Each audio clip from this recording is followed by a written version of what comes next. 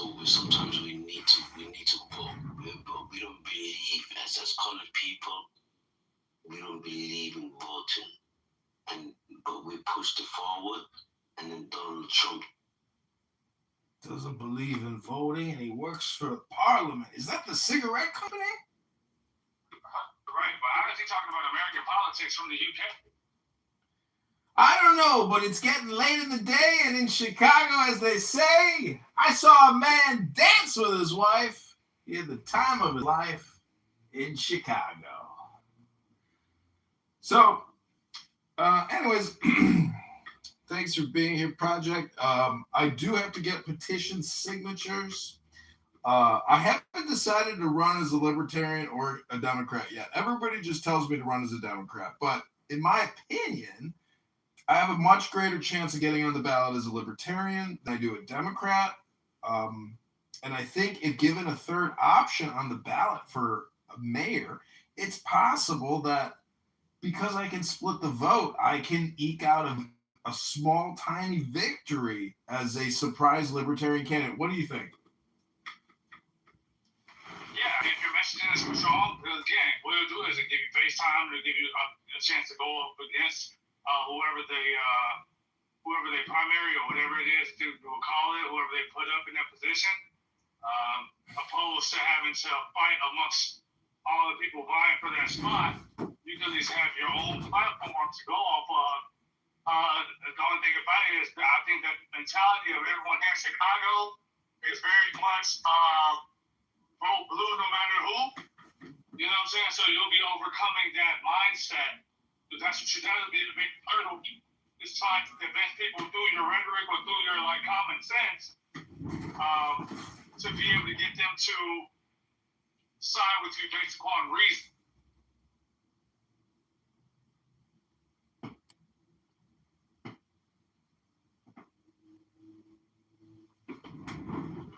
Okay, so if a legitimate strategy, I think that strategy is legitimate. It's legitimate, but if it's always vote blue no matter who, why don't I still take the message within the vote blue and stay out of vote purple? Because there is no slogan as vote purple no matter who. You know, it's like it's better to bring the message in house within that network than to work in a network that has no network.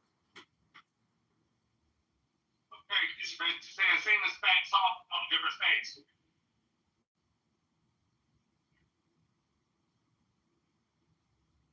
That's what I hear you saying. You're saying that you'll carry some of the talking points from the Democratic Party. However, you won't try to fight within that arena. You will take it to another arena where you have less competition.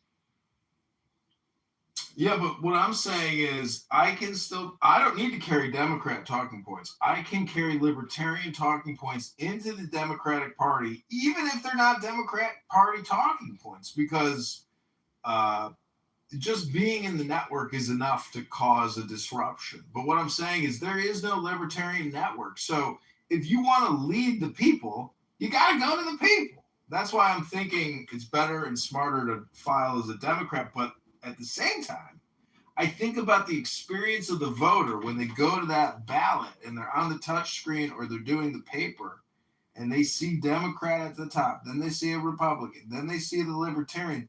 Chances are 80% of the people, 60 to 80% are just going to click Democrat right away. So whoever the fuck the Democrat candidate is, that's who they're going to vote for. But there's no primary for the mayoralship. If there's not a majority vote, it goes into an April runoff special election. So I'm trying to reverse engineer statistically what my best option is. Well, yeah, Chicago is definitely a city that, because look at Paul Vallas, right? Paul Vallas had, at least in the CPD, he had a background with the police. Now, that's a network, that's a whole union in its own right. And then you had Brandon Johnson. He had the teachers union. So it's really hard for an outsider to come in and be based just on rhetoric alone to be able to overcome it. You have to build such a grassroots movement and something look at how Trump did it. Trump was technically an outsider of the political elite.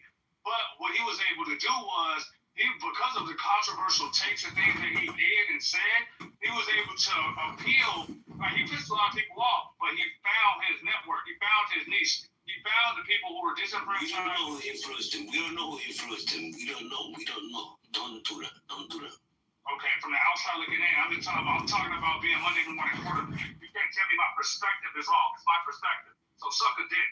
You know what I'm saying? Like, I'm just saying, like, don't tell me what I can and cannot perceive.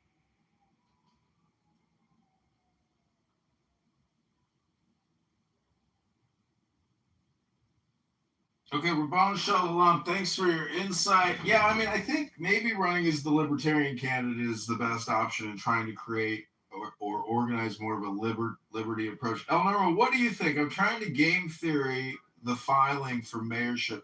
Do I file as a Libertarian that has no network, or do I file as a Democrat, which has a huge network, and bring Libertarian talking points into the Democrat network?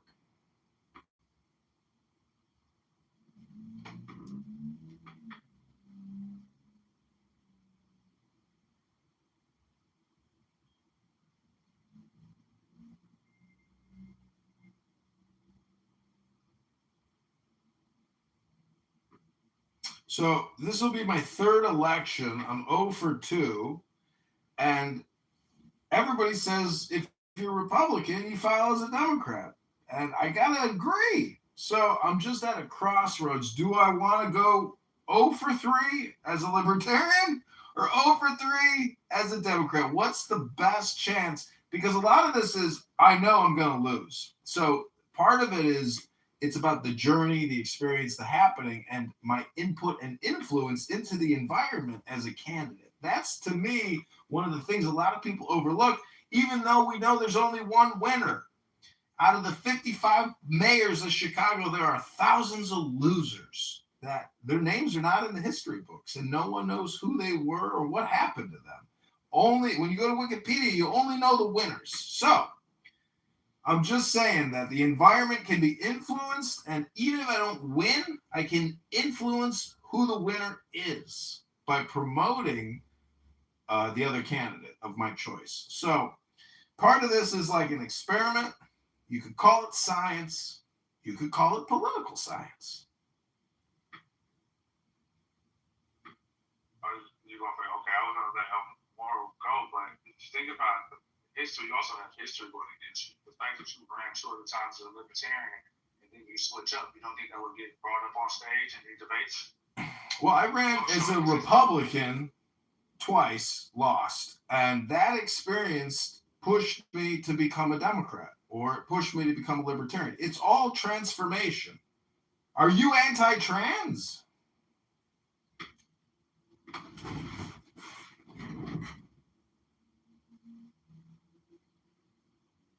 No, not interested. But yeah, I mean, I'm just trying to understand, like, I guess your position. I'm just saying, do you think that would be a strong position? Because what it is that it doesn't look like you really have a strong stance. But then you're kind of fluid, and I just don't think that you'll be able to gather voters off being so fluid. Right? You will have to kind of pick a position and stand in that position. Now, don't get me wrong. Again, if we're talking about, let's look at political history. Trump was a registered Democrat, voted Democrat, he's always Democrat. He made a sharp change to Republican. But he didn't flip flop. He didn't go back and forth. He was a moderate Democrat. He was a moderate Republican.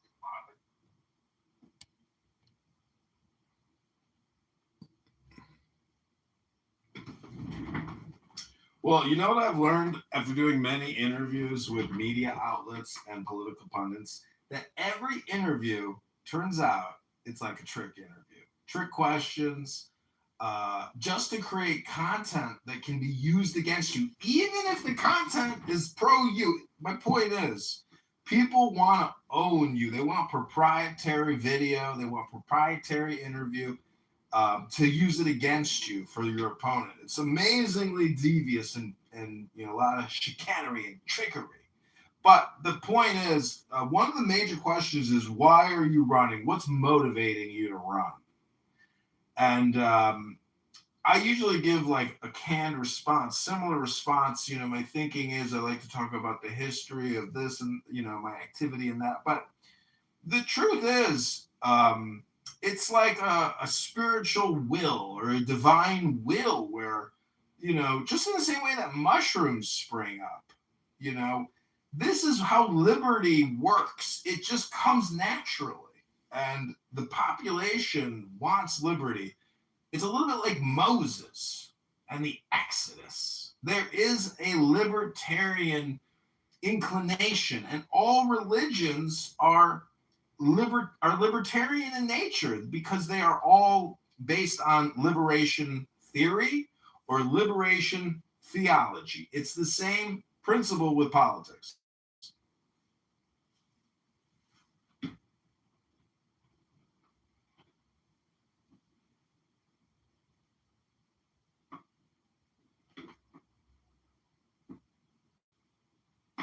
What changed you from conservative to libertarian? What changed in your ideology?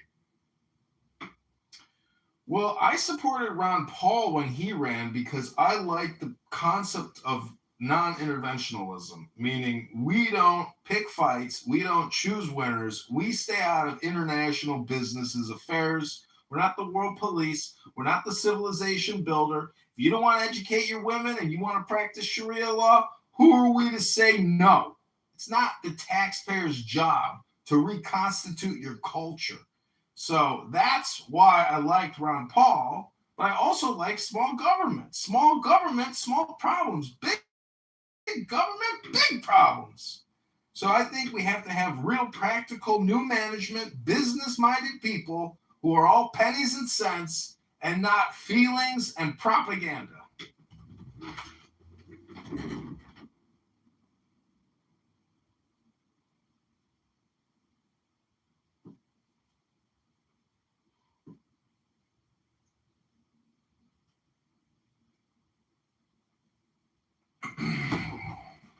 See, the thing about running is if you get petition signatures, people want to sit here and have this long conversation with you, which I'm happy to do here on Clubhouse. But on the street, when I just need a sheet, I don't have time to sit there and explain, my political philosophy, my historical understanding, my financial acumen. The point is, if the great debate is really, in my opinion, always economic theory or economic philosophy, which is really business 101. Who's got the better plan for running a pre-existing business? It's not Brandon Johnson. He has proven beyond a reasonable doubt he's a horrible steward, a terrible fiduciary of our financial well-being. He doesn't talk about it. He doesn't care about it. He just keeps borrowing and spending. We've got to have open books. We've got to have forensic accounting. We've got to have financial transparency. Taxpayers are getting crushed. Homeowners can't afford to pay their property taxes. And in Cook County, they will sell your house out from underneath you in a tax deed sale, and you're finished. Say goodbye to your house because you can't afford $10,000 in property taxes. It's blackmail. It's criminality. It's lawyers fucking feasting at the trough of our fellow citizens. I am running to liberate them from these criminal lawyers and Democrat criminal judges. The problem is the judiciary. It's not just the elected political establishment. We have all these election judges. What would be the counter argument? How would someone argue against what you're saying right now? Let's just play it out. Let's game theory this. Figure out, okay, what would the opposing argument be against what you're saying right now? I think people will shake their head. This is a very compelling argument. I mean, I could say, like, for example, if you're going against Brandon Johnson, he would basically try to discredit what you're saying right now. He would give some sort of statistics that benefit what he's saying, something about low medium income people achieving some level of success somewhere, somehow, some remote section of the city, and saying that this increase proves that what you're talking about is not happening, right? It silenced you because it will talk about perceived progress and get people feeling all warm about what's really going on in the city. And then probably attack some of your points and say how that would take away some social programs that help lower income people in some way, shape, or form, and how those people would then, because it's fear-based, right, and talk about how those people will be deprived of some resources that they're currently getting. Brandon would tout his bullshit, non-existent tip tax bullshit protection service. You know, if you make $200,000 a year in this city, but you're still paying $20,000 a year just in property taxes, and you're paying, you know, almost $90,000 in income tax and Social Security tax and Medicare, Medicaid, FICA tax, and all these fucking taxes, Chicago's got to be very personally responsible as an example for the country. We have to basically start saving Chicago now because the whole fucking country is already bankrupt. Chicago has to be the leader on financial transparency, practicality, pragmatism, on how we allocate our tax dollars to what we're spending it on. No more fugazi nonprofit bullshit. That's what Johnson does. He's big in it, and it's bigger than Lori Lightfoot. Lori Lightfoot was more of a corporate criminal. Brandon Johnson has surrounded himself by crony capitalists who they may claim they're building houses for the future, you know, for Black Chicago or low-income housing. But the problem with the Chicago Housing Authority is they have board members who are living in luxury penthouses and getting a voucher for a condo that they don't even live in anymore, and they are on the board of directors. And Brandon wants to fire the CHA president because it's not his personal pick. So Brandon Johnson is not running this like a pre-existing business. He's gutting management, and he's installing his own cronies. And these are bad people. These are not vetted. These are not elected, responsible individuals. These are his personal crony captains. And Brandon Johnson is at the head of a criminal organization and enterprise known as Brandon Johnson, Inc. And he's going to come out of this a multi-millionaire as a parasite pensioner. In my opinion, Chicago should just declare bankruptcy and seek debt forgiveness for the $200 billion in pension debt. Because when Brandon Johnson retires from being the mayor after I win, not only will I arrest him, but he will not get his pension because we're filing bankruptcy in federal court. We at least need some type of debt resolution. Do you watch television?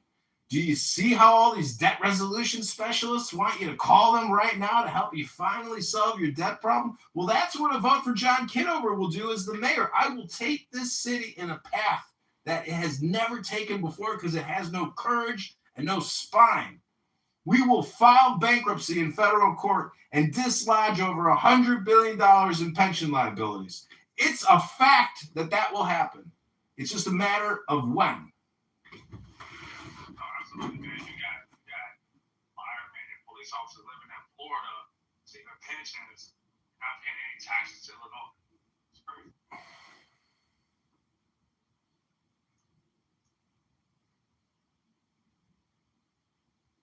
Do you think that Chicago should take a path akin to Detroit?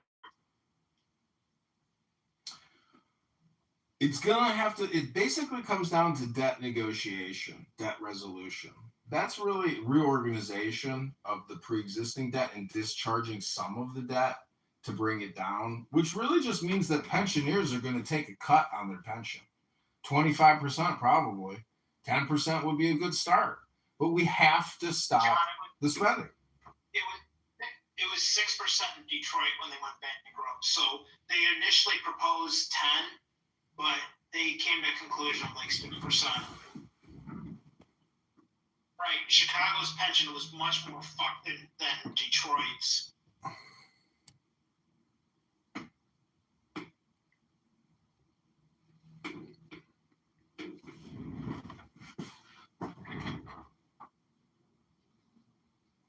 So this has been a long-running room that I started 5 hours ago, originally about J.D. Vance's failure to negotiate peace. And it has warped and dwarfed into the candidacy for John Kitover as mayor. Thank you all for being here. We will run this room for 7 more minutes. Then we're going to do a hard out. So get your last shots in. If you got any complaints or advice or opinions, let's hear them now. How can I follow you? You got Instagram, you got some other way that you like running your campaign. I definitely would like to follow your campaign. Yeah. Let me put a link.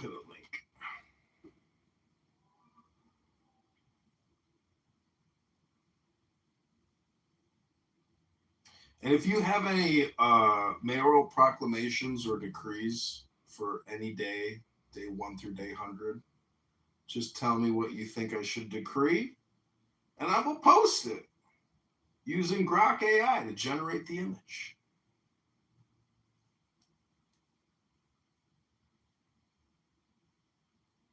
So we have ChicagoMayorVote.com, ChicagoMayorElection.com, ChicagoMayoral.com, JohnKitoverChicago.com. Got a bunch of domain names associated to the election. And what's interesting is all my AI videos have done well, and Mayor Brandon Johnson is in active content creation mode nonstop because he's running for the mayor again. He hasn't officially said whether he's running or not, but based on the content he creates, it's obvious that he's running for mayor again. And he thinks he has a shot. But we know that his time has come to an end because property taxes turn voters, and the voters are ready to liberate themselves. I don't know, man. I think that guy's going to get reelected. They tend to make very, very bad choices in Chicago. Well, I might be that next bad choice, Nick. You never know.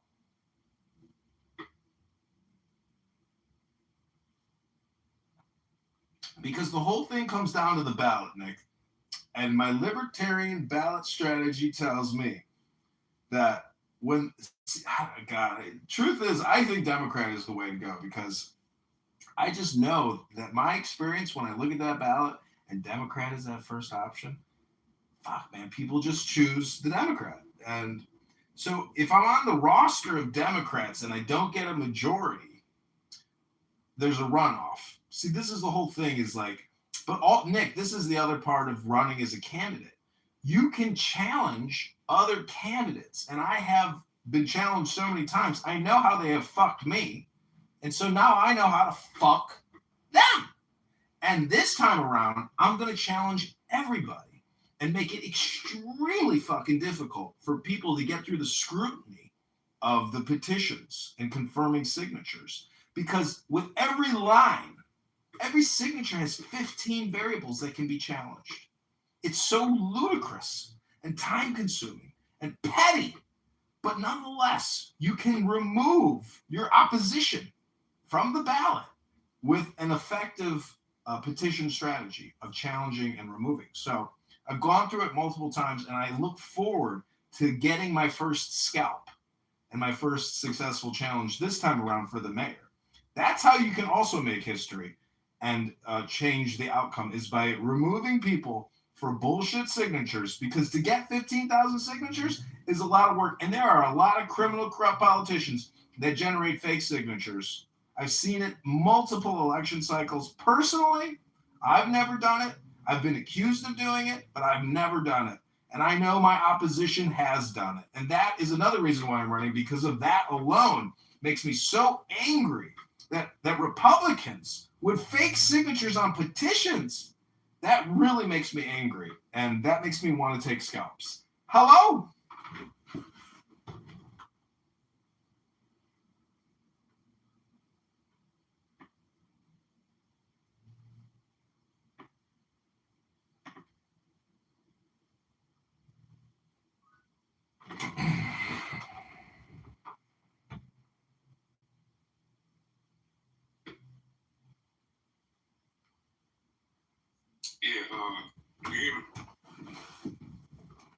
University. Hello? Degree in the university.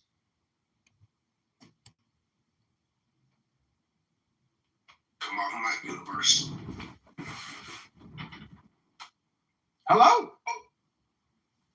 Yeah. So what y'all gonna do about black folks?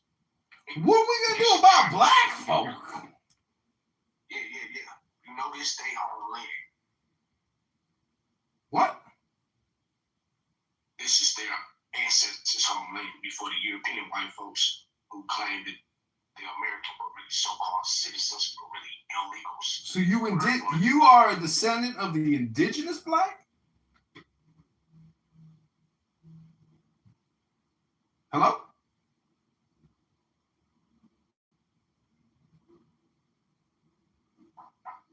Yeah, I asked you a question. Nah. I asked you a question. Are you a descendant of the indigenous black American? What's up, Father? Yeah. Do you live in Evanston, Illinois, and are you currently getting cannabis reparations? We're talking about Illinois, period. We saying you want to tell somebody else, y'all been chastised. So we're talking about Illinois. You want to knock off another person, but we're talking about what are you going to do around, even though you're talking about that specific area, but you got connections next door, your neighbors. You might want to think about that.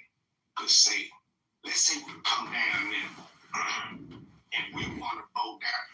We put a black person down there in that land and people, and we start driving. You gonna vote us out now?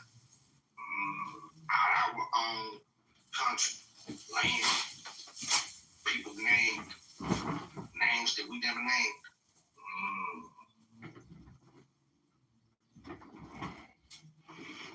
I hear what you're saying, and I feel what you're putting down. I stand with the black man. I done been baptized by a black man in the name of the Holy Spirit. So when I say I know how to have fun, I know how to have fun, brother. Hey, but see what happened if we arrest you did on our soil for what you're saying.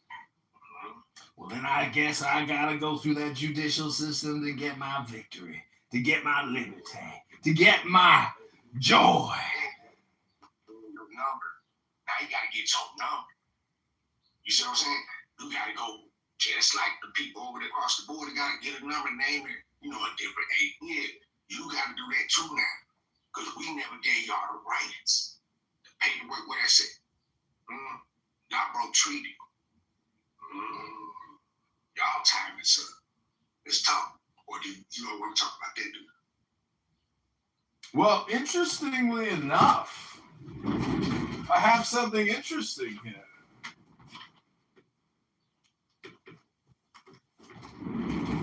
Listen to this. That makes sense, don't it? Damn. You come to some other people's houses and you try to tell them what they're doing in their house. What? Okay, listen to this. This is the Declaration of Indian Purpose from 1961 at the American Indian Chicago Conference. Listen to this. Since you brought up treaties being broken, a treaty in the minds of our people is an eternal word. Events often make it seem expedient to depart from the pledged word, but we are conscious that the first departure creates a logic for the second departure until there's nothing left of the word. Okay, let's say this, right? You just said until there's nothing left of the word. So your forefathers set y'all up and in a position to try to take over people and keep it in so-called order in their own ancestors' homeland, right? But it's not working because people is rising in their own ancestors' land, and they looking at people who don't really belong here as, like confused, like, well, hey, y'all not from here, and y'all telling us what to do on our land. Y'all killing us on our soil. So y'all arresting us on our soil and getting paid for this. Think about it. What happened if we reverse our county and put it right back on you for the war crimes and things that y'all doing? Think about what I'm talking to you about. I hear you, but the truth is the only way to bring a lawsuit is with filing fees in the court system. If you ain't even got the motherfucking money to file them filing fees and pay them attorney fees, your court case is going nowhere. Money talk, bullshit walk.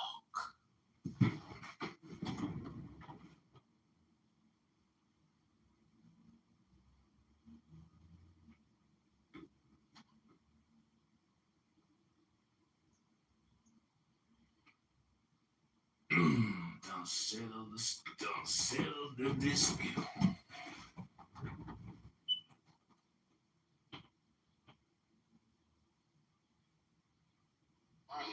Yeah, so you feel me? And they think that they can do things on people's soil. They think that what they say is smart. You know, we know how to play chess, right? We know how to reverse psychology. We know how to educate y'all, but y'all hear what y'all get from our people. You want to wake it up? What y'all keep doing?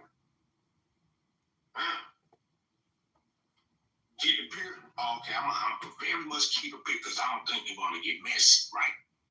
Y'all trying to take over people's houses, lands. Y'all making movies. Think about what I'm talking to you about, young man. You're making movies about what your ancestors did on other people's soil. Then y'all mimicking people. What y'all used to do to them, rape, rob, and murder. And y'all getting paid off of it? Universe, right? It's supposed to be cool though, right? In God we trust. Thou shalt not kill. Equality. So let me ask you something. Do you go by L or do you go by I? I go by L. R-L. Oh, shit.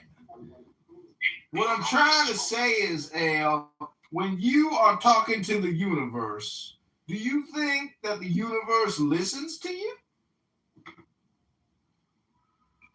Check this out. It's an echo out there. Echo. Doesn't sound like it replied with the word that you said. That's what.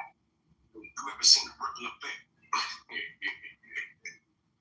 I know, but if a tree falls in a forest and there ain't nobody to hear it, well, was it recorded or observed, or did it really fall? Does it take an observer? Is it called the observer effect? Hello? It's called, we observe everything that y'all do. What the world do, we can see. Let's just say everything on earth as it is now, we can see. We got eyes and ears. Remember, created from the beginning. We can see, we can hear, we can see you do your work. It's either going to be in order or out of order. And right now, you're taking out of order. So let me put you back in order. Try that again. You own stolen land. And then you know what else? Well, you know what? Lifestyle. I got a magical instrument here called an opinion drum. Every time I think I hear an opinion, I hit my opinion drum.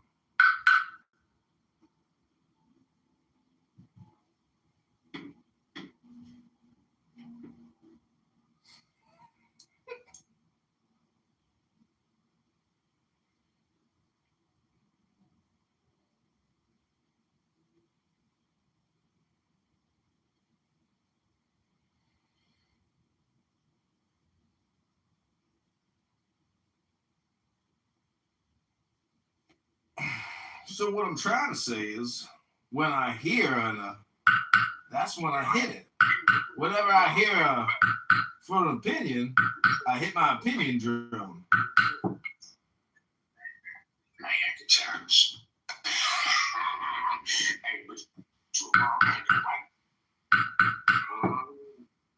That's why we know how who got the mental health issues. Grown man alert. But acting childish. Could be projection. When you say that a grown man you're talking to randomly on the internet running for mayor got mental health issues, that could be a projection on your part. It's just my... We never made that up in America. The real aboriginals, we don't know nothing about no Democrat, Republican, liberal, or independent, or whatever bull crap y'all keep coming up with, rewording and trying to make so-called sense. We never did that. You're doing it. You're making up stuff. Y'all making up stuff that they were supposed to believe me, we know how to read between the lines, son. So every time I say correct, you better do that then. Now we're gonna play chess. Bingo. Right with knowledge. Right. So you teach these little kids how it's okay to take over and go to war, start things in America. Knowing that the innocent, we are the innocent people. Detroit people is dangerous. Keep trying to say that we are all equal. We never said that. Y'all saying that. Y'all created that we are all equal. We are all as God's one. We never said that. Y'all forced that onto our people. Our elders never said that. Remember, y'all killed off our forefathers for y'all. Y'all raped, robbed, and murdered, enslaved our people. We never did that to y'all. Let me ask you something. Is that a fact or is that an opinion?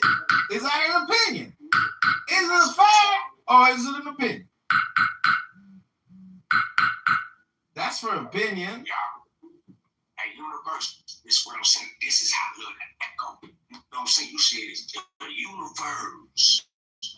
A black man is telling you who really is the original creator. How do I know you? How do I know you're really black?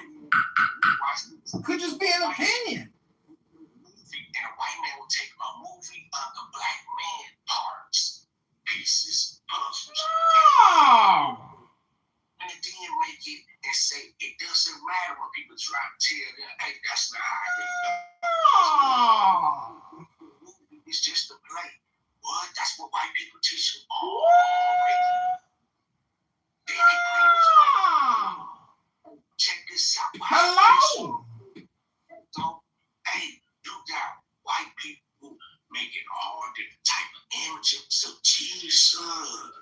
What? He got brown hair, blue eyes. He got brown eyes, brown hair.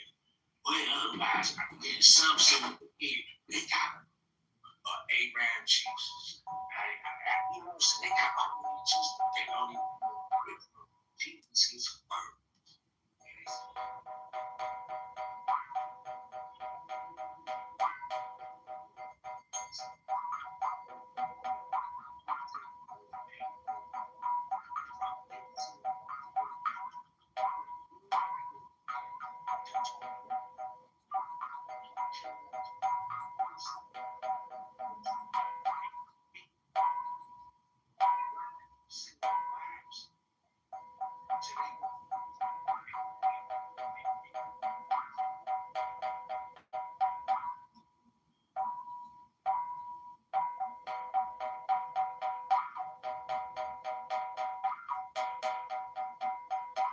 See, I'm Aboriginal too. I can play an Aboriginal instrument.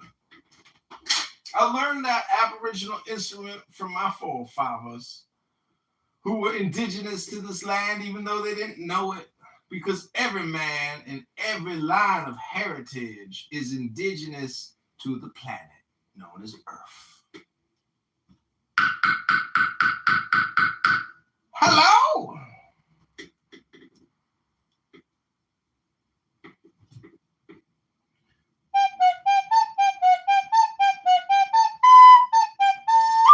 You see, Al, I figured out your riddle.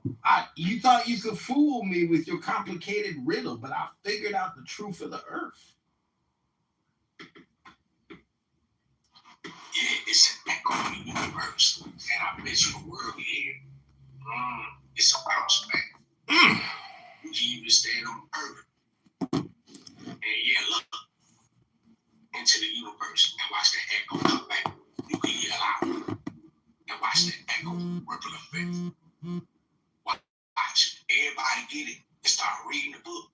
And they start thinking about, damn, why white people keep calling themselves Jews or American, like this, that, and the third. Why white people keep, stealing other people's languages and culture, identity, names, and, trying to make this, that, these people, they got, and then all of a sudden, they want to say this, that, and the third. Where in the book they said that people that are lands, they are identity, they are race, they are history. White folks want to take it and make some say we all the same. What the fuck? So you saying father. No father's my father. Psych. Well, I'd like to dedicate this song to all the voters in Chicago who have been fooled by the Democrats for far too long, since 1960. Over 66 years of lies, sucking away your property taxes like parasites, sucking at your water tax, sucking up your garbage tax, sucking up your sewer tax. This song is for your magical and your mystical liberation.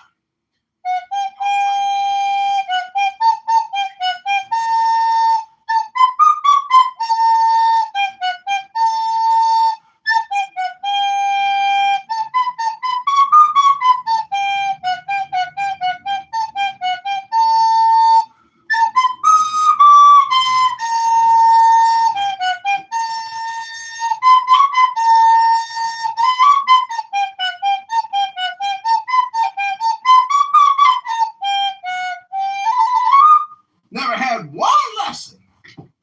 Hello?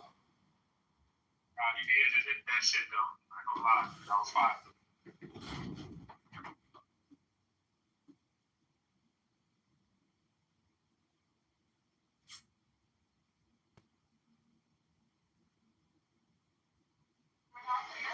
Hey, so I had to post it in the chat. Hey, arrest yourself. Arrest That you yourself. say can't say out in here that you're stupid and You see, the difference between the court of law and the cosmic court of law is that one is based in a Democrat court with a Democrat judge, and we already know what that Democrat judge is going to do. That Democrat judge is going to tell you to shut the fuck up and shut your fucking mouth. That's exactly what that Democrat judge is going to do. Shut up! Shut up! That's what you're going to hear. Shut up! Shut him up!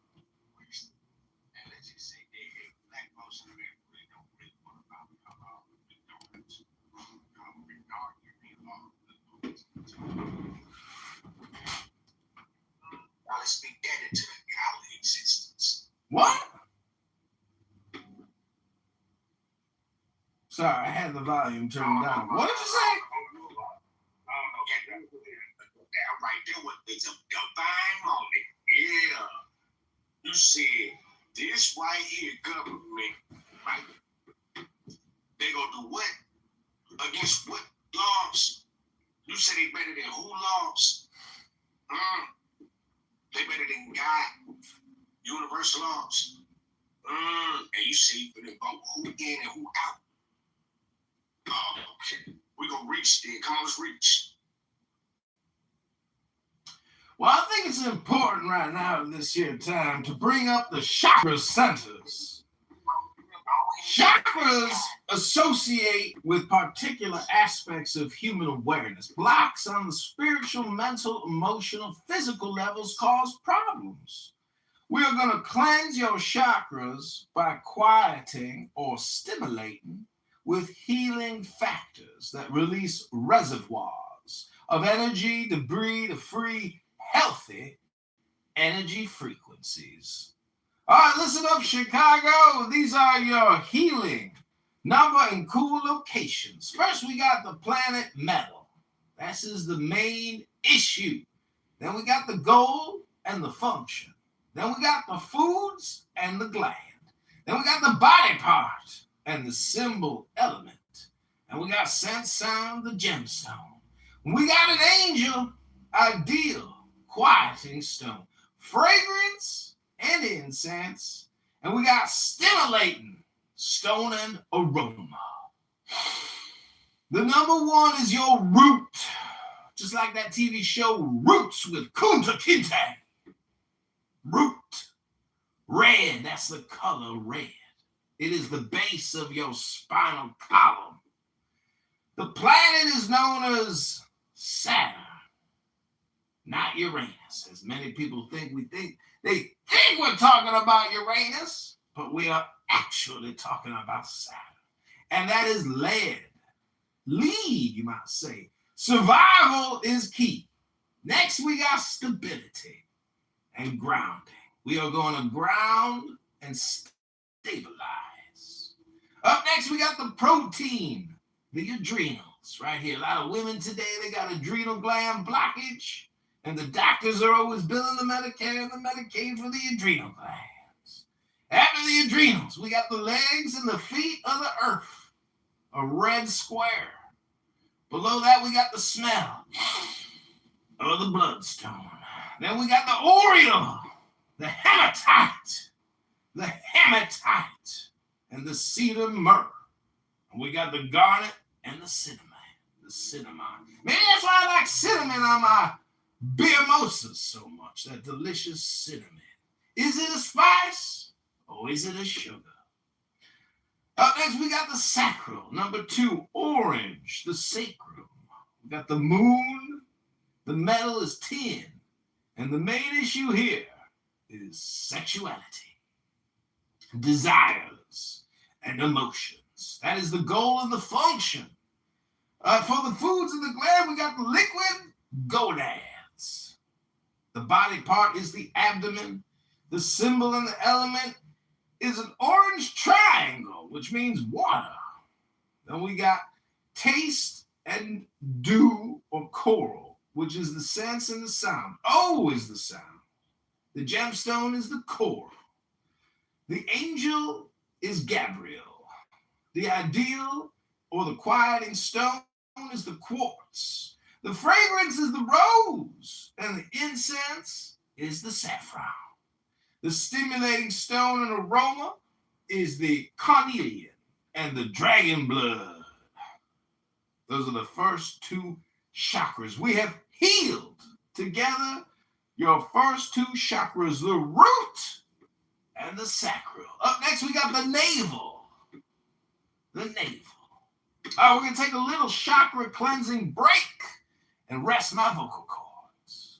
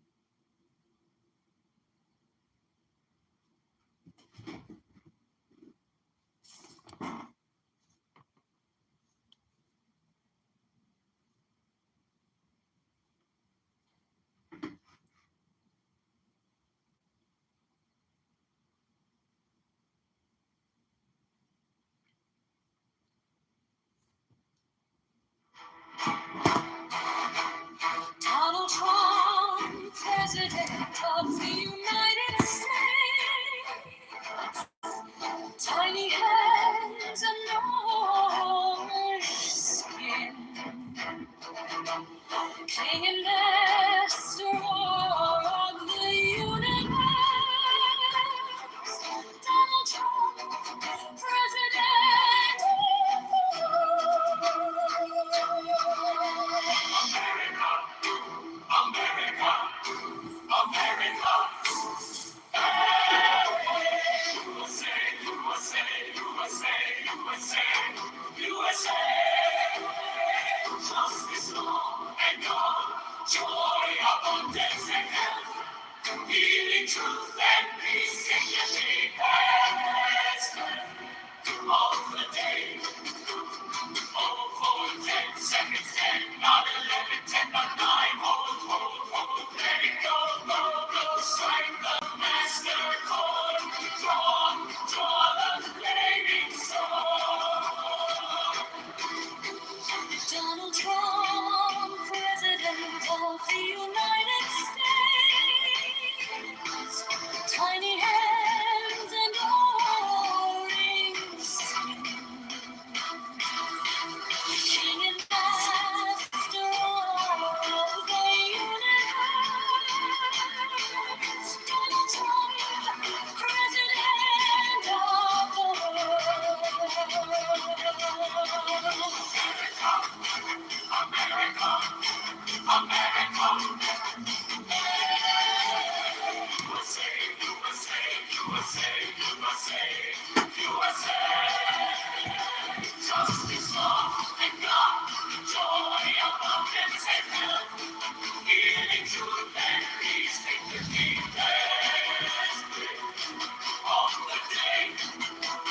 Hold for 10 seconds, 10, not 11, 10, not 9, hold, let it go, strike the master chord, draw the flaming sword.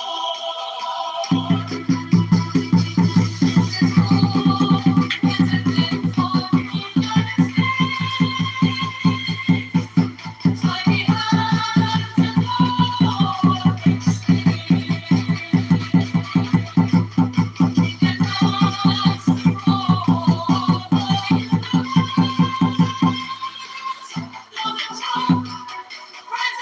You hear that? I don't care.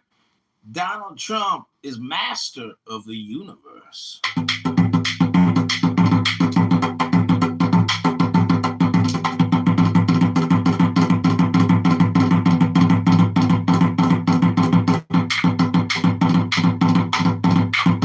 They call us the Bucket Boys of Chicago.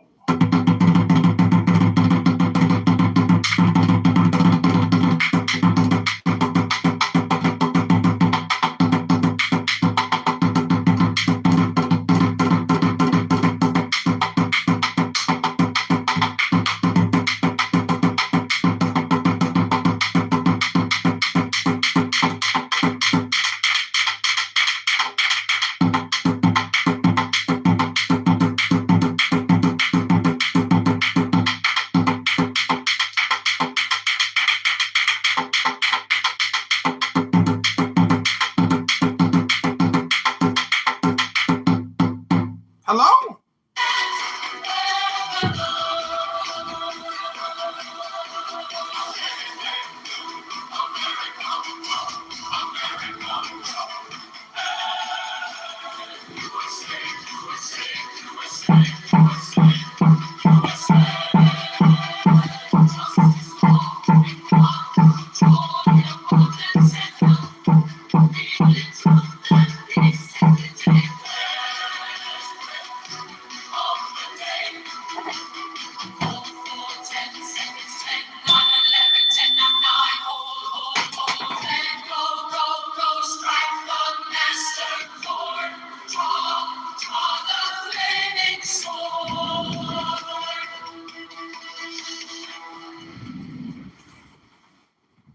All right, this next song is dedicated to the liberty of Chicago, freeing the taxpayers from the Democrat CTU control of taxpayer property tax, parasitism, and slavery.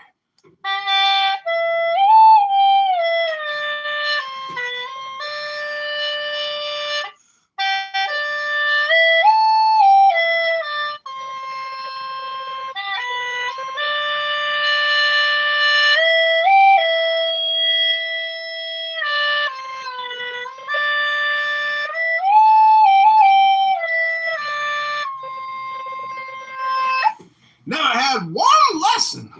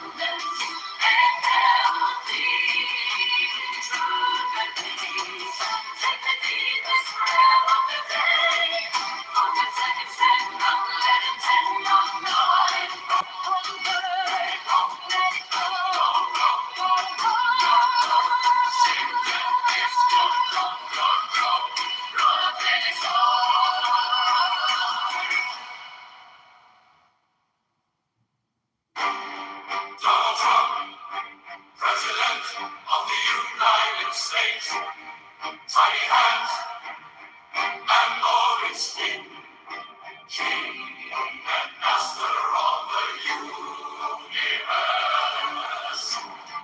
Donald Trump, president of the world. America, America, America. USA, USA, USA, USA, USA, USA. Justice, law, and God. Joy, abundance, and health, healing, truth, and peace.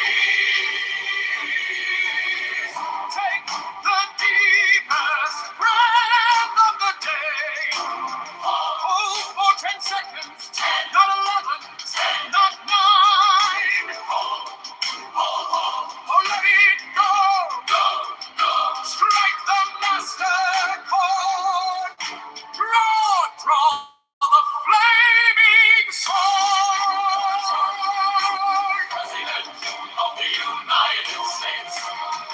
Tiny hands and orange skin. King and master of the universe. Donald Trump, president of the world. America, America, America.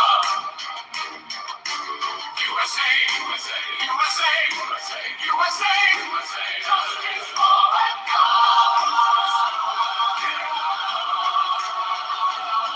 joy, abundance, and health, healing, truth, and peace. Take the deepest breath of the day. Hold for 10 seconds. 10, not 11. 10, not 9. Let it go. Go, go. Strike the master chord. Draw the flaming sword. USA, USA,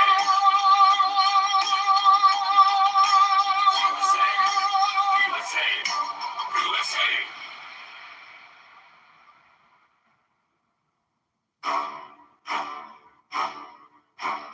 Donald Trump, President of the United States. Tiny hands and orange skin.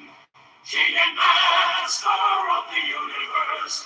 Donald Trump, President of the world. America, America, America, America. USA, USA, USA, USA. Justice, law, and God. Joy, abundance, and health. Healing, truth, and peace. Take the deepest breath of the day. Hold for 10 seconds. 10, not 11. 10, not 9. Hold, let it go, go, go. Strike the master, draw the flaming sword. Trump, President of the United States. King hands and orange skin.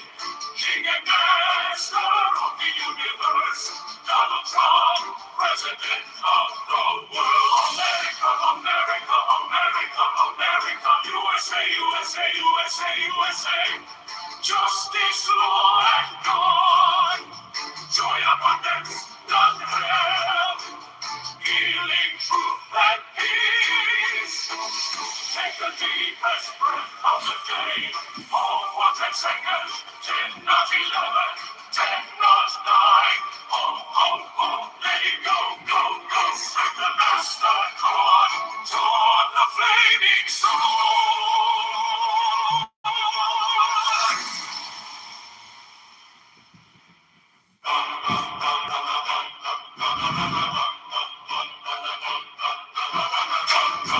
President of the United States, tiny hands and orange skin. King and master of the universe. Donald Trump, President of the world. America, America, America, America, America. USA, USA, USA, USA. Justice, law, and God. Joy, abundance, and health. Healing, truth, and peace. Take the deepest breath of the day. Hold for 10 seconds. 10, not 11. 10, not 9.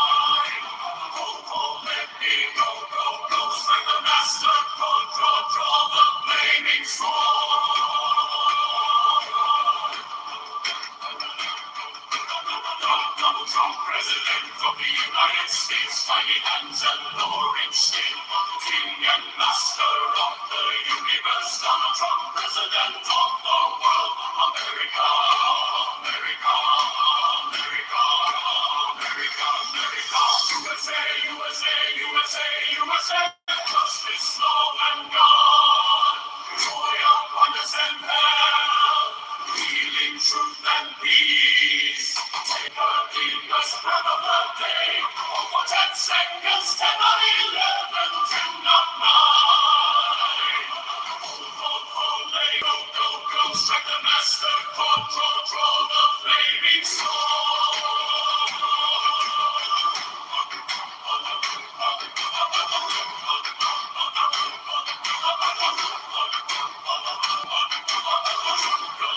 President of the United States,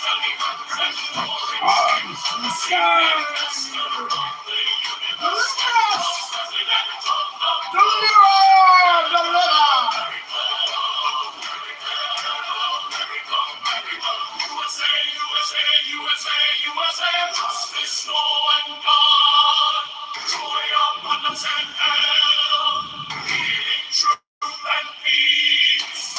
Take the deepest breath of the day. Over 10 seconds, 10 on 11, joy on 9. Let it go, go, go. Strike the master chord, draw the flaming sword.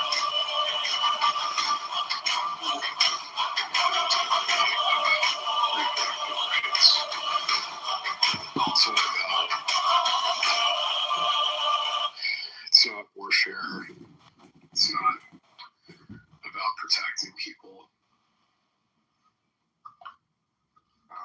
Okay. Like, you can have that view if you want. I'm still going to argue for what I think is correct, and I give the arguments. And if you think the arguments are poor, then you can respond and tell me why the arguments don't work. But just saying that you don't think that that's a way to go, that's fine. That's your opinion. well, yeah, because I mean, your argument, you suggest that a fetus is a trespasser. I said it's analogous to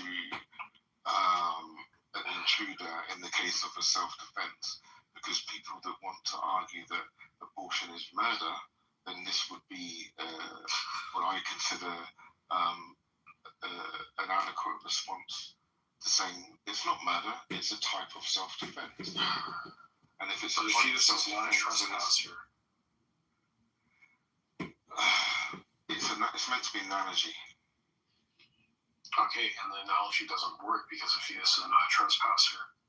Well, I argued that it is, because it's an unwanted pregnancy is literally inside the woman. So it's Which in is, of her. course, It means that something is in her that she didn't want put in her. It was put in her anyway. Whether it's through natural means or by intention is irrelevant. Like, the fact that it's there, that makes it an intruder. And what makes it intruder is down to the intentions of the mother. Because obviously, if she wants the pregnancy, then it's not an intruder. But if she doesn't intend for it to be there, it then becomes an intruder, or like an intruder. So it's down to the intentions of the that's mother. absurd. How so? Like, suggest that the person is an intruder just because, you know, they came in, or they're there when I didn't want them. What do you think? How else would you define an intruder? That's literally the definition. If I wanted somebody to leave, you know, it doesn't make me intruder, especially if I invite them in my house. You know, some people outstay their welcome, and then you invited them in the first place, and then they do something under your roof that you don't approve, and now they've overstayed their welcome, and now you intend for them to leave. If they refuse to leave, then they become an intruder at that point.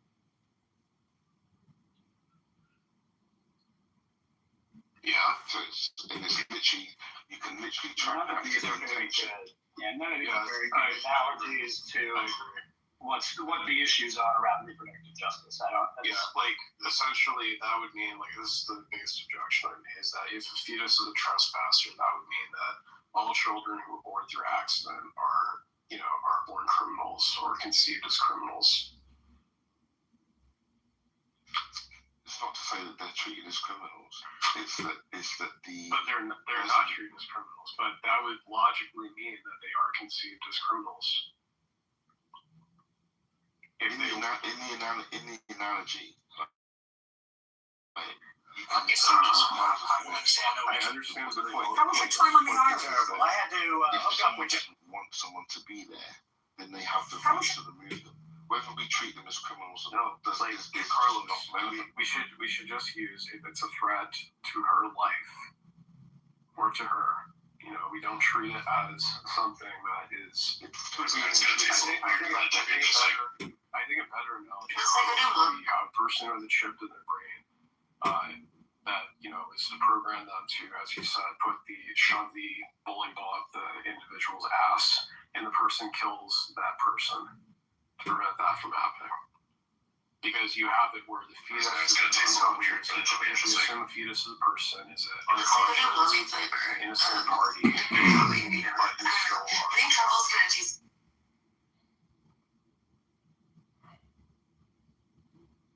Yeah, I'm not sure what the issue is here. Like, the issue is because you're making an unnecessary step by making it analogous to a trespasser.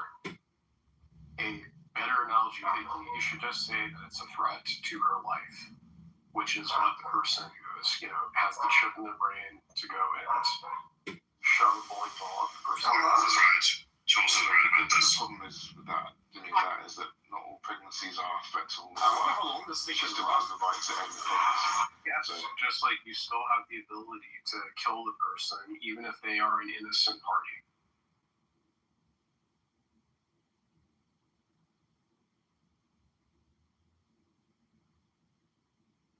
Not really sure what you're changing here. Like, I'm changing because let me just restate it. So you're objecting to me calling the fetus an intruder because it makes them sound like they're a criminal. That's Yes, because the issue, you right? can't compare bodily rights to bodily autonomy to property rights, is what I think. So I think so that's is a your body not your category property? mistake. Is your body not your property? It is yours, but it's not property. Well, it can be analogous to property if it belongs to you. Okay, but I still can't kill somebody to protect my property. The relevant constitutional conversation around it is not about property, but about privacy. Yeah, well, privacy and bodily autonomy. Bodily autonomy, which isn't really the analog, is not being. It's not the question. The constitutional questions are not about property rights. They're about the 14th Amendment and privacy and autonomy. Much more related to the life, liberty, pursuit of happiness part. Yeah, Carlos, what you're doing is Carlos, what you're doing is espousing evinctionism, where essentially, you know, as I stated, you're saying you're using it as a property rights perspective as opposed to, because the distinction between evictionism and pro-choice is that evictionism says you have the right to evict the fetus, but you don't have the right to kill the fetus. Is your problem that this, like, because the intruder's conscious, that's what your problem is? Like, if it was like if the intruder was a cancer, like, it's obviously not, the cancer's not conscious. Like, would you have a problem calling the cancer an intruder? Sorry, can you say that again, Dan? But is the problem like calling the intruder conscious because the fetus is potentially going to be a conscious being? No, I'm saying if we're to assume the fetus is a person, I think that, you know, using the trespasser analogy is the wrong analogy. So if it was a cancer, which is obviously not conscious or no potential of being conscious, if we called a cancer an intruder, would you have a problem with that? No, because yes, I would. No? Yes? Oh, well, go walk your dog, bro.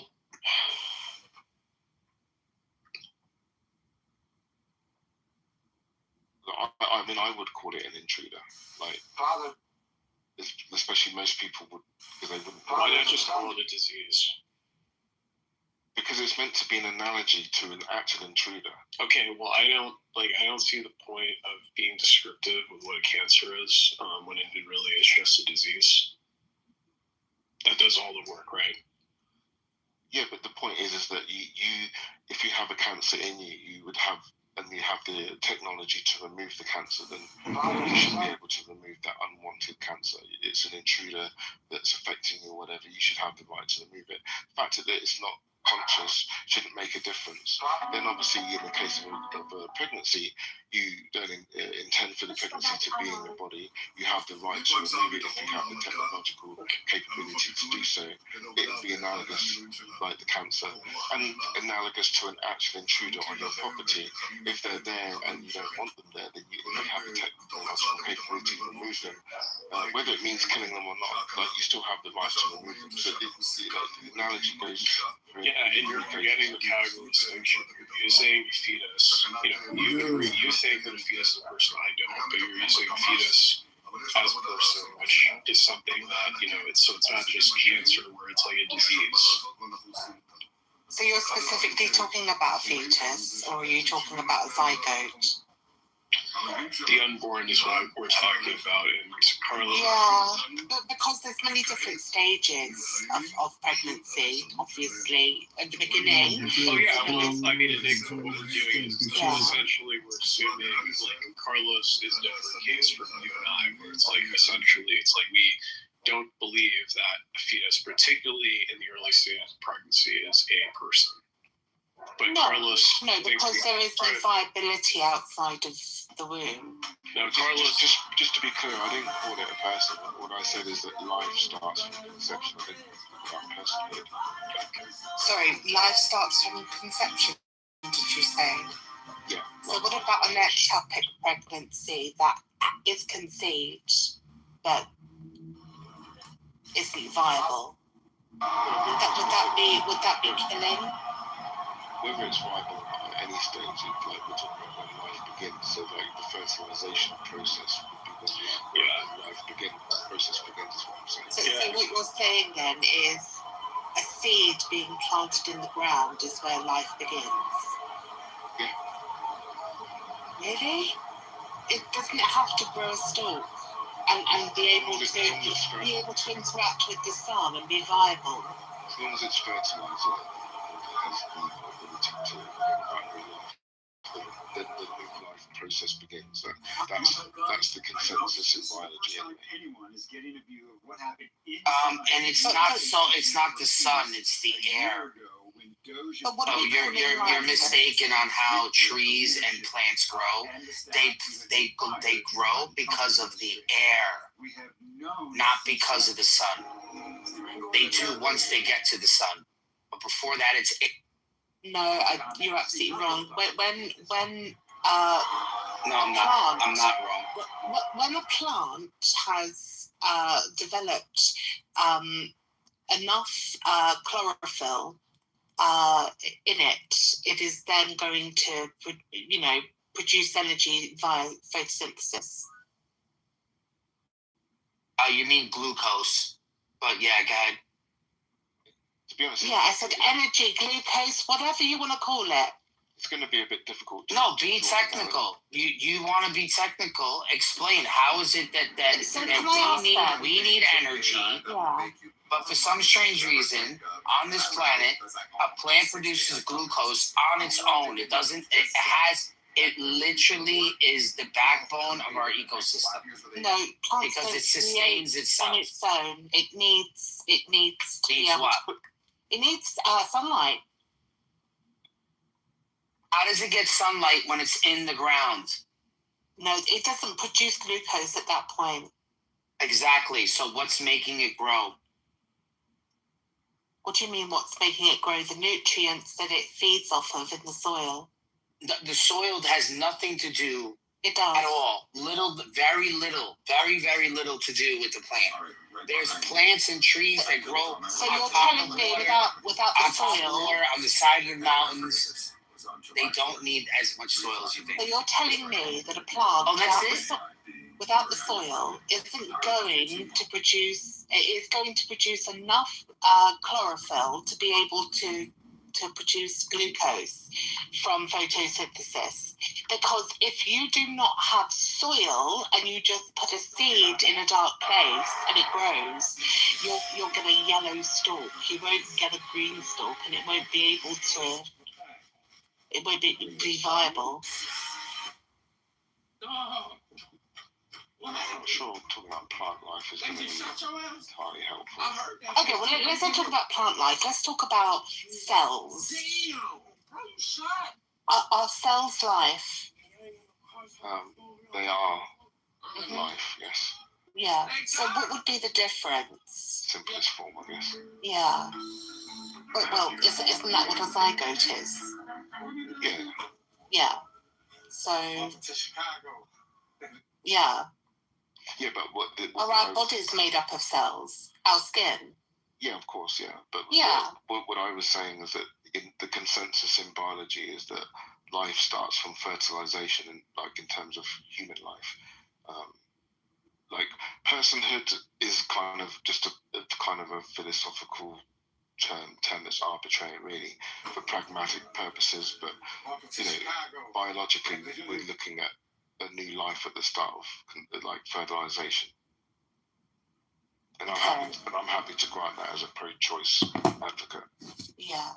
No, absolutely. But I hate to interrupt, Enigma, but there is an intruder on the stage interrupting you to tell Carlos that a baby in a vagina uterus is not an intruder, you fucking wanker, tosser, fucking moron. Learn how to use the King's English and not call a baby an intruder. That's when someone breaks into your home to molest or kill you or rob you. That's a fucking intruder, Carlos. You fucking tosser. You fucking wanker. Okay. I didn't know he was going to do that. Okay. Where did Mr. Nipper go? I don't know. He dropped out. The fuck? Thanks, man. If he wants to produce an argument for that, I'm happy to hear. Sure. I'll invite him back up, I guess. I'm looking at the Oxford Dictionary under the word intruder. It says that Carlos is the definition of an R-word who can't distinguish between what an intruder is and a pregnancy. Dumb fucks don't even know what a baby is and a uterus anymore. What you do is you take a penis and you stick it in a vagina, you ejaculate, you don't articulate, you ejaculate, not articulate, and then you make a baby. And it's not called an intruder, Carlos. You fucking tosser. Baby, not a baby, it's a baby. Alistair's a notorious troll. He's a notorious troll. He's just up here to troll you guys. He's not a serious dude. I've had like several conversations with him. It's all about the babies being born to Muslim men. How dare you tell me that I'm a troll? That's a projection if I've ever heard one. You're the fucking troll! Troll! Yo, dude, Alistair, chill out, dude, come on. Can you invite this Enigma back? The babies! You gotta save the babies! It's all this. The intruder! Getting all the babies!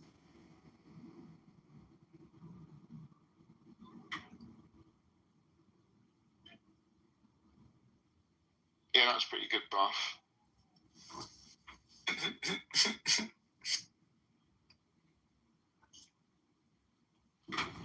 Dude, that's not very...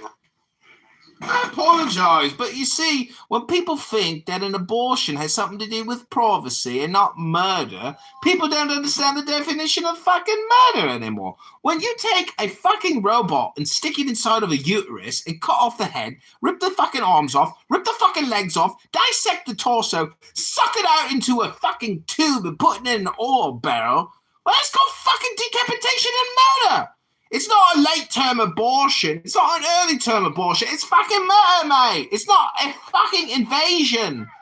It's not an intruder. It's not a robbery. It's not a home invasion. It's not an invader, Carlos. Learn how to use your English correctly. Stop forcing your fucking bullshit on us by calling a baby an intruder.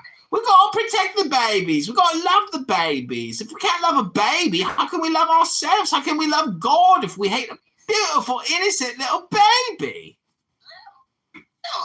Little babies.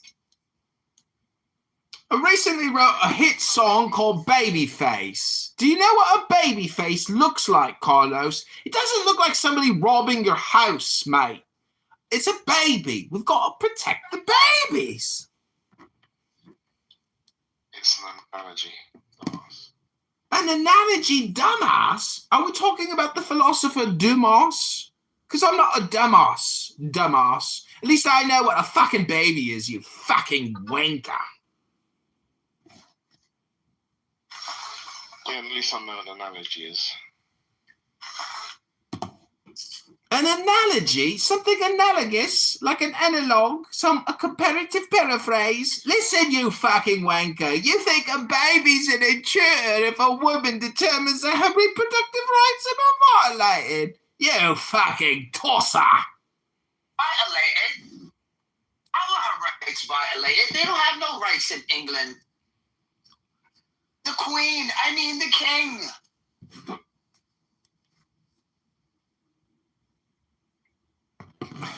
Well, I don't hear Carlos fighting back saying, okay, well, maybe I was using my words wrong, incorrectly describing things through an analogy. No, Carlos just sits there in silence. Carlos's greatest weapon is his silence. He's going to let the fools...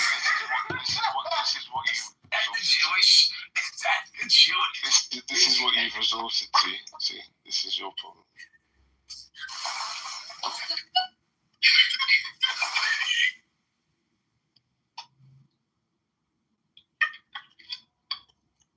You made me drop this fucking thing, you idiot. Check this out. Oh my god, that was so funny. You did the Jewish fucking Long Island 80. She almost hit the 80. That was insane.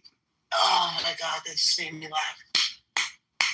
Oh my god, I almost cried.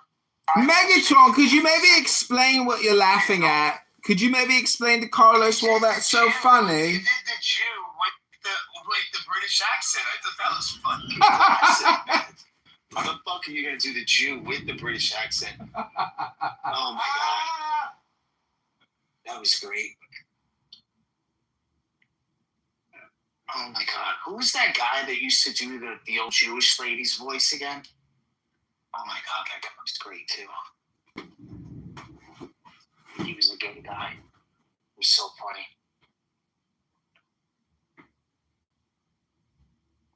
Hey guys, they're hysterical. I wonder what. Could you imagine going out to dinner with your fiancée and she tells you that she's got an intruder inside her uterus?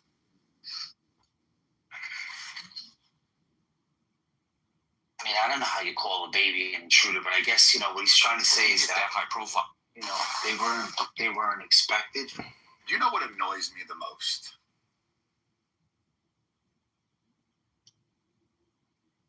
You're all going to hell. Wake up. Hello? Good night. It's all about the baby. Seriously, Don Lemon, for crying out loud. Hey, I know you. Instagram? You have an Instagram? Hey, I know you. YouTube creator is suing Amazon because he's saying that Amazon used its YouTube video to train their AI model. Oh my god. So the color in my daughter's room, just to let you know, is halfway. Wait, hold on. Babe, what was the name of the paint again? It's not baby blue. It's called. What is it? Yeah, no, mine. This one. What was it called, babe? Hinting Blue by Sherman Williams. Hinting Blue for the girls' room.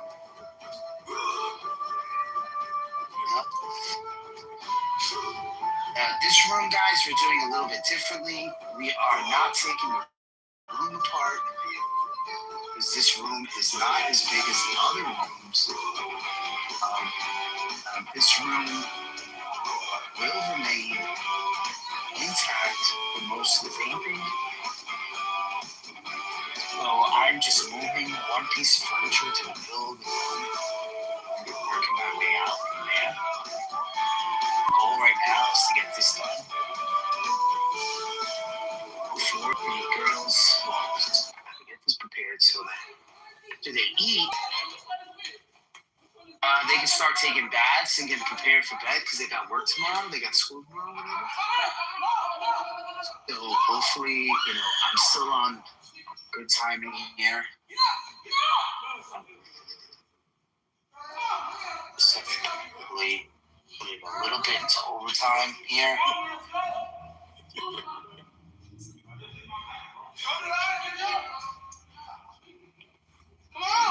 That's it. I'm using a marathon roller, polyester for a superior finish. A Purdy roller, very smooth roller with a short, very short handle or extension. So we can apply pressure on the roller as we're applying the paint to the wall. So remember, guys, to use a 3/8 snap so we don't get too much of the splatter. Very little splatter with a 3/8 snap. And if you know what the fuck you're doing and you're not a fucking tool, you can actually get something done. I'm sorry, did I curse? My bad.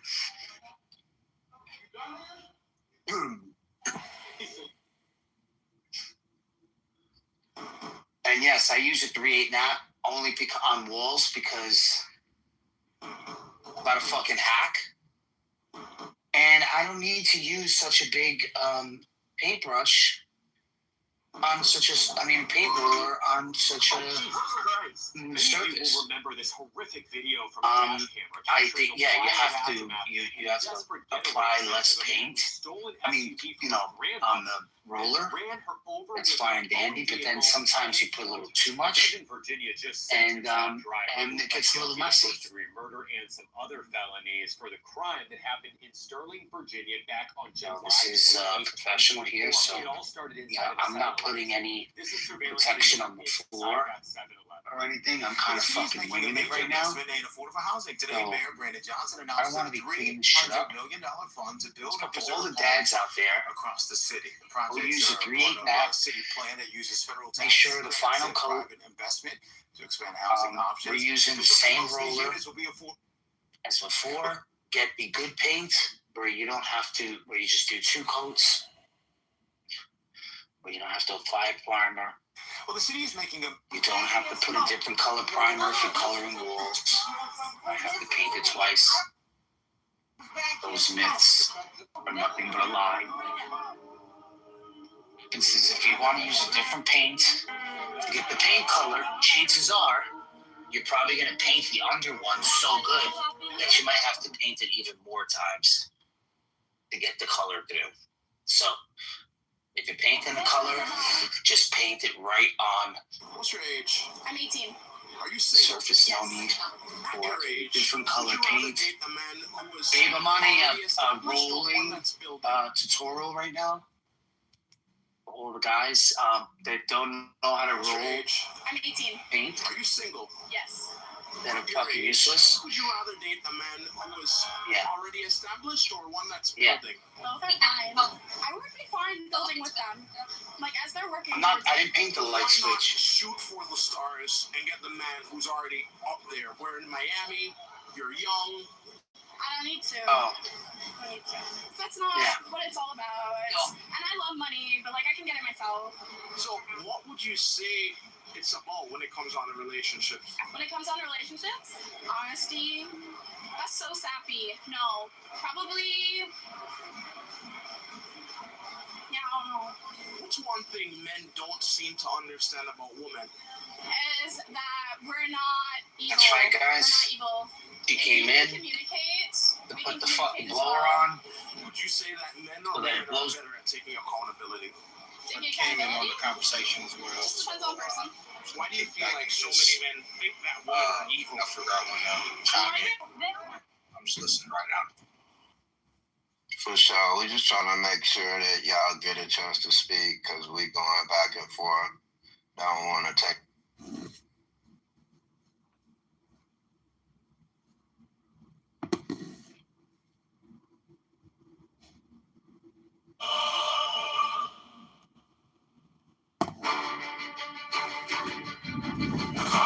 President of the United States, tiny hands and orange skin, king and master of the universe, Donald Trump, president of the world, America, America, America, America, USA, USA, USA, USA, justice, law, and God, joy, abundance, and wealth, bring truth and peace. Take the deepest breath of the day, 10 seconds, 10, 9, 11, 10, 9, 9, let it go, go, go, go, strike the master, draw, draw the flaming sword.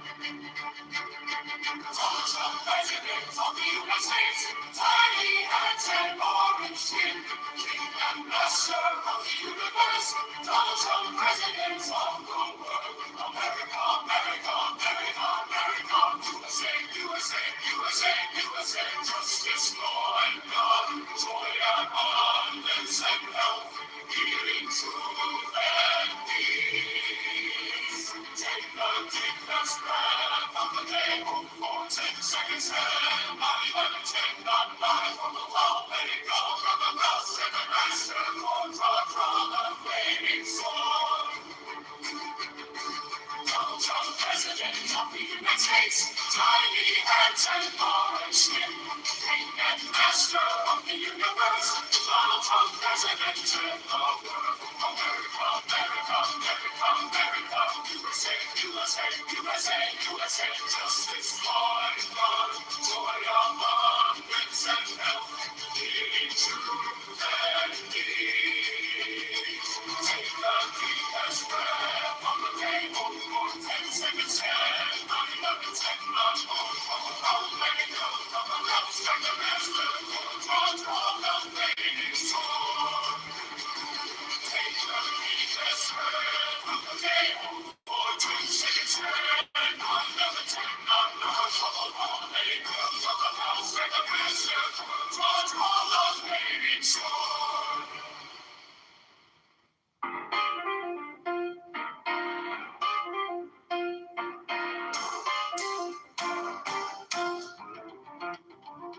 Donald Trump, president of the United States.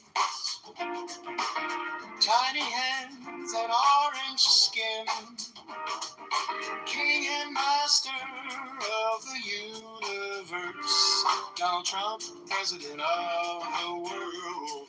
America, America, America, America. USA, USA, USA, USA, USA.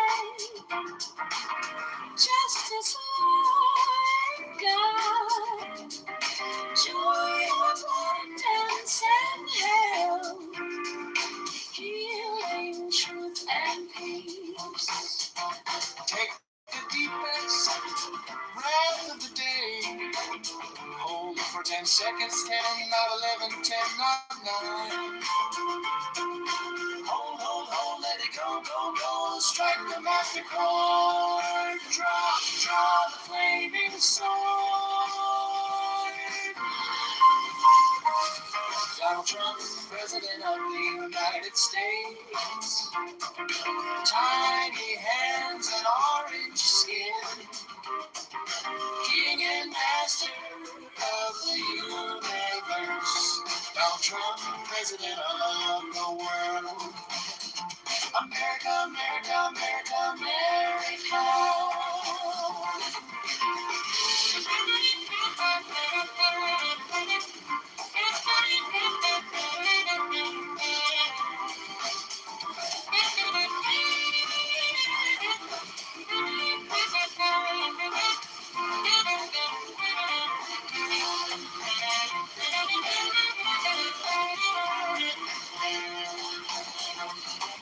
USA.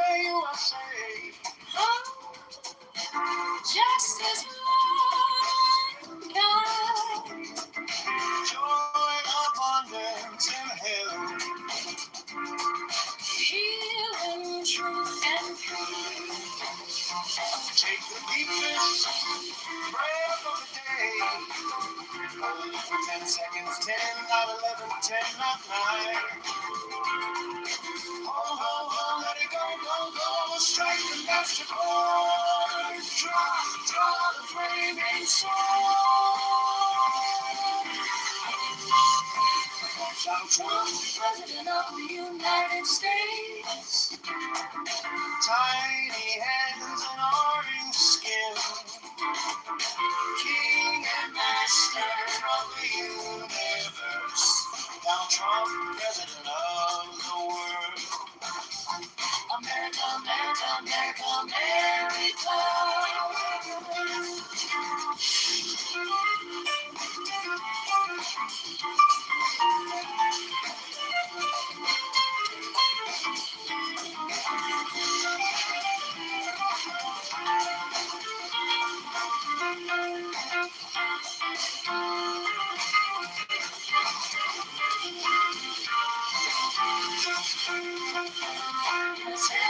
USA, USA. Just as long God. Joy, abundance, and health. Healing, truth, and peace.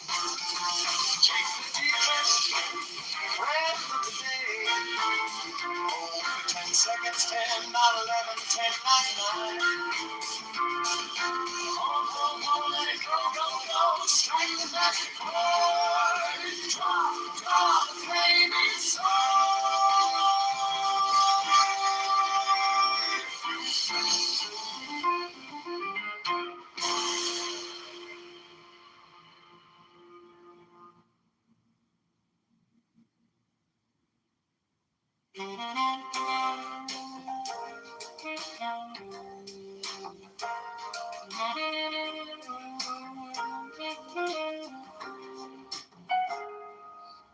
Donald Trump, president of the United States, tiny hands and orange skin.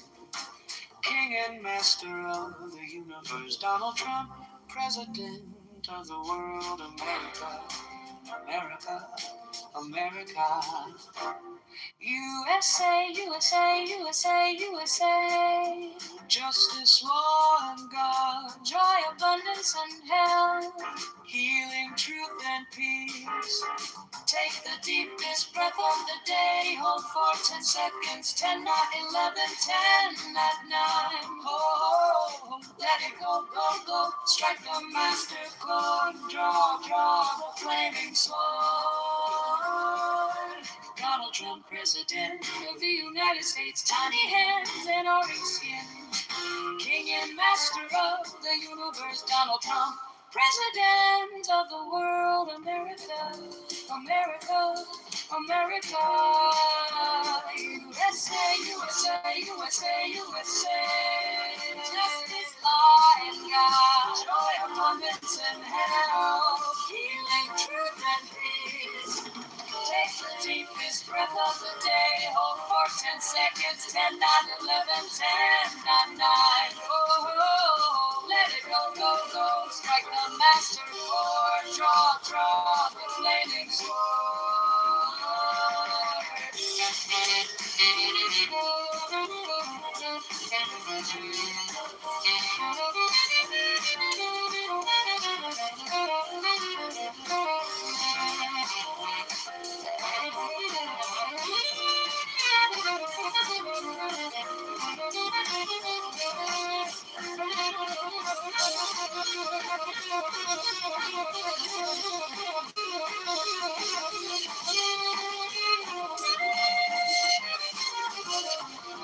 Donald Trump, president of the United States, tiny hands and orange skin. King and master of the universe. Donald Trump, president of the world. America, America, America.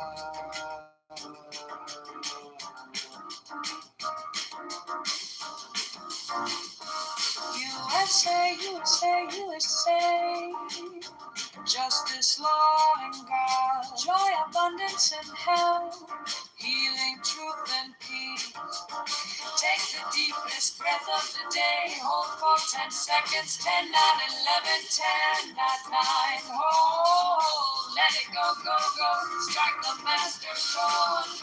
Draw the flaming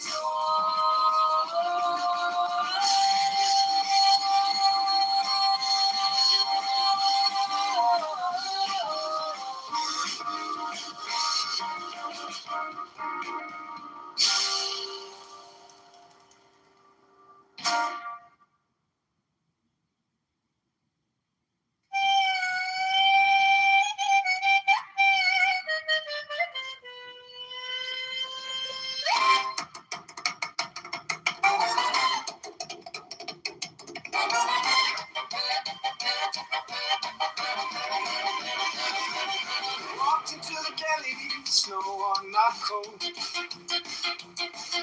Bell on the door, gave a tired little note. Old man at the counter said, "Kid, you look beat. Oh, I got something warm that'll knock you off your feet." My top ball, hallelujah, floating like a dream in a bowl so deep. My top ball, hallelujah, one good spoon and I could almost weep. Oh, man. My top ball, hallelujah, steam in my face, I can finally breathe. My top ball, hallelujah, this is what my hungry heart believes.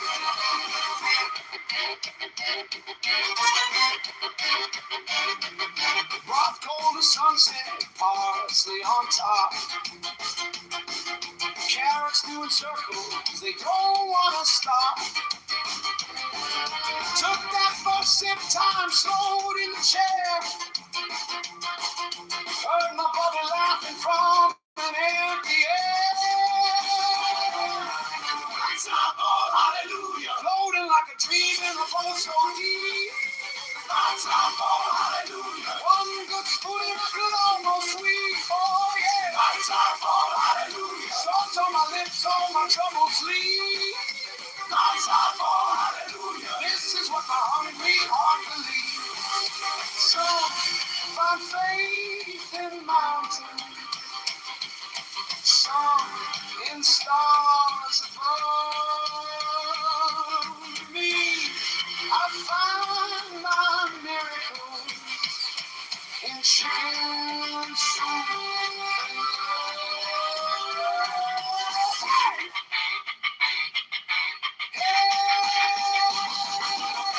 Top ball, hallelujah, floating like a dream in a bowl so deep. Top ball, hallelujah, every little sip like a secret key. Top ball, hallelujah, from the belly straight to my soul tonight. Top ball, hallelujah, one more bowl and everything's alright.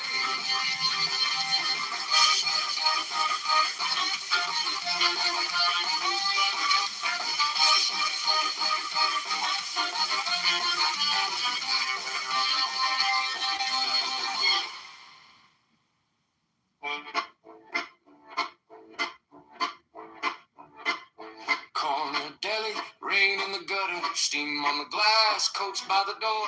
Bell gives a ring, old man mutters, "Kid, you look thin, you could use one more."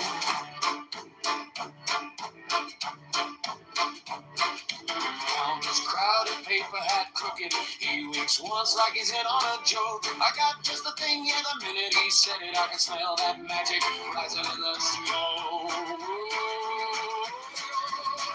Pastrami on my head, stack it up high. Mustard and black, tears in my eyes. Pickle on the side, salt, pride, pride. This is what it means to be alive. Pastrami on my head. Pastrami on my head. He talks slow like a family story. Leans in close, this one's on me. Says his father came here with nothing. Built this counter like a little country. Blood still warm from the back room oven. Grease on my hands, shirt getting stained. One big bite and the whole world soft and subway. Worries all go down the drain. Pass me on right, stick it up my hand, muscle that fire, tears in my eyes, pick on the side, so right, this is what it means to be alive. Pass me on right, pass me on right. Maybe it's the smoke, maybe it's the bride, maybe it's the ghost standing in the light. But I taste old songs in every bite, like somebody's blessing every crumb tonight. What's running on right? Stack it up high. Most of that night, tears in my eyes. Pick up on the sun, salt, cry. This is what it means to be alive. What's running on right? One more time. What's running on right? What's running on right?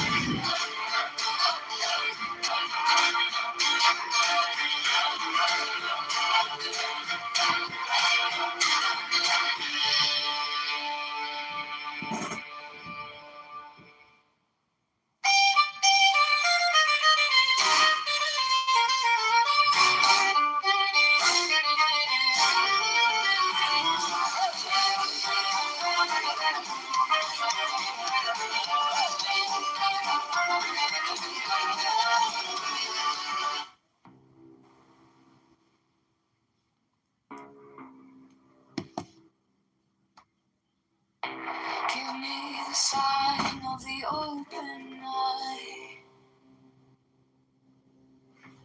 a reel of shadows where whispers lie, the thorny thigh, the maddening cry. Open. I am awake. The serpent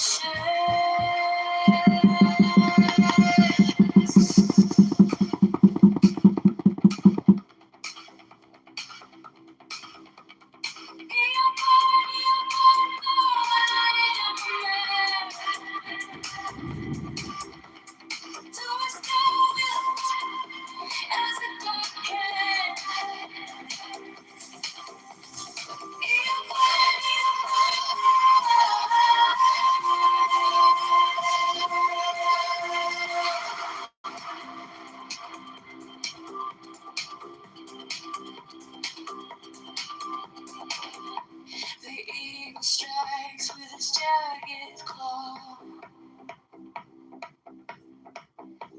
The beasts emerge as the gods withdraw.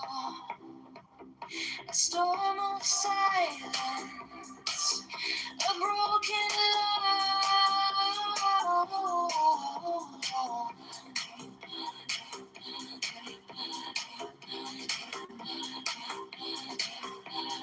I am born to death, reborn on the hunt. I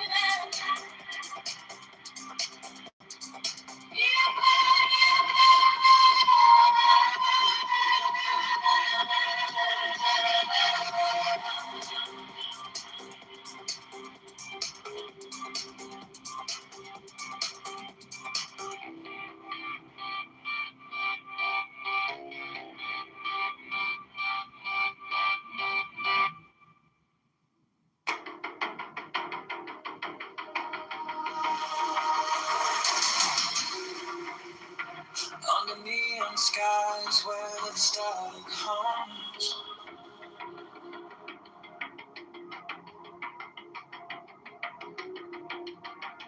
Shadows whisper truths as the baseline drums. My will is fire, unchained, untamed. No path is written, no soul is blamed. Thou hast no right but to do thy will. Feel the stars, let the silence fill your will. On its waves, it's alive, it's still. Delivered from the lust of the thrill.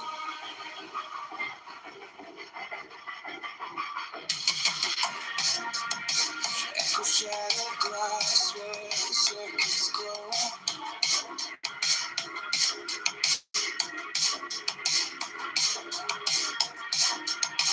The clock ticks slow, but it doesn't show. No purpose, no time, just a beat in sync.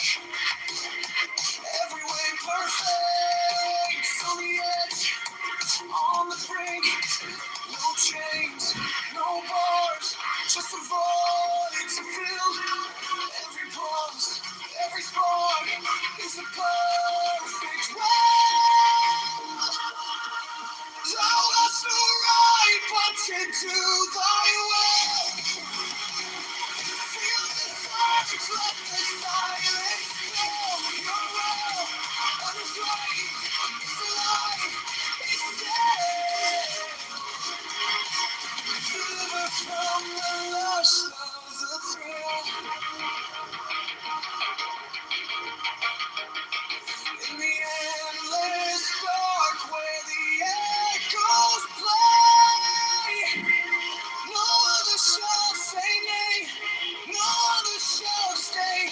Through the wire, through the smoke, let it all decay. The will remains forever in the fray.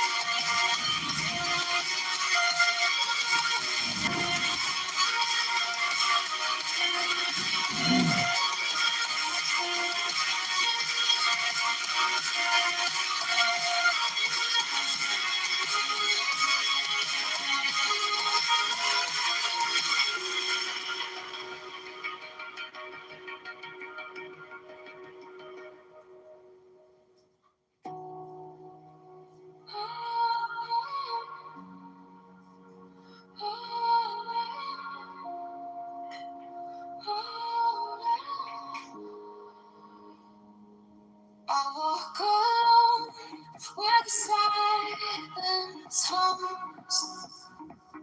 No shadows chase, no voices call. The air is still, it wraps me tight. No fear, no sin, no way to bear. The sweetness whispers everywhere. Sweetness of silence fills my veins. So rivers wash my chains. No need for gold, no need for fame. This quiet place, it knows my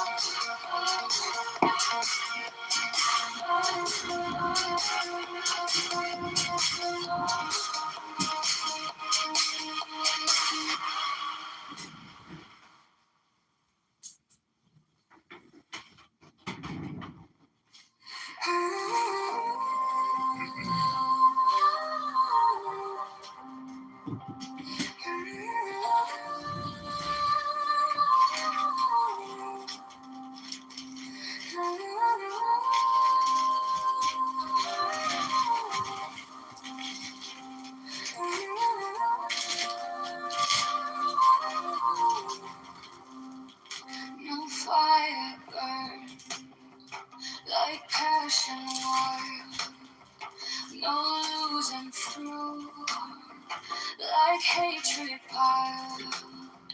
This body aches, a cage of stone, rest whispers soft, the only throne. Hunger's the beast, the sharpest sting, body cries, its constant claim, but alone to truly see, unawaits, it sets us free. Pain walks close, a shadowed friend. Each step we take, it will attend. But joy lies quiet, just out of view. A higher peak, a sky so blue. Feel the weight, feel it break. Every ache, every quake. Hunger's the beast, the sharpest sting. It's constant cling, but to truly see, unawaits, it sets us free. No flame is fierce, no chain is tight. This body's war, this endless fight, but higher still, beyond the fray, rest calls my name, and I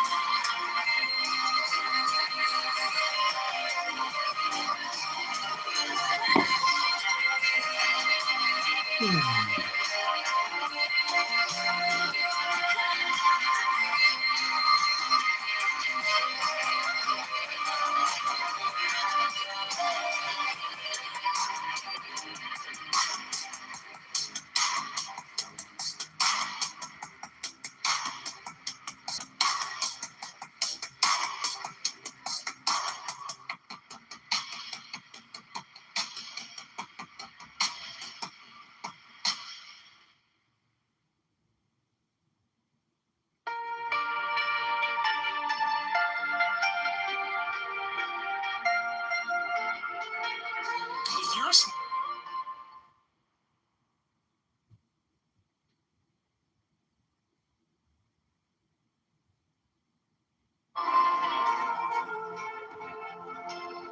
let us live,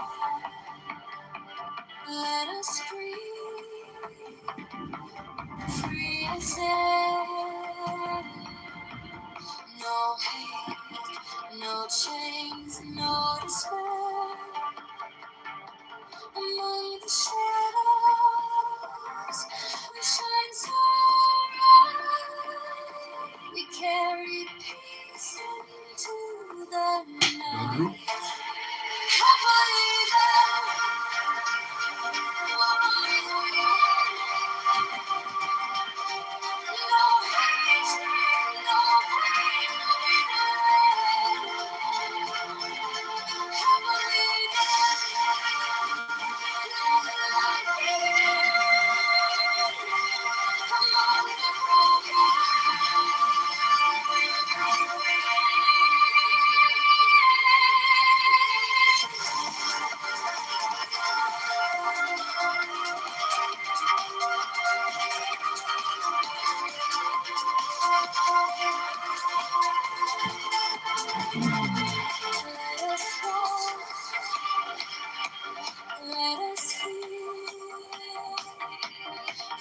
freedom strive. No women's clean, no wait on life. Among the weary, will stand tall. A gentle voice for one and all. Happily then, we'll rise again. No hatred, no pain, no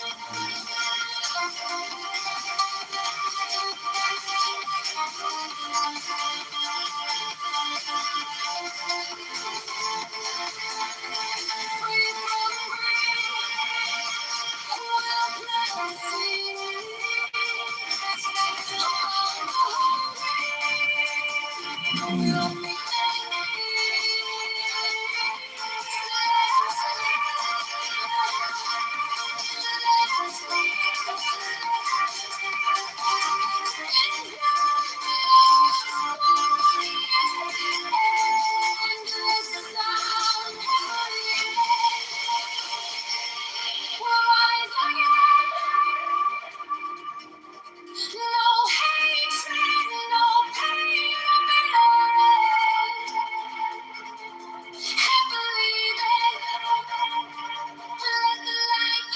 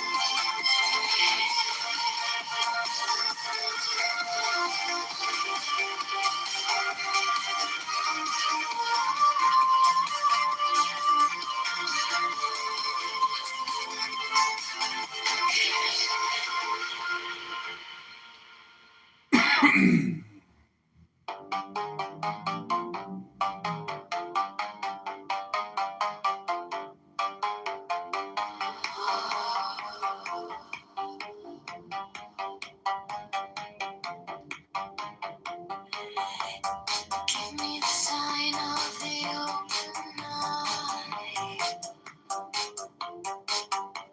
A riddle of shadows where whispers lie.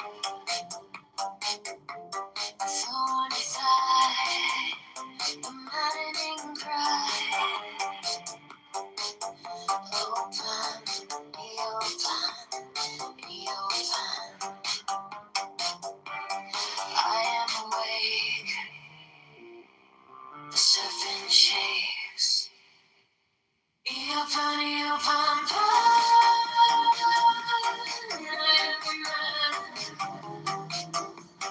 do as thou wilt, as a God can. You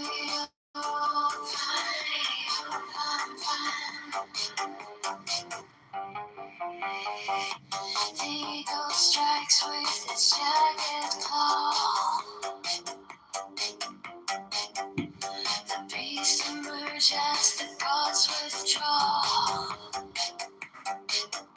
A storm of silence, a broken law. Open, be open, be open. I am born to death, reborn on the horn of a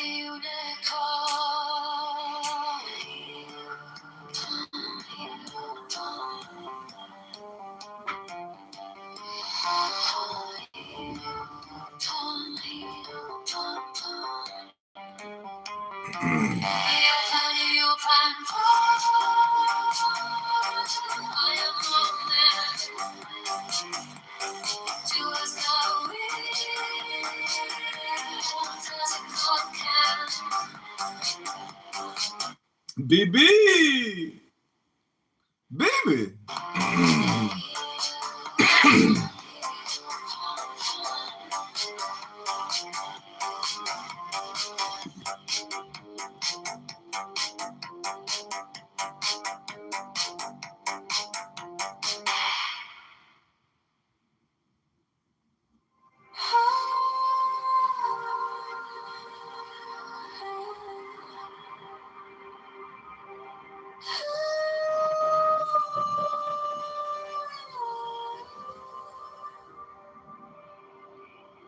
By the mystical union of fairy and fawn, a dance in the shadows from dusk until dawn.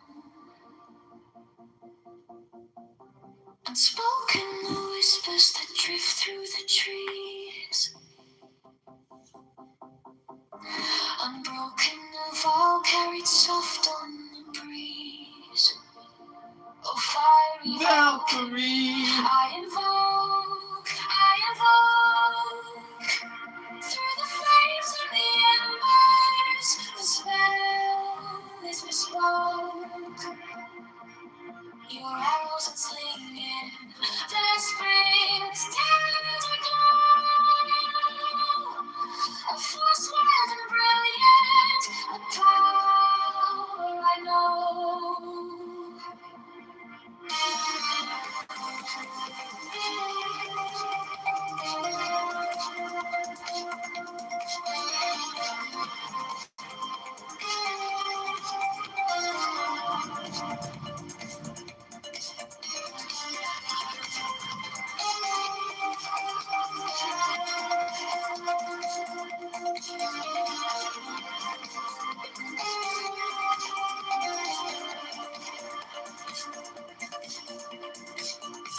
Secret communion of hearts left unsung.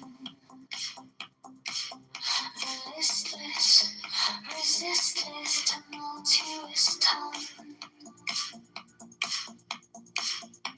Through veils of the morning, her armor does gleam. The warrior spirit ignites every dream. No godhead could charm her, no throne could command, but manhood awakened, she took up her stand. In brilliance resilient, her fire does burn, a goddess of spring, with the world left to turn. Fire of Valkyrie, I invoke, through the flames and the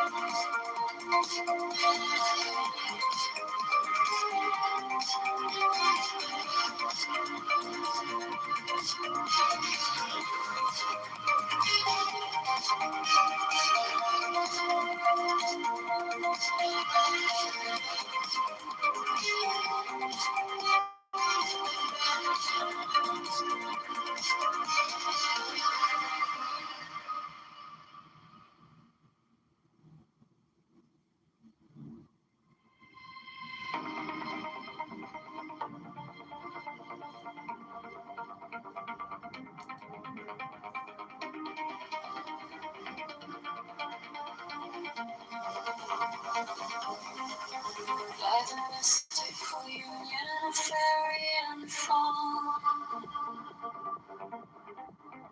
A dance in the shadows from dusk until dawn. Unspoken whispers that drift through the trees. Unbroken love carried soft on the breeze. Oh, fiery Valkyrie, through the flames and the embers, the spells and your arrows unslinging, the spring's tender glow.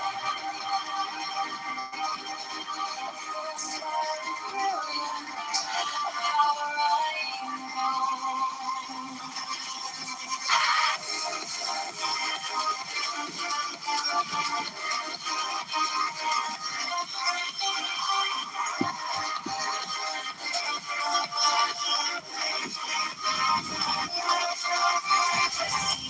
Communion of hearts left unsung. The listless resist its tumultuous tongue. Through veils of the morning, her armor does gleam. The warrior spirit in its every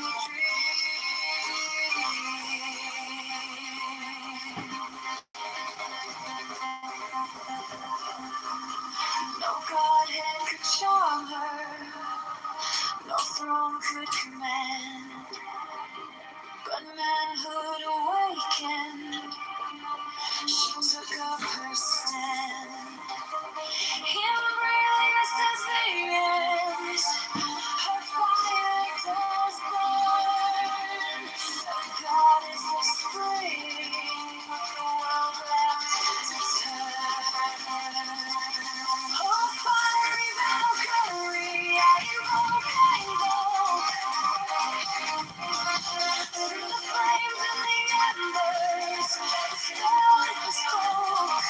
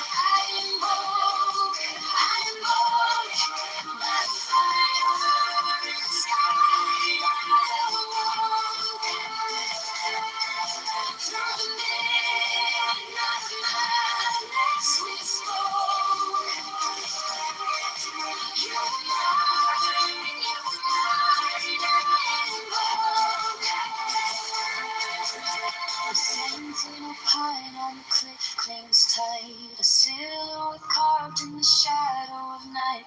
The stars overhead burn cold and bright, but they can't touch the heat of that flame.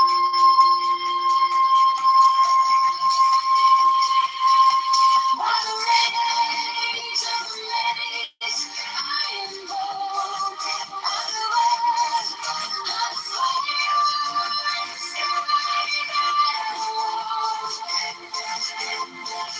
Through the midnight madness will fall.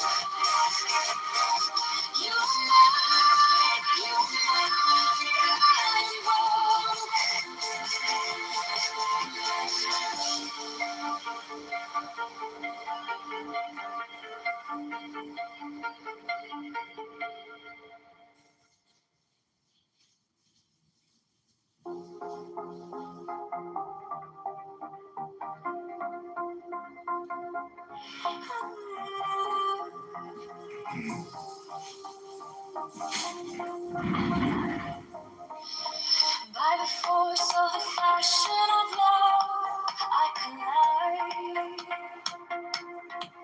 Through the shroud, through the cloud where secrets reside. Through the storm, through the smoke, I survive. To the mountain, volcanic, alive.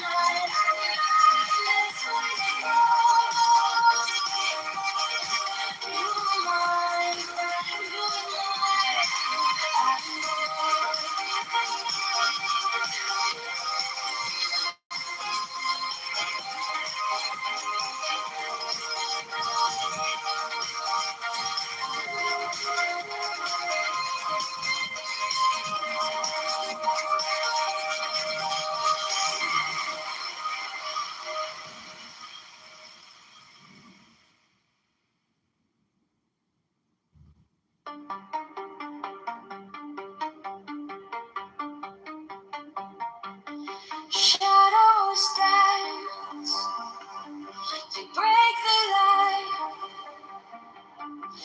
echoes hum, the stars ignite. I was yours, you were mine, a spell woven in the spine.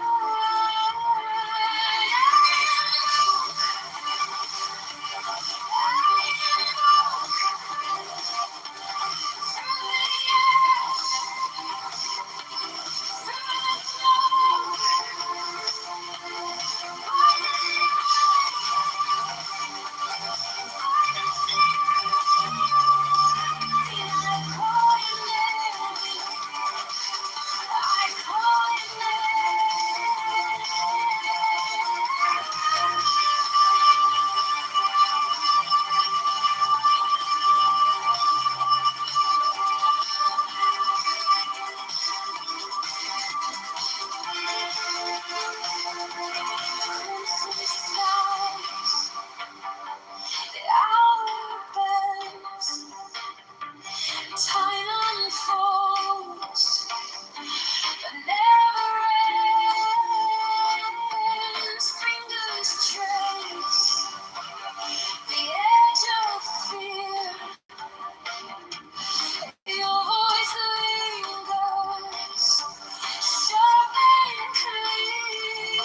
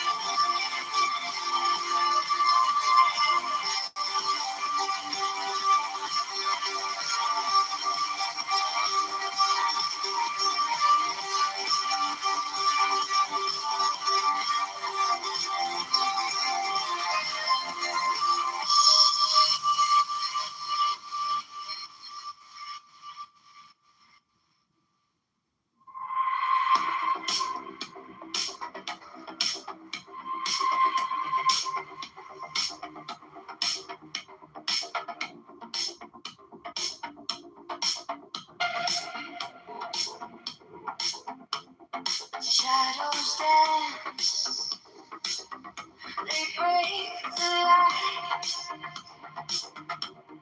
echoes hum, the stars ignite. I was yours, you were mine, a spell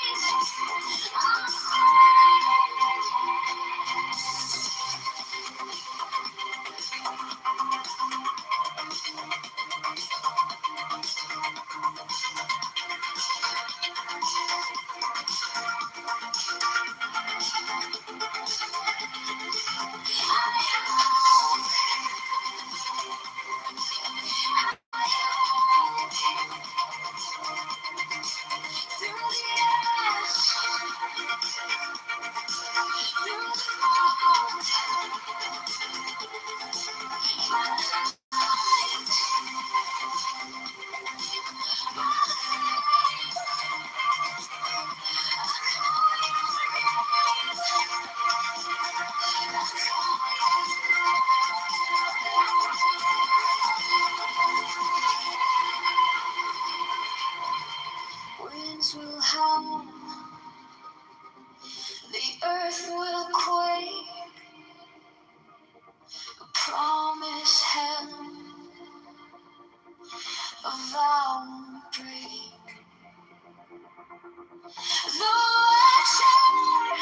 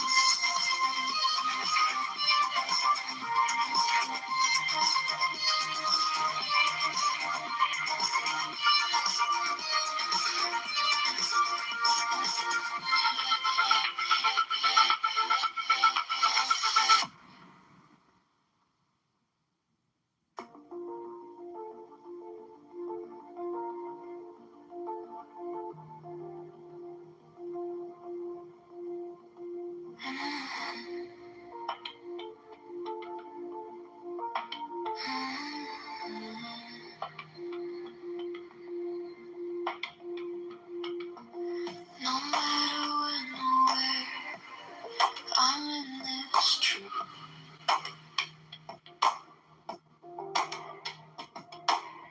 Breathing in the noise, breathing out the proof. One heartbeat on repeat, feels like it never moves. In a single thought, 10,000 years, I am right here, emptiness here, emptiness there, still the infinite universe stands always before my eyes, always before my eyes.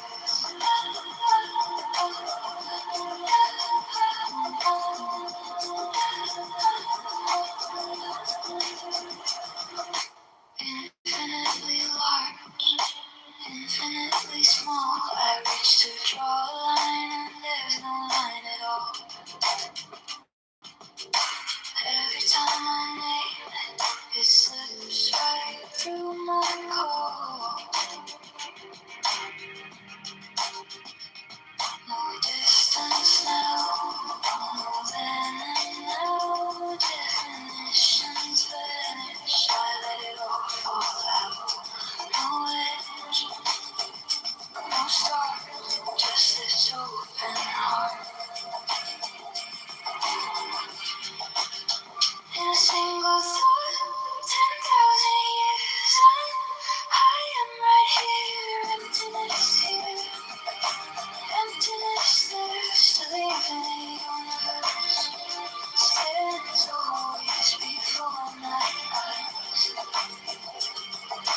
always before my eyes.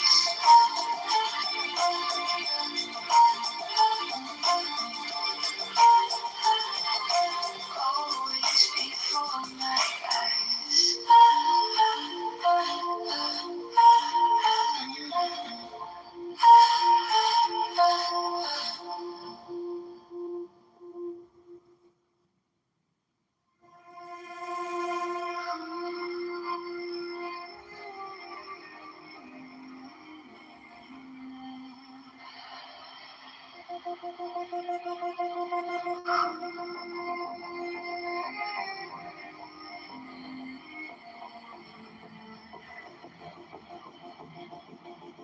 A single thought, 1,000 lives, stretching wide, where time collides, emptiness whispers, a silent sound, no up, no down, no edges found.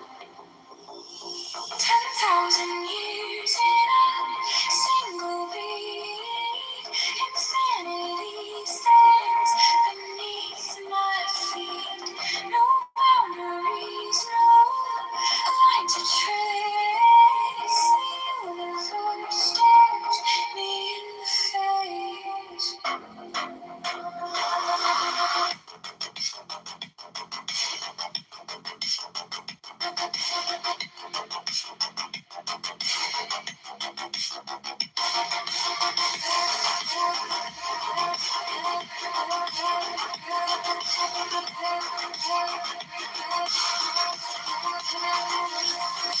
Infinitely small, infinitely wide. Where do I end? Where do I hide? Definitions crumble, they slip away. The truth is here, it doesn't sway. The thought that bends a moment stays. No time, no space, no numbered days. 10,000 years in a single beat. Infinity stands beneath my feet. No boundaries, no line to trace. The universe stares me in the face.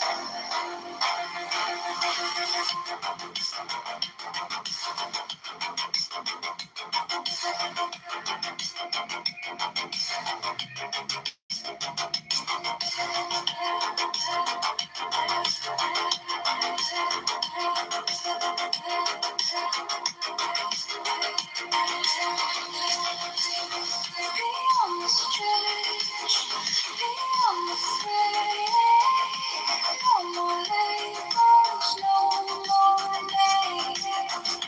Here and there, they are the same. Infinite places, endless escape.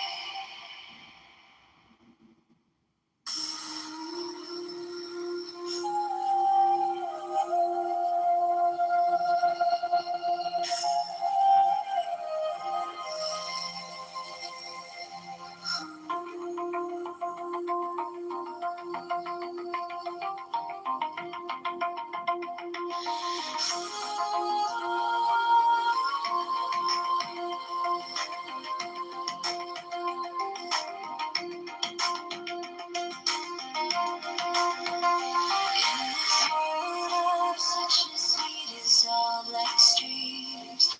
No self, no other, no splinter dreams. The sky folds in the stars leave low. When doubt arises, say not to. All things merge, nothing is new. Not two, not one, nothing divides. In this truth, the universe hides. No borders, no walls, no lines to trace. A single thought spans endless space.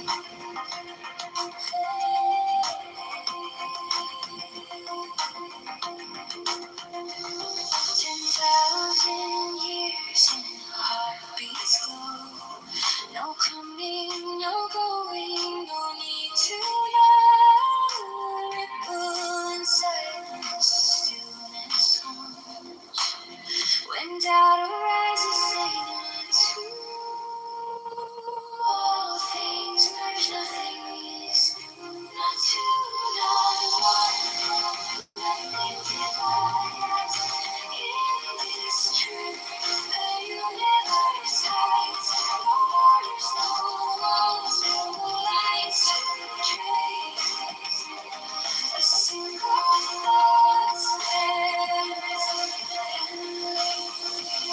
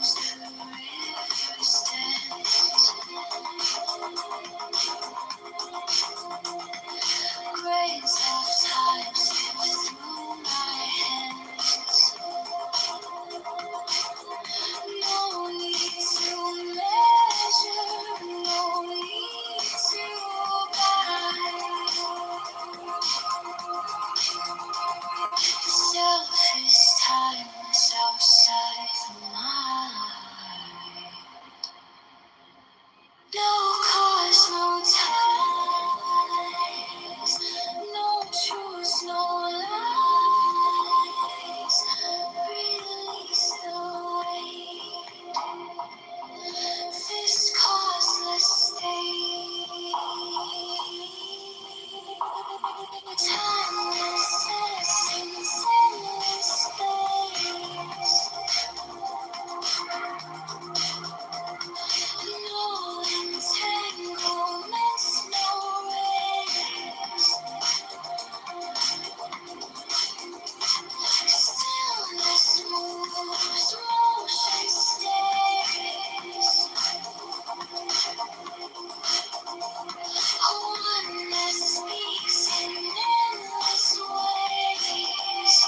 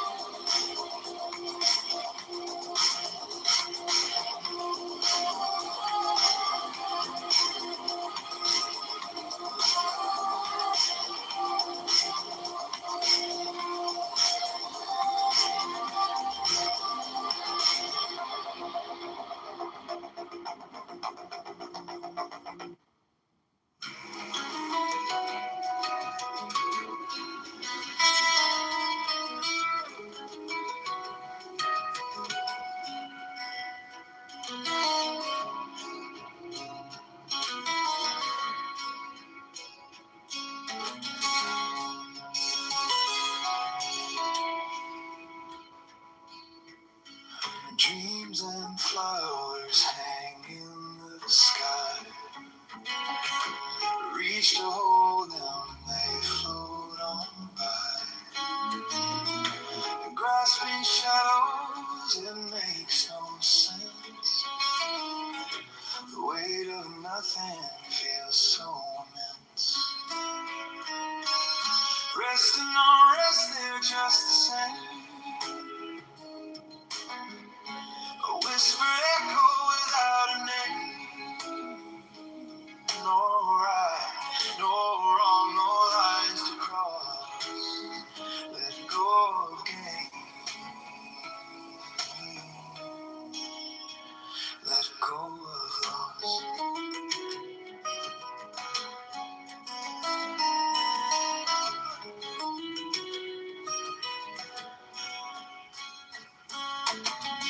A mirror ripples with every glance.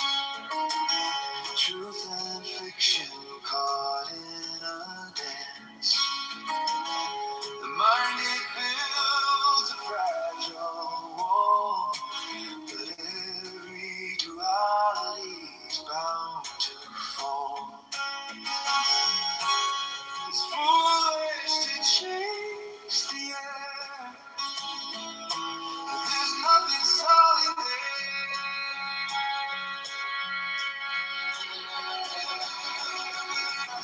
Rest and unrest, they're just the same. A whispered echo without a name. No right, no wrong, no lines to cross. Let go of game. Let go of loss.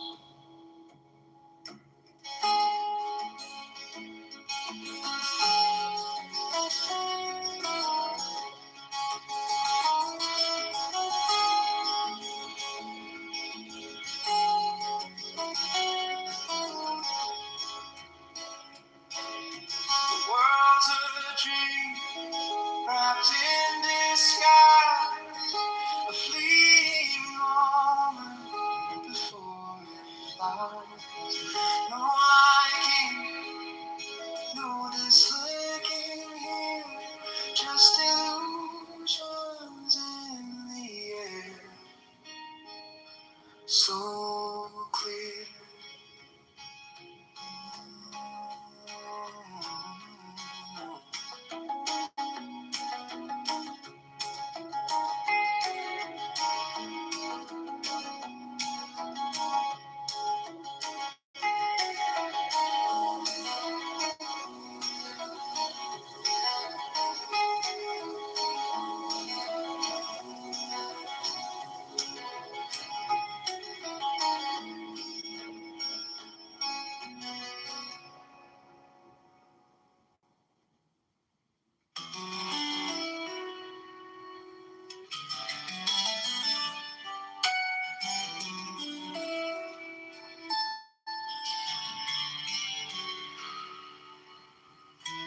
Dreams and flowers hang in the sky. Reach to hold them, they float on by. Grasping shadows, it makes no sense. The weight of nothing feels so immense. Rest and unrest, they're just the same. A whispered echo without a name. No right, no wrong, no lines to cross. Let go of gain, let go of loss.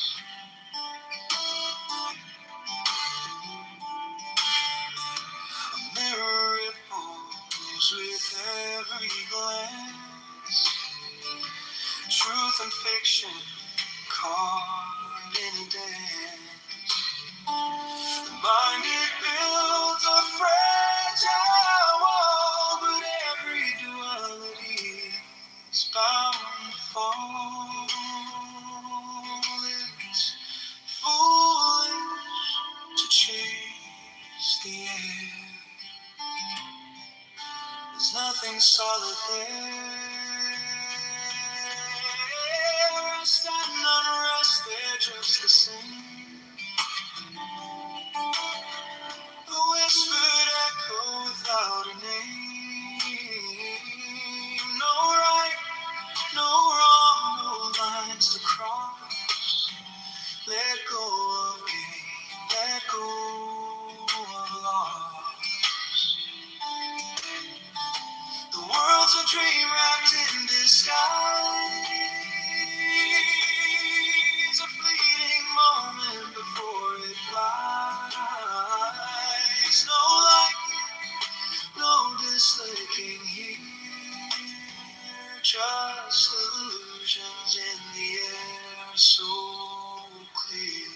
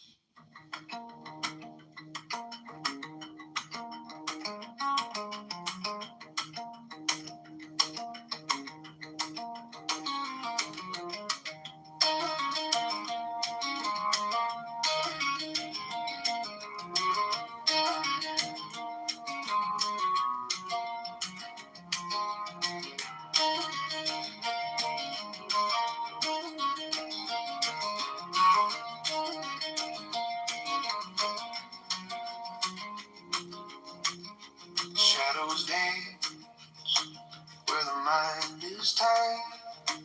Truth hides deep where the echoes collide. The air is heavy, the water's unclear. No compass, no guide, just a sea of fear. Chains of thought, they hold us down. In the murk we spin around. What's the gain? What's the cost? In all this judgment, we're just lost. Oh,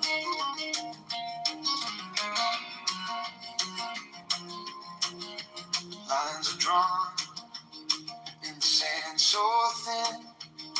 We chase the ends, but they fall back in.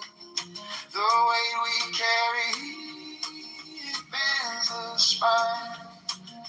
But who's to say what's yours or mine? What's the point of walls we build? Do they protect or get us killed? Chains of thought, they hold us down. In the murk we spin around. What's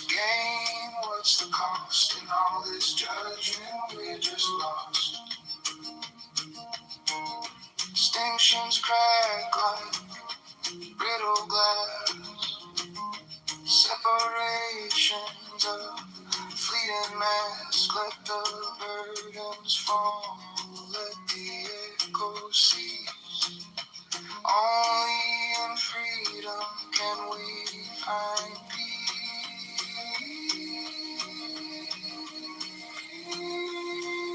Chains of thought, they hold us down. In the murk we spin around. What's the gain? What's the cost? In all this judgment, we're just lost.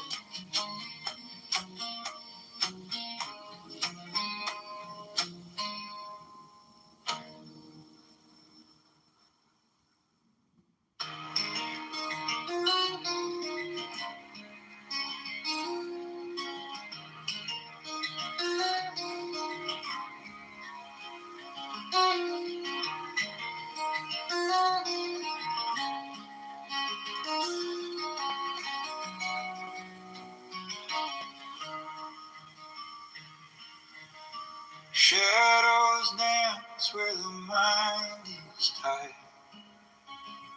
Truth hides deep where the echoes collide. The air is heavy, the water's unclear. No compass, no guide, just a sea of fear. Chains of thought, they hold us down. In the murk we spin around. What's the gain? What's the cost in all this judgment? We're just lost.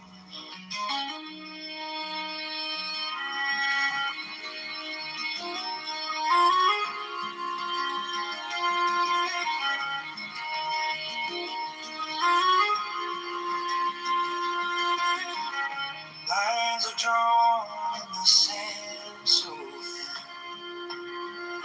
We chase the ends, but they fold back in. The weight we carry, it bends the spine. But who's to say what's yours or mine? What's the point of walls we build? Do they protect or get us killed? Chains of thought, they hold us down. In the murk we spin around. What's the gain? What's the cost in all this judgment? We're just lost.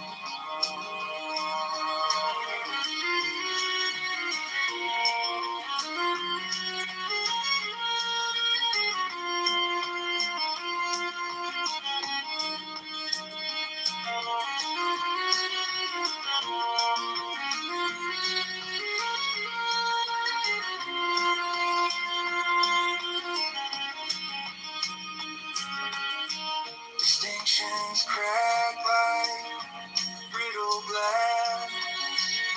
Separations of fleeting mass. Let the burdens fall.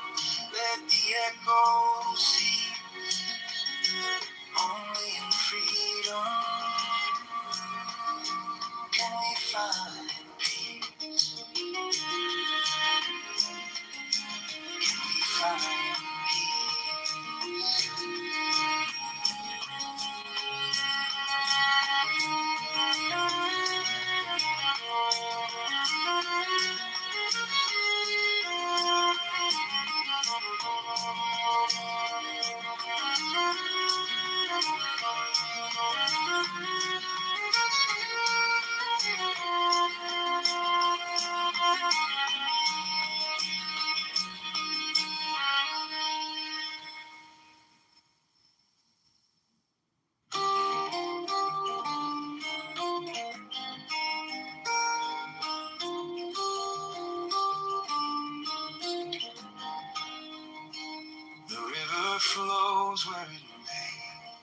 Not fast, not slow.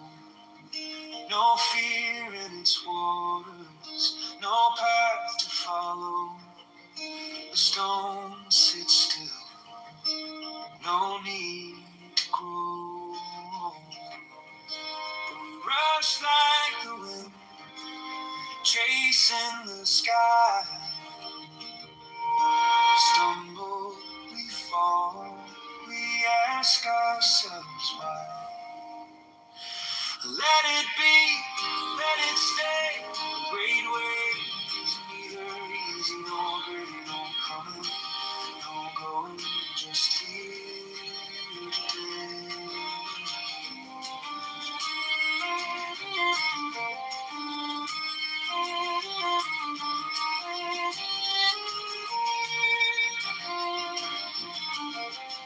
Cling to nothing, not even the dawn. The tighter you grip, the quicker it's gone. Even the light casts a shadow long. The faster you run, the further you stray. The slower you go, the closer you stay. Let it be, let it stay. Great way is neither easy nor great, no coming, no going, just here today.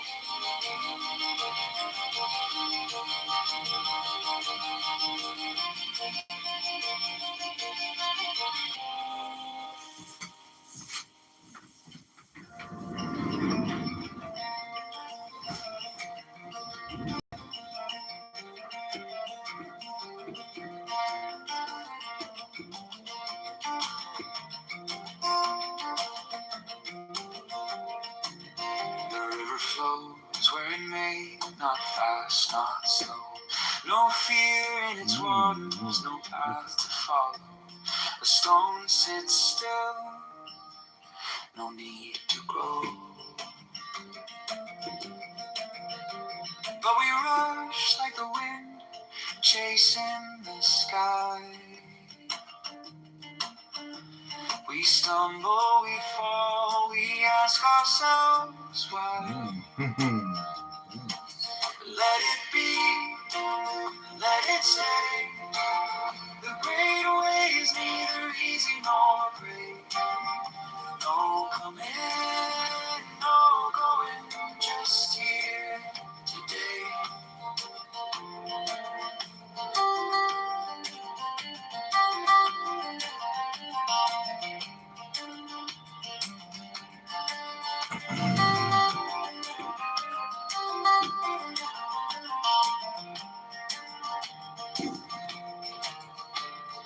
Cling to nothing, not even the dawn. The tighter you grip, the quicker it's gone. Even the light casts a shadow long. The faster you run, the further you stray. The slower you go, the closer you stay. Let it be, let it stay. The great way is neither easy nor great. No coming, no going, just here today.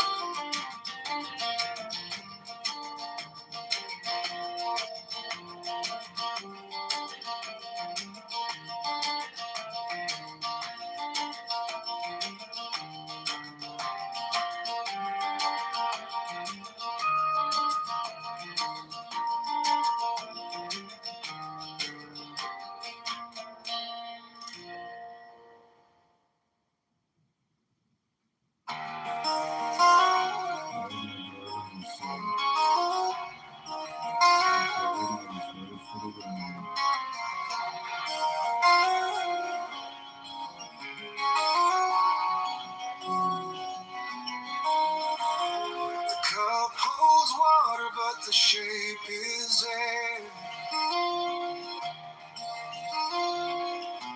What's a path if no one's walking there? A mirror reflects, yet it's hollow inside. The world turns outward, but it spins from the mind. You think it's here, you think it's you, but every shadow swallows truth. Things are things 'cause we think they are. The mind's a mirror, not a star. In emptiness, they're all the same. The dance of nothing takes no name.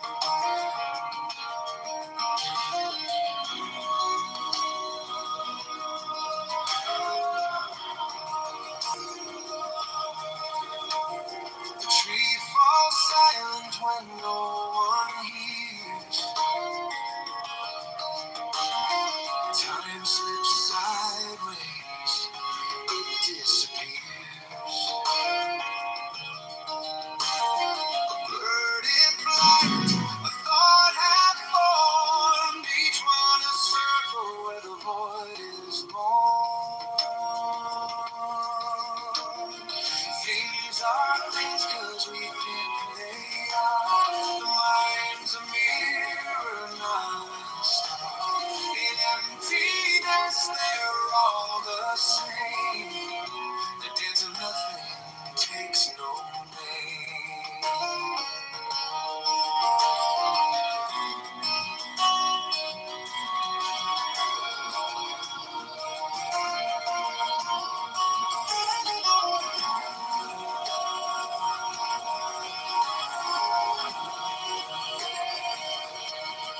Look at the edge of what you know.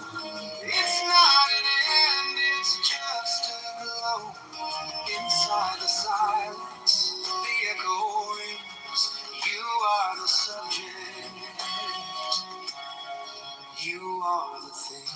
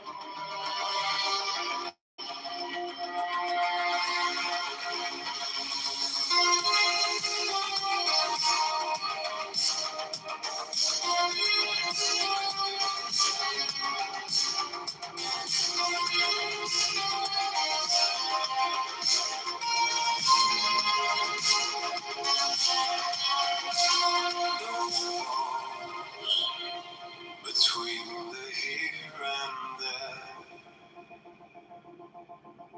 a hollow breath fills the air.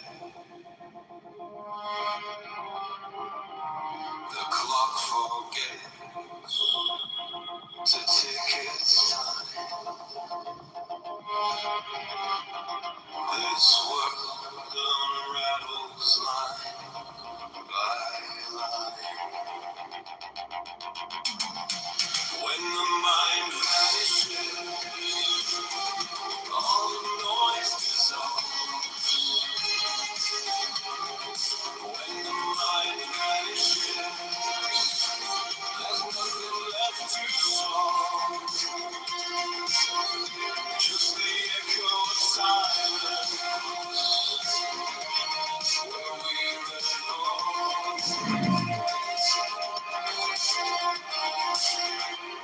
The mirror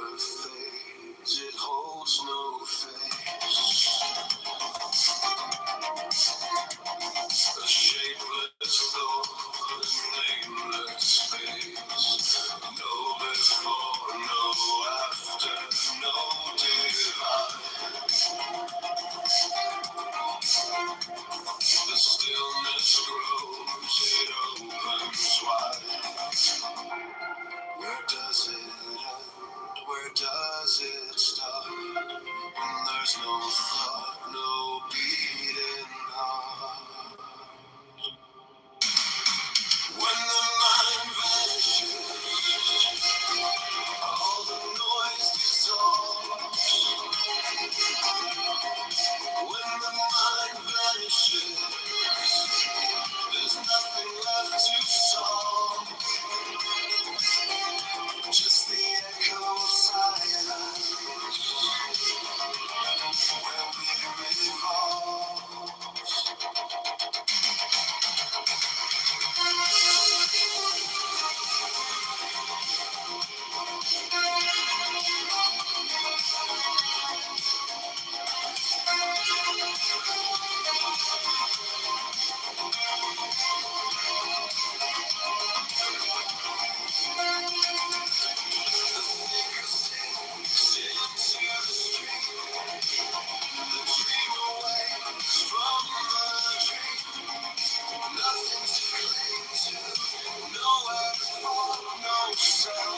No shadow, no edge at all.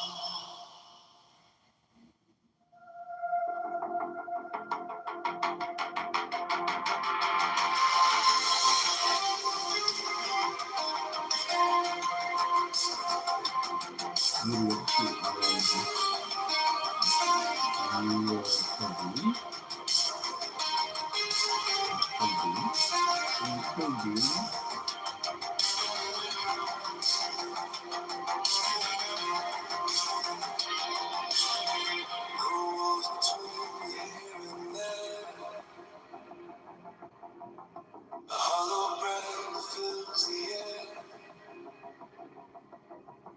The clock forgets to tick its time. This world unravels line by line. When the mind vanishes, all the noise when the mind vanishes, there's nothing left to solve. Just the echo of silence where we revolve.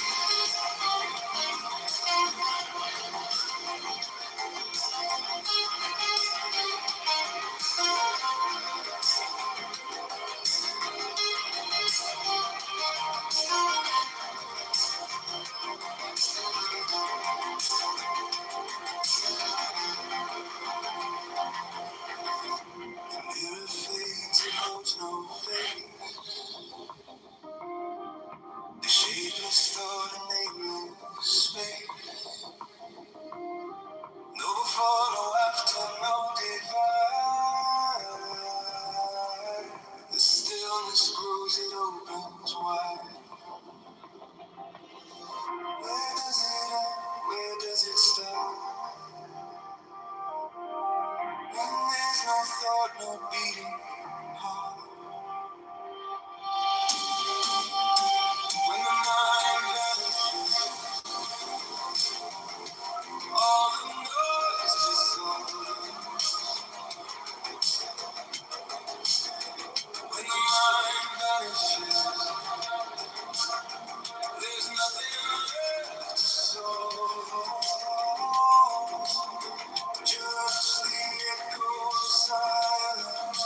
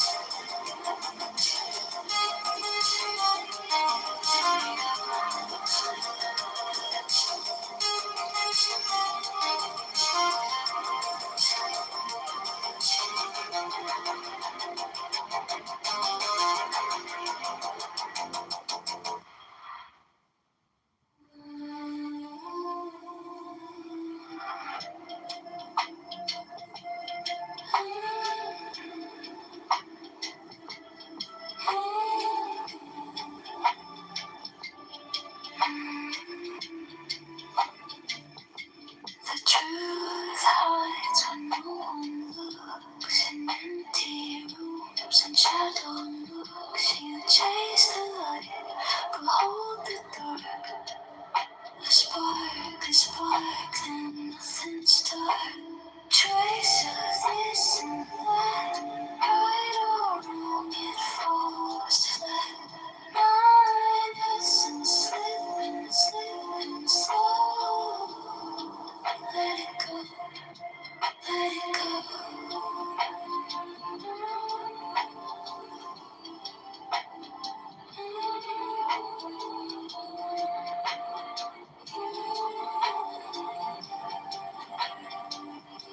Opinions fall like paper cranes, fragile wings, they soak in rain. You hold too tight, it tears apart. No start, no end, just broken hearts. Two realities collide, colliding. Let it slide, slide. Trace of this and that, right on it falls. Finest and sleeping slowly. Let it go, let it go.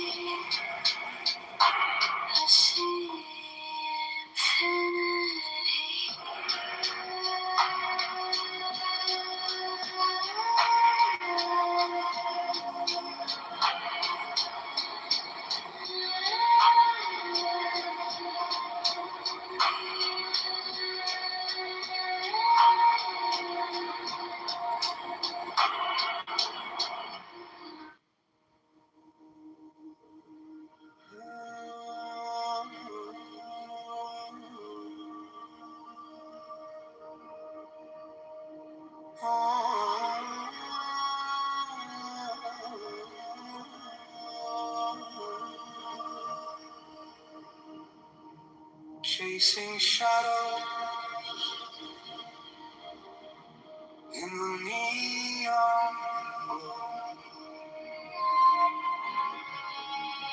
lost in mirrors where truth won't show.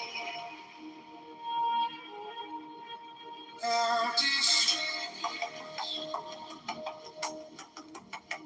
they hum inside. I see the surface, but I don't ask why. Beyond the river, there's a spark, a light that flickers in the dark. Not the echo, not the scream, to find the road is to be seen.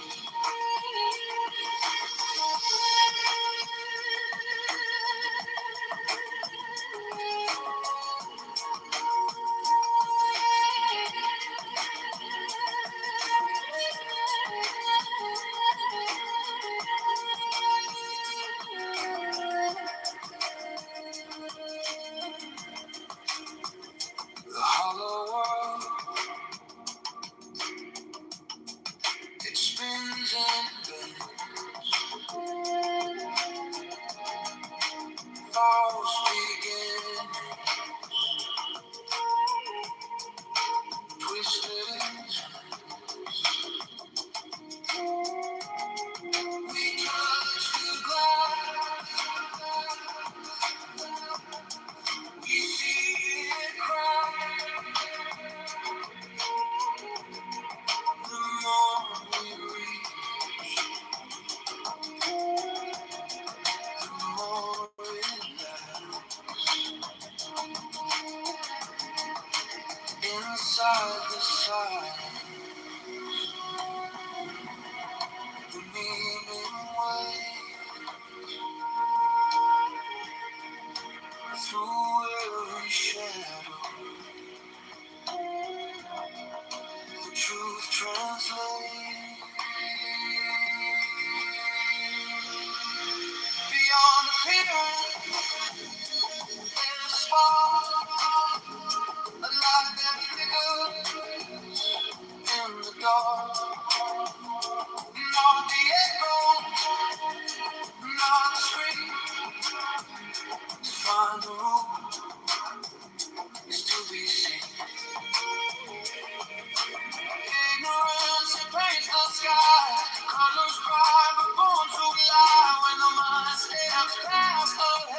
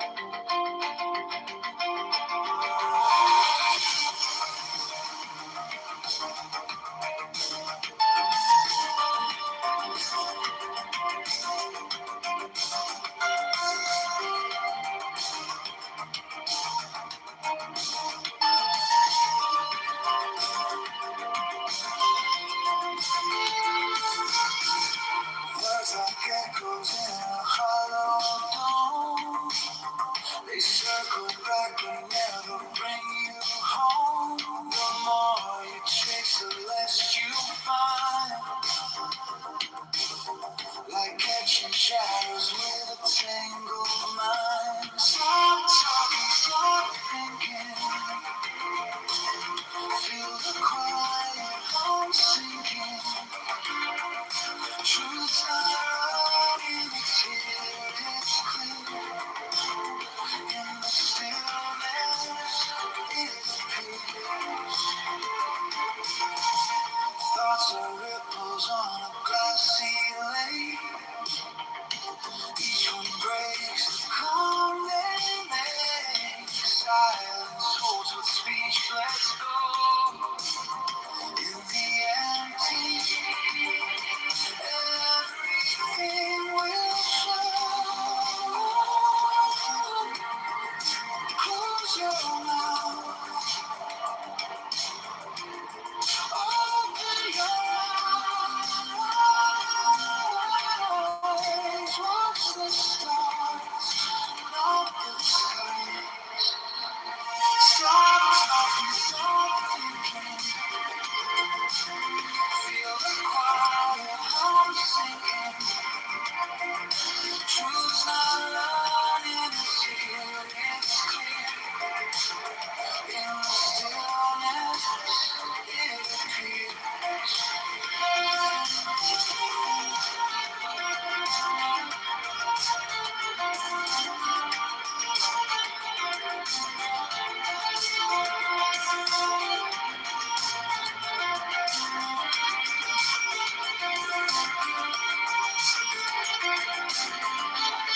The wind knows no name, but it carries you far. The night speaks no words, but you know where you are. Don't fight the silence, let it unfold. It whispers secrets untold.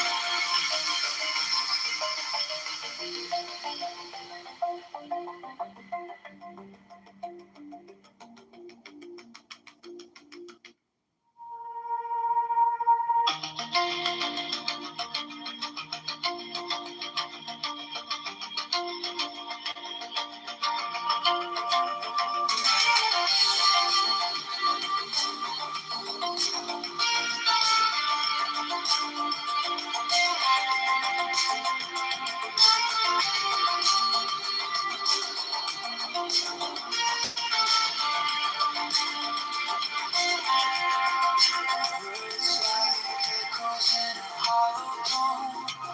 They circle back but never bring you home. The more you chase, the less you find. Like catching shadows with a tangled mind.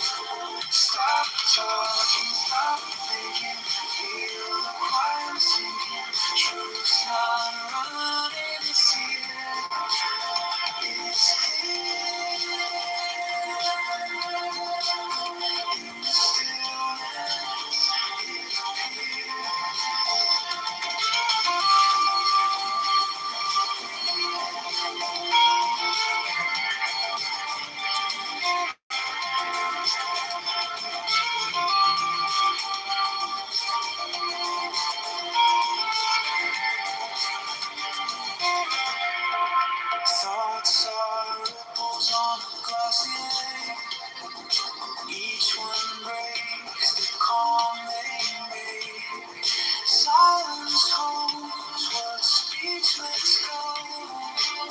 In the empty, everything will show.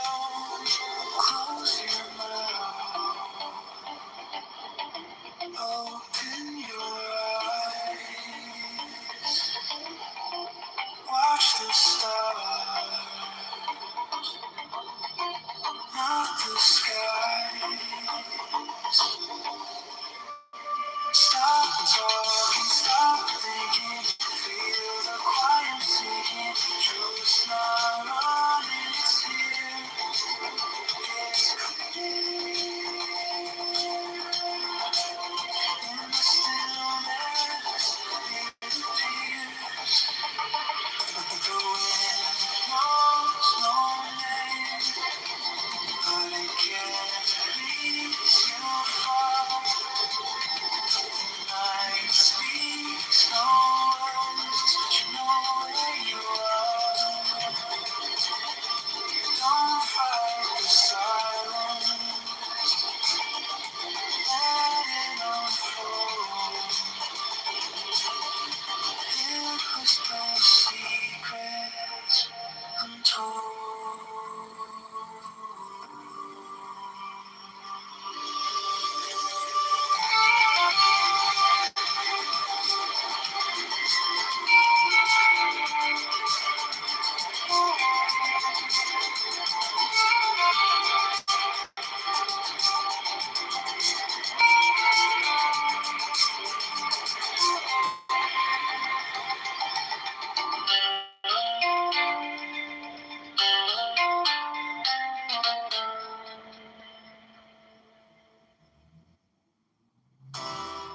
The great way is not difficult for those who have no preferences. When love and hate are both absent, everything becomes clear and undisguised. Make the smallest distinction, however, and heaven and earth are set infinitely apart.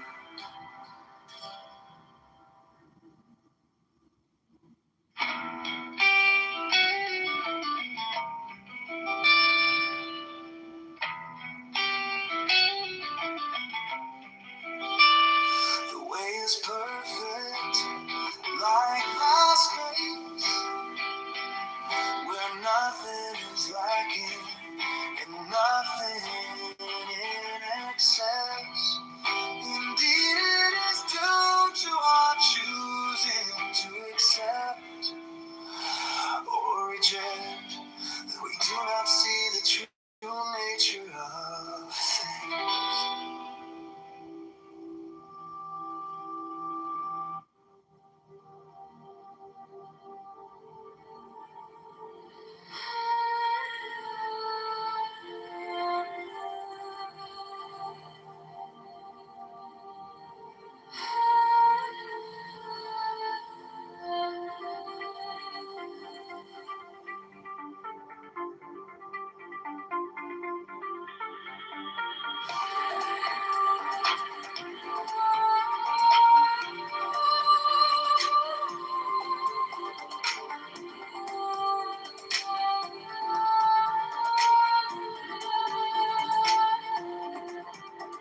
This world of suchness sweet is love like streams, no self, no other, no splintered dreams. The sky falls inward, the stars lean low.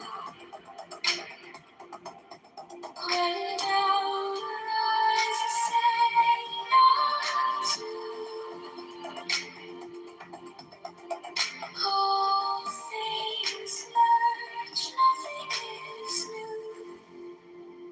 Not two, not one, nothing divides.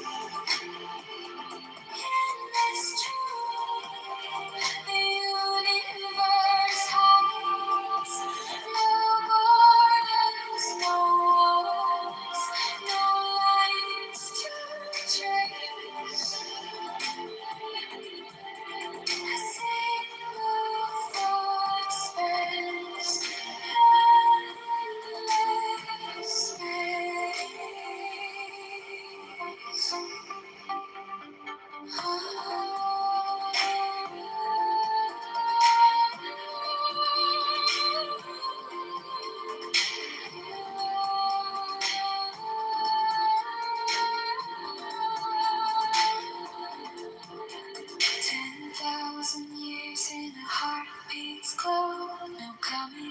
going, no need to know.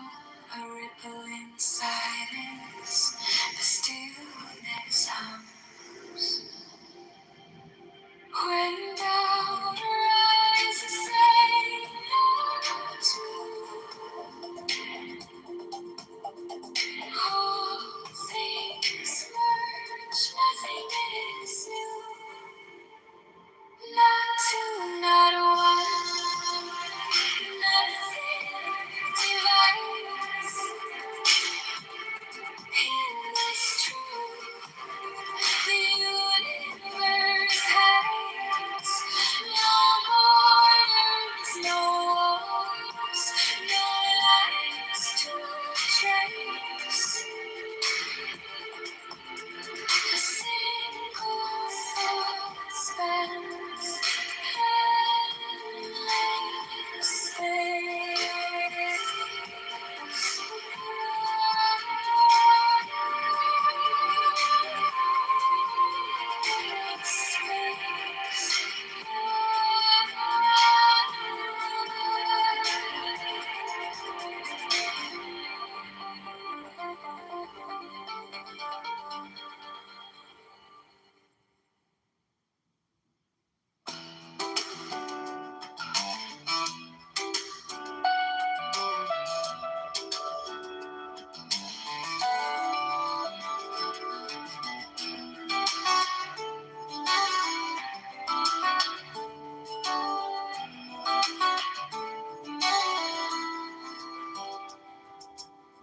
The cup holds water, but the shape is air.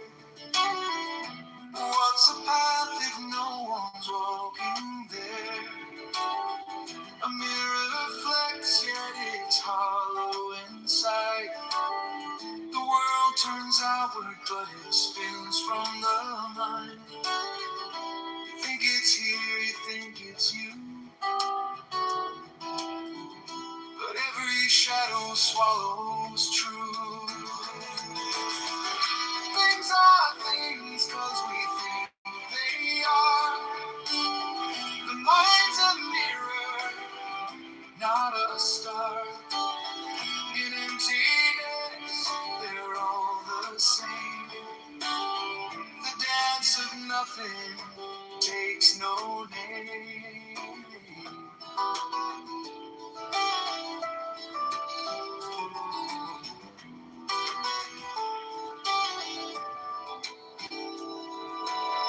The tree falls silent when no one hears.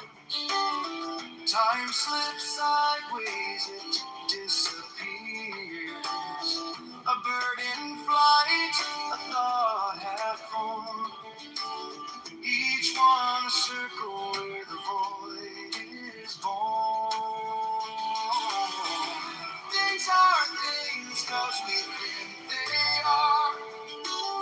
The mind's a mirror, not a star. In emptiness, they're all the same. The dance of nothing takes no name.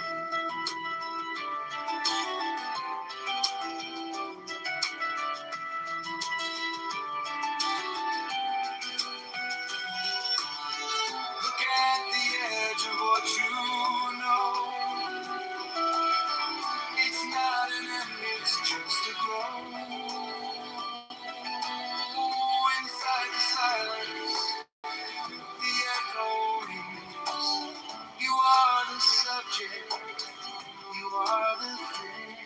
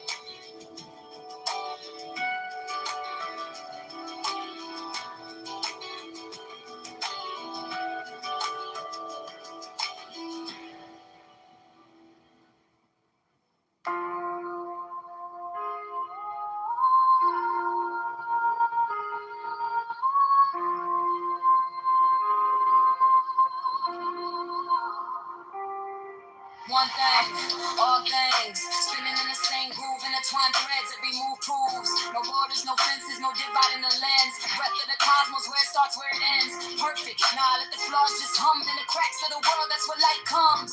Chasing the real ain't no mirage. The waves in the silence, not in the collage. No need to fight it, let it unwind. Step into the rhythm of a trusting mind.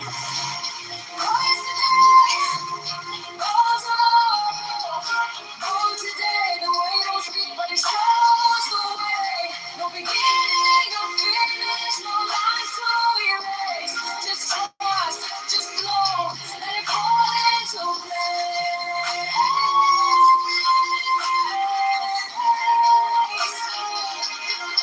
Let it fall into place.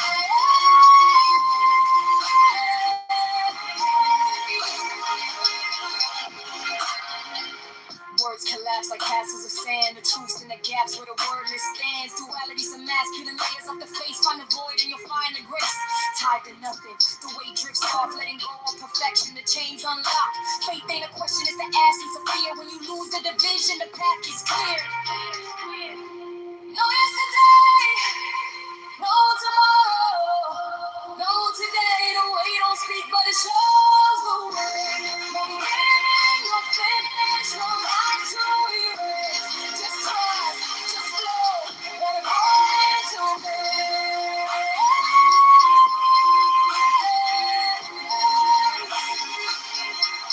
Let it fall into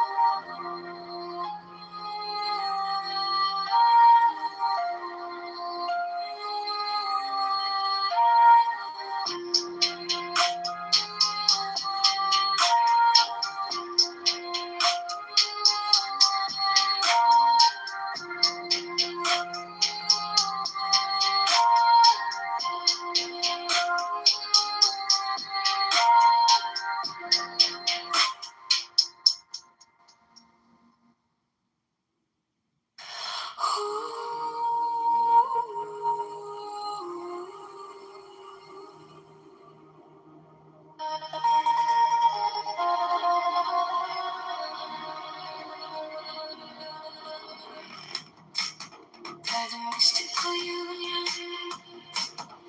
of fairy and foam, unspoken words, the dust of dawn, a secret communion unsung,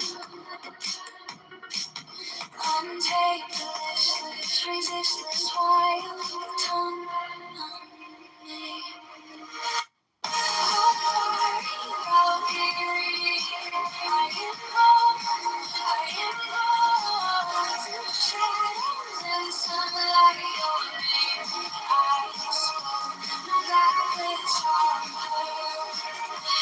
Chains goodbye. Oh, how could we, free as the wind?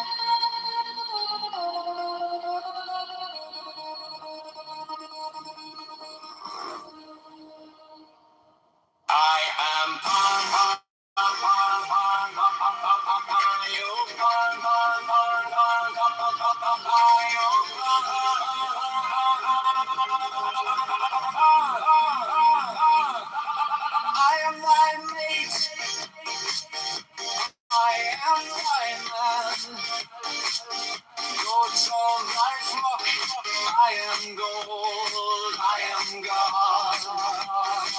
Flesh to thy bone, flower to thy rod.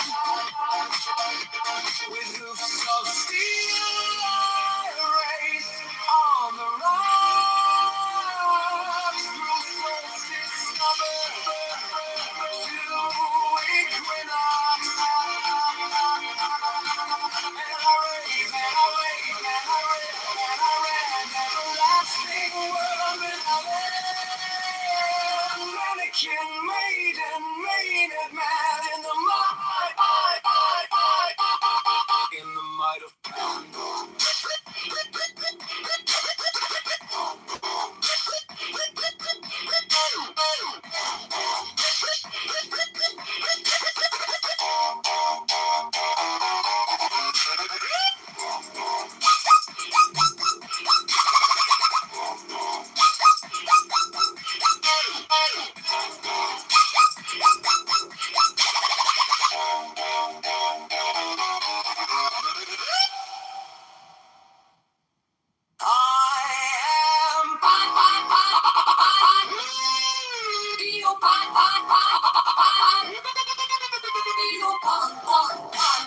I am thy mate, I am thy man.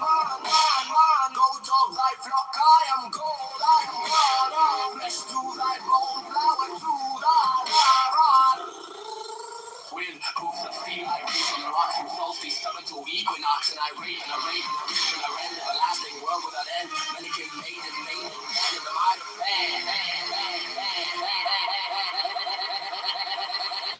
In the might of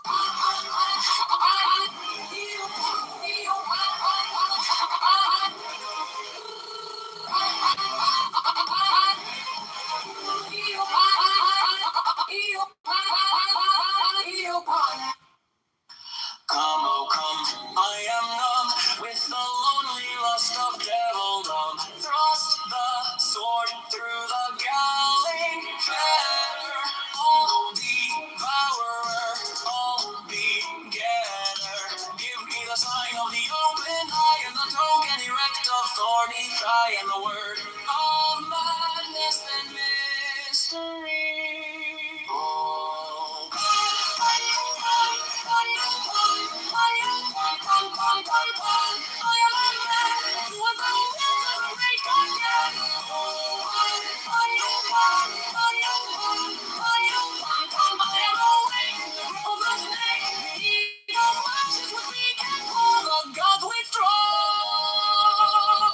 The great beast come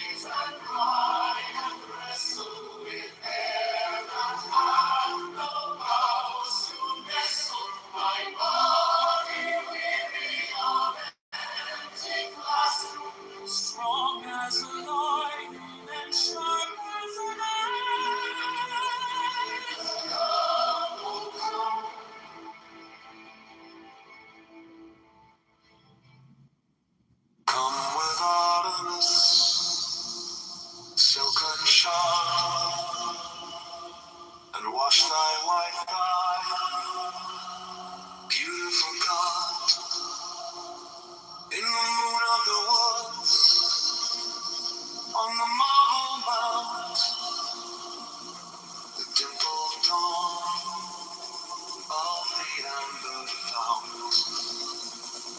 Dip the purple of passion and prayer in the crimson shrine, the scarlet snare, the soul that startles and eyes of blue, to watch thy wantonness weeping through the tangled grove, the gnarled bowl of the living tree, and spirit, soul, body and brain come over the sea. Devil or God to me.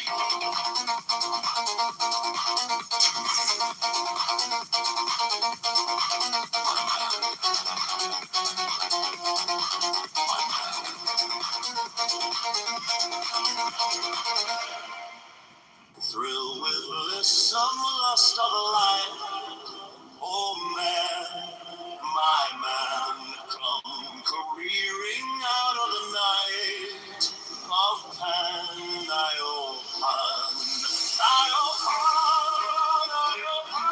come over the sea,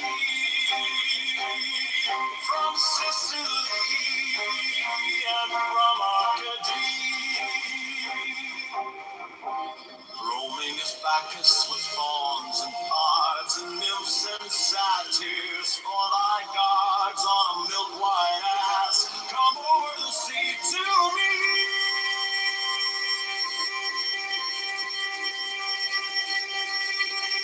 To me.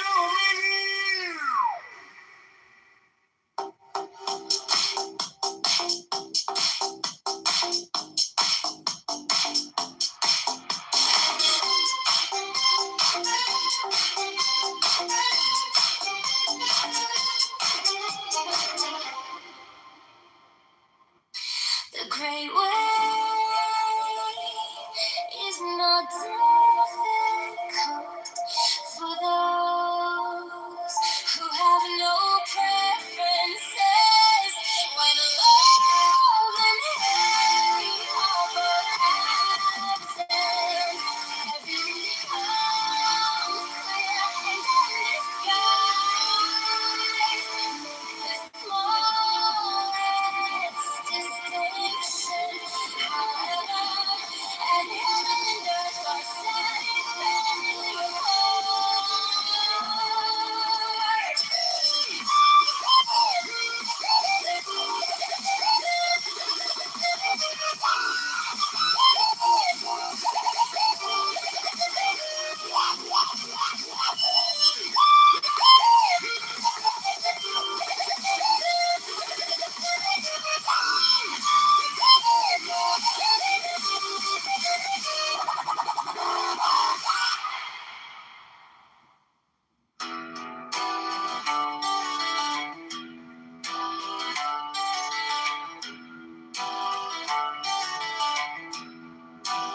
If you wish to see the truth and hold no opinions for or against anything, set up what you like against what you dislike. It's the disease of the mind. When the deep meaning of things is not understood, the mind's essential peace is disturbed to no avail.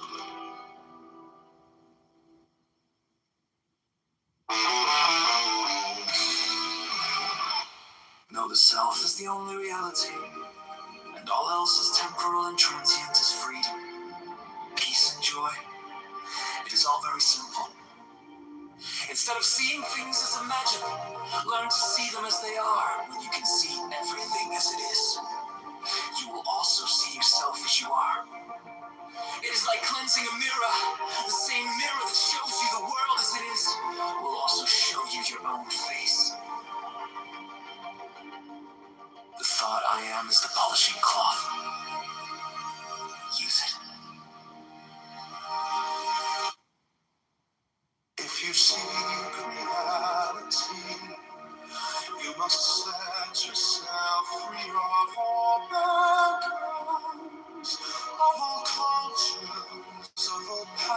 kinds of thinking and feeling.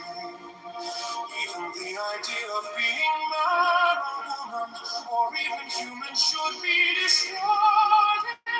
The ocean of life contains all, not only humans. So, first of all, abandon all self-identification. Stop thinking of yourself as such and such, or so and so, this or that. 69. Everything is a play of ideas in the state free from ideation. Every compass nothing is perceived. Idea is I am. It shatters the state of your consciousness and is followed by the innumerable sensations and perceptions, feelings and ideas, which in their totality constitute all that is world. The I am remains as the witness, but it is by the will of God that everything happens. It is always the false that makes you suffer. The false desires and fears, the false values and ideas, the false relationships between people. Abandon the false and you are free of pain. Truth makes happy. Truth liberates. All that a guru can tell you is, my dear sir, you are quite mistaken about yourself. You are not the person you take yourself to be. 65. You may die 100 deaths without a break in the mental turmoil, or you may keep your body and die only in the mind. The death of the mind is the birth of wisdom. 65. It is always the false that makes you suffer. The false desires and fears, the false values and ideas, the false relationships between people. Abandon the false and you are free of pain. Truth makes happy. Truth liberates.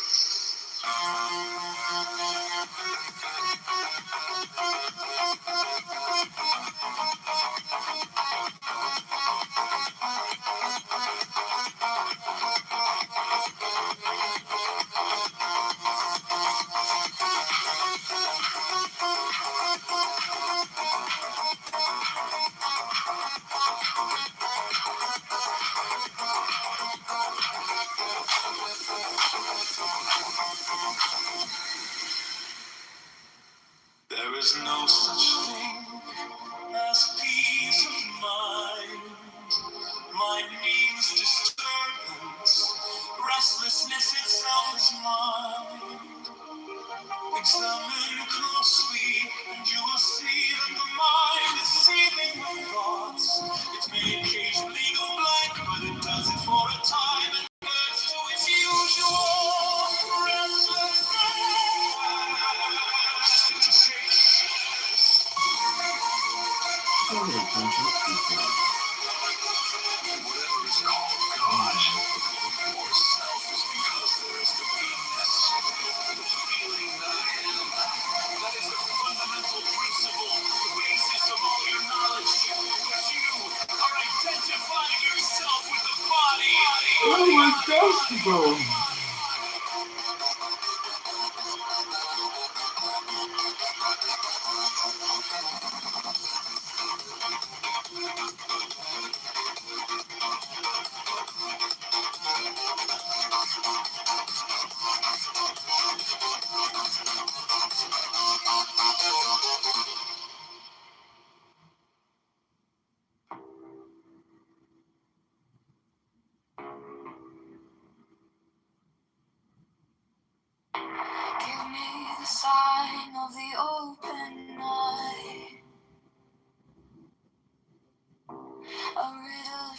shadows where whispers lie. The thorny thigh, the maddening cry. Open, open, open. I am awake. The serpent sheds.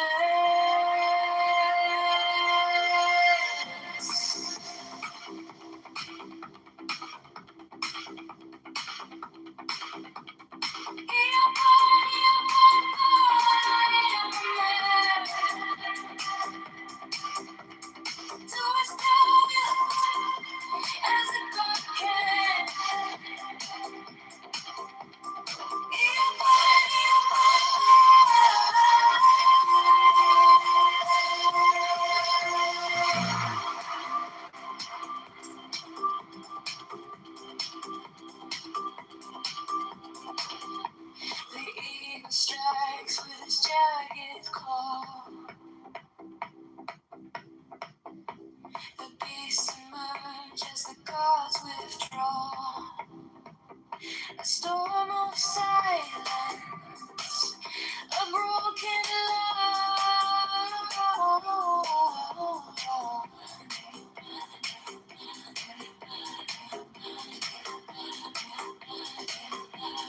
I am born to death, reborn on the hunt.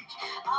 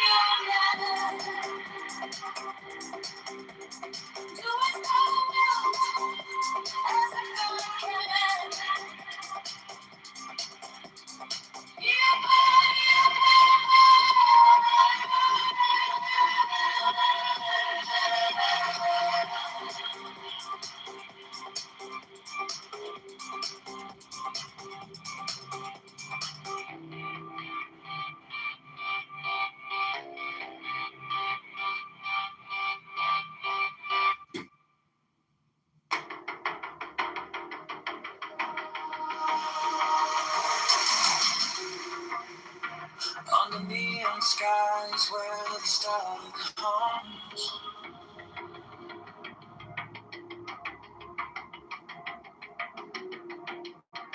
Shadows whisper truths as the bassline drums. The will is fire, unchained, untamed. No path is written, no soul is blamed. Thou hast no right but to thy will. Feel the surge, let the silence fill your will. Unflaked, it's alive, it's still. Delivered from the lust of the thrill.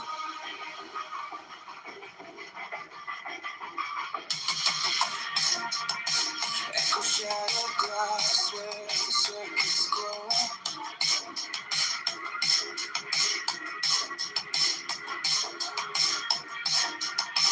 The clock ticks slow, but it doesn't show.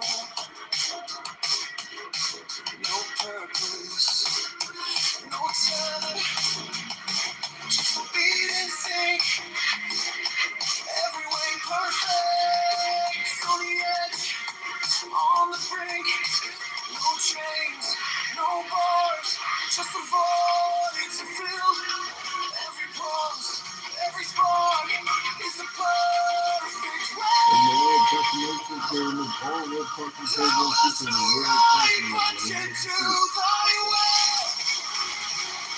Feel the surge, let the silence fill your will. Unafraid, it's alive, it's dead. Deliver from the lust of the thrill. In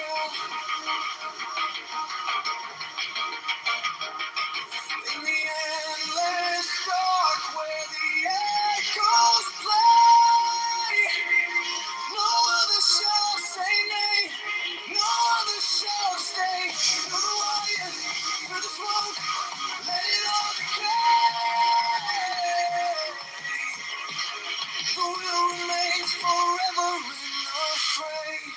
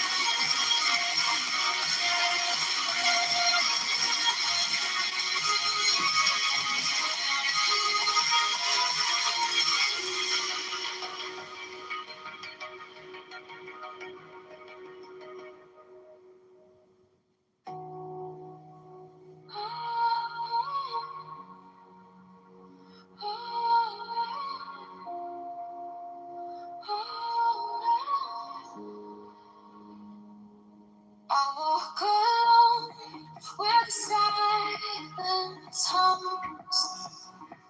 No shadows chase, no voices come. The air is still, it wraps me tight. No fear, no sin, no way to live. The sweetness whispers everywhere. Sweetness of sunshine fills my veins. So rivers wash my chains. No need for gold, no need for fame. This quiet place, it knows my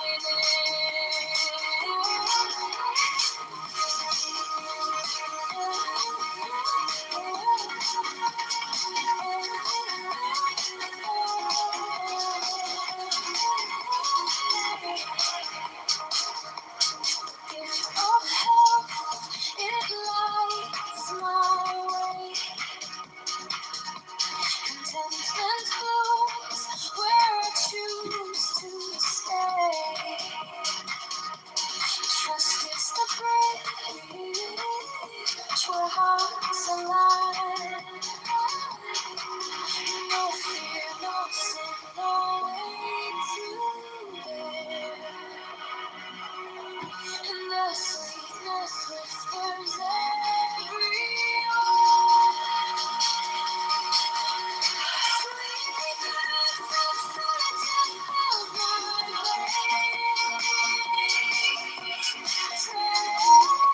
Rivers wash my day.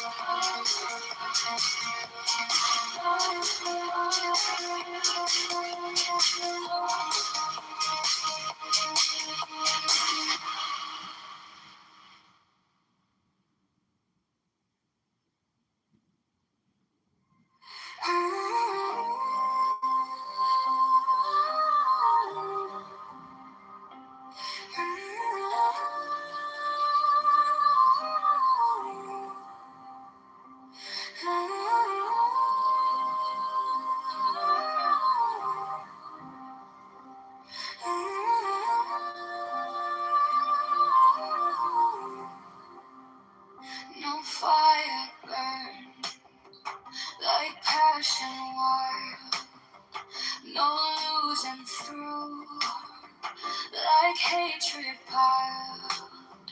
This body aches, a cage of stone. Rest whispers soft, the only throne.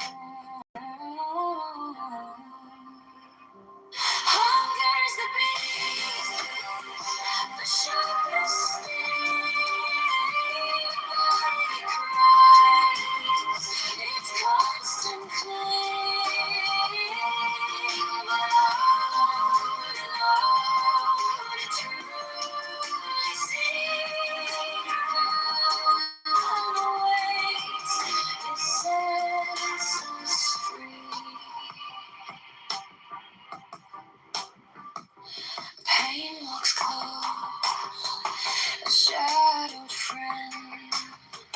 Each step we take, it will attend. But joy lies quiet, just out of view.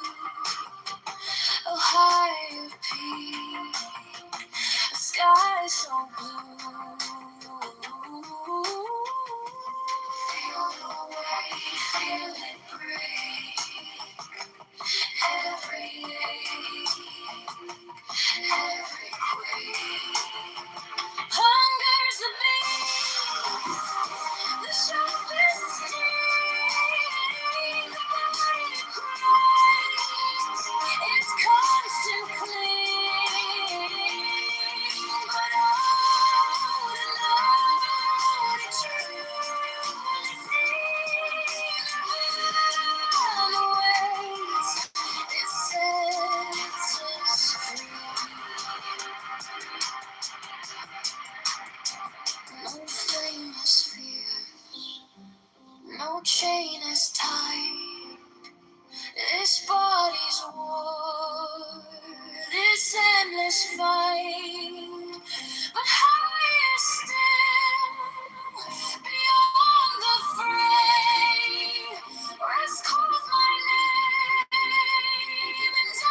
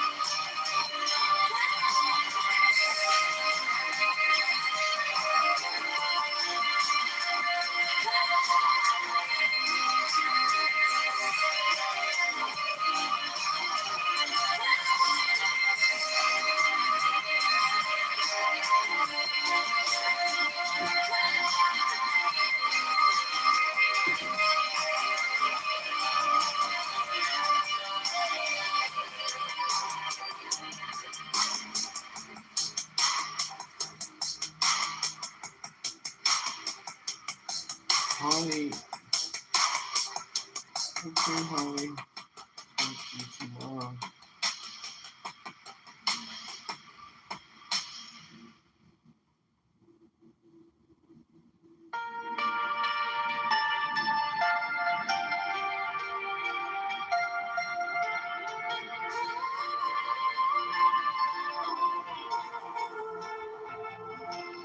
let us live,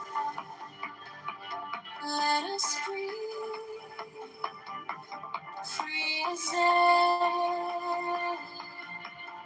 No hate, no chains, no despair. Among the shadows, we shine so bright. We carry peace into the night. Happily then, we'll always win. No hate, no pain, happily then,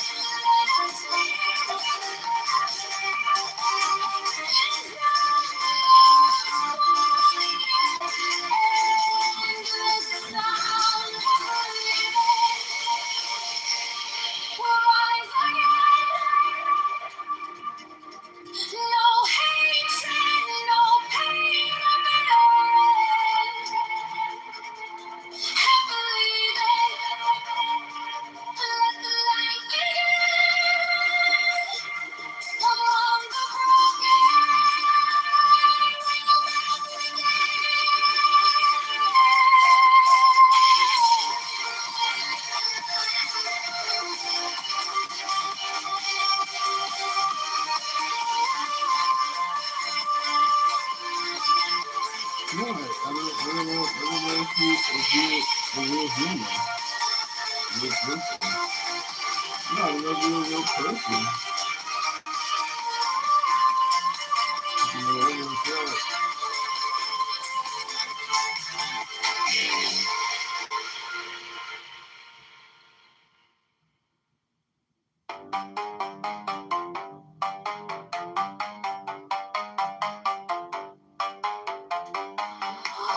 Yeah, I don't know if you're a real person. No, everyone's.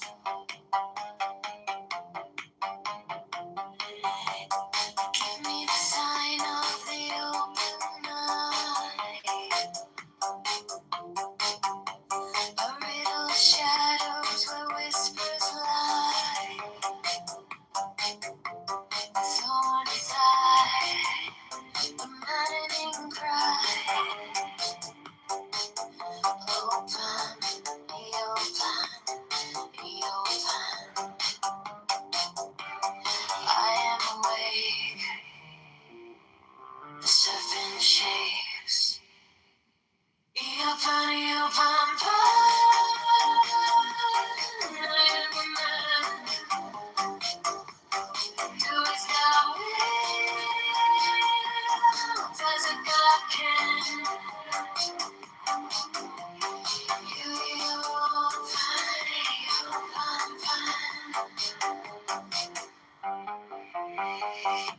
The eagle strikes with its jagged claw. The beast emerges as the gods withdraw. A storm of silence, a broken law. Open, be open, be open. I am born to death, Fake. reborn on the horn of the unicorn.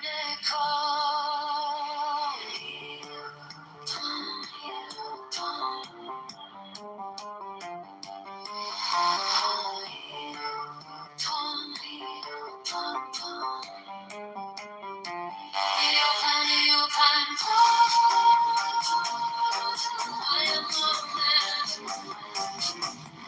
Do as thou wilt, as a God can.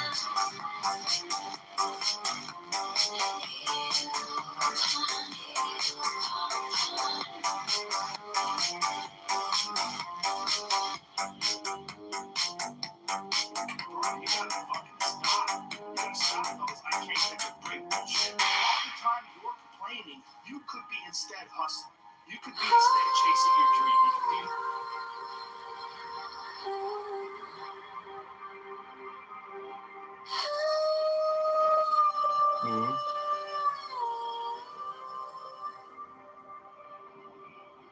By the mystical union of fairy and fawn. Okay, hi, I'm Moon. A dance in the shadows from dusk until dawn. Unspoken whispers that drift through the trees. A barrage of bullets and a deadly gun battle with a heavily armed man claims the life of the Tulare County Sheriff's carried soft on the breeze. A fiery Valkyrie, I invoke, through the flames and the embers, the spell is bespoke. Your arrows and slinging, their springs tender glow. A force more brilliant, a power I know. Oh, let me know.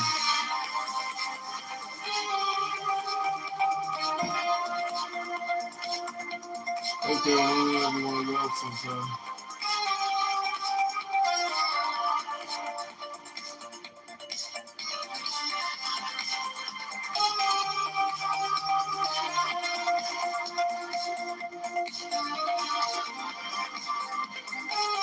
No, probably not. Nope.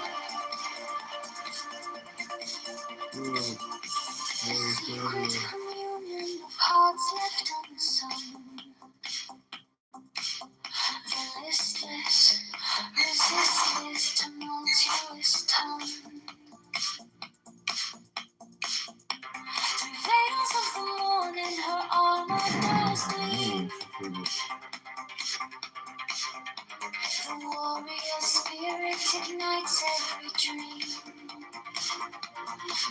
Godhead control her. No throne could command. Nope. Further, so we can only be one. She took up her stand. In brilliance resilient. A fire does burn. A goddess of spring. World left to turn. Fire watchery. I invoke. Through the flames and the embers. The spell is You have no picks, I don't trust. Your arrows are flinging. The spring's tender glow. A force wild and brilliant. A power I know.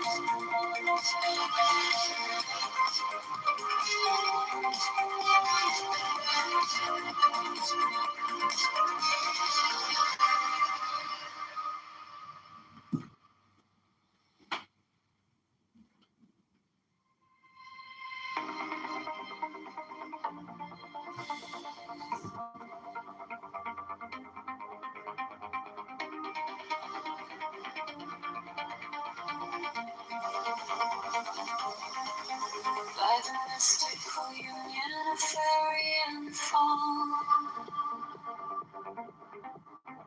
a dance in the shadows from dusk until dawn. This is a joke, right? Through the trees. This is a joke, right? This is a joke, right? I don't get jokes sometimes. You can't seriously doubt that humans went to the moon. You can't seriously doubt that. I can demonstrate in 50 different ways how humans went to the moon. So you can't be serious about doubting that humans went to the moon. You can only take other people's words. False. I can demonstrate. Wait, Without using any other people's words, I can demonstrate that humans went to the moon. That's trivial. Oh yeah, you told me landing sites. Is that what you told me? No, well, I mean that's a thing. And then you No, told me that's the not what I pictures would that they gave use. us. Yeah, that's the thing, but no, that's not what I would use. Live streaming video. I mean, we just have photos from the moon. I mean, can you demonstrate that these photos from the moon were taken somewhere other than the moon?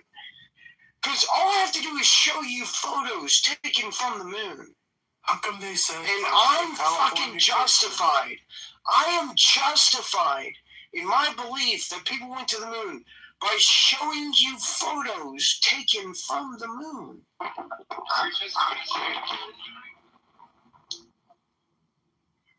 You're cutting out. You're low.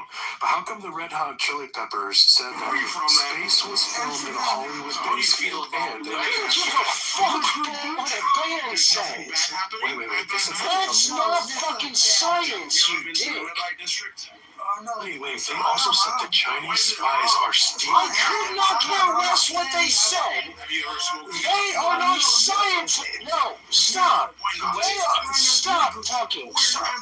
They are not scientists. I could not give a shit what they said. Fuck off with that. No cigarette, no fake. Fuck right off. Only girls. Right. Only girls. You can fuck Yo, bro, right you from off. Spain? Hold on. Why'd you come here?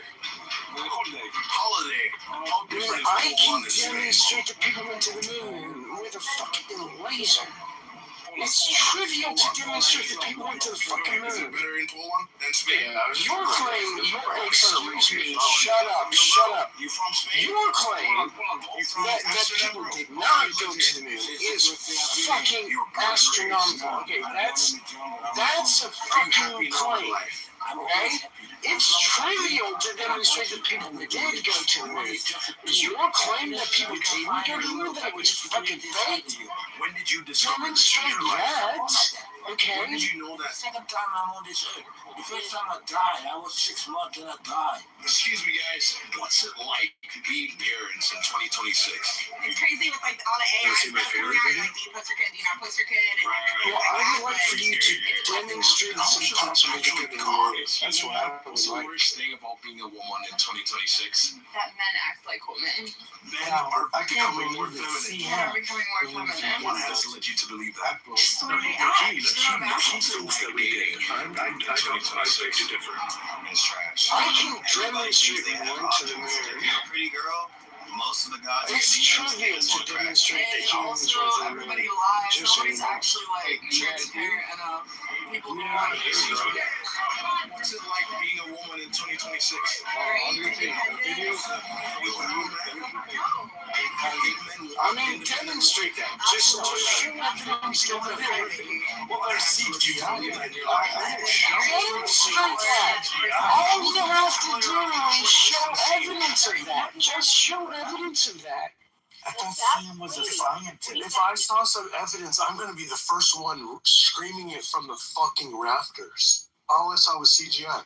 I mean, the Russians screamed it from the rafters when they said that, yes, the U.S. went to the moon.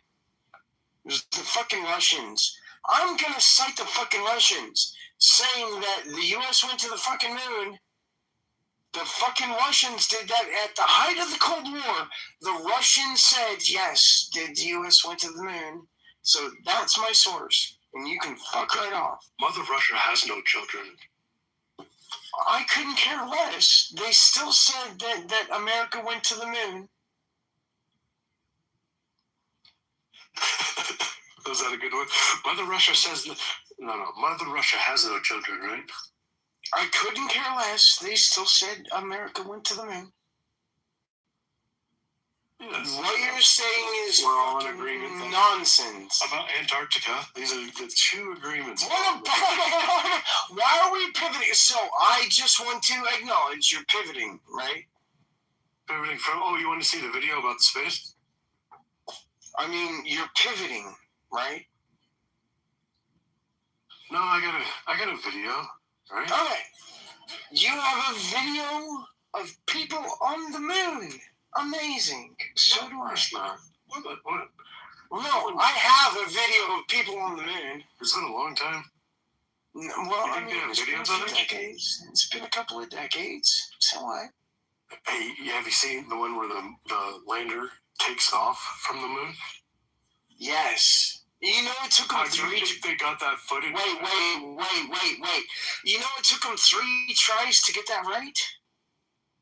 3? Did you know that it took them And then they 3 come back? tries? Do you know that they tried more than once to get that right? Did you? And they came back for their camera? Is that what you're saying? Well, no, on 17 they got it right. They tried on 17, 16, and 15, but they only How got did it they right have on a shot of them leaving the moon, is what I'm saying. Well, because there's this thing called a rover, right? There was a moon rover, right? It had a camera on it. It was on the moon. We took it there. I don't think that's his question, Alligator. Or Donald. I don't think that's his question.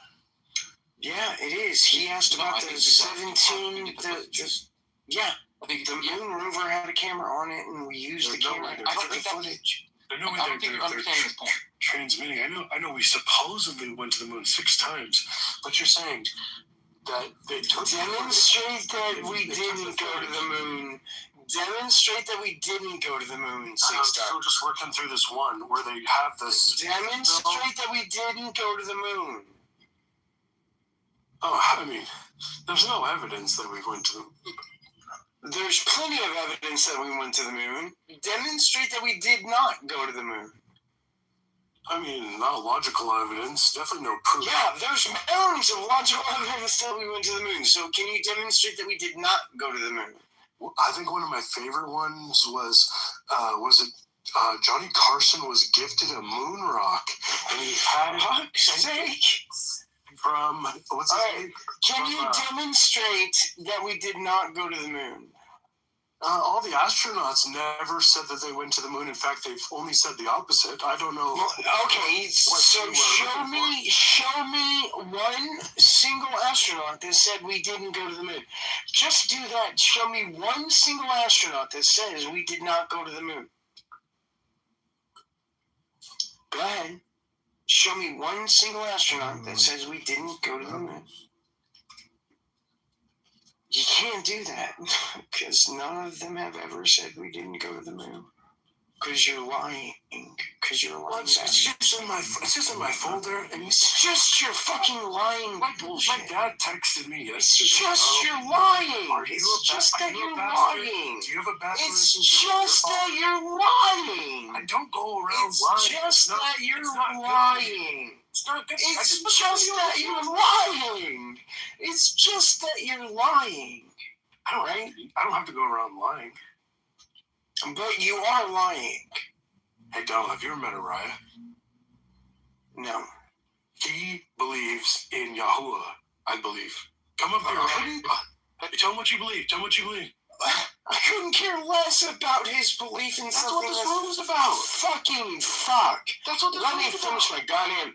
Can I finish my fucking sentence, please? You got it. I could not care less about what something believes about an imaginary thing. Fucking Bible God is imaginary. I can demonstrate this. You saying anything other than the Bible God being imaginary is fucking stupid. And I can demonstrate you to be wrong. I can demonstrate that the Bible God is impossible. You can demonstrate that the Bible God is impossible. Yes. I really because the Bible because the Bible God created. It's impossible for creation. Demonstrate creation. I mean, I can demonstrate that it's impossible for anything to have ever been created, which means that if your God is a creator God, it's fucking impossible. Well, you know, because nothing's ever been created. You know what's crazy about that? Because every single day I have to center my creative vision. And the leaders of all these industries use so you're just equivocating on the word.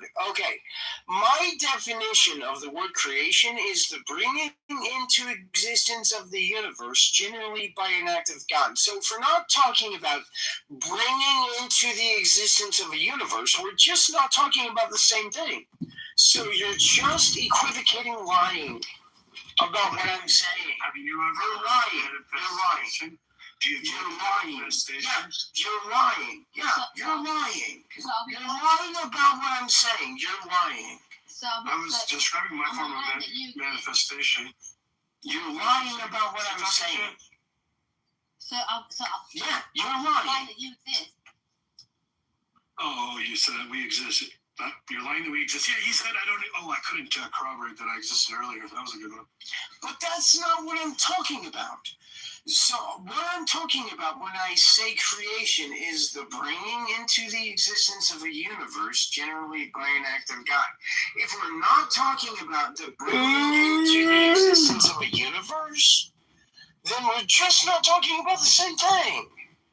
And yes, that thing doesn't exist. So what is it that you're talking about? Like the bringing into the existence of a universe, generally by an act of God, is what creation is. What about a terrarium?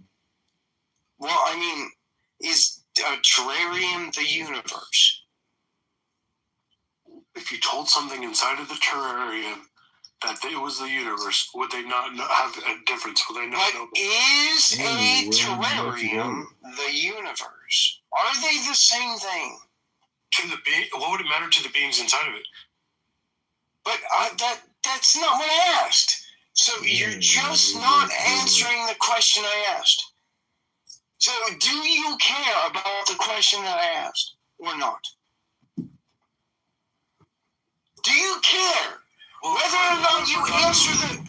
Excuse me. Do you care whether or not you answer the question that I personally asked? Do you care about that? Yeah, of course. Because that's important. If you don't care whether you answer the question that I asked, then what you're saying is just fucking, I don't give a shit, right? But if you care... But what does creation mean to you? Because it's subjective. Fiction, stop. What you have to understand is that creation is baking in something that I don't believe to exist. Demonstrate creation.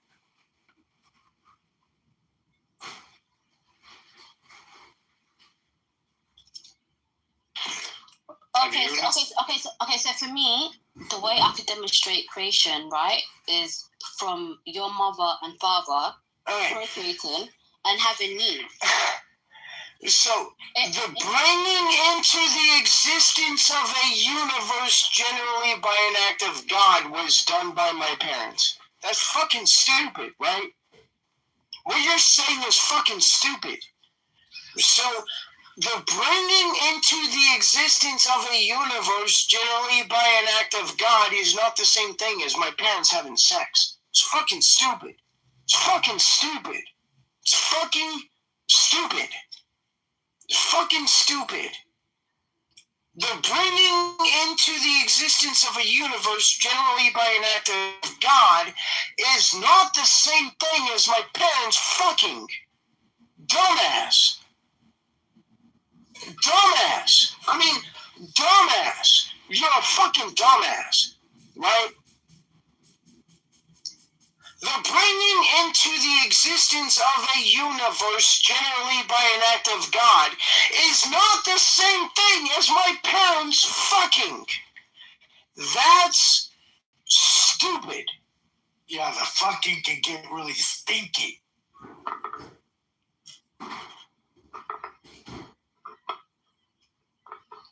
Okay, so what is it that you're...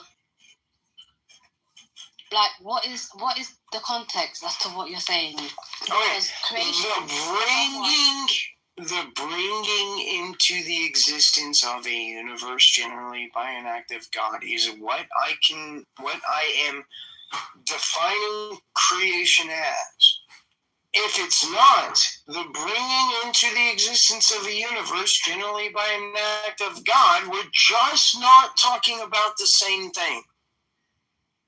Okay, creation, for most people, and in religions, like Christianity or Islam, right, it means God intentionally bringing humans into existence. For example... No. It's God bringing everything into existence.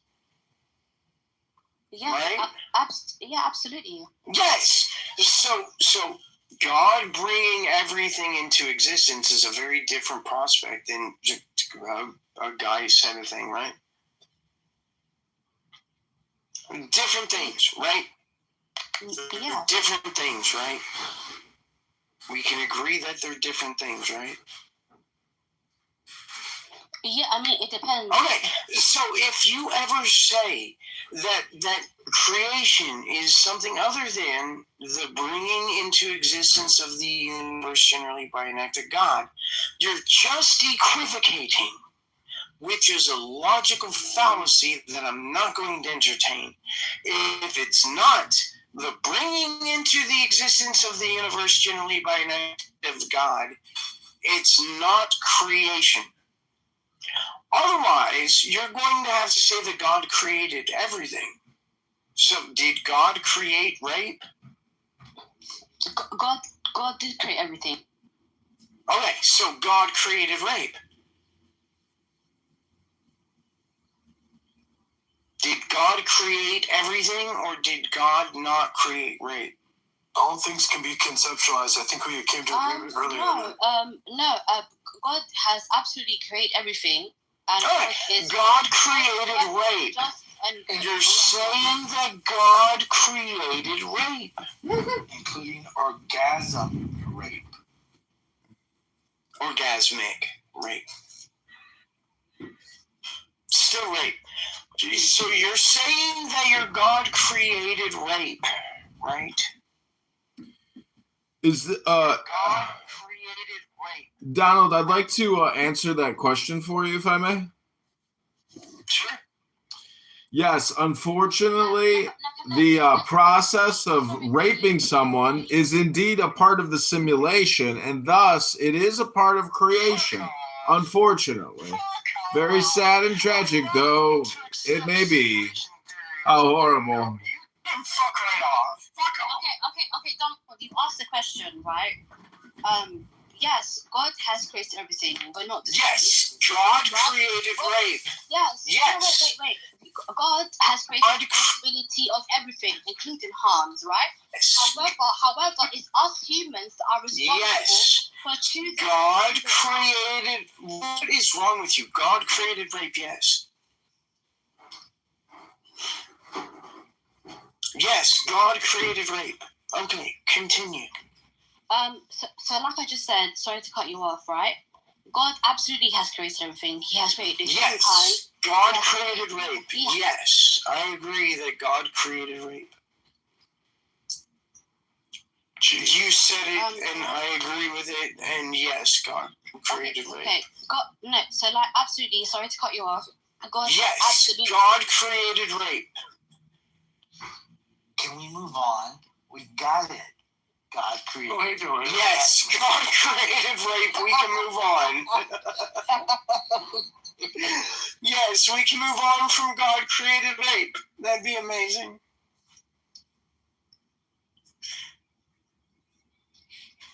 Especially with underage people.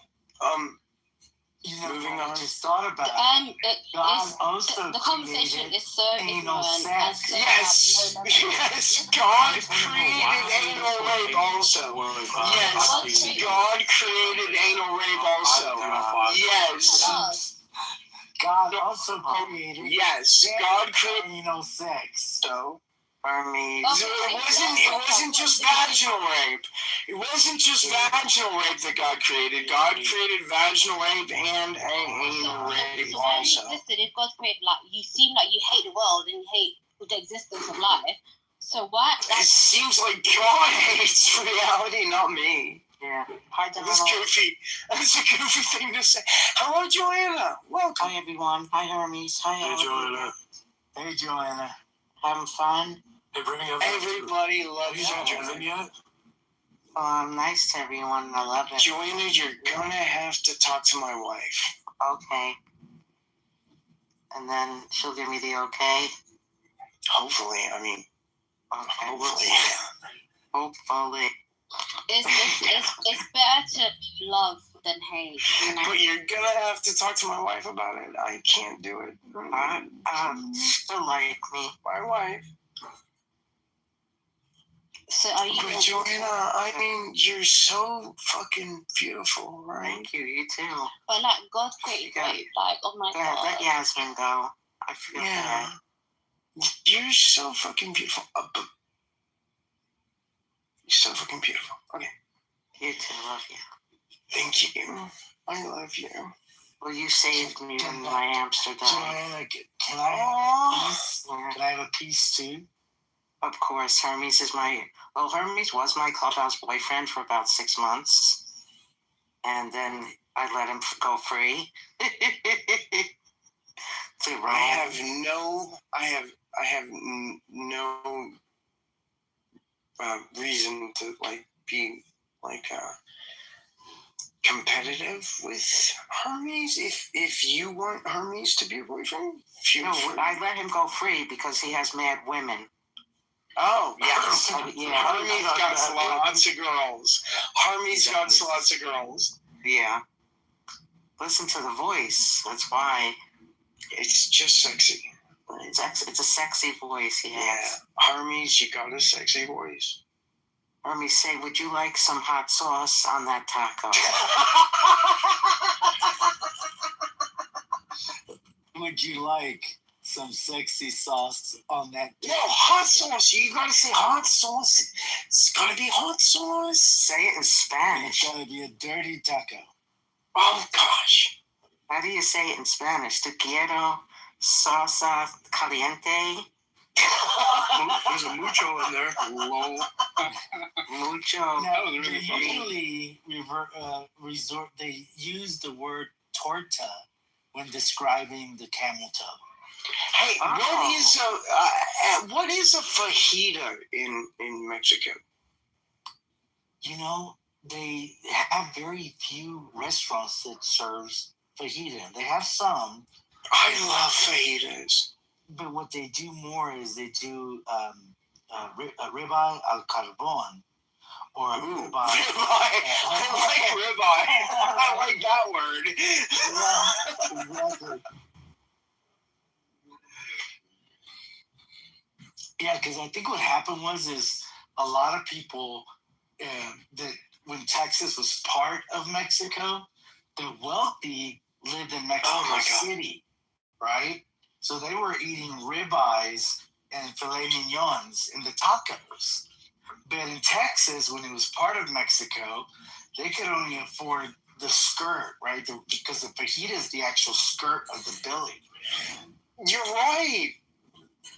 I used to be a butcher, so I know exactly what you're talking about. The skirt is the thing that we make fajitas out of. Oh. It's like the cheapest part of the meat. That's you don't prepare it right and take off that membrane, it becomes super fucking annoying. Yeah. But if you cook it right, it's fucking amazing. I'd rather have a ribeye. Me too. Yes, ribeyes are much, much better. Are you smoking in the house? Yeah, my wife's away. I hear you smoking in the house. Yeah, my wife's away. Oh, okay. Yeah, I was just smoking myself. Oh, yeah? That's good. You guys are in a good mood. I love it. Yeah. Yeah. I'm glad you're back. Joanna, I love you. Oh, my God. I'm blushing. I do. You're an amazing human. Especially when you use cocoa on the torta. Yeah, a little cocoa. As long as it's hot. I like hot cocoa.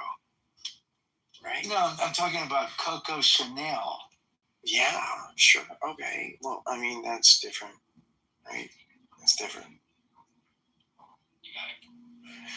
Cocoa is a thing that I like a lot. Maybe it's my Native American origins, but I mean, chocolate's fucking amazing. Dude, I never had chocolate milk before until I came here to Mexico City. I went You to a can't be restaurant. serious. Oh, yeah, dude. Let me tell you. They bring like this jar, this big jar type thing, and they have this stick, and they put it in the cocoa, and they start turning the stick with the palms of the hand. If you can imagine that, and it's like whisking the chocolate, and it gets very frothy, right? And it's hot, and then they serve it to you, and she does this like right at your table. Oh my God! It's all fresh. Just hot chocolate. It's a thing. It is. I love hot chocolate. It's like my favorite thing. I like to sip hot chocolate. I'm making some chocolate tonight. Well, I mean, if by hot you mean you and chocolate you mean yeah, we could do some. I love that too. You're still gonna have to talk to my wife about it. We'll have to melt chocolate on each other and see if we're allowed. Please, yes. Okay, yes. Well, that would be fun. Yes. Because I'm a fan of chocolate Still gonna have to talk to my wife. I don't think I really even know what you look like. No, you don't. Does anybody? Yeah, I have been on camera. I can tell you I have a big schlong. Oh, shit. I don't care about the size. It's even though you got the way that you use it is more important than the size. Why it got big is because they circumcised it. He got 20% off. Wait. I'm high. I'm sorry. I've never been circumcised. No, I like uncut. No. I'm not uncut. I am cut, and I'm kind of pissed about it. It's okay. Right, because they cut you? Yes, against my will. Snip. Yeah, we should make that illegal, just like female genital mutilation. This should be male genital mutilation. Were you able to do unexcision? Oh, shit. I didn't do my cat's medicine. I'm an asshole. Not yet, but I will. No, you know, Alligator could not defend his belief in God. Hi, Daniel. Daniel, do you see me? Oh, sure. Daniel said you're hot. Where? I know that you're hot. Oh, Daniel's giving me a heart. I'm happy to tell you what. This is like, I'm getting all this love out of nowhere. No, yeah, Daniel, come up and talk. Yeah, thank you, Donald. Yeah, you're fucking gorgeous. That's true. I wish you guys didn't live so far away. We could all hang out. I just have one request. That'd be amazing if you'd hang out with me. That'd be amazing. Right now. I want you to hang out with me. Let me look at flights to Corpus Christi. I mean, I can probably afford to pay for you to fly here. What's your airport letters? DFW. DFW? Yes. Oh, Dallas Fort Worth. Yes. Oh my God, I guessed it and I was right. Yes. I want you to come here so bad. I want you to talk to my wife. I love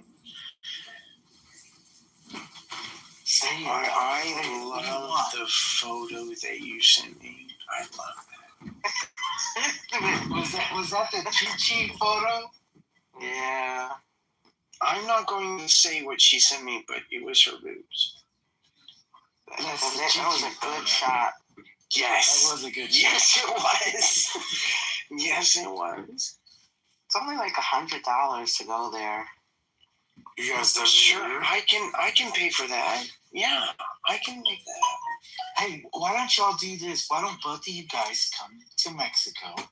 Yes. Why don't both of y'all come here?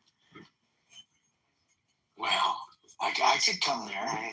Yes. But I'd have to get a coyote because, it had to be illegal. I'll pay for it. I'll be right back. I want you to be here, buddy. I'll pay for that. I'm ready to come back, dude. I've been craving I'll definitely pay for that. A double Whopper from Burger King. Fuck yeah. Dude, you being sent away is like the definition of a horrible thing. I don't get it. I don't know why. Like today, I actually had a pretty good day. In my building, I met this woman. She's a young woman. She's younger than me. And we went to a museum today. And the museum that we went to is they're having the World Cup here in Mexico City, some of the games. So they created this museum in this building, and it was interactive, and it showed all of the World Cups since the 1800s, which I had no idea that they were actually playing the World Cup in the 1800s. So it was pretty amazing. The king, because they were showing. No, Mikhail, no. No. Listen to this. They were showing like different legends players, right, and their uniforms, and so everything that you saw in the was actually used in the World Cups. But the king feature or exhibition was Pele, right? So they showed his uniform, his cleats. They had some footage from the actual World Cup, the last World Cup that he was in, that they won. Yeah, it was pretty amazing. That's cool. Okay, Mikhail, no, fuck off. I'm not bringing you up because you're a piece of shit. Just so you know, you're a piece of shit. He's a God believer. Yeah. Bring him up. Let's handle. Every conversation will stop.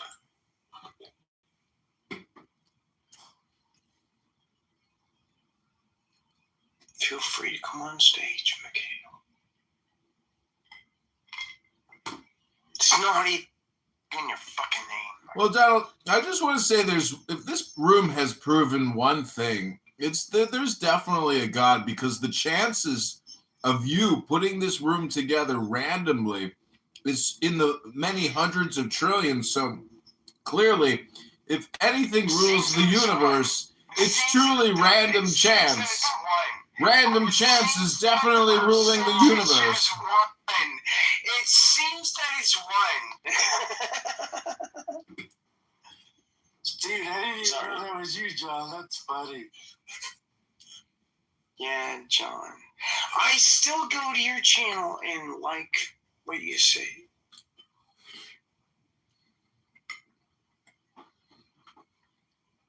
Yeah, so the date that I went on today, she was actually pretty hot.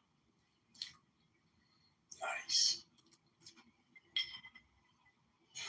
I am kind of sad. Alright.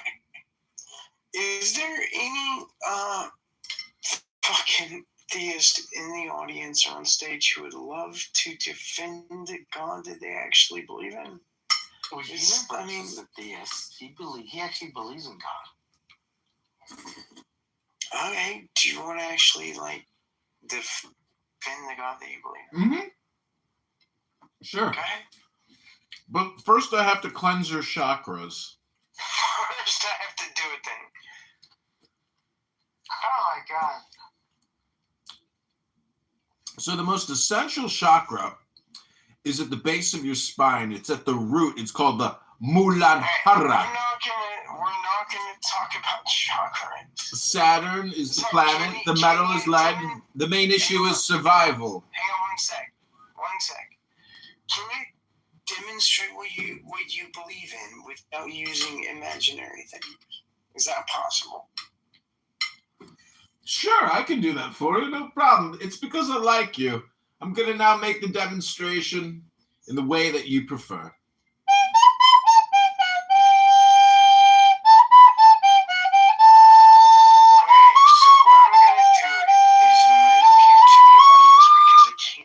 Handle that sound. That was fucking awful. I mean, if you want to come back up, that's fine. But you can't make that sound anymore. There's a whole lot of people in the audience. Come on stage and defend the God that you believe in. Come on. Mikhail is afraid. Sure, they're all afraid. They can't help it. If they were not afraid, they would be on stage right now. But they're not. You know what I just noticed? John is usually like really intelligent.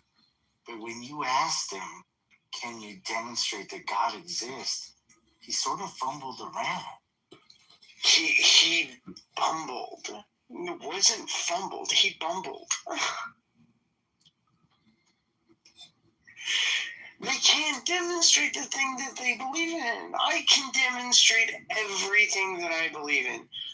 You motherfucking God believers You can't demonstrate what you believe in. Demonstrate what you believe in. Go ahead.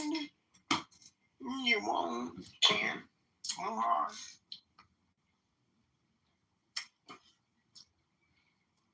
Ow! Okay. Here's a God believer. Alligator just came back. Oh, you guys done being weird? Welcome back, alligator.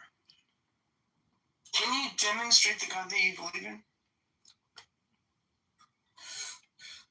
Yeah, I was in the middle of doing that, right? So I was inside of that observational belief conversation. Everything is a concept, but it's not real in your reality yet until. Well, I disagree. I fundamentally disagree that everything is a concept. So I can demonstrate things that, yes, I believe as a concept, but I can demonstrate these things to exist in objective reality independent of all concepts. So what you're saying is just fucking false.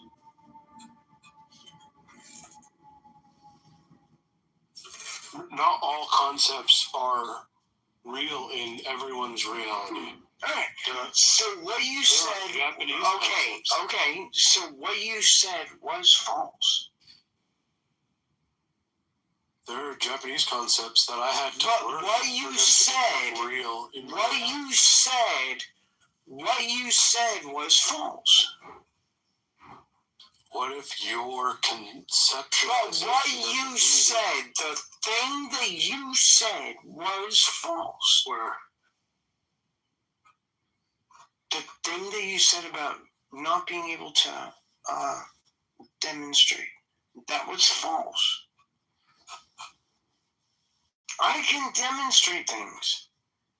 I can demonstrate that you're false. I can demonstrate that.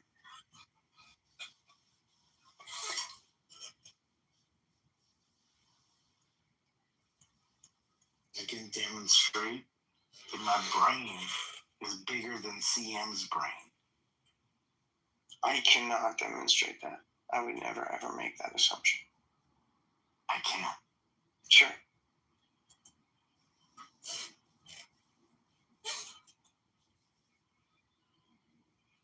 I can also demonstrate that alligator needs to go back to school.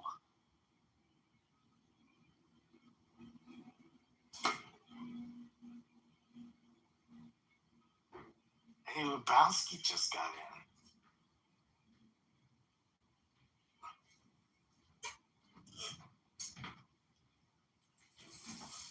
Does Lebowski believe in God?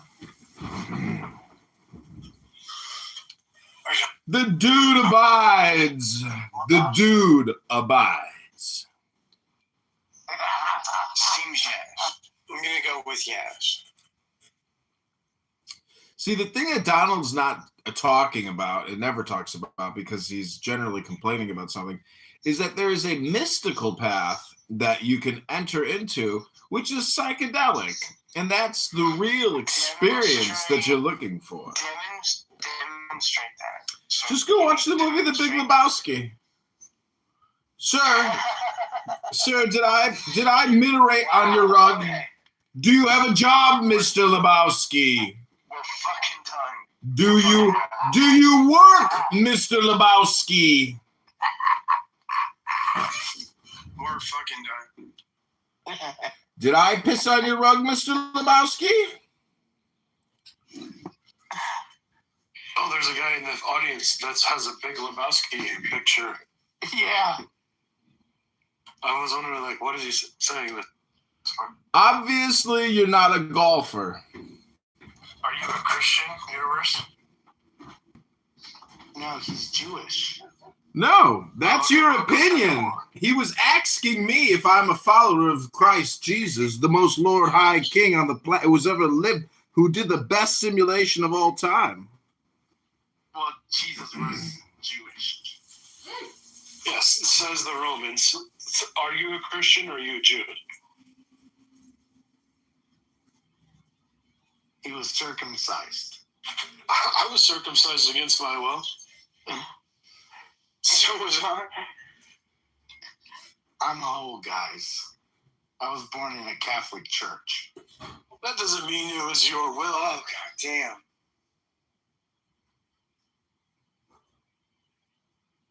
Oh yeah, I heard. What was that? There's a new president of Mexico, and she's Jewish. Even though that 99% of Mexico is Catholic, and there was over 100 people running for this president's position that was assassinated. Yeah, it was Mossad. Yeah, she's definitely Mossad. Yeah, the first person that she talks to once she becomes president, Larry Fink, BlackRock. There goes whatever fucking mineral rights Mexico had. Yeah, we're actually. I don't care. I don't care. I know you don't. So, can you demonstrate the God that you believe in to be true in any meaningful way?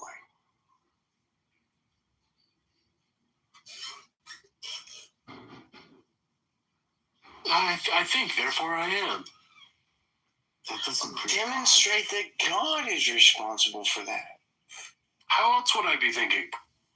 Sure. Demonstrate that God is responsible for that. You can't. No, I can't. Of course not. It can be something completely creepier than that we all don't understand, and I don't have any evidence to prove it's not. Yeah. Well, you know, the people who invented this God, they claim that he's not the real God. I mean, only some of. See what Donald. That goes back to the belief thing that I said earlier. See, Donald's problem. Part of the problem with Donald's setup here is that to expect somebody to transfer the amount of information required in just a few sentences to prove to him, his question, it's a ludicrous, assumption that you can transmit all this information. I never ever said that was a thing. I get it, but see, you can actually, in a way, condense what you're asking in some very simple sentences or some abstracts or axioms, aphorisms. What it is, make it less Sure. One way to say what you're looking for is the more you think, the more you speak, the further from the truth you're going to get. Okay. So You probably can't repeat back to me what I just said because I don't think you actually listened to anything. Excuse me. Hello. Hello. Hello. Hello. Hello. Go ahead and repeat back what I said. Hello. You must know this guy. Yes, I know this guy. Yeah, John's been around forever. So again, I'll say it again because maybe. This guy is getting a lot of reprieves from the king. Oh, from the king? You mean the most petulant boy child, the angry tyrant king? Yeah. The angry tyrant king, King Donald?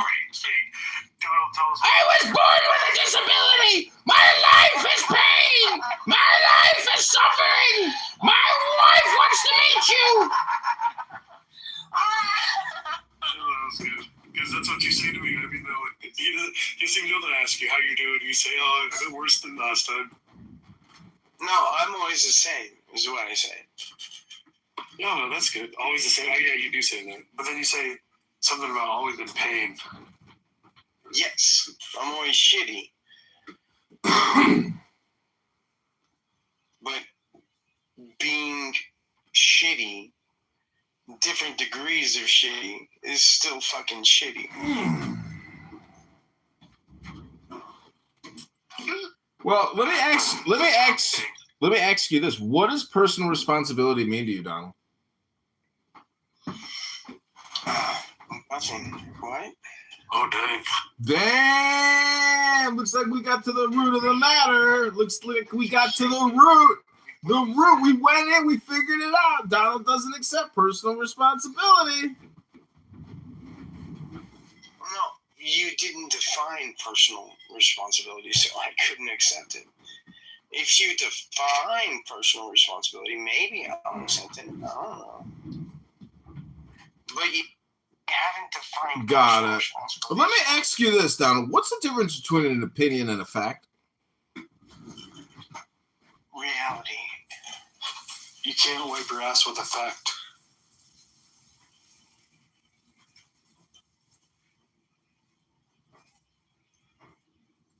Reality is my answer. Last time Sam tried to wipe his ass with a fact, he has this theorem. Hey, have you told him about if you can see it? If you can see it, Sam? I don't have to see a thing to know a thing exists. Just saying. Wow, you sound like that I Roman. can demonstrate a thing exists without ever seeing it. You sound like the guy talking to Jesus who had the miracle done just because he had faith. Demonstrate that, motherfucker. Well, you know, I think that we are all living second to second. And on average, each human gets 2.5 billion seconds. Demonstrate that I... Word by word. Demonstrate word by word. Go ahead. Excuse me. Second by second, please. I'm sorry. I'm sorry that you spoke. So, you asked me to demonstrate,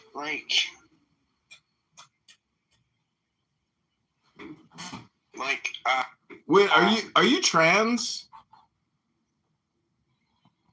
I don't think so. You don't know if you're trans or not? What color are your fingernails? Green. Only reason I'm asking if you're trans is because many people don't know the difference between facts and opinions. And when I say, is that your opinion or is that a fact? And is it my opinion that your facts are opinions?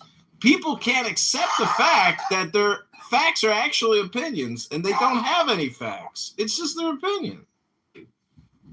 Opinions are not facts. I'll never accept that. That's fucking stupid, by the way. Awesome. Are all facts true? No, but everybody is trans, and nobody's got any facts. Facts must be true. You cannot be a fact if you are not true. So some opinions can be facts, but not all facts can be opinions. No, I never said that. What I said was, it's impossible to be a fact if you are an opinion. That's impossible. Some opinions can be facts, but no opinions. No.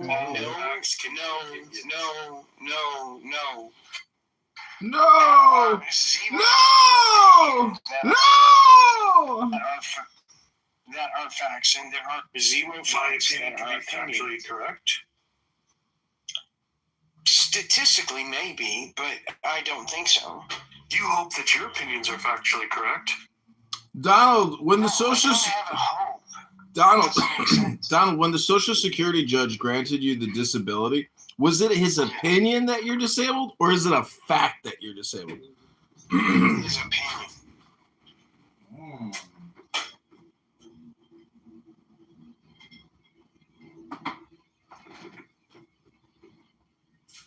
Yeah, judges do make a lot of decisions based on opinion.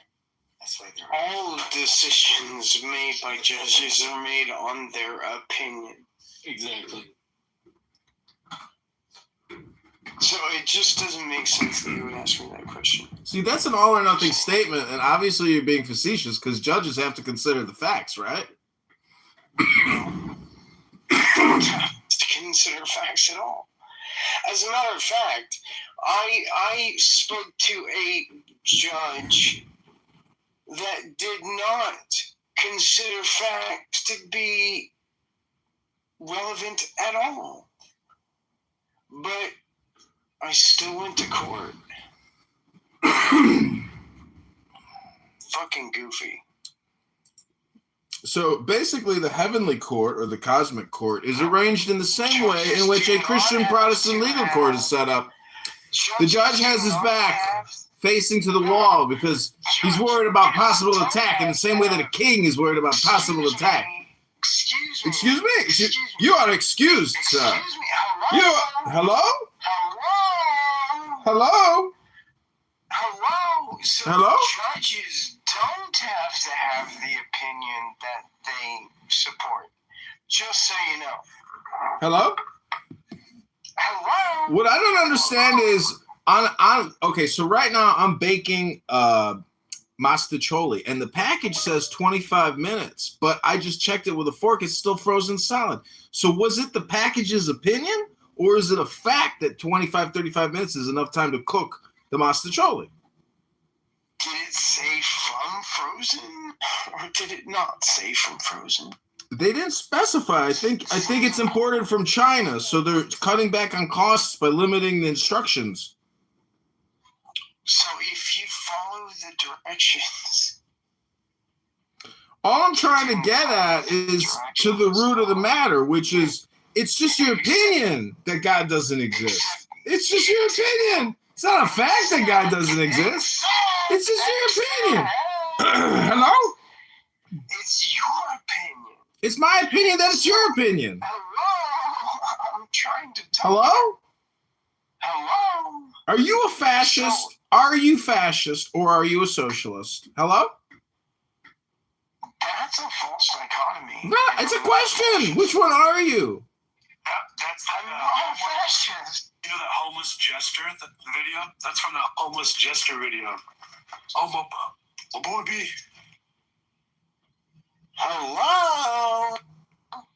Hello? That's from that jester video. Have you seen it? No. I'll put it in the chat. See, people are saying that you're a character, and what they're really saying is you have persona. And then we have to get into what is persona, and do you have an aura? And what's your aura made of? Can you answer any of these questions, Dr. Donald? It comes down to particles. No, it doesn't. Everything that this person said was fucking imaginary. He made it up, which means I don't have to answer it. No, there's a comment in the chat. They said you're a character. It was all fucking imaginary. Hello? Hello? See, this is what you say when somebody says something imaginary. You say hello? Because you know that it doesn't exist in the real world. Hello? Hello? Is a fart a word or is it a smell? Is a fart just air passing over a turd? Wait. Hello? Hello?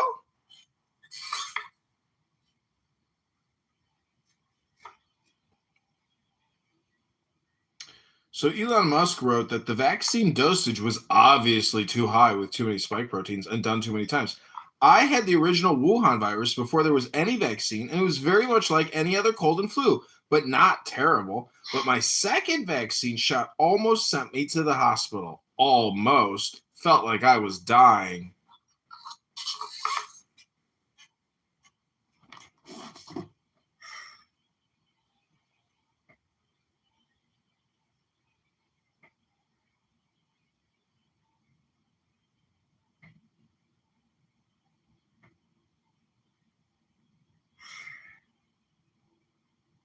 Yeah, I ended up in the hospital for 2 weeks with COVID.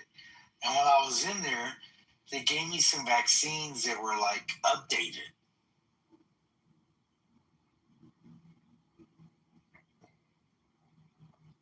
Seems like you survived.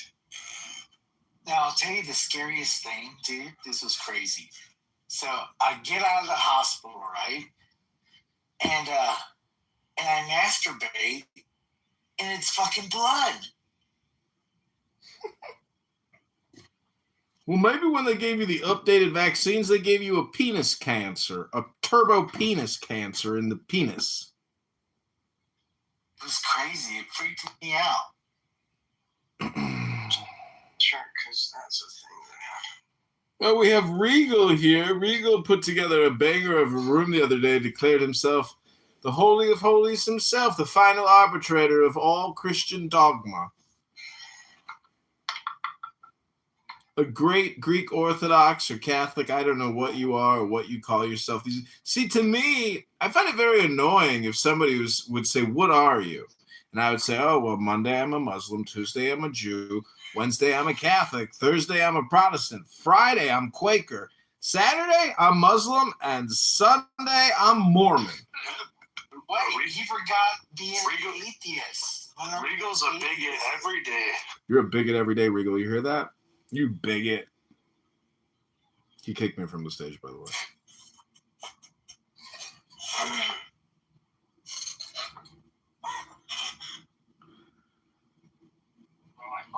Yeah, you know what's weird is sometimes or some days. What is God live on YouTube's with Dr. Donald? Days I'm critic welcome. He's extremely deranged. He's very annoying. He won't let you get a sentence off. Oh, Donald. Donald.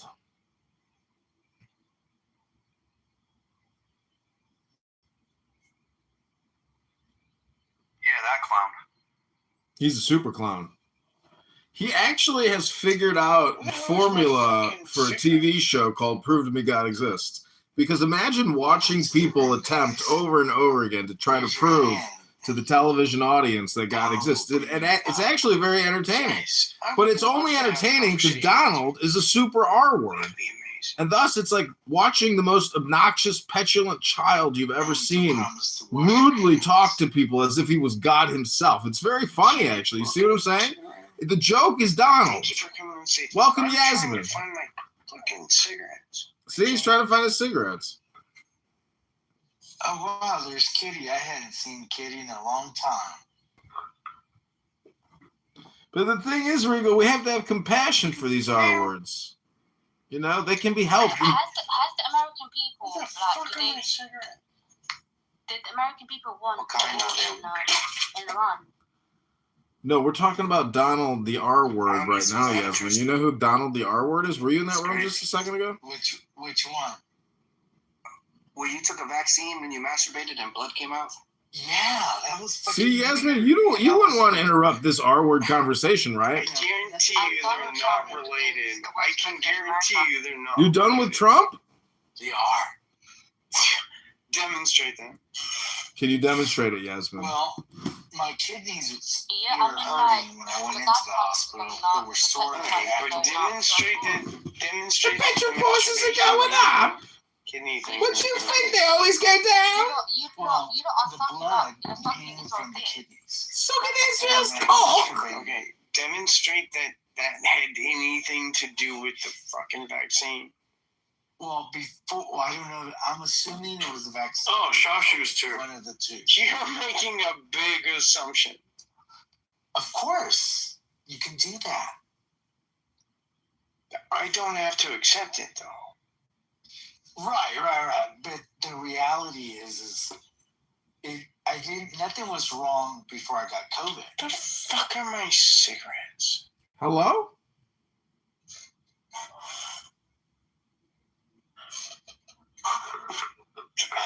Yeah, I got so scared. Well, let me tell you this. This might be the evidence for you.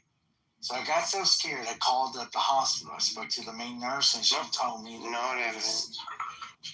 Well, here's what she said. She said that it was because of the COVID, because it had affected my kidney. Still not evidence.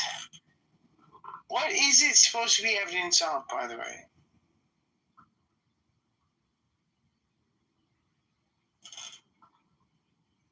What is it supposed to be evidence of?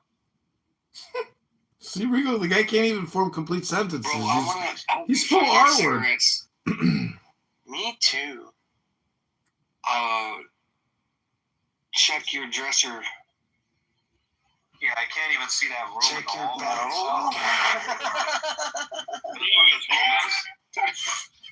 Check your back pocket.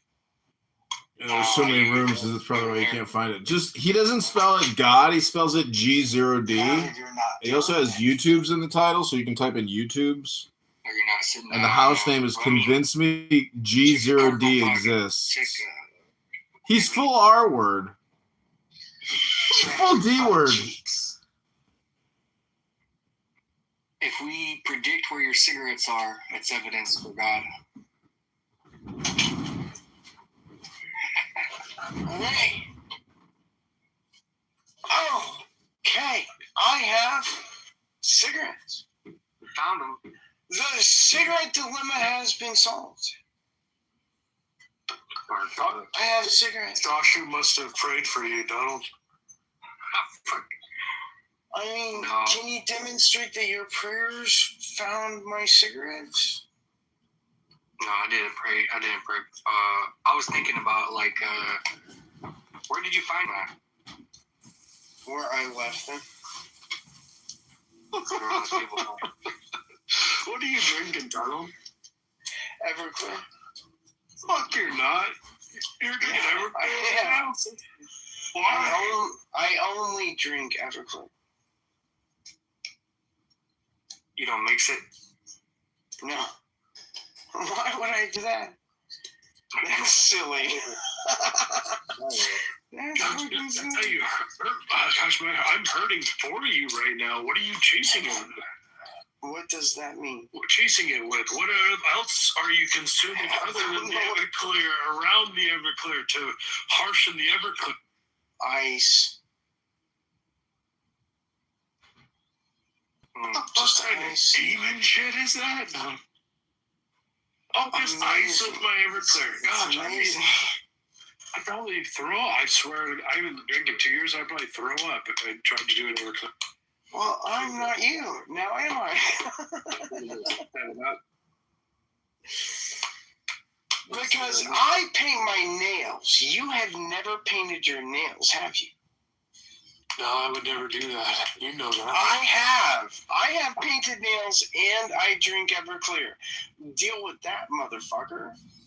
I let a girl paint my belly one time. Does that count? Probably don't. No, I'd never do that. Well, yeah, we talked about this. I said if the government gave me $50,000 a month, I'd paint the hell out of my nails, and I'd make it fucking cool, and we'd all paint our nails. They're asking the wrong motherfuckers. I don't require $50,000 a year. Clear coat. Just use the clear coat. Yes, I do that. I said $50,000 a month. What's his name? What's that queer? Jeffree Star. That Jeffree Star motherfucker probably makes millions of dollars a month, dude. I have no idea what you're talking about. Oh, you've seen Jeffree Star. You probably don't know who he is, but I know you've seen. You've seen Lenny Lizard from the UK? But I do paint my nails. I feel bad fingernails. Like just people in general, for some reason. I think it's amazing to paint your nails, just so you know. Yeah, why does the government need to pay people if you could just find people who's willing to say it for free?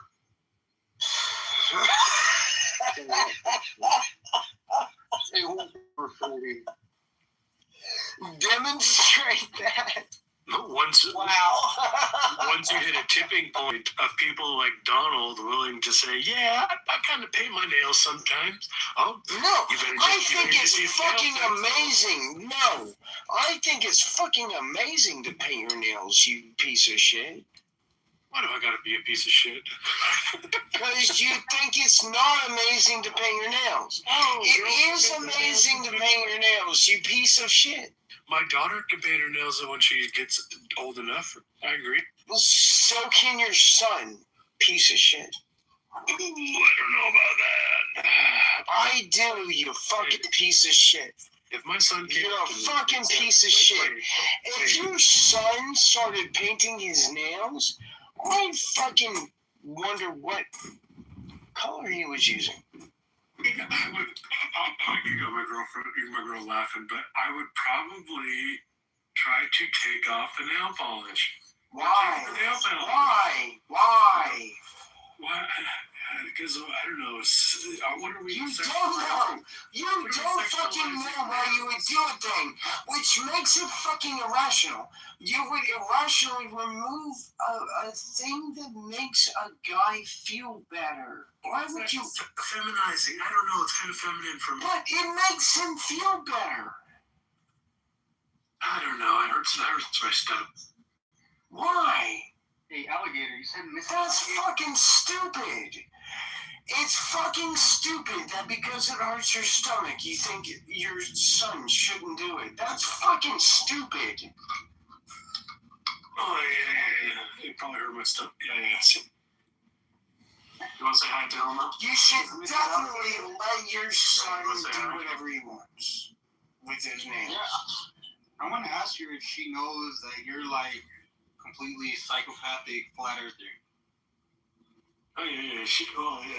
You know, if I'm the only flat earther in my whole house.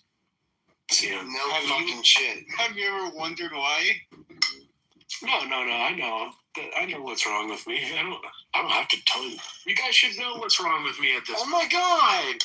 It's amazing that you know that it's wrong with you and not with others. That's amazing. The first, the beginning of what is it? The beginning of healing is accepting that you are wrong, right? No. You guys know what's wrong with me. I don't have a tolerance for that bullshit like you guys do. I don't have a tolerance for bullshit. I don't have that. You can't demonstrate that I do. Right now? Green? I don't with purple. I don't know. Sparkles. Green with purple sparkles. Bring up HLC as we're talking about nails. Green with purple sparkles. Would HLC ever paint his nails? Ever? CM, would you paint your nails? No, I don't. Okay, good. Yeah. Alligator, that just means that you're not consistent. Me painting my nails is consistent. No, I don't care if anybody paints their nails. It doesn't affect me at all. Alligator. You're an amazing human. Can I talk to Mrs. Alligator? I want to ask her if she knows that you believe in lizard people. Lizard people do not exist. No. She thinks Alligator thinks Barack Obama and Hillary Clinton are lizards. That's still false. Spider-Man? The Amazing Spider-Man? It's still false. Batman. She says she knows you, CM, and it's kind of an edge that she knows you and you don't know her. So just kind of leave it there. What, she thinks I'm a lizard? No. We've watched all your videos, Camilio. Oh, Lord. We've watched all of your videos. You really showed her my videos? No, of course not. It's a good joke. We're going to listen to music, right? We're just going to music. I like Donald's music. I like this. I don't know. Which one is he going to do? I don't really have one. Muhammad. I've seen 4 or 5. No, Muhammad's in it. Only have one. Muhammad has a problem with identifying thoughts with like the electrical chemical signals like producing it. I have to get my glasses. Let's talk about it, Muhammad. Come on. I mean, I can. Yeah, that's the root of it. I mean, we kind of talked a little bit in the comments. He doesn't understand. It's just down to semantics. Like, obviously, same thing with numbers. You can say it's just false. What you're saying is a lie. You understand that, right? What, me? Yeah, you're saying a lie. What did I say? A lie. Again, I'm comfortable with calling thoughts the same thing as the chemicals producing but that's a lie. No, I agree. What is I agree that thoughts are chemicals, but what you want to do is add stuff to that. I agree that thoughts are chemicals. I agree with that. But what you want to do is add things to that. Oh, I'm talking. Muhammad's the one that disagrees and says it's not semantic. Yeah, you want to add things to consciousness. It's fucked up. Very fucked up. Thoughts are physical entities. Like thoughts exist in some like other. I don't think that thoughts exist in some way. I don't think that. So what you're doing is what's called a straw. Excuse me, I was in the middle of a sentence. You can just. I had my share of was and all sorts of interesting names. There goes John. I got a question. Did anybody foresee Donald Trump taking us to war with Iran prior to this election? Because I did not personally, but look at an interview when he was a private citizen in New York, and he was hot to trot with going to war with Iran. But what I'm saying is, did you know that if he won, we were gonna go to war with Iran for sure? Did you know that? Yes. Not for sure. I don't think it was a given. No, he did say he was going to apply maximum pressure. With Trump's pettiness and his temper, we all knew it was inevitable. Yeah, but he's being controlled by the Israelis, so you know that it wasn't up to him anyway. Well, no, he's not being controlled by the Israelis. He's being controlled by Jewish money. Is race shy?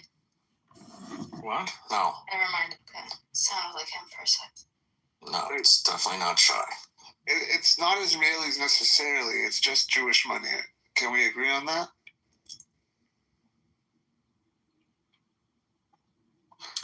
I think everybody's kind of collectively digesting their dinner, and they're wondering, why is your question so defaming or so stupid or so racist or so bigoted or so hateful and prejudiced? You know, do you have anything nice to say about the J words? Well, I think the reason they're reacting like that is because I am a member of the J word communities. And you're J word adjacent. Wait, how many J word communities are there? Naftali, how many J word communities are there, to be sure? Because I don't know how many you're talking about here. There's the Japanese. There's the youngest. That's a part of psychology. Wait, which J word community are we talking about? I don't know. Which one are you in? You said there were many. Which ones? Which ones are you talking about? You know, like the conservative and the reconstructionist and the reform and the humanists and don't forget the logical positivists.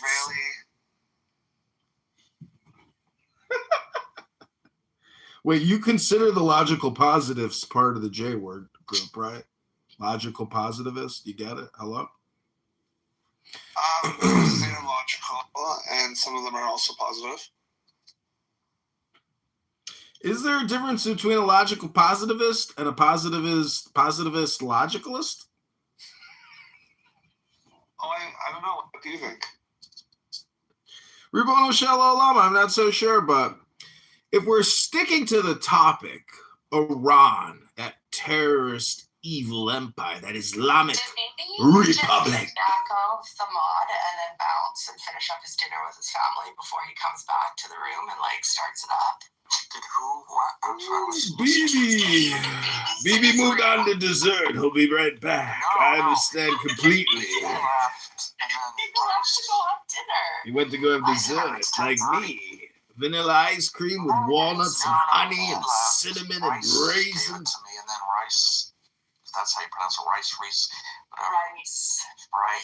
Yeah, rice-roni, whatever. Mm. Rice-roni left. Oh, I had to do something real quick. Oh, here he's back. That's Richard, right? Yeah. Well, I never heard him called Richard. I only heard him. What are you asking exactly, Alistair? Because it kind of sounds like you're speaking in riddles to me. It's Johnny. Well, if you can tell me what the answer is to the riddle of the Sphinx. I'm going to blast you right now. Somebody told me that you're being investigated. I can't run for Congress. Can't run for Congress. I'm running for mayor now. We transitioned. I'm fully trans now. Tuna's mad because Dr. Tuna Hope said this. I know, and they all got it from Tuna. This is also Okay. So John called out Tuna because Tuna's son is trans, yet he hates trans people. And then I called him out because he hates Muslims, but he lives in Dubai. That's hilarious.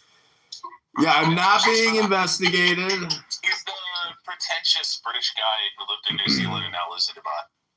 I was being politically attacked by my enemies. As a politician, you develop many enemies on the path to liberation.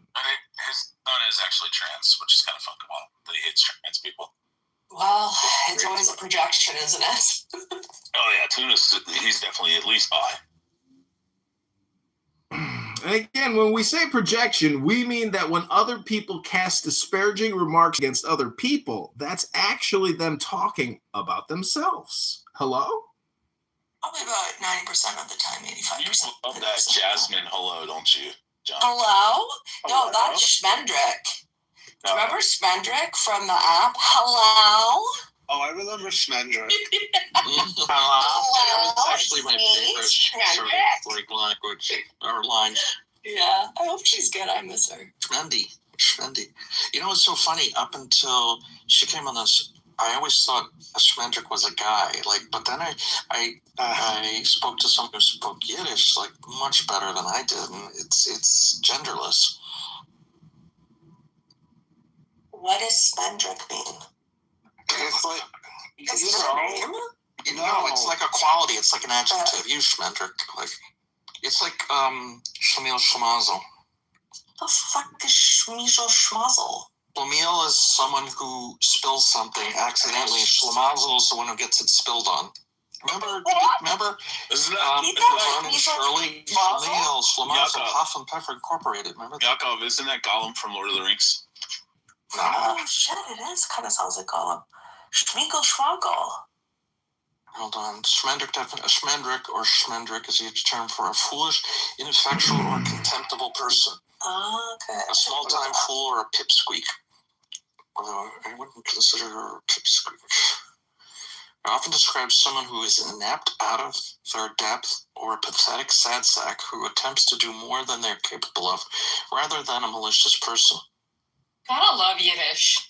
Yeah, Yiddish has some great put downs, They're all of they your. get very specific. Yeah, I think I read one. Did you tell it the other day, or something like, "May all the rooms in your house be infested with mice," or something? It's really strange.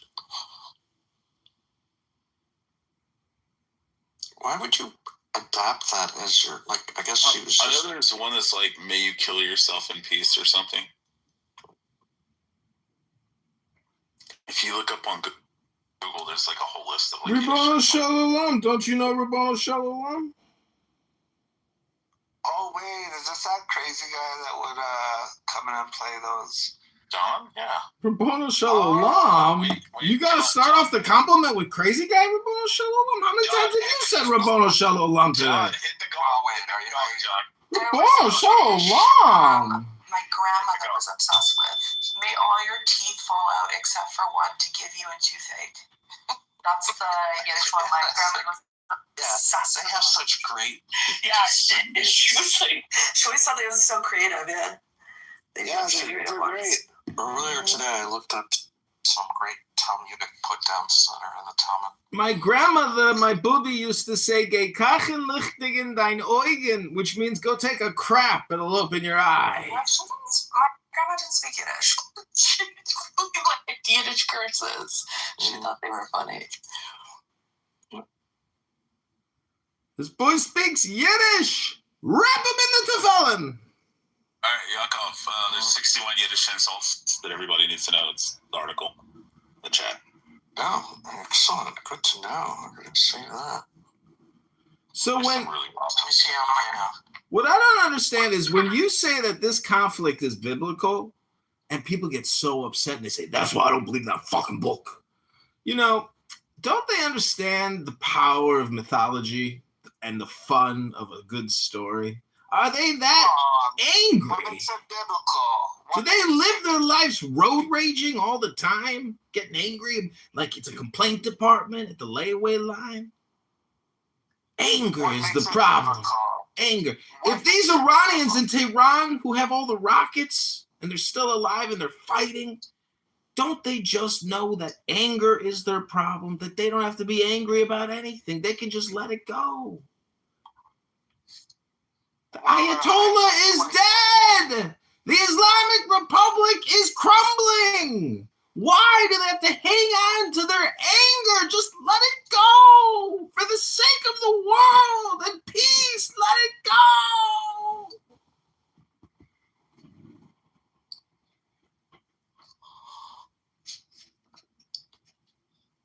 Did you find any good ones, Yakov? Yeah, I'm just reading through them now. There are not many of them. I don't know. Rabboni Shalom. So Naphtali, you never answered us. What J-word camp are you in that you claim there's so many subdivisions? There are tons of different Zionist philosophies and Jewish streams.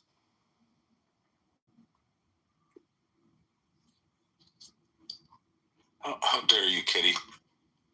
Me as a mod who would allow you to crash out and do whatever you want. What I want to know is, has anyone here ever been brave enough to take chopped liver, or matzah ball and put it on a kichel and eat it as a dessert? No, Alistair. This version of Judaism you do is a stereotype. I don't know if anyone's ever told you that.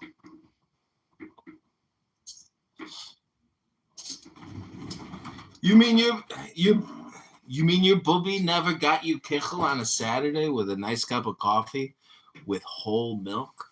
Kichel. But then they got cheap on the kichel and they started making them smaller. You didn't get those long pieces anymore. I like the long kichel. I don't know what kichel is. Yasmin, hopefully you clip. You don't know what kichel is? What the fuck do you think a cookie is? It's Yiddish for cookie. It's called kichel.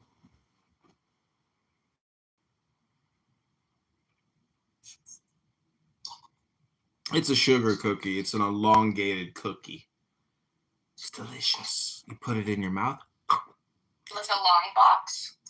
It's not a donut. It's like a dried pastry cookie with sugar on top. Think about that for a second. Think about that? Yeah, think about a donut and then make it long. Think about that. Are you thinking? I'm thinking of a peach. A perfect peach. Peaches and cream. Does anybody know the story? Alistair. Does anybody know the story of Daddy and Peaches? Nope, but I know you're going to tell us. No, you should Google it and look up the story of Daddy and Peaches out of Manhattan. It was like this really rich real estate developer who married like a 15-year-old girl. You should Google it. It's called Daddy and Peaches. It's a love story. It's a love story. A story about heartache and heartbreak, money and love. Hey, Grace. Grace can tell you all about the Jewish complaint department. We have fielded hundreds of complaints against the Jews, against Israel, against all kinds of stuff. And they keep on coming. Oh, welcome back, baby. The hits keep coming. That's what she said. I asked Norm, How's you know. going, John? I asked Norm, what should we do? He said, keep hitting them hard. Hit them hard. Hit them harder. And what is your position as Chicago mayor going to be? Well, if you go to John Kitover on Instagram, you can see my first 5 days in office. The first day, I will cut property taxes by mayoral decree and proclamation by 25%. Day one. There's no free lunch, so where are you going to cut 25% of the budget from? Yakov, did you hear that Mamdani's going to raise the tax on white people and add all kinds of extra shit, and he's also going to restrict white people? Yeah, that's completely against the 14th Amendment. I know. No, it's not. I think you can do that. Oh, you can discriminate against people on the basis of Equal the race? protection clause? No, you What's cannot. the 14th Amendment? Has the equal protection clause. Yeah. Oh, what are You the can't first discriminate. 14? Huh? Can't do the rage baiting. I'm not dumb enough for this. What? No, you can't discriminate against people, just like you couldn't I mean, discriminate it's so, against blacks. even if it wasn't in the Okay, I don't Constitution, care. there's so many laws that say I think they're gonna institute a curfew for white people as well. Yeah, sundown. what's even better is the first free, quote, free supermarket, which is probably a bodega size, is going to take $35 million. Half of a $70 million budget allocation for this, and it won't come online until 3 years of its 4-year mayoral cycle. Who is this? Mamdani. Who's that? The mayor of New York City. Oh, the Sunni guy? Is canned beans and canned green beans and just canned food. That's all it's gonna have. I think it has milk. Is he Sunni or Shia? Most likely, given the ratio of Sunnis to Shia in the world. What? He's Shia.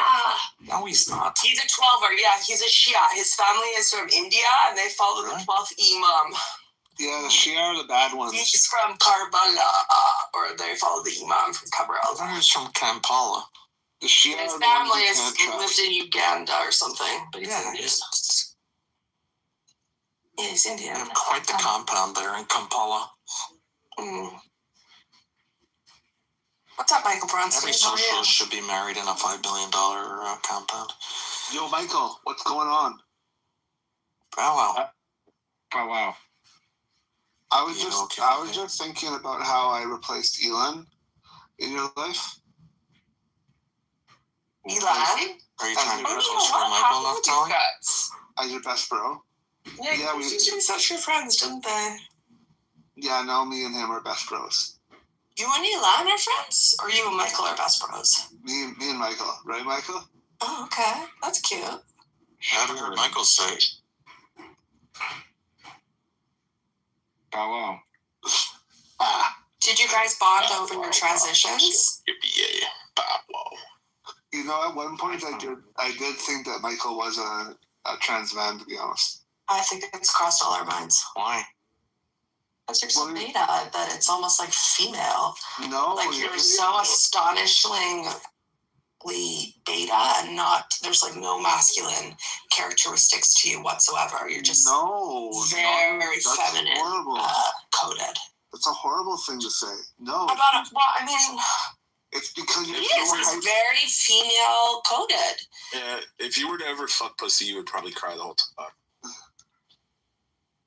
I actually do fuck pussy, and I don't cry. No, I'm sorry. Would you like to see pictures from my transition? Yeah, have you had the bottom surgery, or just the top? No, the bottom surgery. Was there even a requirement for a bottom surgery? You want to see my pussy, Yasmin? No. Cool, I'll send you some pics. I have you muted on my phone. That's awesome. Does anybody else want to see my pussy? Yeah, Rebby does. Rebby's seen it. Not touching that. I'm good. I'm gonna pass. No, send it. Send it to Rebby. No, Rebby Send her a message. No, Send me your cake box. Yes, I'm trying to get No, Rebby, is that an official term? Rebby's taken first off, okay? And, yeah, no, it's inappropriate. Yeah, you know something I don't? I don't know. Who is she taken by? The Lord Jesus Christ. What? Kill yourself. Oh, my God.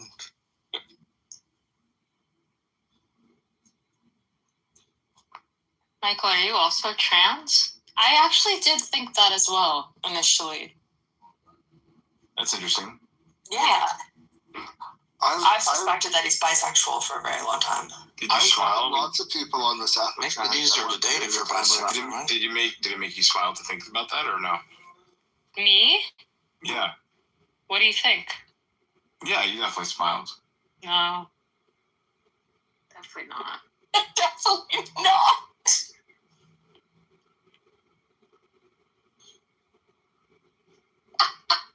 Yeah, I've actually thought a lot of people on this. Dude, I thought Neftali was gay. That's why I said if you were to suck a pussy. Well, you're like a golden ticket or something. No, I'm not a golden ticket. I'm not gay. I love. He's never fucked women. No, that's Raised. Would you yeah, but then there's one that's never been a what's the term? If you were a C-section, you've never even been through a vagina. One's platinum and one's gold. I can't remember which is. One's a gold ticket, right, or something. Raised. Would you ever fuck a trans? Rez, would you ever fuck a trans woman post-op? Gross. No.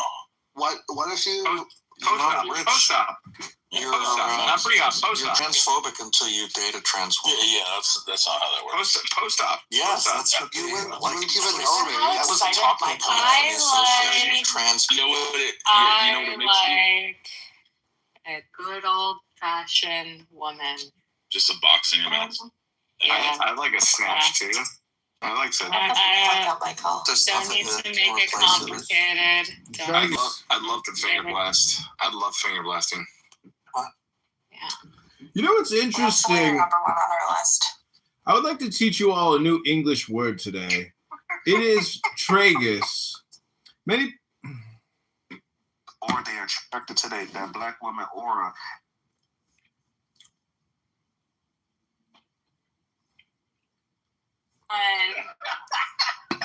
So stupid.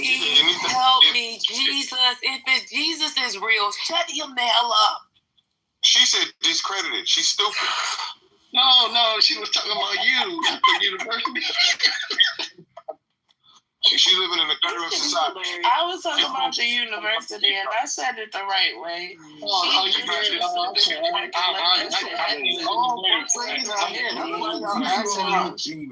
don't like being top left, but come on, man. All right, let's move it around. Look, there's something called DNA, brought to you by yours truly. You don't have to engage. What happened? I would try. No, but someone was bringing up something when you changed it. That's what happened. No. Someone had a new subject, and I went back to Melania. What was it? There was a lady. Go ahead. What was your topic, ma'am? Oh yeah. Christy Nome's husband. It came out that he has a dominatrix that be shaming him and saying shitty stuff about Christy Nome and how she's better than his wife and stuff. And he also wants to be a transgender woman. He wants to transition and get gender affirming surgery. That's so democratic of him. I put the video in the chat yesterday. Don Lemon reported it. That's progressive. Yeah, she a big titties, big white girl. Big titties. She's getting roasted. She spent $200 million on advertising. She scammed America. She lost $200 million advertising nonsense. What is that? It's me. It's Point. It's Point. Oh, right. Okay, Cappuccino. I know. I was. Shut up, you stupid ass. What happened to Shut up, dumbass. People think that I'm a black woman. I'm actually a gay white man. No, I thought you. I was about to say something problematic. That's not the real point. It is not. It's the real point. Shut up, dummy. No, I'm a big Point fan. You're a stupid dummy. I'm a fucking supermodel, bitch. Point would never call me stupid because Point knows me. Yeah, you need to go away. That's that motherfucker. It's Point, you stupid dummy. I'm a supermodel. You're just jealous that I'm a supermodel. That's that weird fucking on the phones. I'm a supermodel, stupid. Bro, this story is crazy. Are y'all looking into it? Get into a new community, like the girl saying, you know what, I need. They kicked me. You're so close. I'm sorry. That nigga was so confident. Say money. My fault, Taylani. Yes, yeah. You told them I'm My fault. See, these niggas smoking weed. Imagine that. I don't smoke no weed. I don't smoke either, nigga. Nah, I'm fucking with you. But no, okay, so Taylani, so what part of like the IE you live in? I'm just curious. I haven't lived in the IE in like years.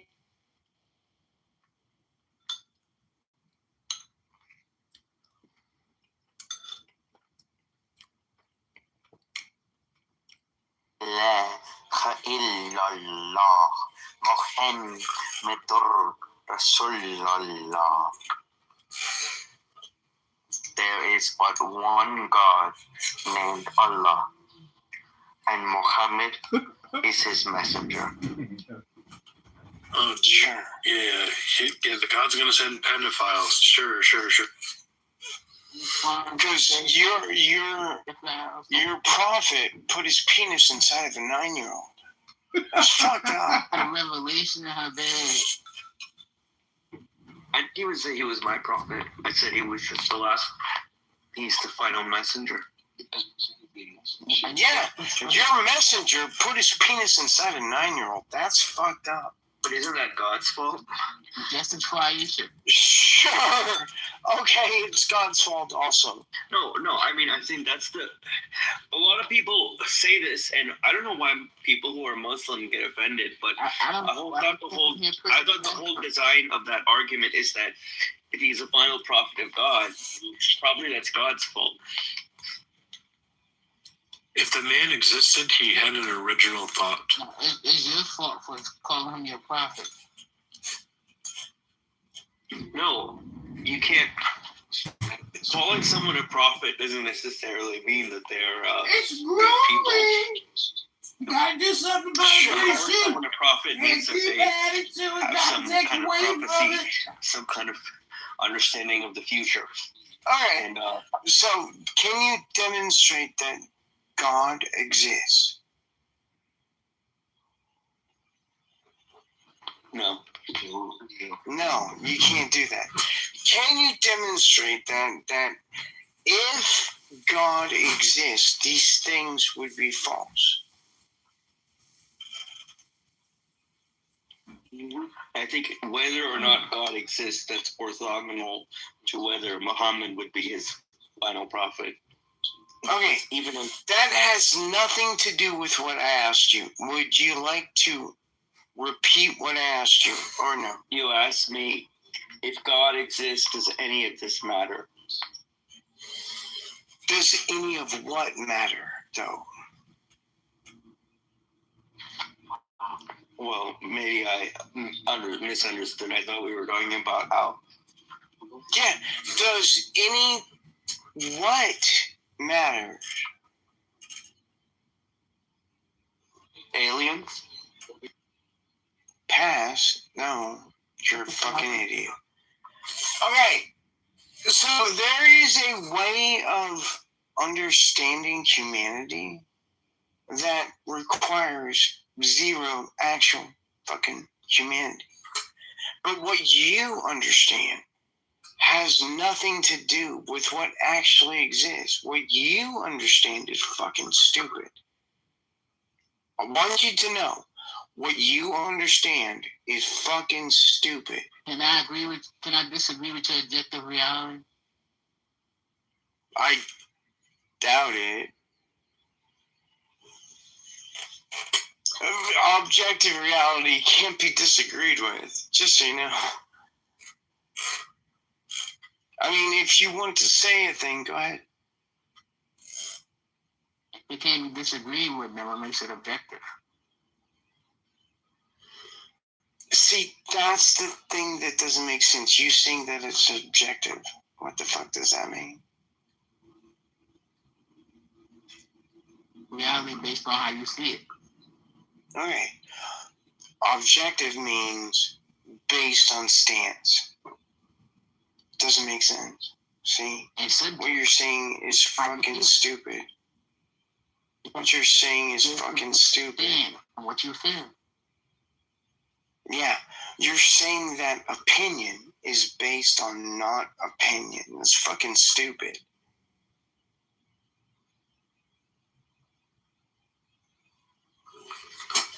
Your objective objective reality is that you observe painting nails. My subjective reality is that I observe you painting your nails and disagree with it.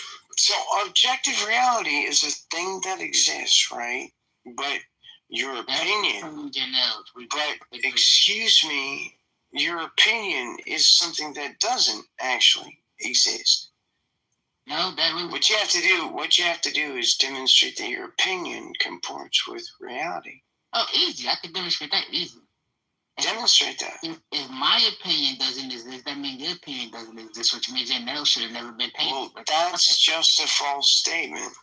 It's not a false statement. So would you rather like say a true statement, or would you like to stick with the false statement? I like to stick with the fact that one. You're gonna stick with the false statement. You're gonna stick with the false statement. That's fucking stupid, by the way. It's not false. Your nails not painted.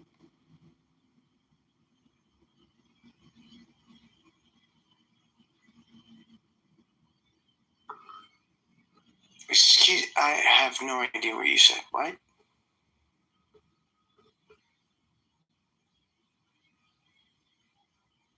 You're lying, right? You're lying.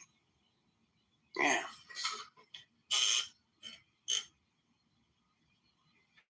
Just stop lying, right?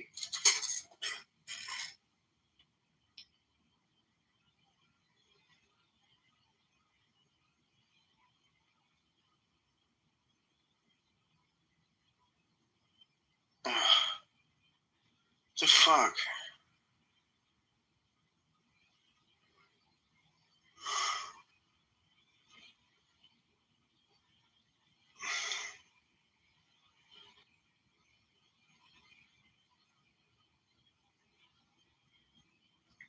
Fuck off.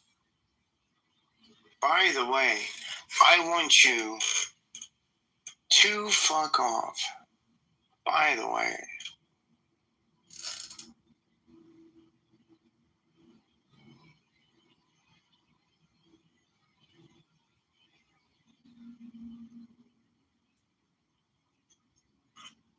Cannot fucking believe that I'm sitting here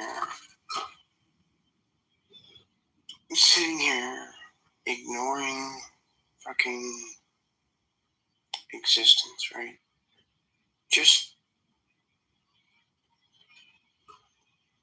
other things exist besides you, right?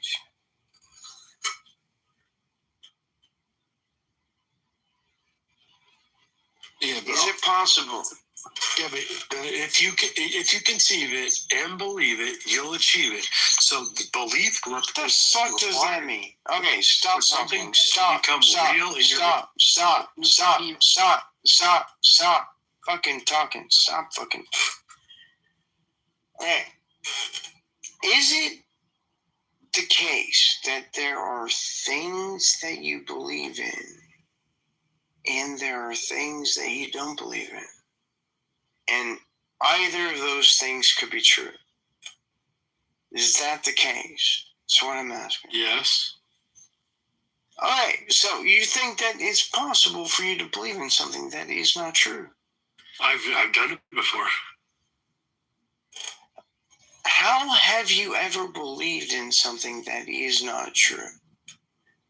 Because I was given this religion about this Jesus and this Christ when I'm a child, and I didn't have any abilities to see beyond it. I didn't have the tools or the resources yet. So all you're telling me is that you did not believe. You're not telling me anything about, like, I used to believe it, but now excuse that I know, me, I'm in the middle of a sentence. Stop talking. So you don't think that there is like a way of believing that like encompasses something other than? Do you think that it's possible to believe something?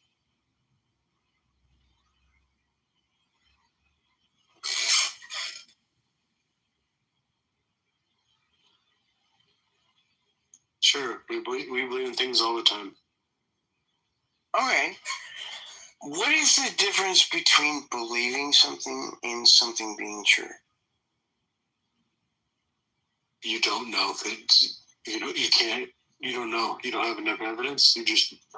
It's not knowledge. It's not. You can't substantiate. It's lots of different ways. You could believe something and it not be true. But I mean, you can believe something, but what I'm asking about is the difference between belief and knowledge. So, is it possible for you to believe something that is not true? yes. The fuck you say? Okay. When I'm hitting a jackpot,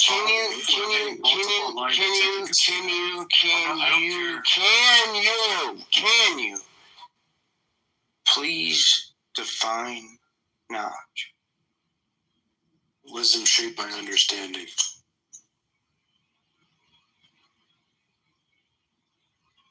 I'll not accept that definition. There's 4 types of wisdom and there's 4 types of knowledge. So, because you use the word knowledge in the definition of knowledge, so you're using the word you're defining in the definition of it. You can't do that. That's fucking stupid, by the way. So, please define knowledge.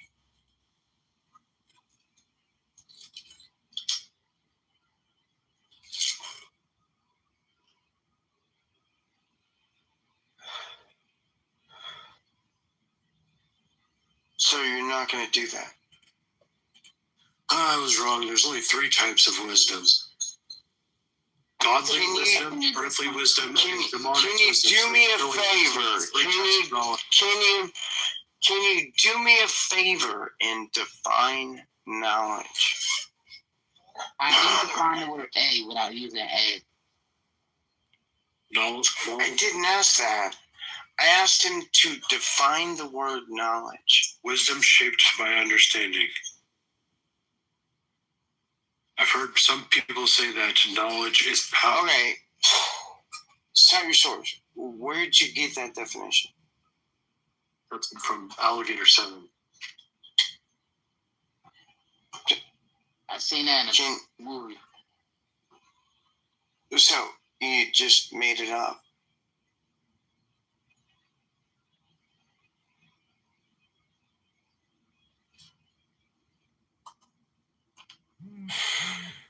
Okay, you read the definition and you tell me that that's not wisdom shaped by understanding. I want you to define knowledge. Wisdom shaped by understanding. I don't accept that as a definition. Doesn't make sense as a definition. So, can you define knowledge? Knowledge is another way, please. Knowledge is the awareness, understanding, or information about facts, truth, principles, or skills acquired through experience, education, or study. I don't accept that as a definition. Yeah, I think mine was better. No, I think mine was more accurate. That was ChatGPT, wasn't it? That was Chat. No, that was Google. That was a Google definition. I don't care. That's not what other definition would you show me? I would like for you to tell me what the definition of knowledge is, please. I put the Google definition of knowledge into the chat. No, you haven't.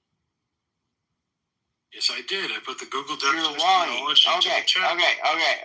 Okay. So as soon as your definition of knowledge appears in the chat, I'll respond to it. Until then, you're fucking lying. His subjective definition did define knowledge. No, he hasn't actually defined knowledge. And wisdom with understanding? That's not a definition of knowledge. To define a term has to be a complete statement. Yeah, I agree. The thing that he said was not a true statement. It's fucking stupid. Put the Google definition there. Knowledge is the awareness, understanding, or information about facts, truths, or principles, or skills acquired through experience, education, or study. Cite your fucking source. Cite your source for that. It's at Cambridge. Post it in chat. You won't do that. Post it in chat. Post your definition. Why wouldn't I do it? Why haven't you? That's the question. Why have you not done it yet? I posted it twice now, Donald. You haven't.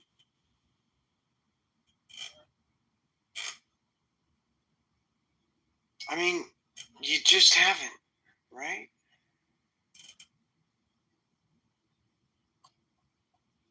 Okay, there's the link.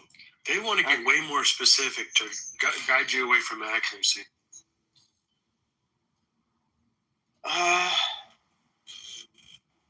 This is not a definition.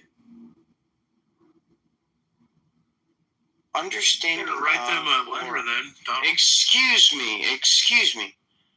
Understanding of or information about a subject that you get by experience or study, which has nothing to do with what you said.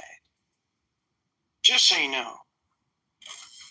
Is experience you get from study also classified as wisdom? Define wisdom.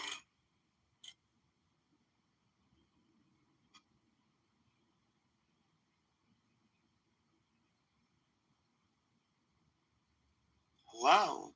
Define wisdom. And I know how the world's going to define it, but there's only 3 types of wisdom, and I said that a couple of minutes ago. I wanted to see what the world's going to say. I'm just going to put it here. Your religious opinion doesn't mean shit. We'll look together for the first time. I'm sorry that you keep talking. But you should shut the fuck up. So, if you cannot define wisdom, I just don't fucking care. Put it in the chat. Define wisdom. Wisdom is the ability to make sound, sensual judgments by applying knowledge, experience, understanding, and insights. So how does that apply to God?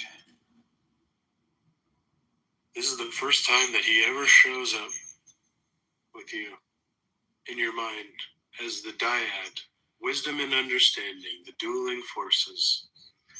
Demonstrate. As a baby puts things in their mouth. Excuse me. I'm sorry. Demonstrate understanding of God. Understanding of God is being able to take the path of the monad through the dyad, be able to rationalize what is a monad? The monad is the Ruach HaKodesh, the spirit. The fuck does that mean? The number one. Demonstrate. Okay, demonstrate spirit. The first time you'll ever see spirit shows up, it'll show up as a dot. Oh, that's easy. Breathing. Wait, can you demonstrate spirit? The alchemical symbol for the monad is a dot with a circle around it. Okay, can you demonstrate spirit? Yeah, breath.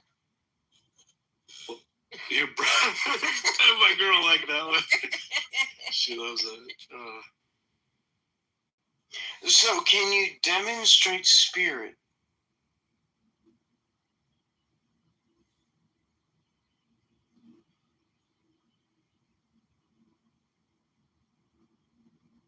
No.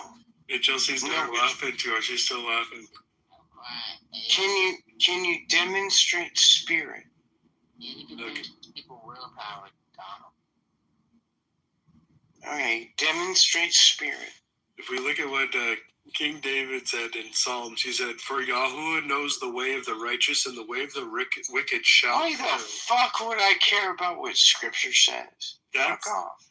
That's demonstrate spirit. It's the way of the righteous. Spirit is the way of the righteous. Demonstrate spirit. I just told you, dude. Okay, you telling me a thing isn't a demonstration. Can you demonstrate? I'll say it slow because there's a lot. Hello. Can you demonstrate spirit, please? Spirit is the way of the righteousness. The righteous. Demonstrate spirit, please.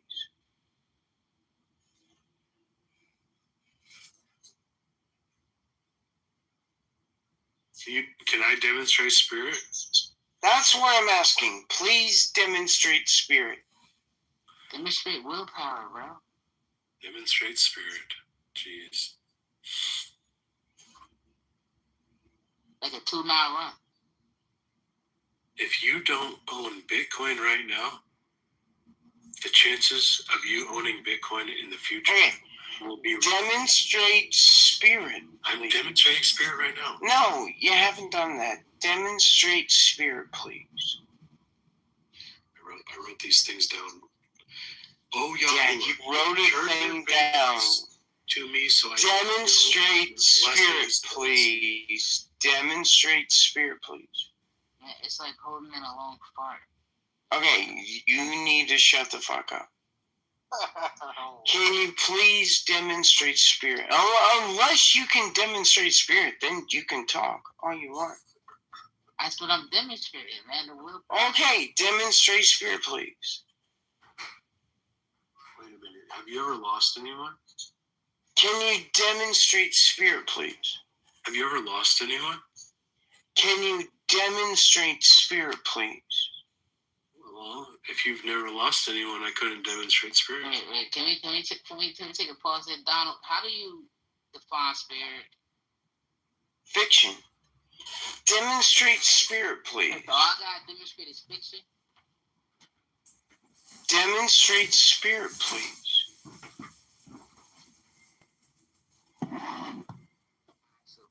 The other day, I went outside. Oh, it says ghost. It says the word ghost in here. Demonstrate. Oh my God.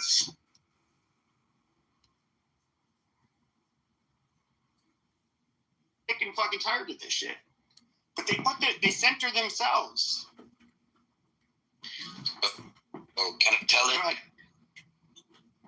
Just the camouflage right now. Both America and Israel have mutual benefits taking Iran and I don't know, free it from IRGC and Islamic Republic because of all these fucking I don't know. Like, I mean, Islamic Republic played a terrible role closing Strait of Hormuz, putting the world's economy in danger. And as we see, like the I don't know, gas prices going up, like everything. So they have both mutual benefits. And when you see like BB is telling Donald Trump why you're stopping it, why you're, I don't know, sitting down for a negotiation, it's just a camouflage to make Islamic Republic believe that these guys are fighting. They did this 3 to 4 times. They tricked Islamic Republic, IRGC, 3 to 4 times by now with the same tactic. They show like, oh, they have some problems or they have like, I don't know, disagreements with each other, like Bibi and Trump, but they both want Iran. It's just not about Israel right now. They just claim your role that sometimes they might have conflicts, Bibi and Trump, to just make Islamic Republic and IRGC believe that these guys have some, I don't know, small problem. But the main goal is not going to be, I don't know. The main goal is to trick them, as they did, and they took Ghalibaf to Pakistan to do negotiations with them, with 87 people from the government, which they don't, I don't know, trust each other.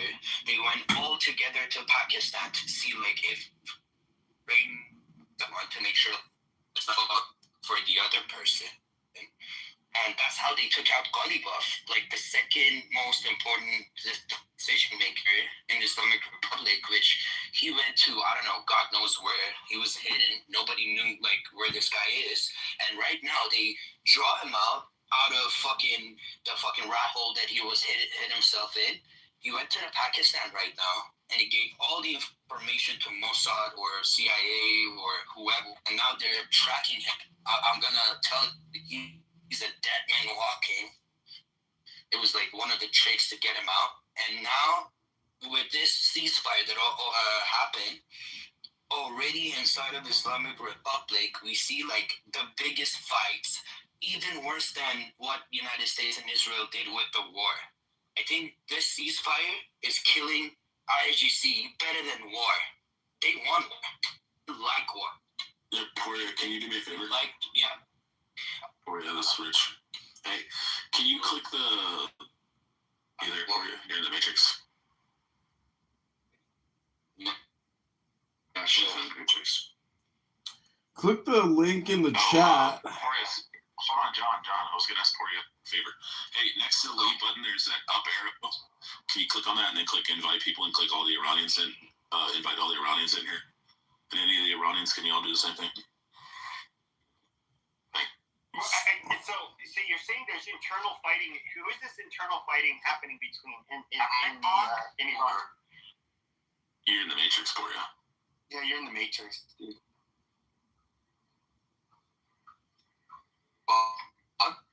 Guys, you're still in the Matrix. You're still in the Matrix. We'll get you some more Boost Mobile data. He's trying to get his phone fixed. Try to reboot it. Yo, so everybody in the audience, click the up arrow, click invite people, and click anybody that has a green dot next to their name.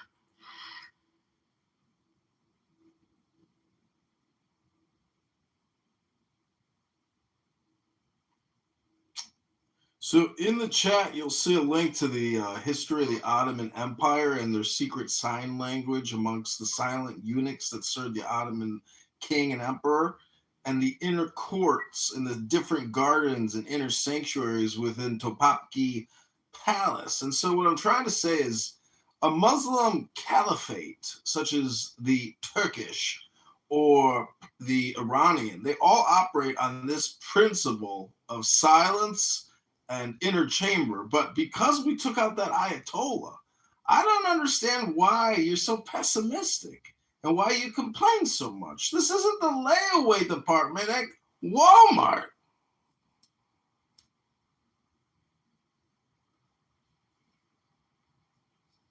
were you agree on that, Pepe?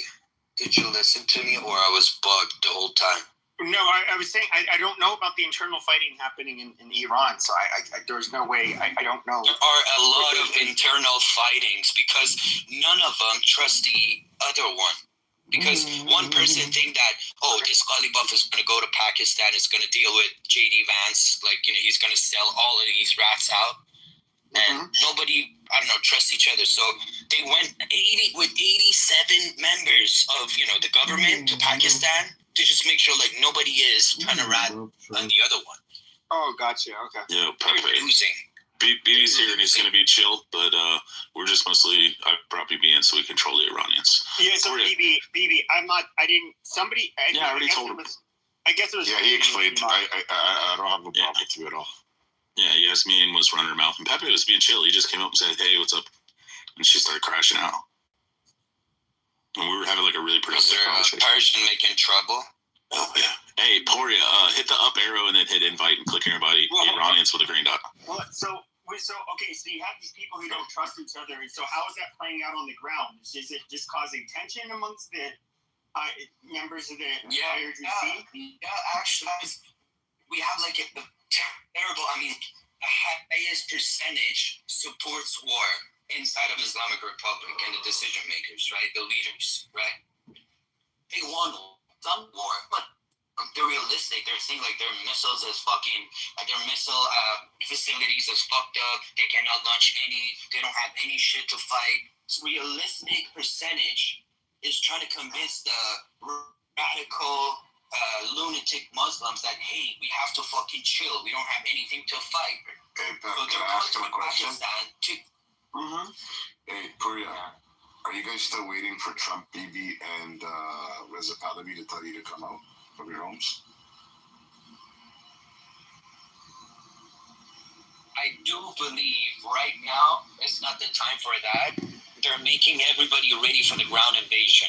As their Navy SEALs, come into the Middle East, as we're following it, they need some times to get their troops settled in the Middle East to get ready for taking the southern stripes, or I don't know, the So how many American and Israelis, how many or the Iranian men will come out of their house to take over back their country? I'm just curious, and I'm not insulting. I'm not insulting. Don't take it personal. Because I've been hearing for the past 2 months that they're waiting for them to be called out of their house. Yeah. And then I hear that they're leaving their house every day to go to work. So I'm so confused.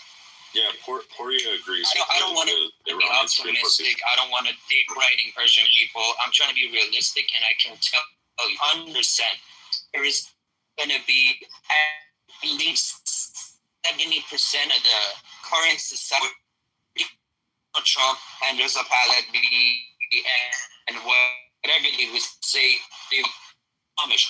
I'm not trying to be like fucking lunatic. I'm trying to be realistic. No, I get what you're saying. In the U.S. has been telling them to stay indoors, not do anything yet. So they are basically following the U.S.'s direction, which obviously Pahlavi he's echoing the same sentiment. So they're not doing anything, to be honest. I mean, last time they tried to do something, they just got gunned down by the tens of thousands, and nothing really came of it. So why wouldn't you just wait until you feel like the IRGC is in a compromised position to do your revolt? You'd have to wait. To go up against them now is insanity. You want to confess to something? Did you commit a crime? Yeah, No. I gotta confess to something. So I don't want to fucking dick riding my compatriots, as I just said. But we Persian people, we never thought that people would come outside after they got massacred about a month and a half ago, right? But yet, in the 40th days of the martyrs that they got killed in the massacre, they went outside again. I personally think that with this massacre that happened, IRGC made people their lives, that people were not going to come out within 10 next years, right? I personally thought that people were never going to go back to the street. They're scared as shit, right? But yet, in the 40th, they came out and up on in, I don't know, a few other cities. It was you could, count it with 5 fingers, one hand, but still they went outside. And now, still, Donald Trump and Crown Prince is telling them to just stay inside. Don't do anything till we tell you. That's the only reason I'm seeing people inside of Iran didn't do, a noticeable kind of action. I agree, and so I think that's I think that's smart. And look, I think the people that a month and a half ago that had all of the courage to go out and revolt and protest, I think that they were being brave. It's just that they were out. They didn't have guns. And they were in a predicament. Most nations are not going to have their military fire on protesters, but the IRGC will absolutely do that. And so they, and of course, if they caught people alive, they're fucking hanging them and doing. It's what at this point it's playing. In my opinion, it's playing fool's poker to try to do any kind of revolt at this time. You want the U.S. To come in and cause a lot of damage, and when the IRGC is on one leg, perhaps then you can do your revolt. But you have to wait for that to happen. Well, I don't know. You're in the Matrix. He said, maybe I will come inside of Iran. You're in the Matrix. We can't hear you. Republic falling down. So you were in the Matrix. We couldn't hear you. Just maybe, United States trying to take the southern parts of Iran, especially free the Karg Island, and as we see, like they sent some disposable what would you call it? Like, I'll find it. I'll find into the Strait of Hormuz to just disarm the mines that they just did into the strait. As we were speaking, and this energy didn't even fire a single missile to the American ships. So that's, as far as we see, we're seeing like negotiation between J.D. Vance and also Golubov actually happen behind closed doors that nobody is aware of them. But I think personally Trump is doing a smart thing because J.D. Vance was apparently the only person in the Congress who was against the war, right? So he sent this a specific guy because even Islamic Republic believed that since JD is like against the war, that's the only person that they're willing to talk to, right? And yet he went there, and what we saw he said, I don't know, agree on negotiation with the United States with an agreement or whatever. That makes the only person against the war rooting for the war, just like Rubio. Well, I would say this though. With every opinion. Yeah. But I would say this. So they're like, when it comes to the Strait of Hormuz, they can hold it captive, not because they don't have a fucking navy anymore. They can hold it captive with basically the mines that they dumped in the strait, and basically drones and that kind of shit. But they can't. Okay, so it's not. And apparently, the French and the British are getting involved to at least try to secure the Strait of Hormuz. They're bringing a lot of equipment that can I supposedly find the mines. I don't know how that works. It's not I have zero experience with that. But in terms of like them having any teeth to actually enforce a holding the Strait of Hormuz hostage, they can't. I don't think they can really do anything about it once you have large, powerful first world militaries with all of their technological advancements there, and so it's. I think this part is up for them. I mean, I don't think they. And this was known. I mean, if Trump was briefed on this, at least if you believe the New York Times, that them seizing the Strait of Hormuz was one of the main concerns, and of course they did it. But what can they do once you have our Navy and France's Navy and the UK's Navy there? Not really anything. They can try to attack one of the ships, but they know what will happen. If they attack one of our naval vessels or the UK's or the French's, I mean, they can dish it back times 100. They can't. It's a losing proposition for them.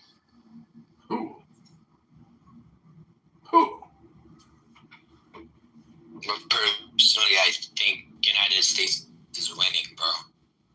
This ceasefire was needed, and it's even better than the war itself. Islamic Republic doesn't. They like war to be happen. They little children gets killed, or I don't know, people gets killed, or I don't know. Seeing people as the human shield, as everybody knows, right? But the only thing that makes them apart from the inside is to just put some of them into the negotiation table and promise them like a lot of fucking fairy fantasy, I don't know. fake fugazi deals to just make them fucking understand who's the daddy, who's the boss, who's telling you what to do, which is Trump, realistically. And the other percentage, they don't like that realistic group, like Ghalibaf or that fucking guy Zarif or Rouhani, those kind of people. Which they're against the war. They're saying like we have to make a negotiation with the United States. We should end the war. But the vast majority of, I don't know, Islamic supporters, like Islamic Republic supporters, they're telling that Ghalibaf, you're traitor. You're traitor to the leader, and you're fucking pissing on his fucking blood. He got killed for nothing. You become this person because of Ali Khamenei, or I don't know, threatening him to death or whatever inside the streets. Already we're seeing the biggest fights in 45 days. So basically the hardliners are shitting on everybody else that don't have the same that are not worshippers of Khomeini. I think in this 40 days, Islamic Republic did great at propaganda with the global leftists around the world, especially the United States. They turned public opinion into a fucked up narrative that is not even understandable. Like, you cannot understand. But I don't think they even did it. I don't even think it was. But I don't think it was Iran that was even doing it. I think it was more I'm going to be quite frank here. The Arabs that are on the side and hate Israel that have been far more effective at doing it. And you have people that otherwise would hate fucking Iran. They hate Shia Muslims. But they are cheering for Iran to win because they fucking hate Israel more. And it's. That's just your projection, Pepe. Huh? I said that's your projection. It's your opinion. It's not projection. Projection is saying how I feel and applying it, to somebody else. Oh, that's not how you feel. I see. Okay, then I guess it's not projection.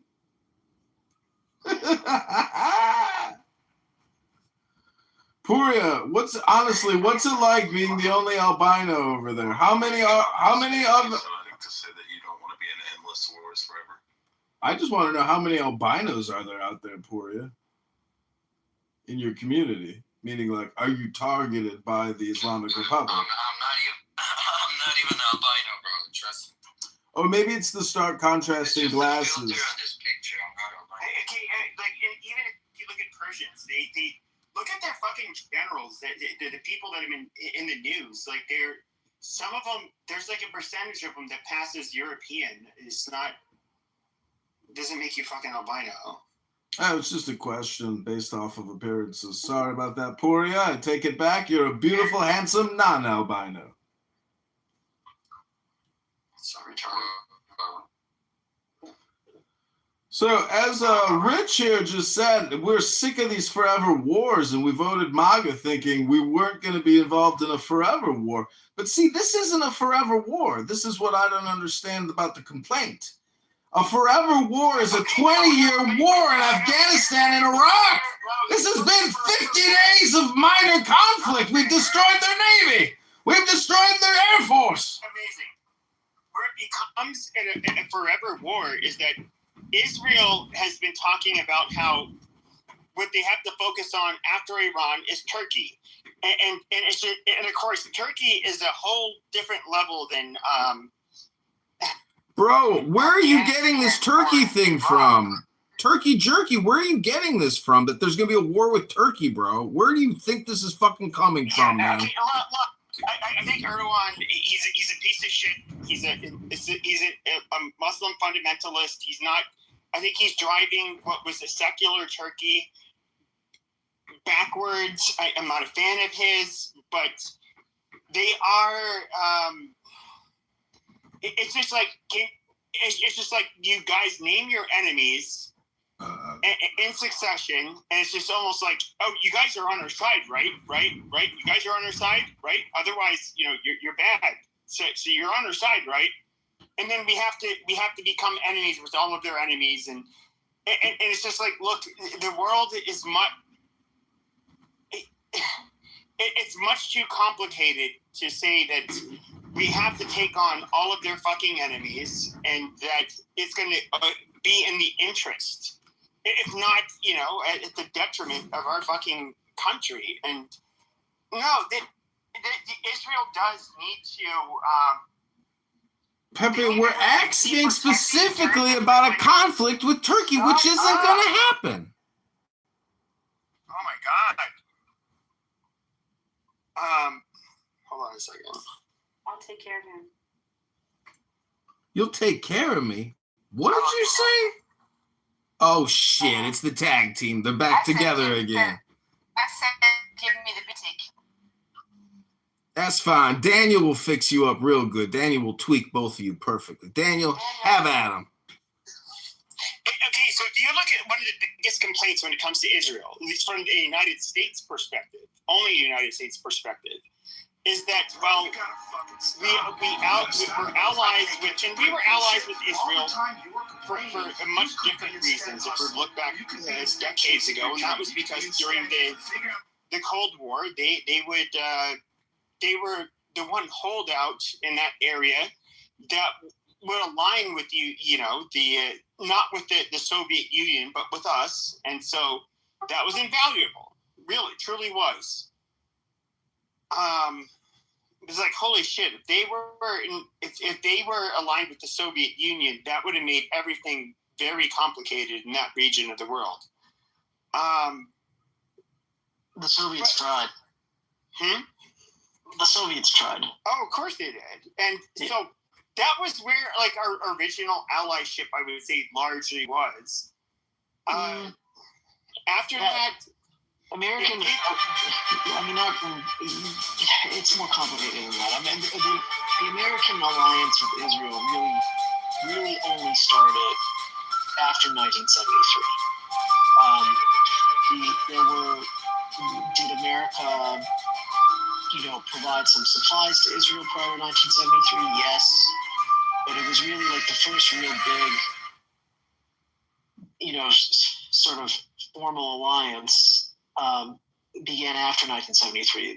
There was too much of the traditional sort of realpolitik saying these guys are never going to win.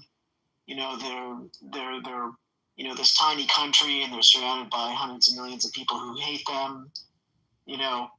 And the odds were certainly not in the nation state's favor, except to say that the Arab states are pretty incompetent, and so. But one of the biggest critiques, though, whether it was Nixon, obviously you put him on the right. Carter, one of the worst presidents, but he's on the left, obviously.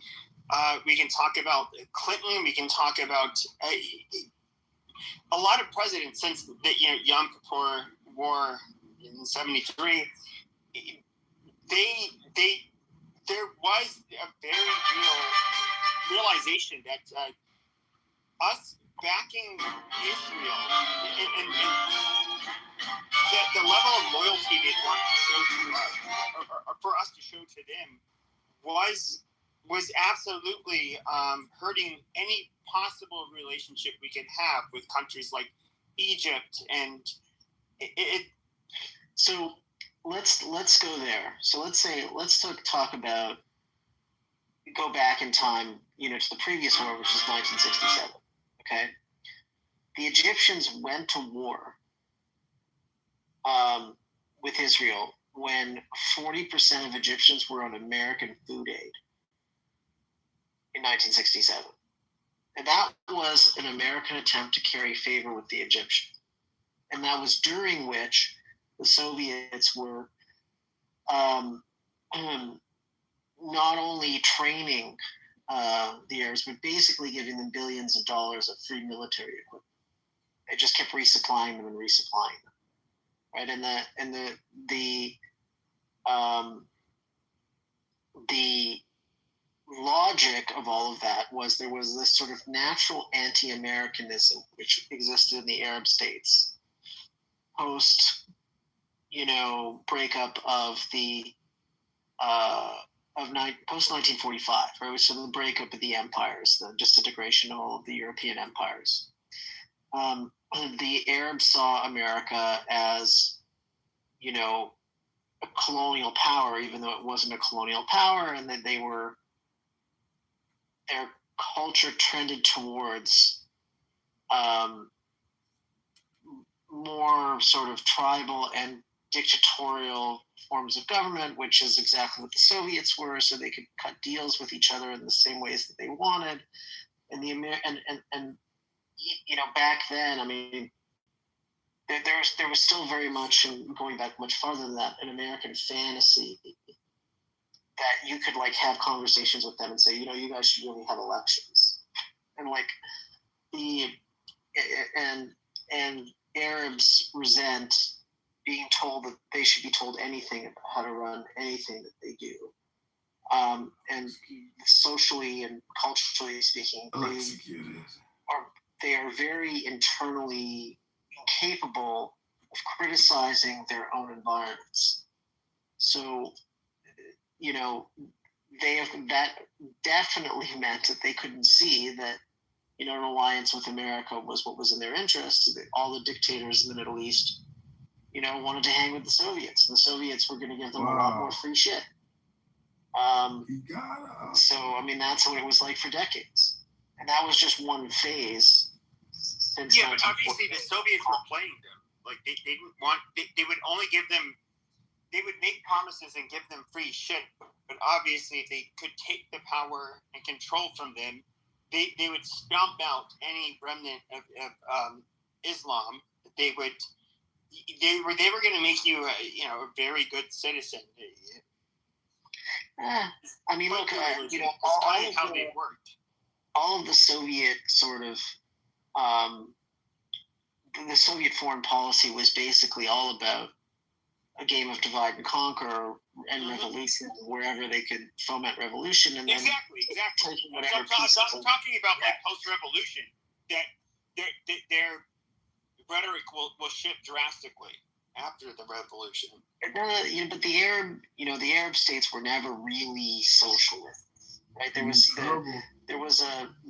dictators are too greedy, right? It's the Islamists, and have much more in common with Soviet ideology and communist ideology than the dictatorial, regimes did. And we've seen a lot of those regimes fall over time, and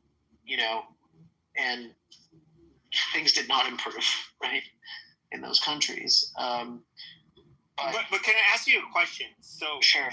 So we can look at, these are all bad actors. I think you agree Saddam Hussein was bad. I think you agree that Muammar Gaddafi was bad. I think you agree that Assad was bad.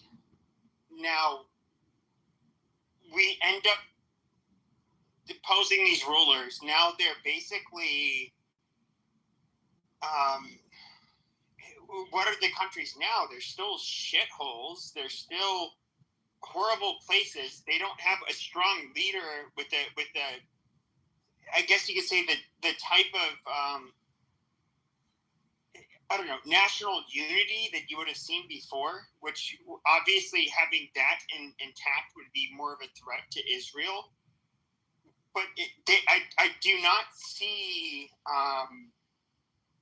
what we're doing in the Middle East. I actually think we're causing far more problems. Well, if we look at American interventions, right? Certainly Libya was not only an American intervention. I mean, it was an American and European intervention, and they bombed Libya for 7 months.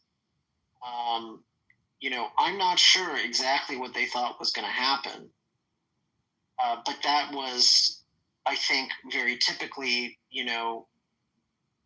really based on a Western fantasy that that there's going to be some sort of that the future could be better than the past, right? Now, no one liked Gaddafi, right? Most other Arab states really didn't like Gaddafi either because he was crazy. And all of these guys were competing with each other, depending on the states. But, there was like a long-term historical bone to pick with Gaddafi in particular. The so-called Arab Spring, right, where there were all these revolutions, did not yield any positive results for any of the countries that had these the Arab Spring. And, what happened in Tunisia, what happened in Egypt, what happened in Syria really didn't have anything to do with the United States. What happened in Libya did not have anything to do with the United States. The United States and it did have a lot to do with the United States. It had to do with, the UN did tell him that he had to restore basic human rights and civil rights, which is more of an American term, but basically the freedom to protest, all of that shit, and which was his downfall, because that's exactly what I'm saying did, and they killed him. Yeah. What I'm saying is they saw it opportunistically as maybe there was some sort of win there. Had I been a fly on the wall in the room where these conversations were happening, I think I probably would have laughed in their face. But there's just a significant and common, very misunderstanding among Westerners about what Middle Eastern culture is like. Well, I think it's one of the biggest misunderstandings is that we look at Middle Eastern cultures. They almost always need whether they have a king that's ruling them, a dictator like Saddam or Assad. They need those are actually the countries they prefer to live in.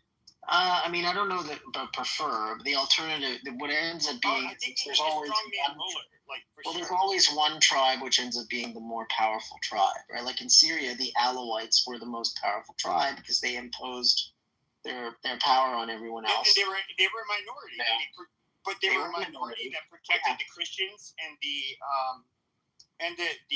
fuck do you call those people, the Druze. And what happened after Assad was imposed and he ended up fleeing to Russia? Jolani, literally, a first-class piece of shit ISIS terrorist, which this is what rubbed me the wrong way about Israel is they were excited that this fucking ISIS asshole ended up coming into power, deposing Assad. And then what are some of the first things that his people started doing? Don't you know the enemy of my enemy is my friend? The enemy of my enemy is my friend. So there's a couple of things. First of all, hold on. Let me finish my point. So they ended up deposing Assad. Then you have this guy with a bunch, tens of thousands of Turkic people from a different region of the fucking world that come in there. They get rid of Assad. Then they immediately start targeting the fucking Druze and the Christians. And I see Israel celebrating, because they got rid of Assad. But I'm looking at they barely have fucking Christians left there. And the Druze have been put through shit all throughout the Middle East. Let me shed some light on that. So the Assad became sort of a client state of Iran as a result of the Syrian civil war. Well, yeah, no, absolutely. But not technically the Alawite or Shia. No, there's Alawites believe in reincarnation. They went on be Shia. No, but they fall under Shia. But most Muslims don't consider them Muslim. Correct. Yes, that's right. They look at Alawite sort of religious ornamentation. It's probably not the right word. It's like not considered Islam, right? So, I think it's not a question question of celebration. I think first of all, the Israelis in that particular moment were observing in awe at the fact that the massive success of the Beeper operation in Lebanon basically made it so that Hezbollah could not respond to what was going on in Syria. And so through which was a very incredible operation, right? It had really wide-ranging impacts. The positive that they saw as they were the first thing they did is this was happening. Is they bombed all of the military assets all over Syria so that Jelani could not get them.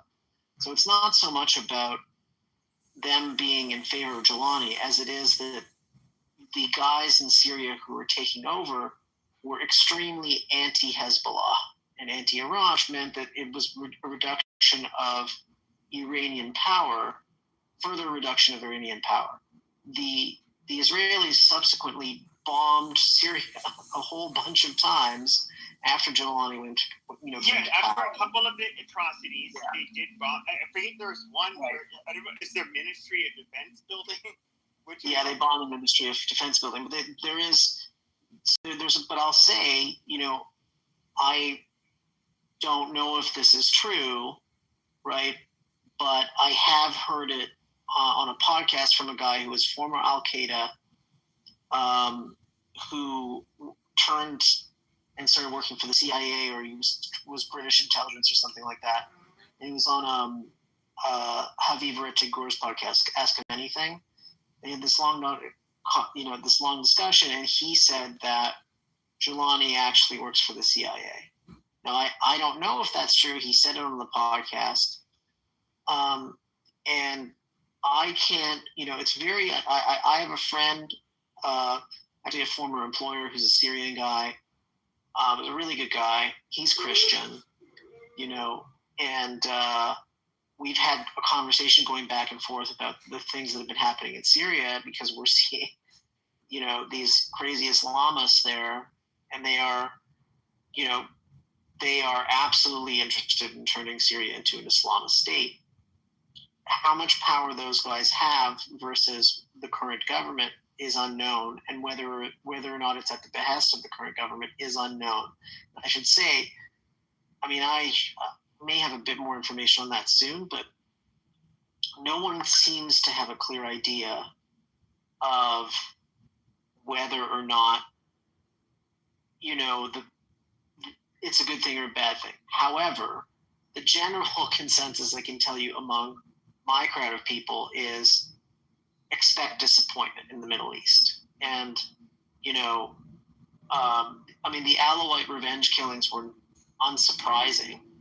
Right? They killed a bunch of Alawites when they took power. That's really unsurprising that happened. Everyone, there were a lot of people who hated the Alawites. The Alawites benefited from Assad's power, and Assad was a very brutal ruler, right? We heard all that stuff that happened at that prison. There are guys who've been locked up there for decades, right? And Assad also is the reason that ISIS became a thing, because when the civil war started, they let out all the crazy Islamists out of the Syrian jails. So, so look, when you have a situation where you have nothing but bad decisions, you take the small wins where you can and you deal with the rest, right? And, I know for a fact that there has been constant IDF activity in Syria. A lot of it we don't hear about,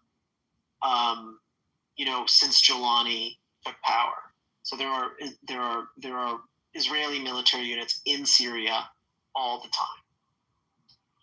So I think so, and I should say, the Israelis have an absolute interest in protecting the Druze in Syria, because the Druze in Israel are extremely highly regarded, and they serve in the IDF at an even higher per capita rate. Yeah, they're some of the most patriotic people in Israel, from what I've heard. Maybe that's wrong. So it's complicated. Like the way Druze society works. Like, you're loyal to the state that you live in, right? So that means that there's a bunch of Druze who were in the IDF, and there were like a bunch of Druze who were loyal to Syria, not really involved in any significant level in the Syrian state, but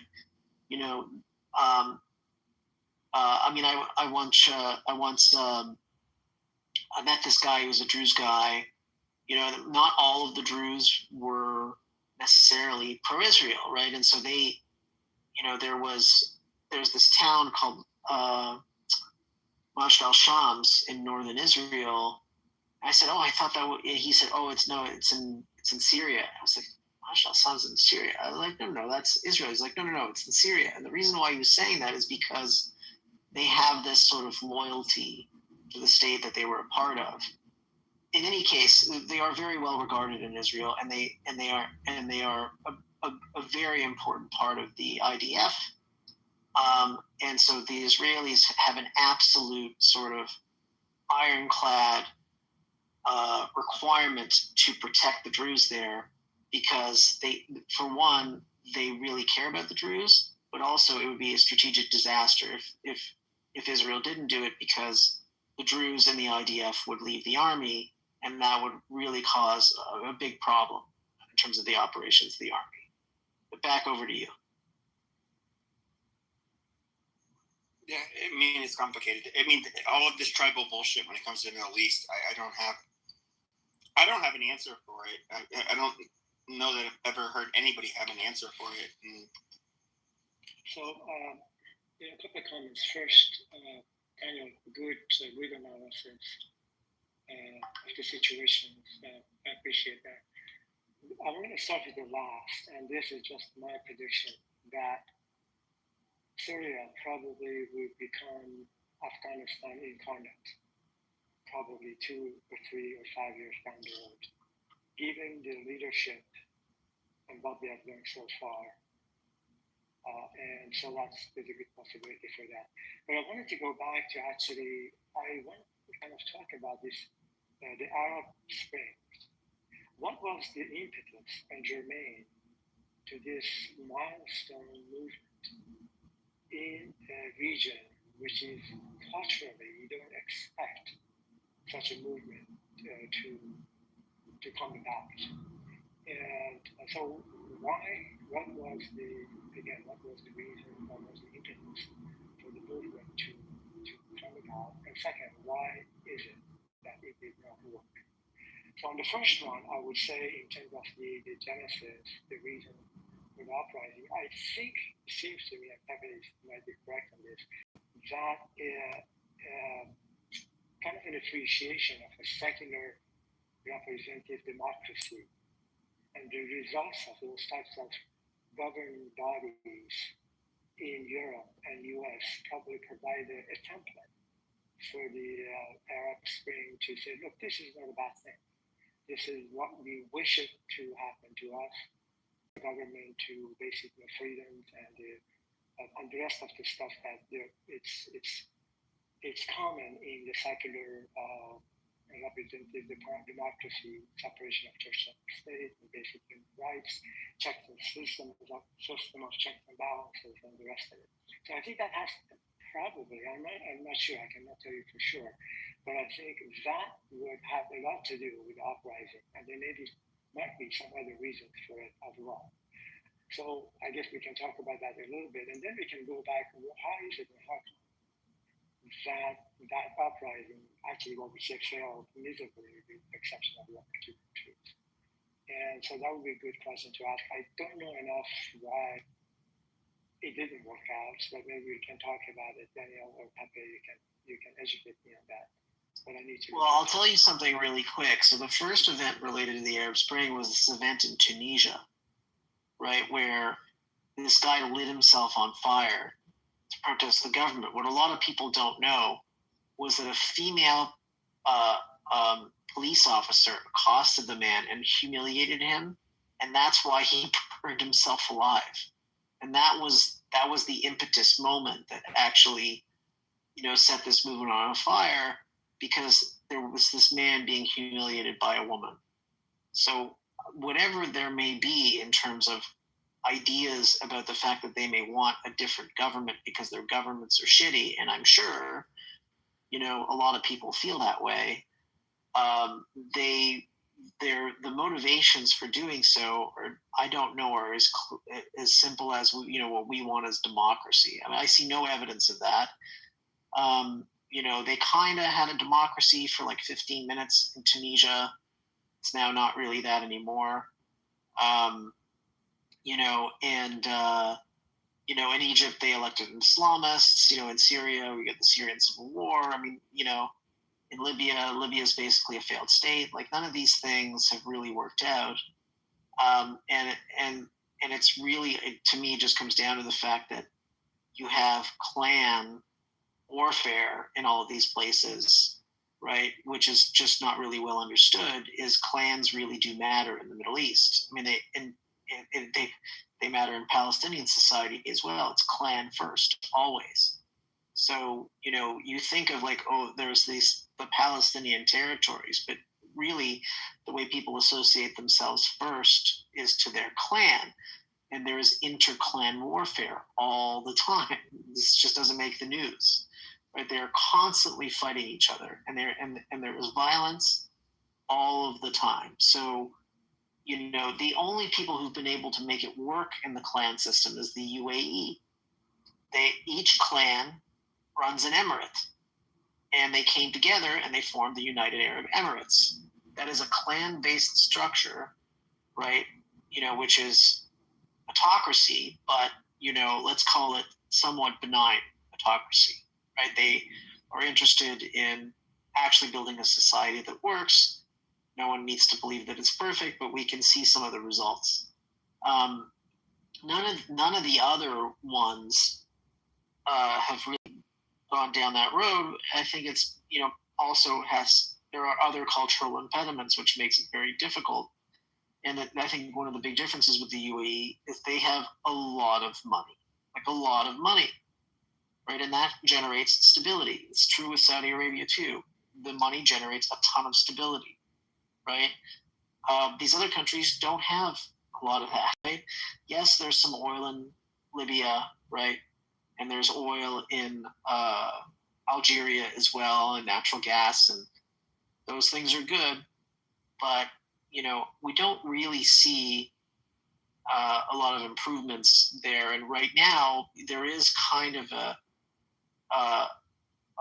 cold war in the Middle East between Egypt and Turkey, vying for control and power in these states, which is happening in the background, which just doesn't get a lot of airplay, but it is happening. So, I mean, people are trying to make plays for power all over the place, all over the Middle East, backing one faction or another. You know, it's happening in Yemen as well, right? You know, where the Saudis back one faction and the UAE backs another faction, and then both those factions are against the Houthis. You know, it's a fucking mess. And I don't see it really changing. The only thing that you can say is that in places like the UAE and in Saudi Arabia, you know, there was a relatively sophisticated state, and all of those guys were educated in the West. And so maybe they don't want to live exactly like the West, but they know that life's pretty good in the West, right? Pepe, bring Brad up. And, you know, they want to, you know, copy the things that work. And I think it's clear at this point that most of the states in the Middle East, they don't want to be really under the umbrella of the Chinese. They want to be under the umbrella of the United States in terms of security. You know, and they've sort of figured out that that's what they want to do. So they've thrown their lot in with the West. And let's say these are the more powerful, stable states in the Middle East. So the Saudi Arabia, the UAE, Bahrain, right, Oman, and apparently now Qatar. Although while the Qatar showers money into America, into American politics and all sorts of other things, and there's a giant military base there. They also finance all sorts of anti-American stuff all over the United States. And now all of a sudden, you know, what happened to them is the same thing that happened to the Saudis, which is you fund all this stuff and eventually it comes back and bites you. Well, the Iranians have now bitten the Qataris. And we don't fully understand exactly all of the damage that has been done by what the Iranians have done to oil and gas facilities. But I have it on good authority that in Qatar in particular, there are contracts that are 5 years out that are going to be broken because the damage is so severe, which means, pretty bad shit, right, for those guys, because they're not going to be able to make any money. So I don't know, but they're now saying, "Oh, America, please protect us," or now we're against Iran. I mean, the Qataris were like really close with the Iranians, and this isn't very well known, but the ruling family in Qatar is Persian, not Arab.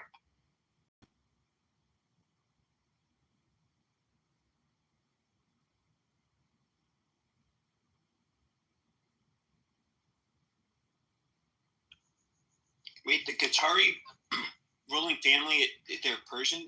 They're literally, they were Shia Muslims? Are Persians and they are Shia Muslim, yeah. Can I ask you a question? As long as it's intelligible. So, do y'all think that Trump is wrong with what he's doing? Nope. Okay. I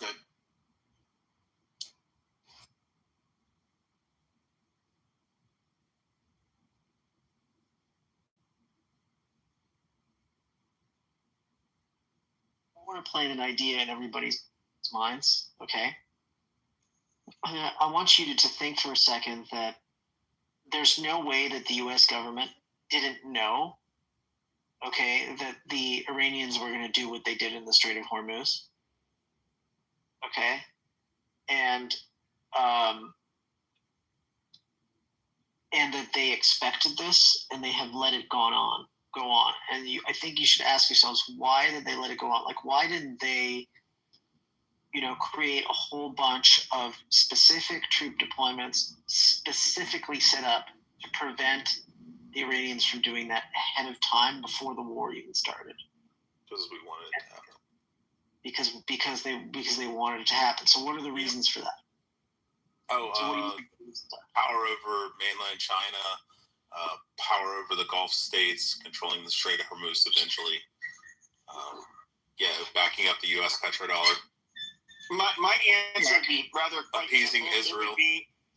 It would be they just don't want,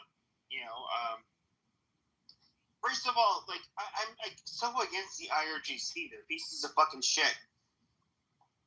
If we can find a way to easily eliminate them, like I would say, yeah, absolutely, do it. I will never defend those fucking people.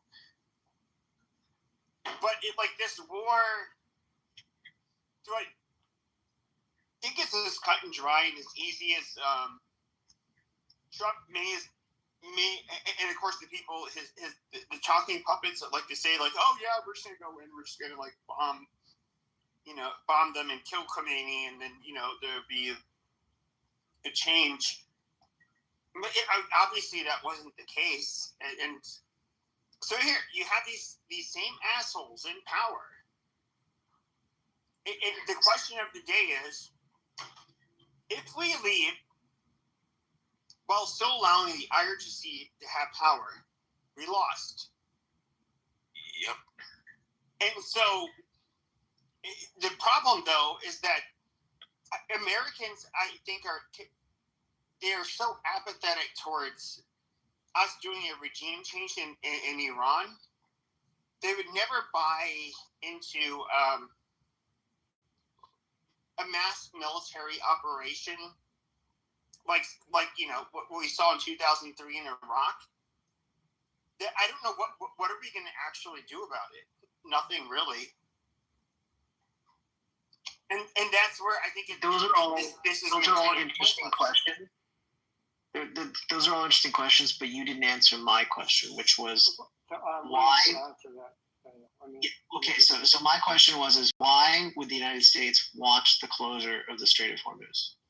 Right, because there are significant political costs because in the short term, right, the oil price has gone up significantly, and that is an issue among voters, right? That if costs go up by 30%, it's a big deal, right? Now Jashan, I think it was who spoke. It provides leverage over China. I would say if we end up in World War III, the after effect will put us so far ahead of China that we won't have to fucking worry about them. Right. Okay. So let's say. So I mean, let's put World War III aside, but let's just say we're going to World War III. Okay. Well, let's just leave that aside just for a moment. Okay. It absolutely creates a situation where there is a cost to China that they cannot control. That is true. 73% of their gas and oil. Right. 55% from the Gulf states and 18% from Iran. There are other reasons that I think we should point to. Okay, the United States has $39 trillion of debt, and it has a ton of oil and gas. Yep. And right now, held by Japan. Sure, fine, but now whether it's Japan or China or South Korea or any of these countries, all of the empty VLCC tankers are all headed to the United States to go pick up oil and gas. I just want to say, I'm going to go to bed in a few minutes, so I'm just going to go ahead. So make me a mod. Oh, hold on. Oh, goddamn! Did I move him? Jesus Christ! I meant to. Oh yeah, make Daniel mod. Yeah, I was going to make Daniel mod. God damn it! I accidentally pushed you. Jesus. Yeah, I said my Lord's name in vain. I'm so shut angry. up, you dirty mouth atheist. Okay, I only got this account because I got like 600. I'll make Howard. I'll make Howard a mod, and then yep, amazing. I just I can you make me a mod? As mod. Galaxy, shut the fuck up. Make me a mod, my nigga. Yeah, shut up. And so they can moderate. I'll listen while I'm sleeping, or about to go to sleep. But that's what I'm going to do, and I truly don't really give a shit what happens to this room because I'm no longer taking part in it. So, but I'm going to be listening. So Daniel, let me just answer I think a good question. So you're making the assumption that Americans knew in their calculus of what this war could entail.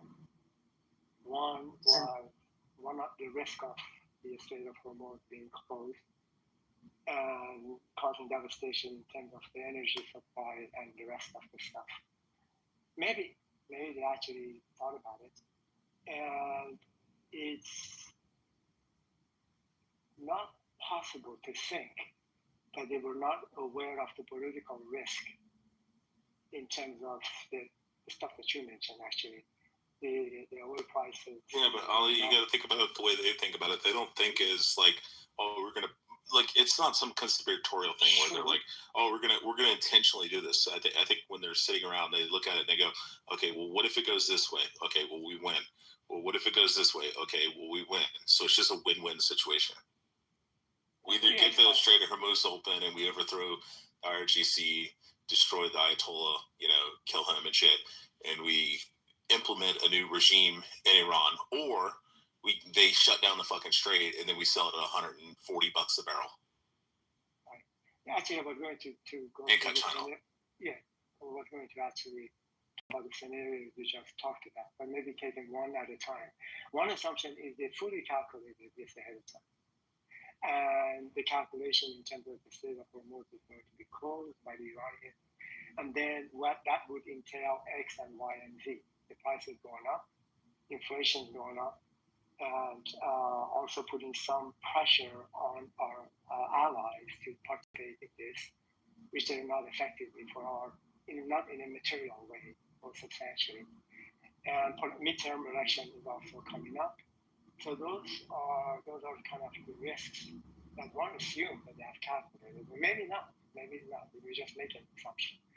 The other is the one Josh, and exactly what you mentioned is, as we all know, the U.S. is energy self-sufficient, although we do have pockets many pockets of import and exporting oil and LNG, natural gas in the form of LNG, liquefied natural gas. We, at the minimum, at least there are about 6 or 8 terminals are in construction right now to export natural gas in form of LNG to various places. So with this Strait of Hormuz being closed for some time, who knows for how long, then of course that provided boost to energy production in the United States and also exporting that. And also the price of oil, as somebody mentioned, going up to maybe 130, 140.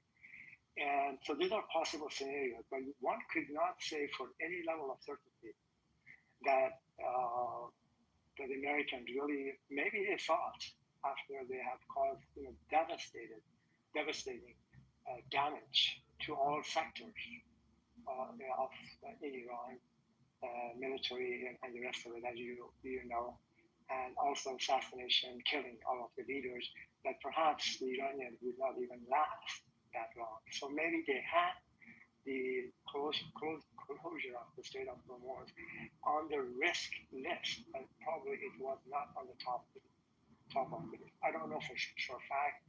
I don't know. But I think it is possible there could have been some major miscalculation actually. So we go from, I'm going to land with this, from the absolutely calculating the level of the risk at the highest and the benefits that entail from that, with some political kind of impact, particularly in the midterm election, and then all the way to the upside of it, which is making U.S. Producing a lot more natural gas and oil and exporting it. That's another kind of a scenario would be the opposite of what I just mentioned. Anyway, comments are welcome. I just wanted to kind of talk about it. By the way, I chose all of my mods based on merit. I'm just saying. Howard. That's okay. I was just messing with you. Fuck you, rat Mexican. Howard, are you AI? Dude, there's no way that's a real photo. Obviously, it's an AI photo. Why Arafat? You want to suck his dick or something? Y'all burst out right now. Yeah, okay. Yeah, we're not going to talk about that. Let's go back to the conversation. Let's not talk about how gorgeous Howard is. Yeah, okay. Let's go back to the conversation. Let's go back to the conversation. I'm sure that they. I'm sure that they. Okay, one mic on Jason. I'm sure that they hoped that Iran would just collapse, but I'm not sure that it was actually something they thought was very likely. I mean, I'm not sure why they would think that, right? I mean, the U.S. has tried this a bunch of times, and usually that doesn't happen. When it does happen, it is a surprise to everybody. Like the situation in Iraq, okay, I don't think that the U.S. anticipated that the first invasion of Iraq was going to go nearly as well as it did. So yeah, then they had a backup plan, right? And maybe it does have something to do with energy inflows to China, energy availability in the world today. Yeah, it does reshape how Europe and Asia now think about their reliance on that trade route and on those energy partners. And this is, I would say, especially for Europe, this is a big problem with European policy in the last, 30 years. Their approach to energy has made them friends with people they shouldn't be, has made them dependents on people they shouldn't be dependents on. Yeah, I mean, it's wild how Saddam in '98 switched over from the U.S. petrodollar to the euro. And then the day we took Baghdad, we switched it immediately back over to the U.S. petrodollar. But there's 3 elections in Iraq. Just wanted to ask, the recent post on Trump, is this, can we dissect this as a heresy or blasphemy? Are you talking about the Christian one? Yeah. So Trump crashed out. That's what my room title was about. So first of all, he went he went in and like, you know, I was raised Catholic. I'm not a religious person, but the amount of disrespect that he showed was jaw dropping. I like insane. Such a lack of fucking class that he has, and then he to the Muslims or the Christians? Towards both of us. Well, towards Catholics, but then what? Hold on. No, he said praise be to Allah. Oh, shut up. Hold on. So, but then afterwards, he showed a picture of him as Jesus, and I posted at the top.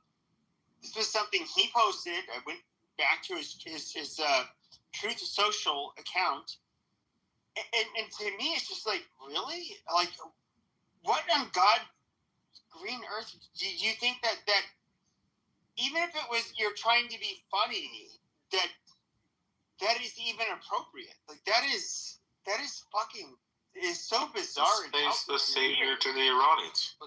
I mean, you like, why not just put the happy merchant? Of course, you have Jewish faggots. And then also, shut up. Okay, I don't want. No, I know. I'm not engaging. Okay. Do I have to put people to the audience? Yes, can we put the anti-Semite in the audience? This Mr. Raya. Okay, shut the fuck up. I don't care what either of you have to say. Shut the fuck up. By the way, the people I made moderators, you guys can move people whenever you want because I'm about to go to bed. No, the fact is though is that you showing your face as Jesus and after what you said to the Pope, like that is the level of disrespect there is it's called gerontocracy. It's when you have old people running the country. No offense. It's called what? Gerontocracy. I don't understand. But I believe he said Jew-ontocracy. It sounded like I think he made English maybe his second language, and he most certainly pronounced Muslim. He certainly pronounced Jew-ontocracy as if it were government by Jews. But in fact, I do believe he tried to say gerontocracy. Yeah, no, I mean, obviously he didn't. I think it's a valid one, you know. I'm just really amazed that English is not commonly taught in the Arab world. Okay, but when has a fucking Jew been this overtly disrespectful in America? I'm being serious. Where they post a picture where you have some Jew motherfucker that has a picture of his fucking face as Jesus. Okay, after he trashes our fucking Pope. I can't recall such an instance. But here you have this guy. Netanyahu did say that Jesus that was has weak. done it. Netanyahu did say Jesus was weak. No, he said he was insignificant. He added like a layer on top of it. No, he said he was weak. He said we don't need to be peaceful. Yeah, okay, we get it. But where do we have an American? Okay, fuck Netanyahu. He's not one of us. He's not an American. He's playing a big part, eh? No, he's not. But with that being said, okay, where do you get a Jew or a Muslim openly? I'm going to say Muslim even. Where you see them mocking Jesus in the fashion that Trump did. That is kind of like unprecedented. That is so fucking. That's for you, Arafat. Trump has no morality at all. He's there to simply have power and be Wait, but I thought you were going to bed. I thought you were going to bed. If anyone thinks God, that so he you're has gonna any get sort of put together. morality or Christianity or religious intonations in his mind or his body or soul, I think you're sorely mistaken. Like, he does things purely to gain his own power, purely for his own effective purposes, and he just has a good sense of what's popular and what isn't. Sometimes he gets it wrong, and if he's wrong, he just moves on to the next thing. So I wouldn't even be offended by it. It's like children. It's like watching children, say this, say that, say this, say that. It's not grounded in anything. Sure, this is a real. I love when Jews get into like Taoism, Buddhism, and Hinduism. This is a realist theory of Trump. Sure, that's good.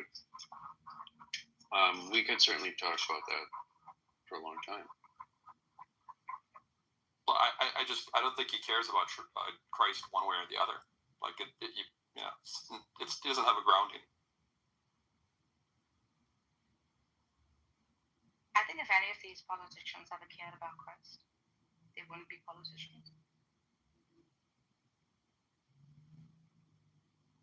We couldn't hear you. You're like coming in really low. I said if any of these politicians ever A cared about little louder. Louder than that? Yeah, like put your mouth right by the mic.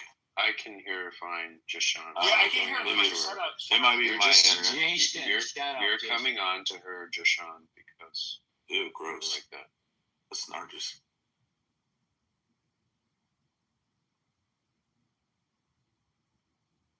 Now, Nargis was saying something serious. She's like, well, these politicians, they don't care about Christ. So what do you expect from Donald Trump?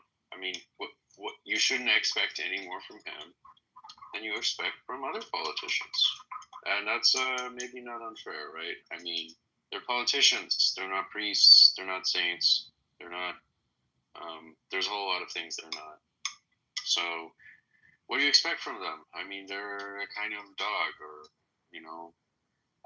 animalistic human being, just trapped in the struggle for power. They've made the struggle These for power people, we give them rights their life. to defend us. Okay. And we give that's them right to defend that's us, what the they choose. They That's what they should be choose to able do. That's how they end up in a role like that because of a kind of barbarism, of their character, of their soul.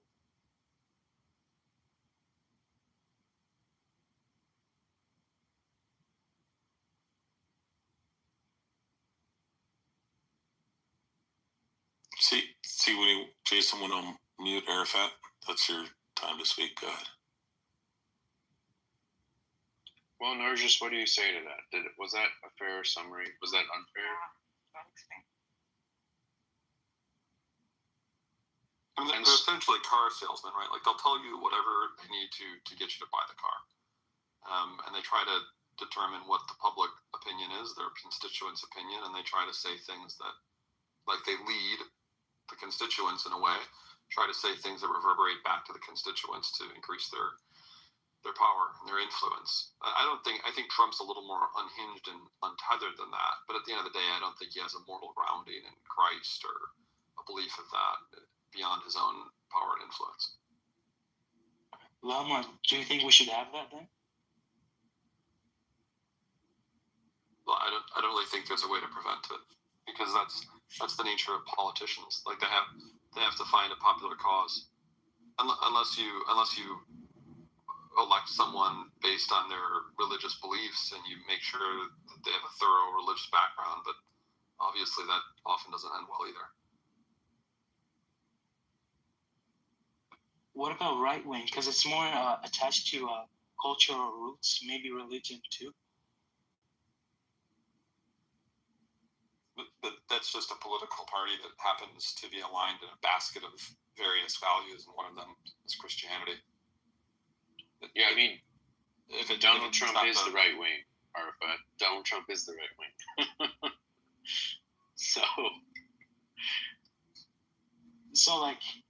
So we're all abiding his own morals, huh? He's the man at the top. He's the man with the top job in the government. He's not the man at the top of the society. Yeah, okay. That's why you should be very concerned about electing a leader, regardless of how much they align with your views or how competent of a manager you think they are, if they don't have a good moral grounding and ethical standards, because they'll ultimately end up using the power for their own purposes in an unethical way.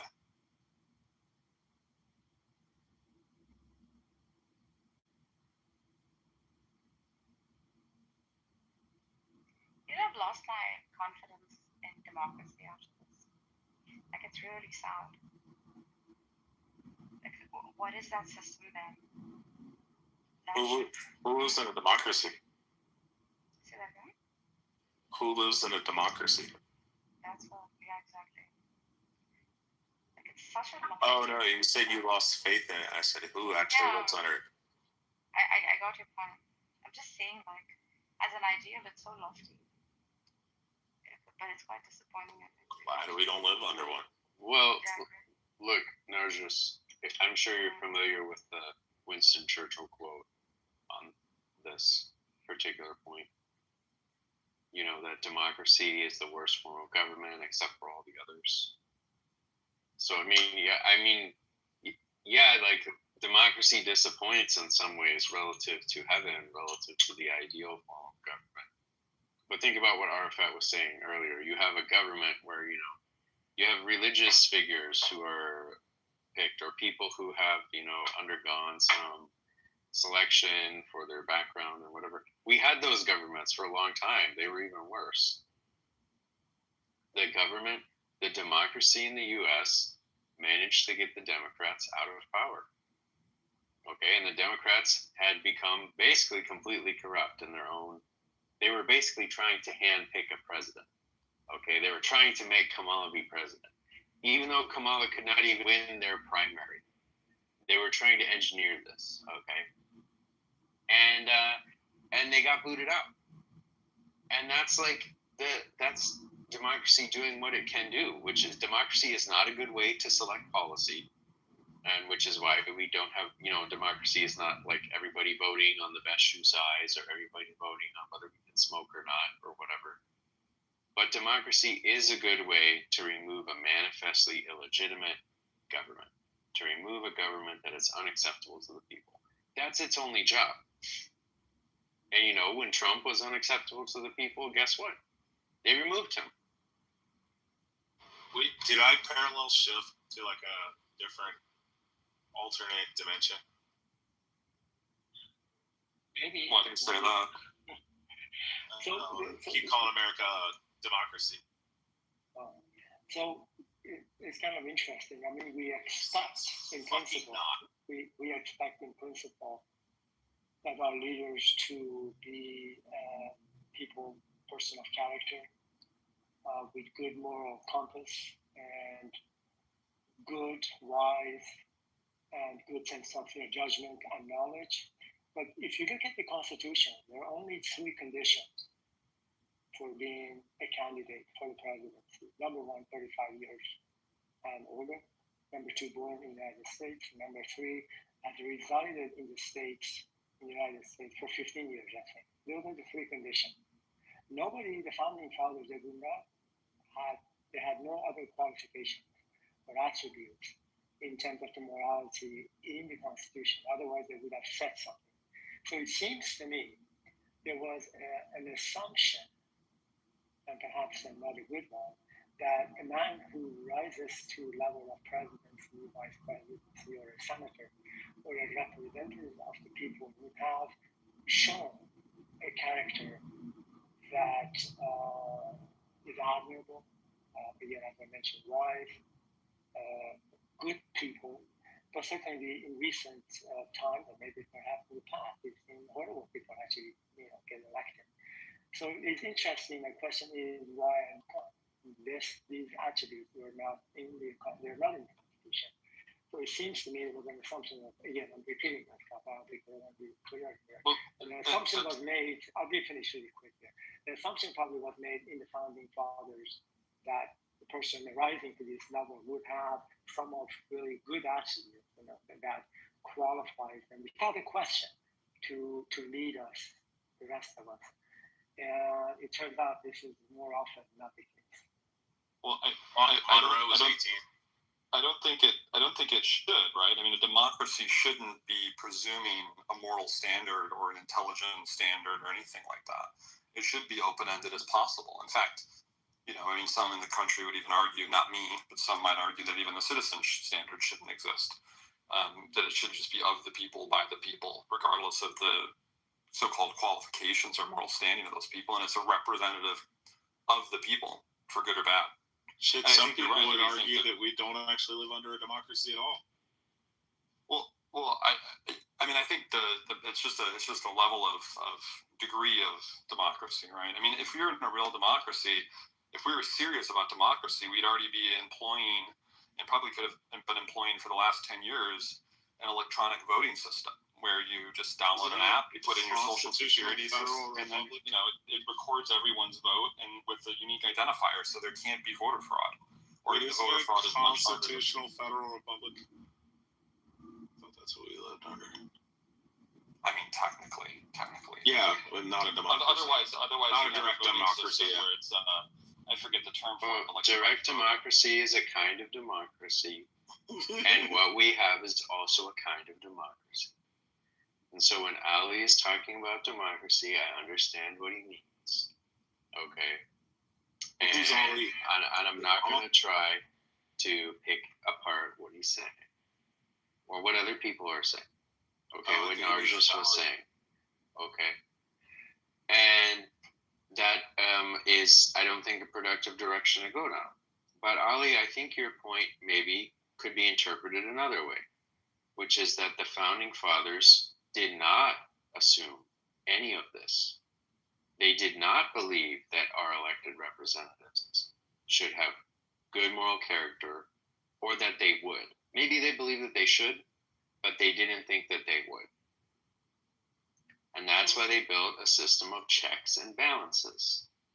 And what they had seen in the preceding several centuries of the English system was that efforts to limit the franchise in some way like you're talking about, to try to have moral qualifications or other qualifications, are so readily abused, you just can't govern that way. You just can't make a just system doing that. It would be nice, but it's like passing a law against lying. How could you possibly enforce such a law? The kind of government that would enforce it would be incredibly draconian, right? And the judgments would ultimately be pretty arbitrary, And so it's nice if we don't lie, but we can't make a law about that. And it's nice if we have good leaders, but I don't think the founding fathers saw them A, as our leaders, or B, as necessarily good. They understood that there would be bad people that would get in there. And checks and balances are how it's supposed to work, to limit and focus the energies of those bad people.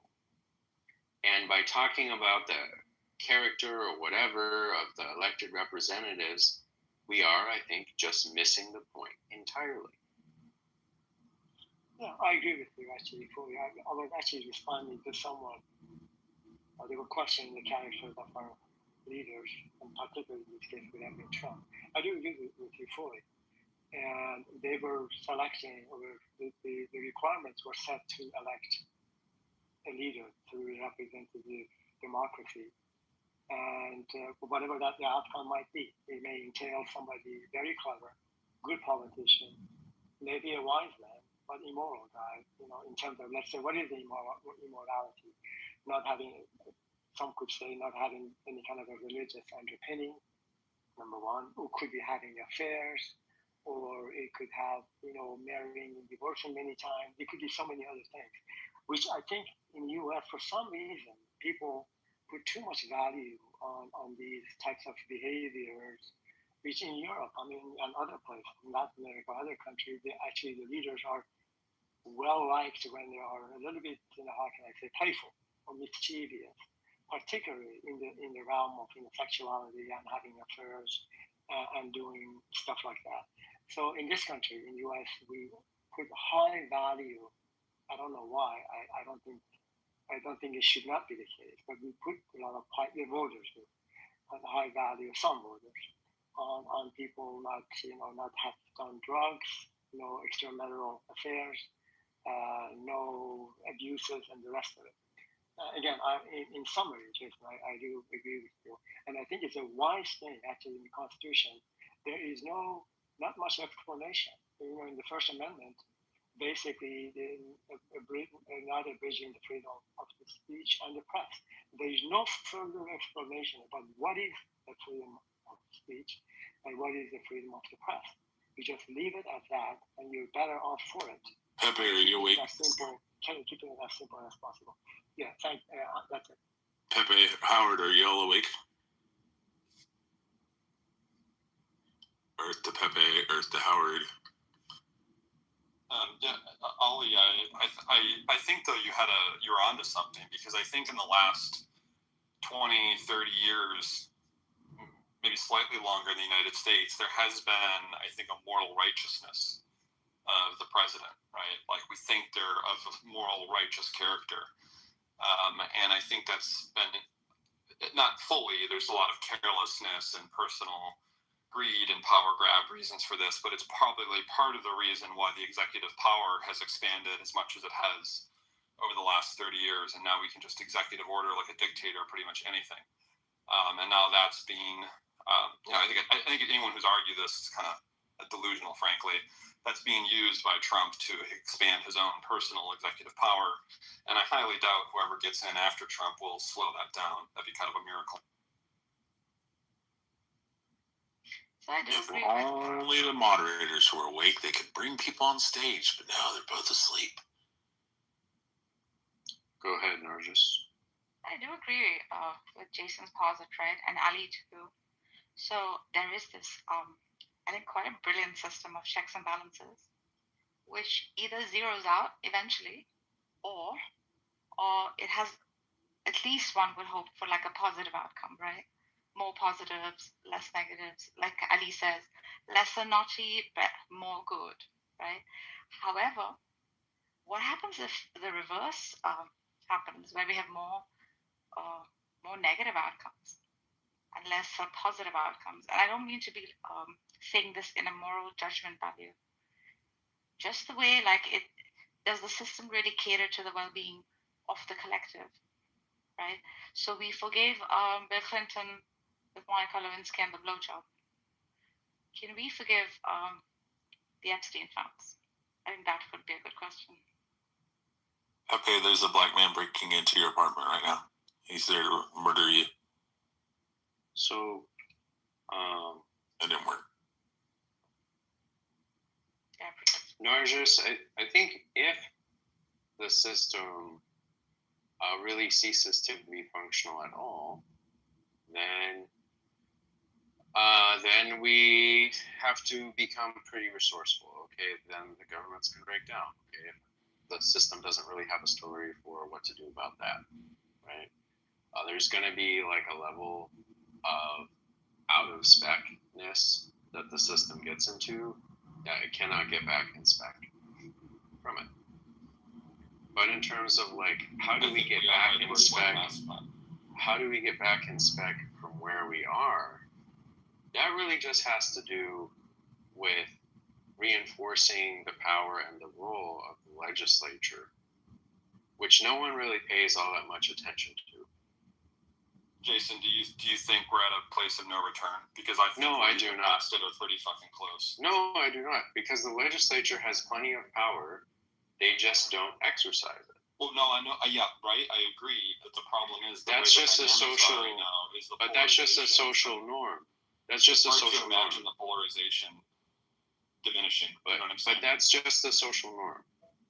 That's not something where structurally the system you can't imagine a social pressure that brings it back into balance. What social pressure do you think would bring it back? Can you give us a few examples?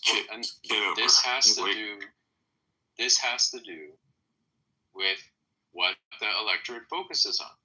And the electorate is just focused on the wrong stuff. And it really has a lot to do with our norms and how we engage in public dialogue. And educated people can make a big difference here, okay? Because educated people can coordinate around a message, and they do. And right now, they are spending all of their time talking about the president they do not like, right? Which is missing the point entirely of how the government is supposed to work. Well, it seems the educated people are the most polarized. Well, educated people are often the most polarized. The question is, what are they polarized about? Another group that can make a big difference is women. Women can get very organized and very socially coordinated, aligned, very rapidly. Okay? This is also an avenue. Okay? And unfortunately, many women are just spending all of their time talking about the president whose morality or words, verbiage, they don't appreciate. And as long as that's what our focus is on the personality of the president as like the celebrity in chief, okay, then we won't push the system back into balance. We won't pay any attention to the legislature. But this is a social problem. And if the people start to pay any attention to the legislature at all and say, okay, well, here we have a problem, and we don't expect the president to fix a problem the president cannot fix, okay, by making some executive order that will just be thrown out 2 years from now or 4 years from now. We expect the legislature to solve the problem by passing laws, which is what they're supposed to do. And we got to ask them to do that. And that's what we have to shift to. So all of you people who hate Trump, never bring it up again. That's all you have to do. Don't bring it up again. Talk about the legislature, which is supposed to check and balance Trump. It's their job. Okay, you didn't elect Trump. He's not your representative. Your actual representative's job is to do something about Trump. And you're gonna ask, what are those guys doing? Do you think the average Republican is anti-Trump?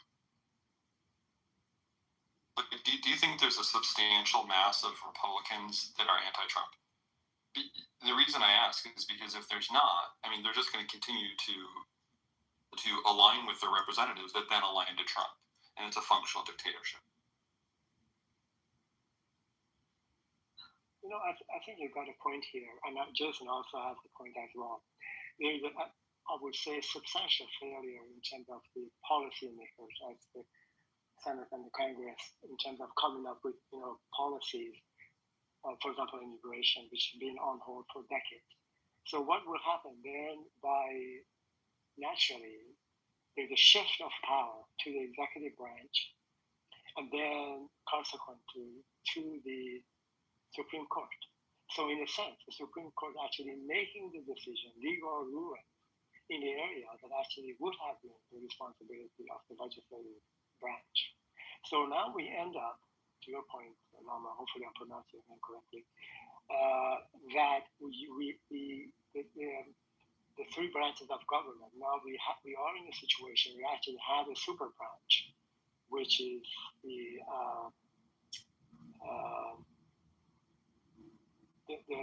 Supreme Court. So that is the problem. And I'm not suggesting that it's going to break our structure as a secular representative democracy, republic, but certainly it puts a stress on the system. That what we see right now, an ineffective legislative branch, a highly powerful, executive and Supreme Court, and particularly the Supreme Court, and particularly given the situation that 6 of them, the chief associate justices, that are by far are highly conservative politically and appears to be highly religious. So when you have that kind of an outlook on life, then your ruling at times is going to be kind of tarnished by your belief system and your political kind of way of thinking. And no human being is immune from that. We all are impacted by the way we think, our upbringing politically and religiously, and so on and so forth. I'm not expecting people to go with a completely blank, kind of way of looking at things. We do expect, in principle, from our justices to actually act that way, but that's far too ambitious to expect any human being to not to either consciously or subconsciously not bringing some of those underpinning concepts into their way of life. But the last thing I wanted to say, people when think about systems of checks and balances, we're talking about the checks and balances between the three branches of government. But actually, the checks and balances are more thorough than that. There are checks and balances between the state responsibility and the federal government. And then we have checks and balances between the Senate and the Congress and the House of Representatives. And there's checks and balances there, as you know, how they pass their policy. And there are other checks and balances, at least 3 or 4 of them, which in principle, they should be effectively control or manage the situation so it does not tear, it does not kind of destroy itself. So hopefully that would be the case.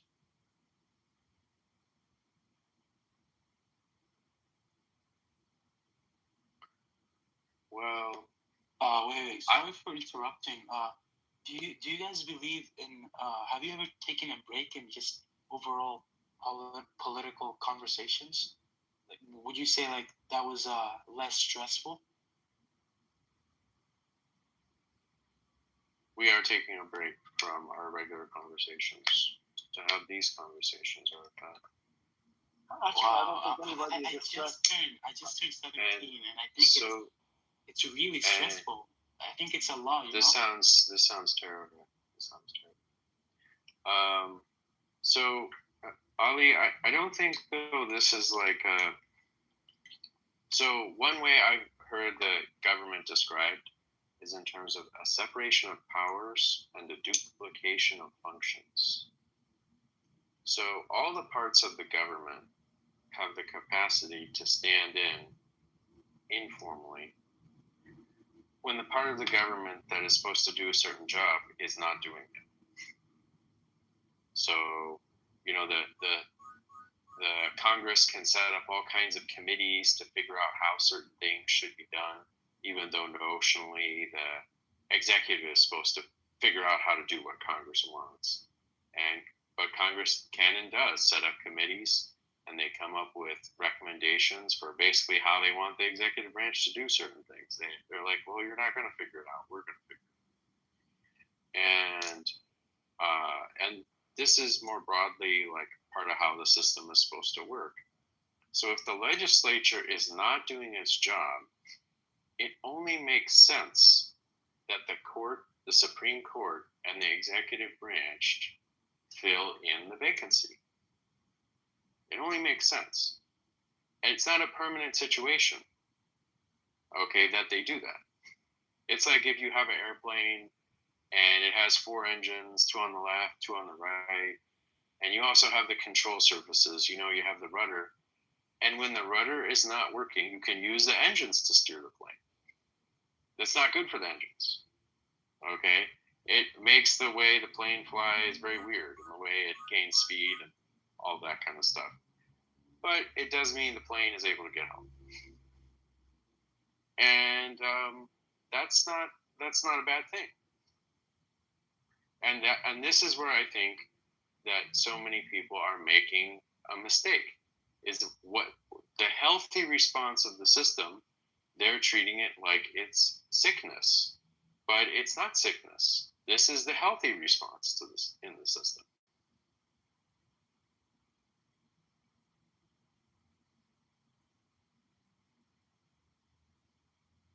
But Jason, what if, I think Lama was saying this, what if like the legislature morphs into the soft dictatorial system, right? That we're calling out, for example, the negative in the checks and balances, right? Doesn't that become, because we're putting all our eggs in that basket of legislature, and rightfully so, right? I think that starts to be concerning, maybe.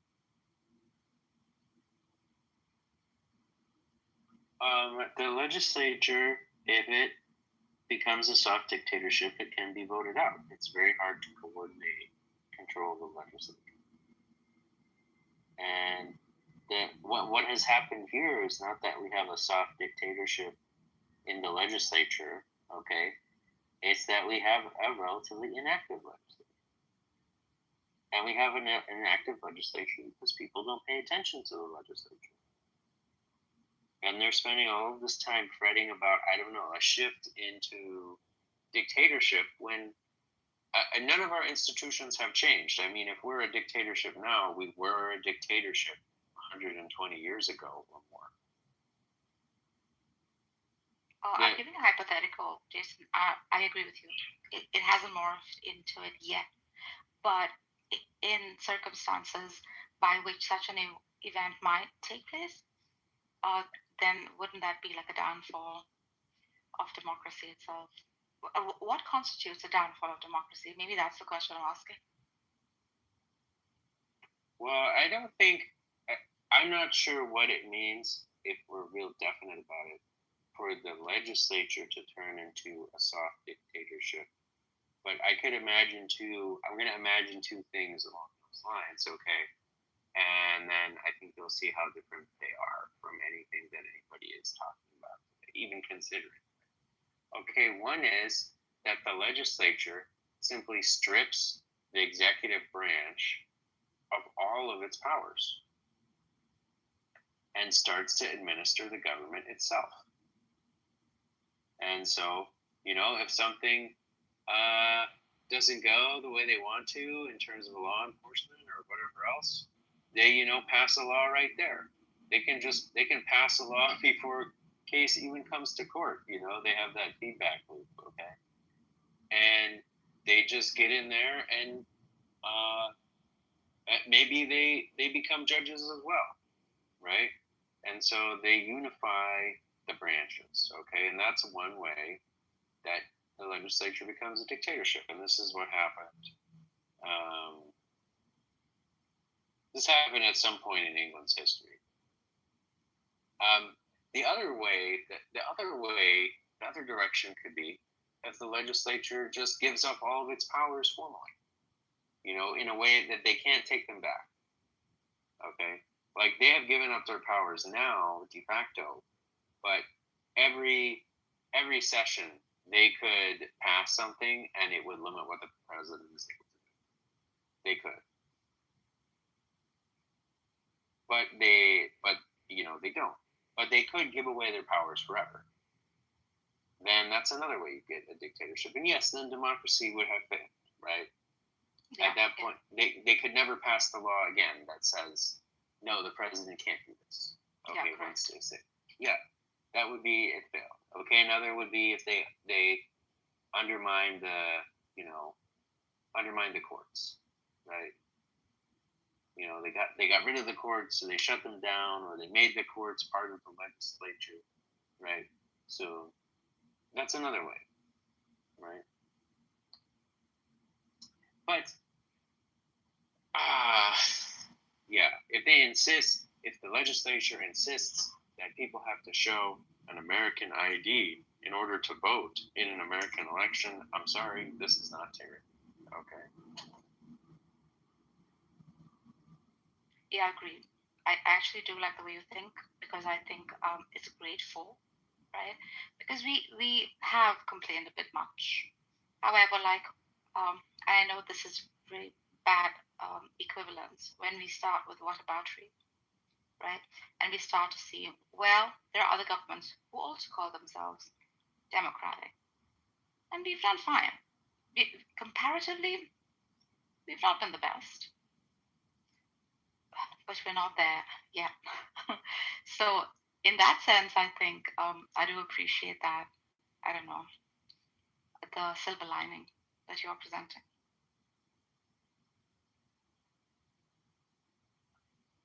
I think that the silver lining is important, not just because it actually helps you to focus, right? If the way you evaluate the U.S. government is you say, well, the United States is very bad compared to what I imagine heaven is like, then, and there are variations of this that they don't sound that way, but they are that way, okay?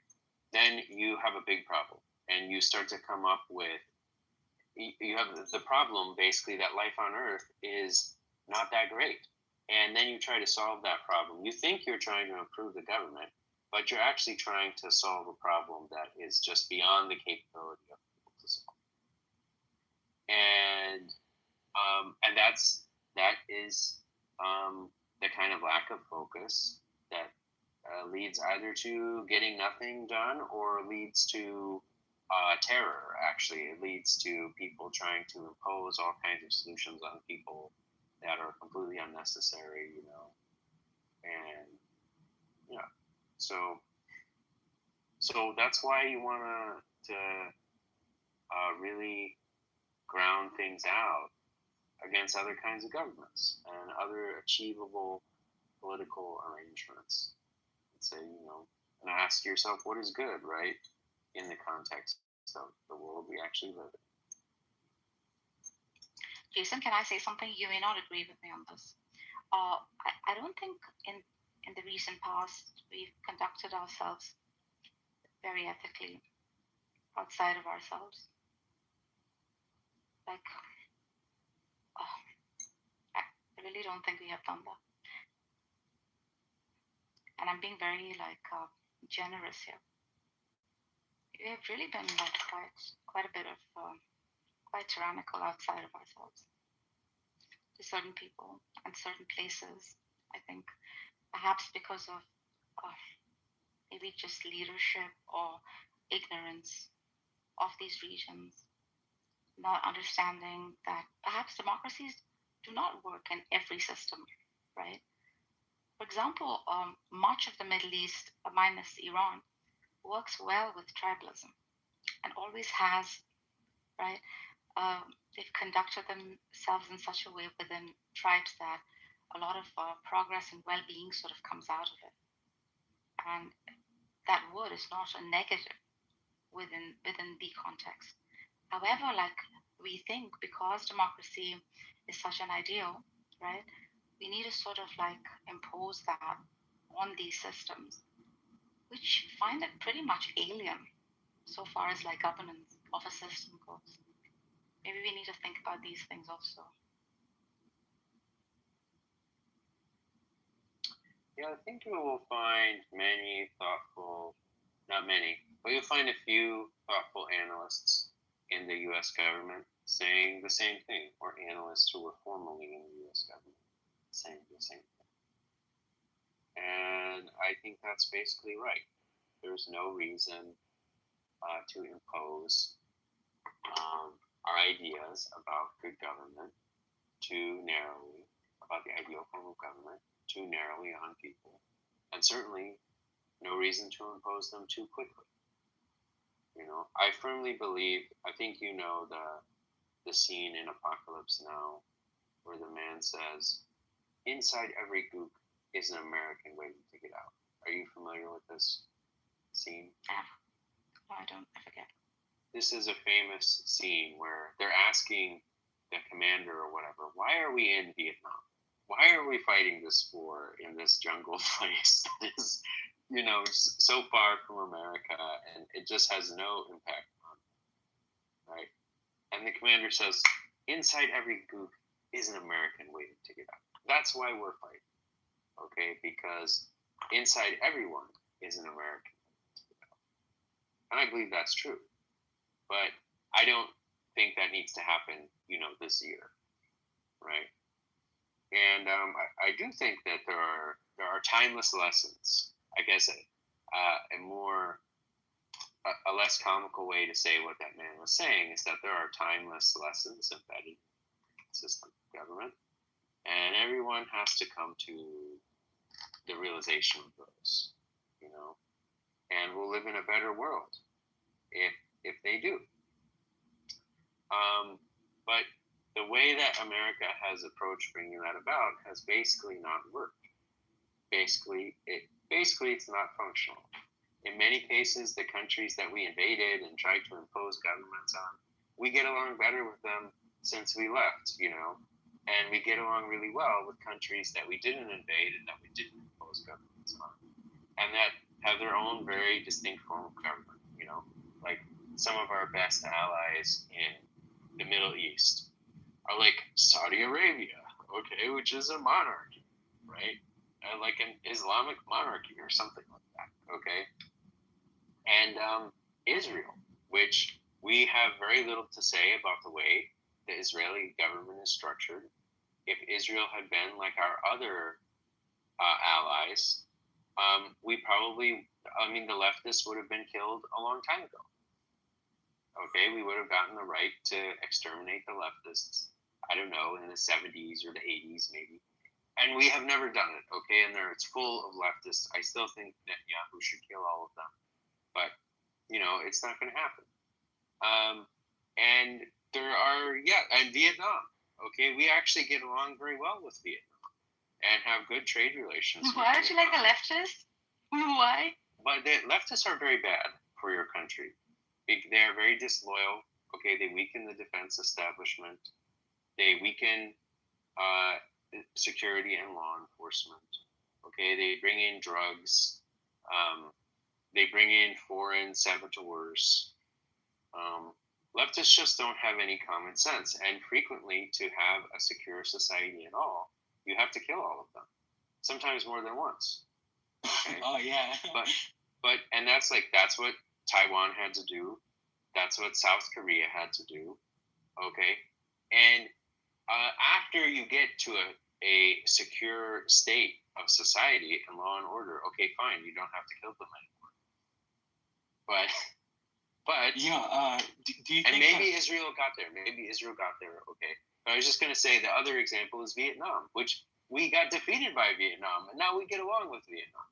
You know, so there you go. Jason, do you think morals change over time? No. America has the best morals, and we always did, and we always will. I have a big counter argument for that, but I think I'm not gonna present it. It's really big. I'm gonna, it's that big, but I'm just gonna say, can we link that to gerontocracy? Because if you think about it, these people are influenced in their own past. Because I believe morals change over time, right? Example, like the age of consent. Example in Delaware, I think it was 7. But now, of course, morals change, times change. We adjust to society. So my stance is that throughout time, when we have people in power, gerontocracy, do you think they could be influenced with the past and couldn't be aligned with us? Do you think we should maybe put a limit on these people? That's just a form of discrimination, really, Arafat. It's a very disappointing form of discrimination. The reality is that old people are not the majority of the population. Younger people are voting for these old people. If younger people want old people to represent them, maybe that doesn't make sense, but that's what they choose. And we get the government that we deserve in a democracy, Arafat. We can't get a government that's much better than the government we deserve. Let me put it that way. Yeah, I'm going to emphasize, I totally understand that, but when we have, I think we should have maybe a system, maybe a age limit, I guess. Because there's actually serious things to discuss about this, like cognitive decline, lower reactions time, medical issues. I saw a video, this is real, by the way. Donald Trump, out of the helicopter, couldn't even walk straight on a red carpet. And these people are in power. Look, Arafat, I can't tell you more than once that I disagree with you. And I'm just going to be repetitive. The people voted for this person. I mean, they have a right to do it. They have a right to the representative that they want. Yeah. And if the people make a bad choice, the people should face the consequences for it. That's another part of accountable government, right? Is you get the leader you chose. Exactly. If you choose a bad one, then you get bad results. Okay. Otherwise, you can't. Democracy is not going to work if no one has to face the consequence of their vote. So we can agree right now. The trend with Donald Trump is massive. There's a lot of contradictions he made, the things he promised or the things he said, and the things he says now. But end of story, you're right. We chose it. So 2 points. Quickly, you do not have to be an old person actually to make bad decisions and do crazy things. I mean, there are younger politicians that they do horribly a bad job. That's number one. Number two, again, in order what you're suggesting to happen, age limitation, upper age, for selecting a leader, let's say the president or senators. That requires absolutely a constitutional amendment for this to happen. I'm not suggesting this is good or bad, but it requires a constitutional amendment, so there's no way around it. And there are requirements for the senators, congressmen, and the president in the Constitution, which has something to do with their age and their place of birth, and for how many years they have resided in certain states and the United States. And that's it. There are no other restrictions at all for that. I wanted to say something else, Jason. I kind of forgot it, I guess, but I'll come to it. Oh yeah, I wanted to talk about this potentially. People now, I guess, was talking about the soft democracy. I'm sorry, soft dictatorship in the Congress, their policy making, and also Jason was saying, well, the Congress can make a whole bunch of policies to diminish substantially the power of the executive branch, and I'm not quite sure that's in principle.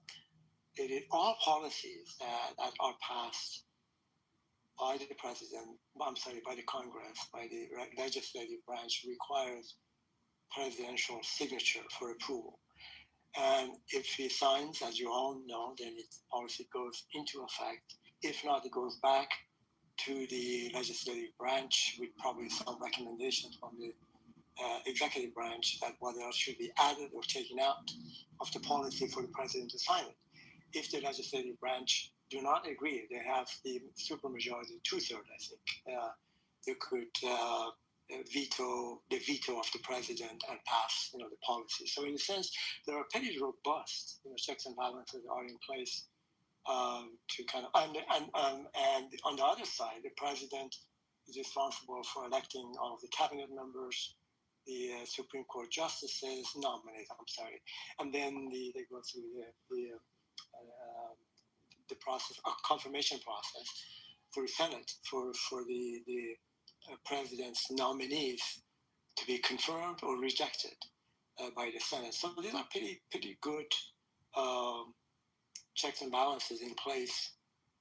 There are, for example, and I'm just not going to talk about that right now. But the reason, well, let me just give an example. For example, in Minnesota, I'm not going to talk about my position on ICE or anything like that, but I'm going to talk about when there is an intrusion of checks and balances. So 2 Minnesotan citizens were killed by ICE, and their case is being investigated entirely by the federal government. In cases like this, almost always, there is a collaboration, a teamwork between the federal government and the state to investigate the case, to see exactly what happened. And so the reason the federal government is involved in the case because an ICE person killed a Minnesotan citizen. And the reason the state is involved is because a Minnesotan citizen was killed. So they have every right to say, look, what happened? So in this particular case, we see a breach of the checks and balances in the federal government, either entirely, substantially says, look, this is not your business, you being the state, we will handle this. And the state has repeatedly asked to either get involved or get some information from the federal government in terms of their knowledge about the case and not be passed on to the state. So here we see the break of the checks and balances between the state and the federal government in a kind of a glaring way, pretty obvious way. Now he's taken to the court now. The case is being Minnesota actually has filed a case either with the federal, just with the district, or probably it will go to the Supreme Court in terms of the kind of establishing, here the intrusion of the or bypassing or not respecting the system of checks and balances. So I'm going to land with this. In principle, there are just fantastic, great, checks and balances that are in place. And because of that, I do agree with Jason early on. I cannot find a scenario under which the system is stressed in a way that is going to tear, is going to break. Because constitutionally, the structure is fairly robust in principle, and it will withstand the challenges coming from any direction, actually, and in terms of the branches of government. Agreed. when I was younger, I was more feisty and would find every little thing to like point a finger at any system, especially one that is like generously democratic, like the US. The older I'm getting, I'm like, it's not that bad for God's sake. Like, what is this Westophobia? Like, what the fuck is that? Like, what are you putting out there? You know? And yeah, we don't act well outside of our freaking little home called America. We are brutal. We are ruthless, right? However, we're also like clearly saying we're capitalist. I mean, the system is built on it, right? So I don't think we do the whole, we are, basked in the freaking sun of morality anymore. I mean, at least we have a president now who doesn't care to do such a thing. I mean, it's being more and more transparent, right? With capitalism comes greed. With greed comes self-interest, and that's exactly what we're doing. It is what it is, unless you want to change that system to some moral code. Sure, I mean, bring it on. Bring a better system so that we can apply it. Other than that, this is the entailment of such a system. Can we be better than this? Absolutely. Can we call it out? Absolutely. But can we also be grateful maybe sometimes? Yeah, we can. Jason, please go ahead. I wanted to make just a very quick comment. Just a comment. So you mentioned that capitalism brings greed. Maybe it's the other way around. The greed is the germane or impetus actually to capitalism. Anyway, just a comment. I'm a random, Ayn Rand objectivist. Like for me, selfish is the virtue. So there's no you don't have to convince me of it, Alija. So I would say, like, one thing I would ask you to consider, or just is the pivotal role of property in like the theory of democracy. And so actually, I don't think we can have another system. We can't have a system that is not rooted in property rights, strong property rights. The English theoreticians, some of them said more or less, there is no freedom without property. Every right is rooted in property. All liberty is rooted in property. And there is a way to make that argument that's pretty robust. So actually, if you try to find an alternate foundation for a just society, you won't be able to. And the intuition here is like, well, if I have freedom of speech, but the government can just take my food because I don't have any entitlement to property, then what good is my freedom of speech? And this argument does extend in certain lines of thinking to our arms. And so I hope you will consider buying a gun, Arjus, and carrying it for the founding fathers' sake, to do your duty like everyone else needs to do. And if you have any questions about guns, I'm happy to answer them. But be that as it may, I'm not sure that we can do without property. And that actually has to be integrated into your fundamental understanding of democracy. What kind of society is America? It's a society with several elements. Okay, one of them is representative government, but the other one is rule of law. And that rule of law is attached to strong property rights. We are a market democracy. And those strong property rights are also, another way to think about them is like your property rights are your exclusive domain that the public cannot intrude on. So the mass cannot vote to impose things on you in certain ways. The mass just does not have the power to do that. They can't decide what shoes you're going to wear or what shoe size or many other things. And that's a big part of being free. A big part of being free is the domain that is carved out from the public's control. And like if you just had democracy in the sense that everyone can vote on anything and what the people vote for goes, this would not be a very free society. it would be what is called a consensus-based society.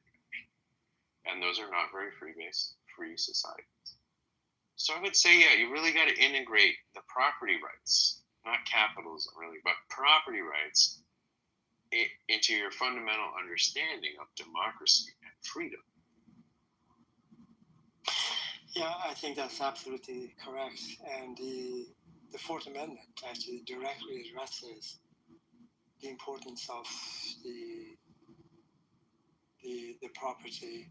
And I'm just going to read it to emphasize. So this Amendment 4 says the right of the people to be secure in their persons, houses, papers, and effects against unreasonable searches and seizures shall not be violated, and no warrant shall issue but upon probable cause, supported by oath or affirmation, and particularly describing the place to be searched and the person or things to be seized. So in a sense, that requires extraordinary action in terms of being able to the intrusion into the private property of people, either in terms of their belongings, their homes, and the people themselves. And this is something where we have seen some drift in recent years. I think maybe you guys are familiar with the cash seizures, the contraband seizures that the government frequently conducts. You know, someone is speeding and the police find a reason to search their car, and those people have cash in their car. They just take the cash. They never give it back to them. They never accuse them of a crime. They say, well, we took the cash because it might have been due to drug trafficking, right? But often these people are not able to get their money back, not after many years of litigation. And this is an area where something that very clearly is spelled out in the Constitution, the practices around it are drifting. And these, I think, are things that we should be more concerned about than, I don't know, Donald Trump tweeted something that sounds very dumb. But we don't really talk about those things very much, I think, Ali, I wonder about the thing that you highlighted. It is something that is the norm. It is the usual practice, right? But maybe it's one of those things that needs to find its way into law and hasn't yet.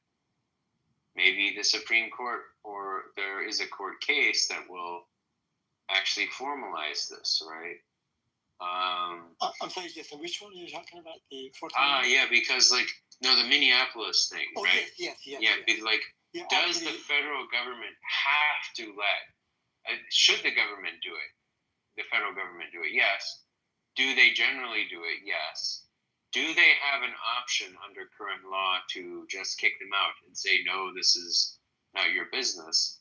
The truth is, I don't know. I've never seen it decided. I don't know what law would say one way or the other. Which is there a constitutional amendment that says? Is there something in U.S. code that says maybe this is a gray area? And maybe it's something where the legislature should have acted a long time ago to preserve the rights of the states. Yeah, that is actually a good case. As I mentioned, I think the lawsuit, something has been filed by the state of Minnesota in terms of challenging the federal government's approach to this case, and probably will go all the way to the Supreme Court. And I was just looking for this as you were talking. I'm looking, actually, I have the Constitution in my hand here. It talks about, here's the amendment number 10, which is really, actually two of them are, the 9th and 10th are important. Here's amendment number 10 that exactly talks about what we're talking about. It says, the powers not delegated to the United States by the Constitution, nor prohibited by it to the states, are reserved to the states respectively or to the people. So if there is something in the Constitution that the power is not given to the United States and is not prohibited by to the states, United States and states, then they're reserved to the states respectively or to the people. So in a sense, that goes back to this. I think is this now in the case of Minnesota, is this the authority of the power of the state of Minnesota saying, look, 2 of our citizens were killed, and we are responsible. We have constitutional responsibility and authority to actually look into this matter and decide and investigate whether the DICE individuals were guilty of this and having a grand jury on it and to conclude, this ought to be a case or not. So that is a kind of a serious matter in here. I don't know if it's been challenged, because in the past, almost every time the federal government and the states actually collaborate investigating these types of problems, when a federal government or federal individual or federal officers, agents acts in a given state, then it gets always a team investigation. So that's really interesting to see what's going to come out of it. But what I wanted to also mention just briefly, not completely related, but maybe it is somehow. The Madison actually was very concerned when the Bill of Rights, the first amendments were written, that it might come misconstrued actually, that these are the only rights people have and no more. They had to pass the Constitution, ratify the Bill of Rights as soon as they could, so they get the 13 colonies on board and move on. So in the Amendment 9, Madison being very concerned about this in terms of these are not the only rights people have. So here is what he says. He says the enumeration in the Constitution of certain rights shall not be construed to deny or disparage others retained by the people. So in a sense, it provides a bridge for other amendments, other rights to be recognized as society progresses. So basically saying these are 10 that we can think of, but provides a bridge, a venue to be able to, if other rights being challenged, then they could become part of, amendments to the Constitution, or they could be challenged in the court, which is, I think, an extremely forward-looking amendment number 9. And that was written specifically by Madison himself, the entire verbiage on it.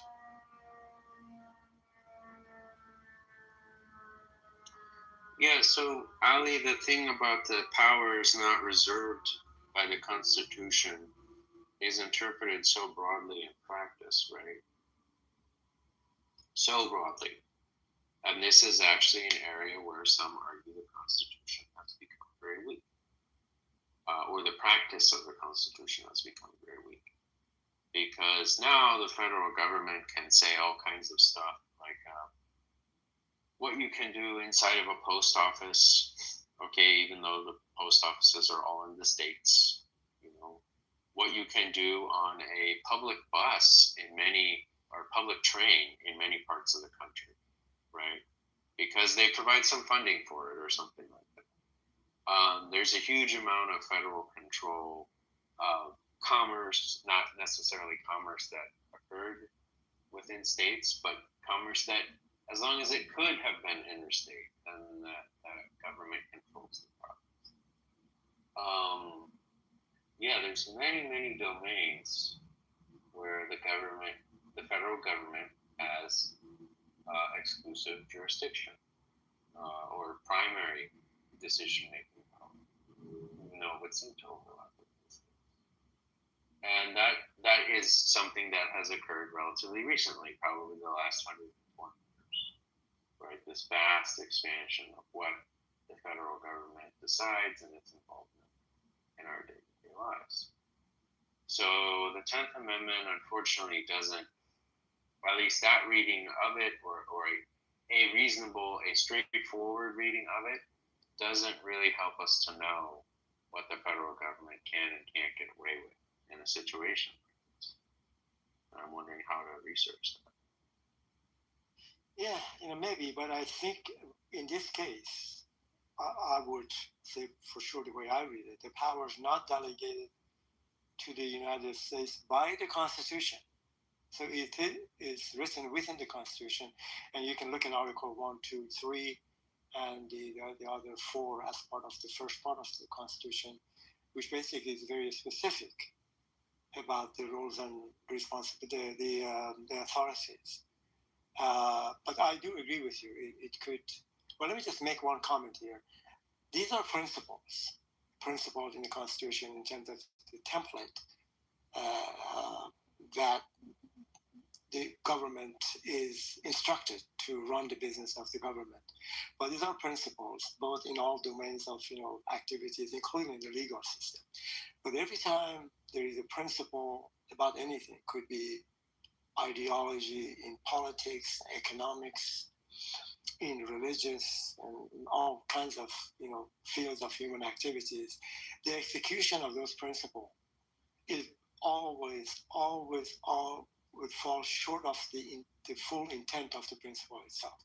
So it is expected that when these things are executed, for example, the understanding, recognition of the powers of the government, United States federal government, and what are those? And in principle, there are they may not be clear at times or stepped over, and it's difficult to. But then again, the powers are in the Constitution. Actually, they're written there in terms of which branches of government, what are their powers.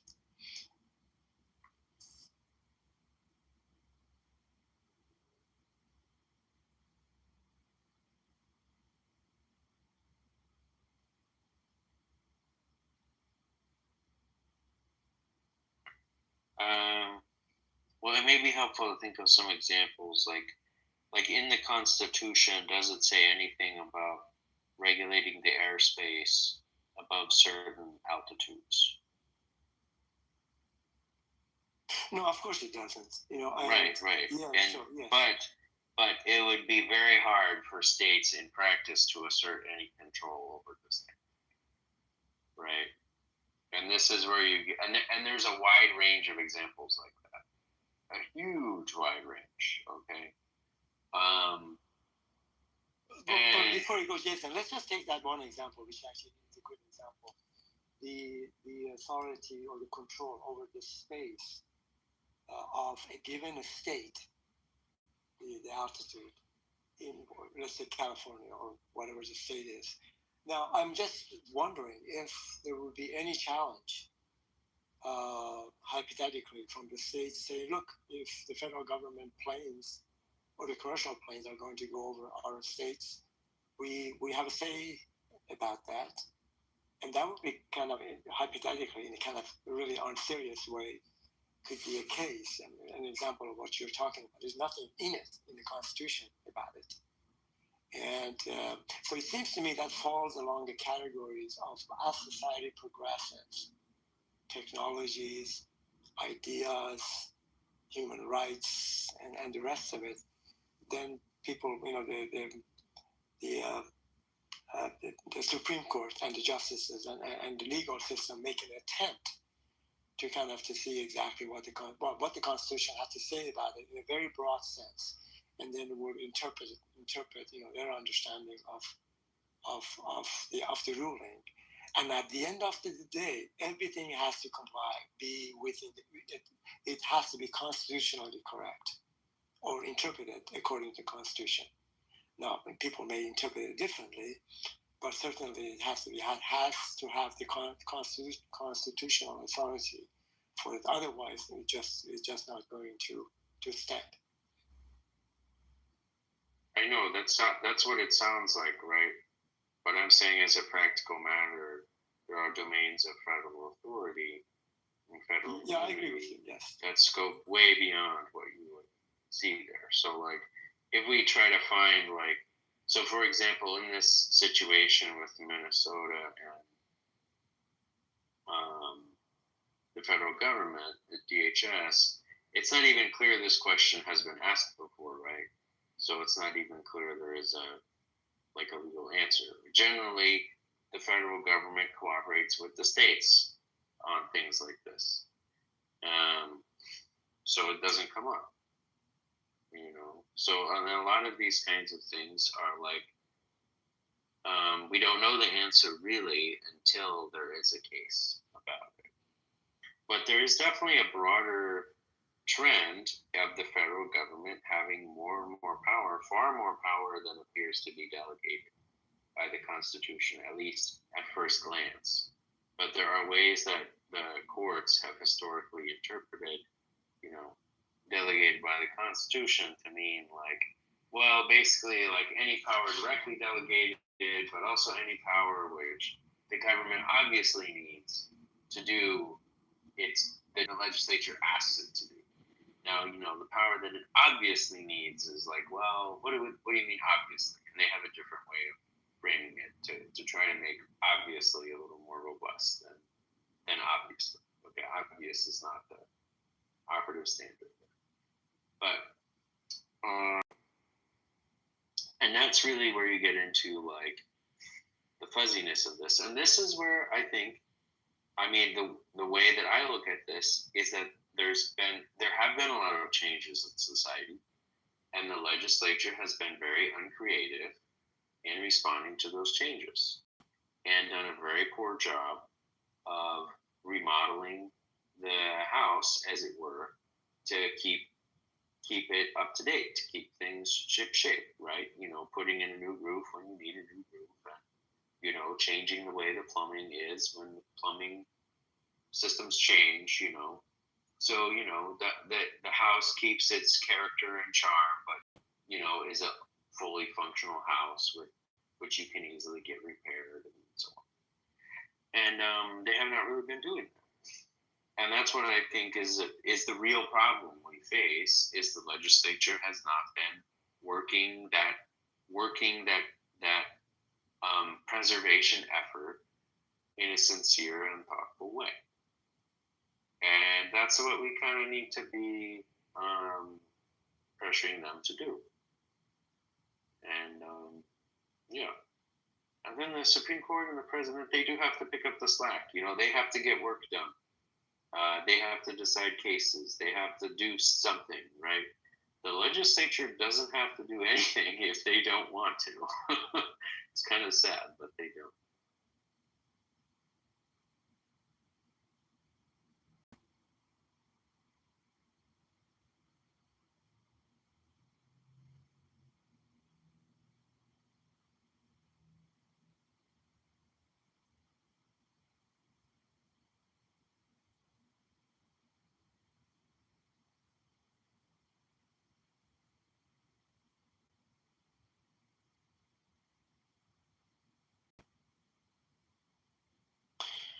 So here's a question. I think I may know the answer. Let's say the legislative branch, just hypothetically, would pass a federal policy and says, look, abortion is left to the individual and government has no say about it. We're talking hypothetically here.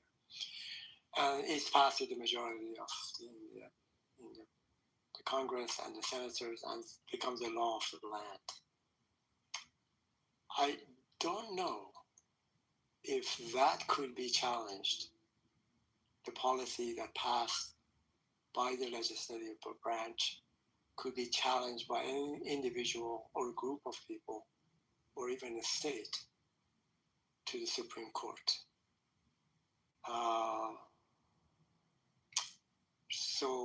maybe an immigration policy. A broad immigration policy addressing all of the immigration issues, which is Congress has failed miserably in the last 50 years to address it, or maybe 40 years. And it's been taken predominantly by the legislature, by the federal government, by the executive branch, which immigration is the business of the federal government. But in terms of immigration policy, things like that. So anyway, just going back to the first example, if the Congress passes, the law that I talked about the abortion, could any individual or agency actually challenge the law and take it to the Supreme Court. I'm not sure. I got to look it up. Well, I don't know that they could challenge the law. I didn't think so. Yeah, go ahead. But what you would see instead is they would pass laws, and then those laws would be challenged, right? So states would pass laws, and the states would try to pass laws that do not run afoul of this law, okay? And then the question is like, okay, well, what is the appetite for challenging that? And what does that process look like? And that process is not necessarily going to get satisfaction right away, okay? Because the first thing that needs to happen, let's say that a law is passed preventing abortion, de facto preventing it, in a circuit that is sympathetic to the prevention of abortion. The case will go before a judge, and that judge will find in favor of the state. They will say, well, this is not against the universal abortion law because, we don't find that this law prevents good faith efforts on the part of the legislature to protect the health of the mother. And, okay, so they could say that, okay? Or they could say, well, no, it does go against it. But then the state will say, okay, well, we want a panel of 3 judges. And the 3 judges will look at it, and it's a jurisdiction that is favorable to this law. It's a circuit that is favorable to this law. So they will say, the 3 judges will tend to say, no, it's fine, okay? But okay, let's say, all right, then another case comes up, another law, and another challenge is raised, okay, in a different state in the same circuit does the same thing. And by this time, the legal scholarship is somewhat different. The case is somewhat different. Okay, maybe it makes it past the first judge, and it makes it past the panel. And, they can ask for another panel, I think. But then they decide, okay, we're going to do an en banc hearing. Okay, everybody in the circuit is going to decide. And then they will generally say, no, it's fine. It doesn't violate this or that law because of this, that, or this other reason, okay? And in other circuits where they are fine with the abortion law, these cases never happen, okay? They don't happen, so you never get what is called a circuit split. You never get the first circuit saying a law against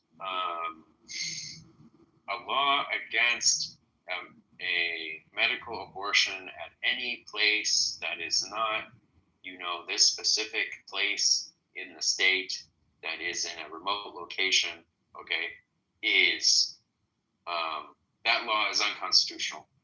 You never get that in the First Circuit, and then in the Second Circuit they say it's constitutional. You never get the circuit split. So the Supreme Court is very unlikely to take the case because the places where they accept that constitutional right, they don't pass laws against it. And the places where they don't accept that constitutional right, well, their circuit supports them. Right? So you never get the circuit split. So, or it takes a very long time to get the circuit split.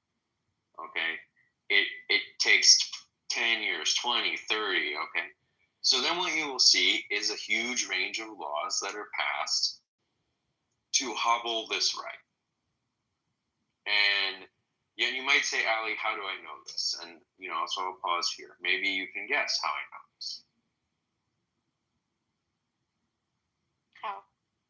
Because this is exactly what liberal states have done to try to undermine the right to bear arms. And this is exactly why there are so few Supreme Court decisions about it. Because in the circuits where they care about the right to bear arms, they don't pass these laws in those states. So there never is any ruling about it. And in the circuits where they have a problem with the right to bear arms, well, the judges agree with them. Jason, you're not concerned about children, like smaller children, teenagers, because of the arms. Like that would be. See, I learned how to shoot when I was very, very young. My dad took me to the range. I learned the pistol. I learned the air gun. So it's not new. It's not that I'm afraid of it. It's just that I think when parents start having children and those become teenagers, and you hear of school shootings in America where the freaking eyebrows rise, the big question of safety sort of pops up. You see what I'm saying? But that's a different question here. Okay, if you read the Constitution, the obvious reading of the Second Amendment is like everything California has done is illegal. There can't be magazine limitations, limiting pistols to this roster, whatever else. Okay, the assault weapons ban. Okay, and the thing is, once in a while, you even get a judge in the Ninth Circuit who says it's illegal, but you get one, and then there is an en banc hearing, or there's a panel of 3 judges, and they decide, no, it's fine. Okay. And what I'm trying to describe here is the way that you have a constitutional right on paper, but as a practical matter, the states have a lot of capacity, or localities, okay, really the circuits have a lot of capacity to beat down on that right and make it impossible to exercise. Okay, so I'm not trying to persuade you about the right to bear arms.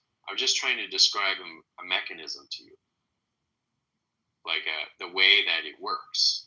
Okay, and because even if you feel like the right to bear arms is a bad idea, I think you will agree it's still in the Constitution. Yeah. Okay, and the way that some states interpret that, it's actually almost impossible to bear arms, like Massachusetts, and for some time, Massachusetts and one or two, Hawaii, okay, and the way it was interpreted in New York City for a long time, it was basically impossible to bear arms, and and then you have like a rainbow of options in between that and Texas, okay, where, if you read it doesn't really make any sense that the way you read the Constitution, that like the policies you have in Massachusetts are the way that they are, or in New Jersey or whatever else. So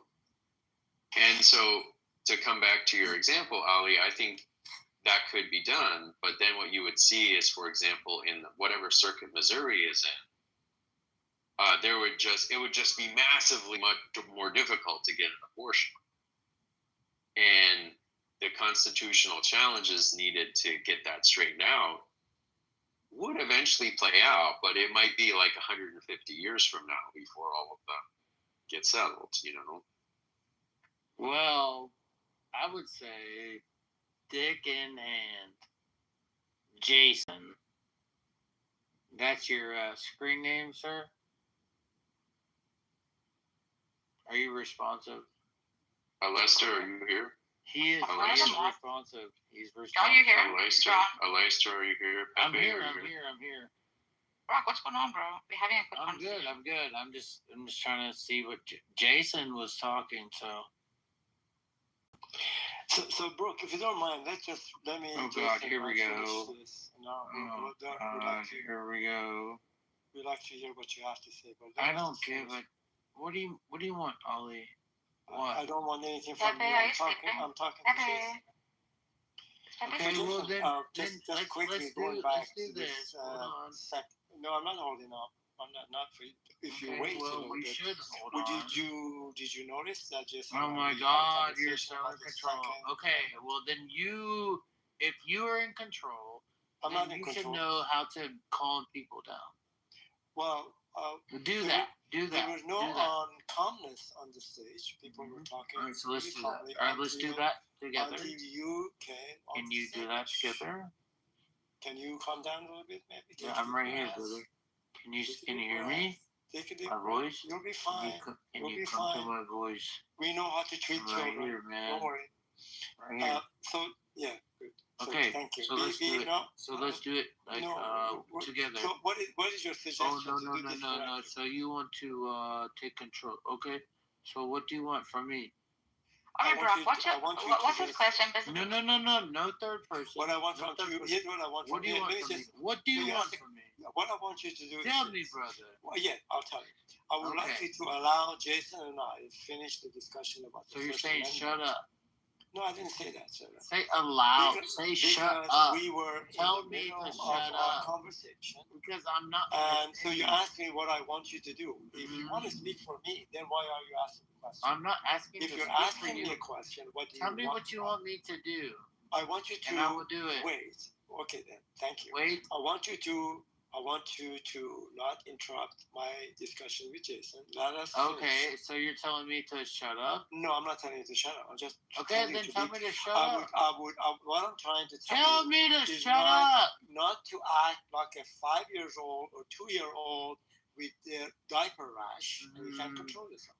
Yeah. Okay? So Fine, ask your all right, mama then to tell me to change shut your up. diaper. No, what I I want don't you to care. do, If you what I can't want tell you me to to do shut is up, then I don't know what the fuck to tell Okay. you. Then. All right, then I'll tell you. All right. Brooke, Then here we go. all due respect. All right, here we go. So, Ali. I told you that. Yeah, man. So, all right, brother. I'm just been trying to tell you, man, So, that you can just tell me to shut up. So, yes, I told you. And then Shut up! solve everything. Shut up! But You want to your hear it? You get it? fucking Ego. Stop it, Brock. Reigns Stop. supreme. No, bro. It's I'm not ego. doing it. It's intrusive. No. So, This Ali, dude. Brock. Bro, it's not Ali Brock. and I- No, you can call me by name. I don't give a fuck. What do you I want to be called? don't care. Well, Ali and I. No. I was explaining You're something not to gonna. Ali, That's fine. and I wanted to hear what Ali has to say about it. Would that be a Okay, problem? well, I want to hear from Ali, but that last shit, not cool. Ali doesn't want to Well, put you in. I want to hear from Ali, and that's it. And then after that, nothing else. Okay, So, I want to hear from me. Oh, shut the fuck up, bro. I don't So want to you hear said from you you. want to hear I from want to hear me, from and then you tell Ali. me shut. I don't care about you. But then you're asking me. You're entering a world that you don't want to enter. Oh, really? What is Yeah, that? oh, really? What is that? Oh, that would be. Okay, so you're over the top of me. Whatever. I don't give a fuck, man. I don't care. I don't fucking care. You are not going to take over me. I don't give a fuck who you have access to. I don't care where you're from. Not important enough for me to take over. You. Fuck you. Fuck you. You are nobody. Well, you're I'm probably, gonna start a new room. you are probably from LA, or New York City, or somewhere else bigger than me. I don't care. I'll invite you both in. Fuck you. Fuck you. Fuck you. Fuck you. Go ahead, Ali.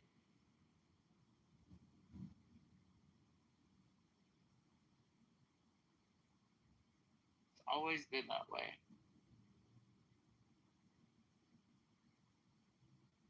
What's up, Lolly?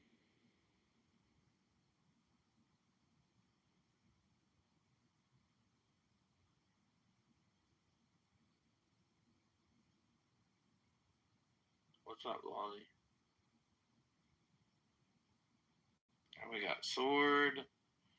Sword wants to come up. Come up, Sword.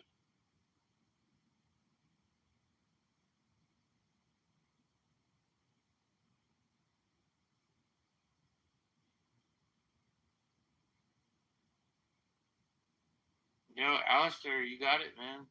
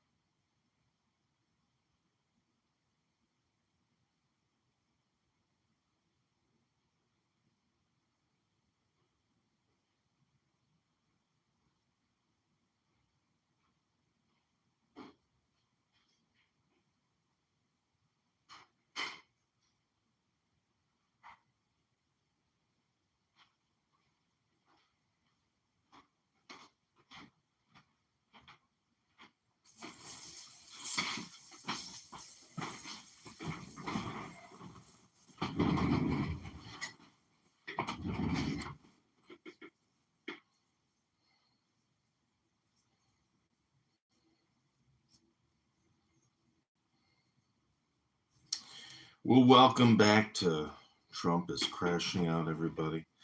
We just listened to a retard get into an argument with other, what we might call retards. It doesn't really matter, though, whether you think they were retards or not. You are now listening to the supreme retard of all the retards. And in the land of retards, there can only be one retard to rule them all. A supreme retard! That's right, ladies and gentlemen. Jason literally just talked for about an hour and a half straight. And then, what's his face? Also talked for a long time. Then Brock came in drunk and crashed out. Pepe's sleeping. Poor little Pepe. Pepe's dreaming of Pepe World. What would Pepe World look like if Pepe was the leader? Hurry up! Go clean up that fucking bathroom right now. Pepe's in charge, bitch. You're gonna do what you're fucking told. Pepe's in charge. But we're gonna close out this room with a little music. I hope you like. This is John Kitover. First be clear to you, but we schooled and they have trained you in determination, accuracy, introspection, and many other qualities which are valuable to all men in their ordinary avocations, so that in no case will your time have been wasted. That you may gain some insight into the nature of the great work which lies beyond these elementary trifles. However, we should mention that an intelligent person may gather more than a hint of its nature from the following books, which are to be taken as serious and learned contributions to the study of nature, though not necessarily to be implicitly relied upon. The Ye King of the Eastern!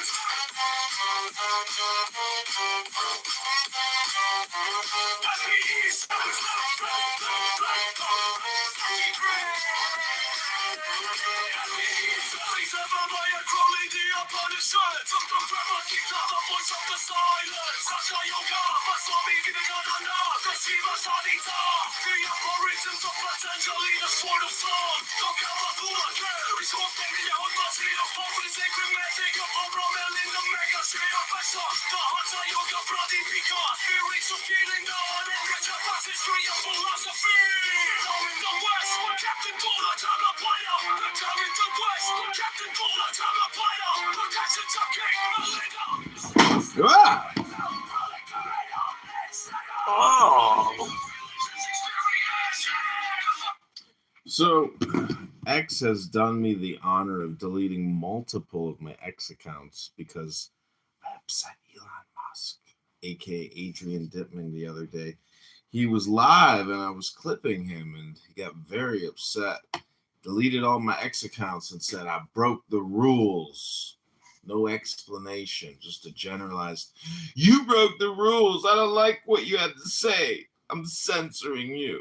My feelings are important and cognitive security is so important. Oh. Somebody sent me a message. Somebody sent me a message. Does anybody want to come up and say anything? Because I'm going to play some music, brush my teeth. I'm going to use my water pick. Then I'm going to use my tongue scraper. I'm going to use my brush and my toothpaste and my dental floss. That's right. A lot of moving parts to brushing your teeth. As we know, not a lot of people here in Clubhouse brush their teeth. They just go to sleep and they think Clubhouse can brush their teeth as they're sleeping. Have you ever heard somebody here say, oh, I got to find a room so I can go to sleep? Oh, how pathetic. Oh, my God. Just, you know, how could you listen to Clubhouse while you're trying to sleep? You could just play music, you know? Some ASMR, anal hypnosis. Hello? Top of my head, little voices waving flies. Every word a tiny mirror asking, who are you? Really? Spamming a silver screen. Politics in painted shoes. Comedy juggling our fears, all tracing halos on them.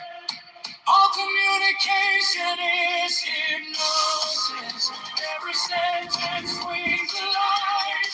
You can call it love or persuasion. Both are reaching in the night. All communication is hypnosis. From a whisper to a shout. I'm just choosing brighter colors for the picture in your doubt. Critics on a crystal edge, measuring the leap you take. Love letters in your junk folder, still trying to rearrange you. Persuasion in the last coat, informative, kind of glowing. Here's the future you could live. Hey, if you let it in your bloodstream. All communication is hypnosis. Every sentence rings a light. You can call it love or persuasion. Both are reaching in the night. All communication is hypnosis. From a whisper to a shout. I'm just choosing bright colors for the picture in your doubt. Oh, we have Narges. Is Narges here? Did she just come in for a quick pop in, pop out? Well, you were listening to the John Kitover band here. This song is called All Communication is Hypnosis. What if this is the opera and your breath is the overture? Every thought in your orbit singing, you are something new. All communication is hypnosis. Every sentence swings a light. You can call it love or persuasion. Both are reaching in the night. All communication is hypnosis. And if every word's a spell, I'll keep casting time. Futures waiting right. And you are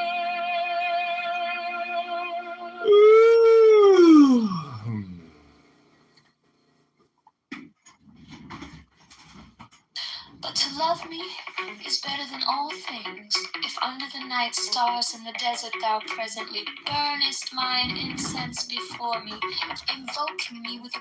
This is a new song that I co-produced with Pockets. Many of you know Pockets here on this app, aka Pussy Pockets, the annoying, hyper-polarized political pussy pocket. pure heart, and the serpent flame therein. Thou shalt come a little to lie in my bosom. For one kiss wilt thou then be willing to give all. But whoso gives one particle of dust shall lose all in that hour. Ye shall gather goods and store of women and spices. Ye shall wear rich jewels. Ye shall exceed the nations of the earth in splendor and pride. But always in the love of me, and so shall ye come to my joy. I charge you earnestly to come before me in a single robe, and covered with a rich headdress. I love you. I yearn to you. Pale, purple, bound, voluptuous, unholy pleasure, purple, and drunkenness of the innermost sense. Desire you, put on the wings and rouse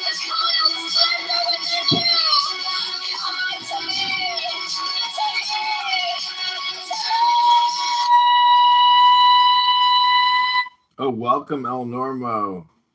This is the Pepe Show. This is my wind down before I go to sleep for the night. If there's something you want to say, just raise your hand. Otherwise, we're listening to a song that I co-produced with Pockets, a.k.a. Pussy Pockets, the polarized R word here on Clowns.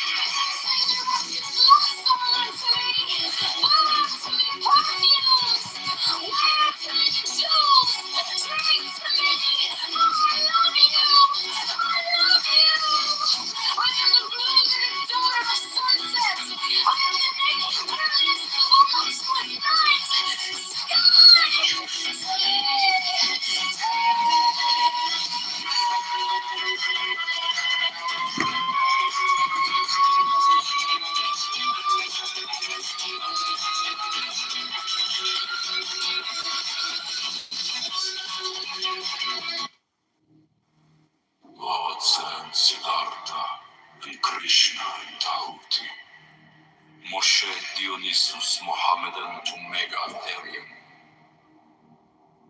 With these also Hermes, Pan, Priapus, Osiris, and Melchizedek, Chem, and Amun, and Mentu, Heracles, Orpheus and Odysseus with Vigilius, Catullus, Martialis, Rabelais, Swinburne, and many an holy bard, Apollonius, Tianius, Simon Magus, Manes, Pythagoras, Basilides, Valentinus, Bardesigns, and Hippolytus,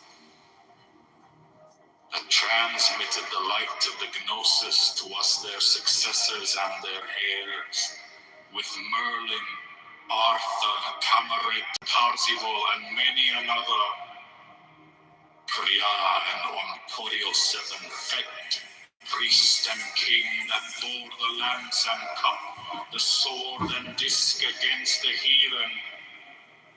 And these also, Carolus Magnus and his paladins, with William of Shiren, Frederick of Hohenstaufen, Roger Bacon, Jacobus Burgundus, Molensis the martyr, Christian Rosenkreutz, Ulrich von Hutten, Paracelsus, Michael Mayer, Roderick Borgia Poi, Alexander VI, Jacob Boheme, Francis Bacon, Lord Verulam, Andrea, Robertus de Fluctibus, Johannes D, Sir Edward Kelly, Thomas Vaughan, Elias Ashmole Molinos, Adam Wishow, Wolfgang van Gogh, Ludovicus, Rex Bavaria, Richard Wagner, Alphonse Louis Constant, Frederick Nietzsche, Hargrave Jennings, Carl Kellner, Forlong Dukes, Sir Richard Payne-Knight, Paul Gauguin, Sir Richard Francis Burton, Dr. Gerard M. Caussy, Dr. Theodorus, and Sir Alistair Crowley, sons of the Lion and the Snake. With all thy saints we worthily commemorate them, worthy that were and are to come. May their essence be her present, potent, puissant, and paternal to perfect this feast.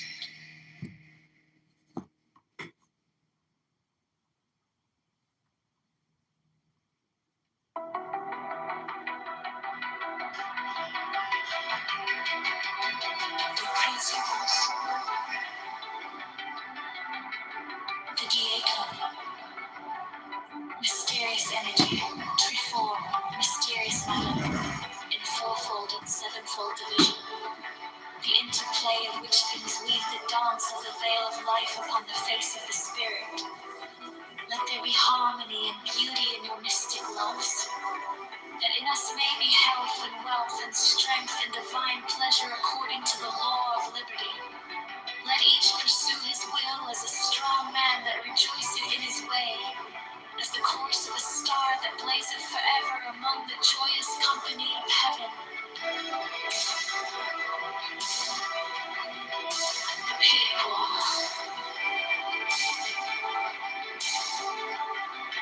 So would it be. So would it be.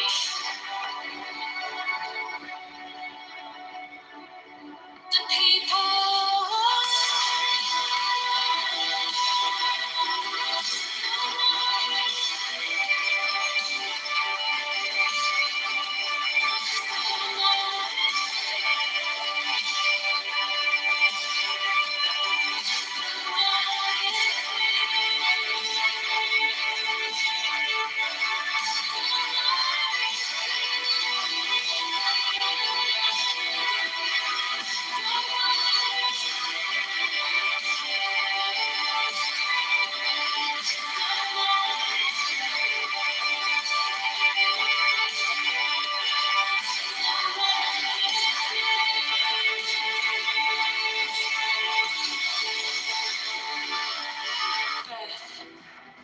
The deacon, be the hour auspicious and the gate of life open in peace and in well-being, so that she that beareth children may rejoice, and the babe catch life with both hands.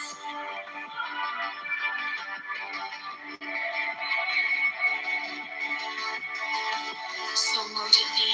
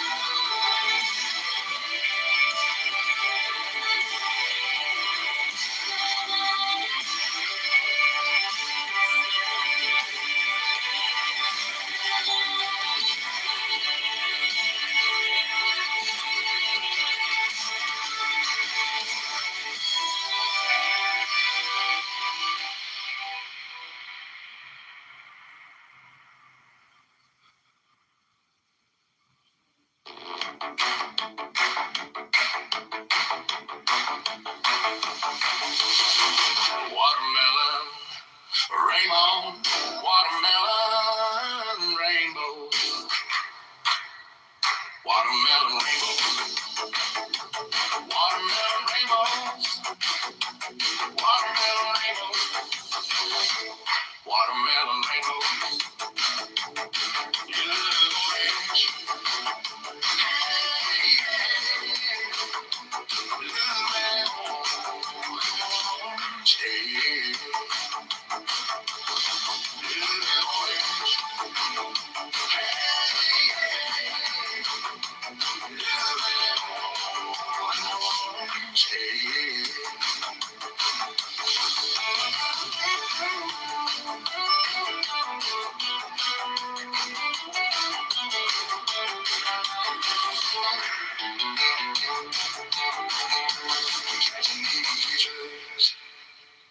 catching neon futures, catching neon futures, catching neon futures, little orange,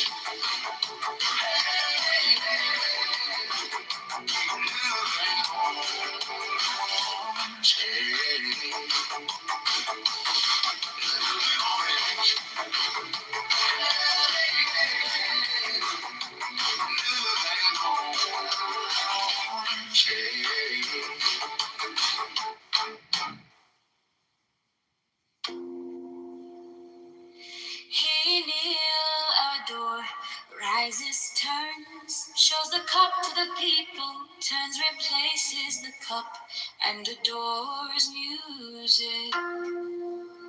For this is the covenant of resurrection. He makes the 5 crosses on the priestess.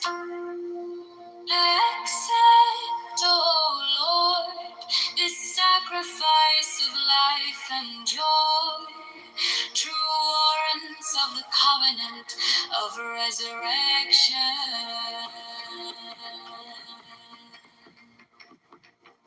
The priest offers the lance to the priestess, who kisses it. He then touches her between the breasts and upon the body.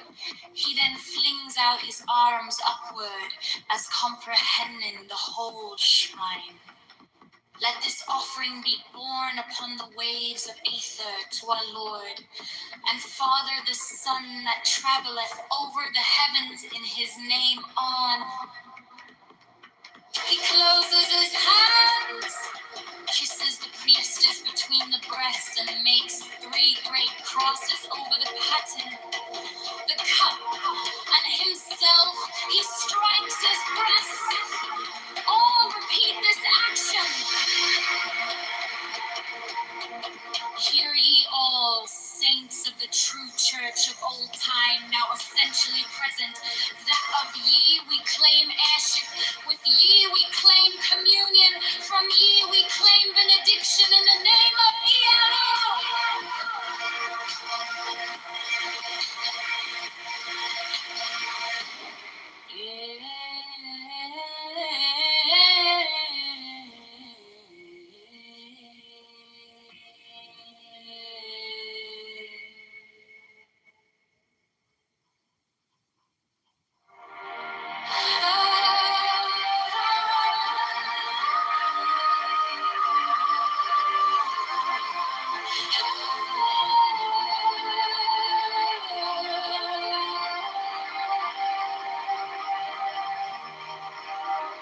Thou who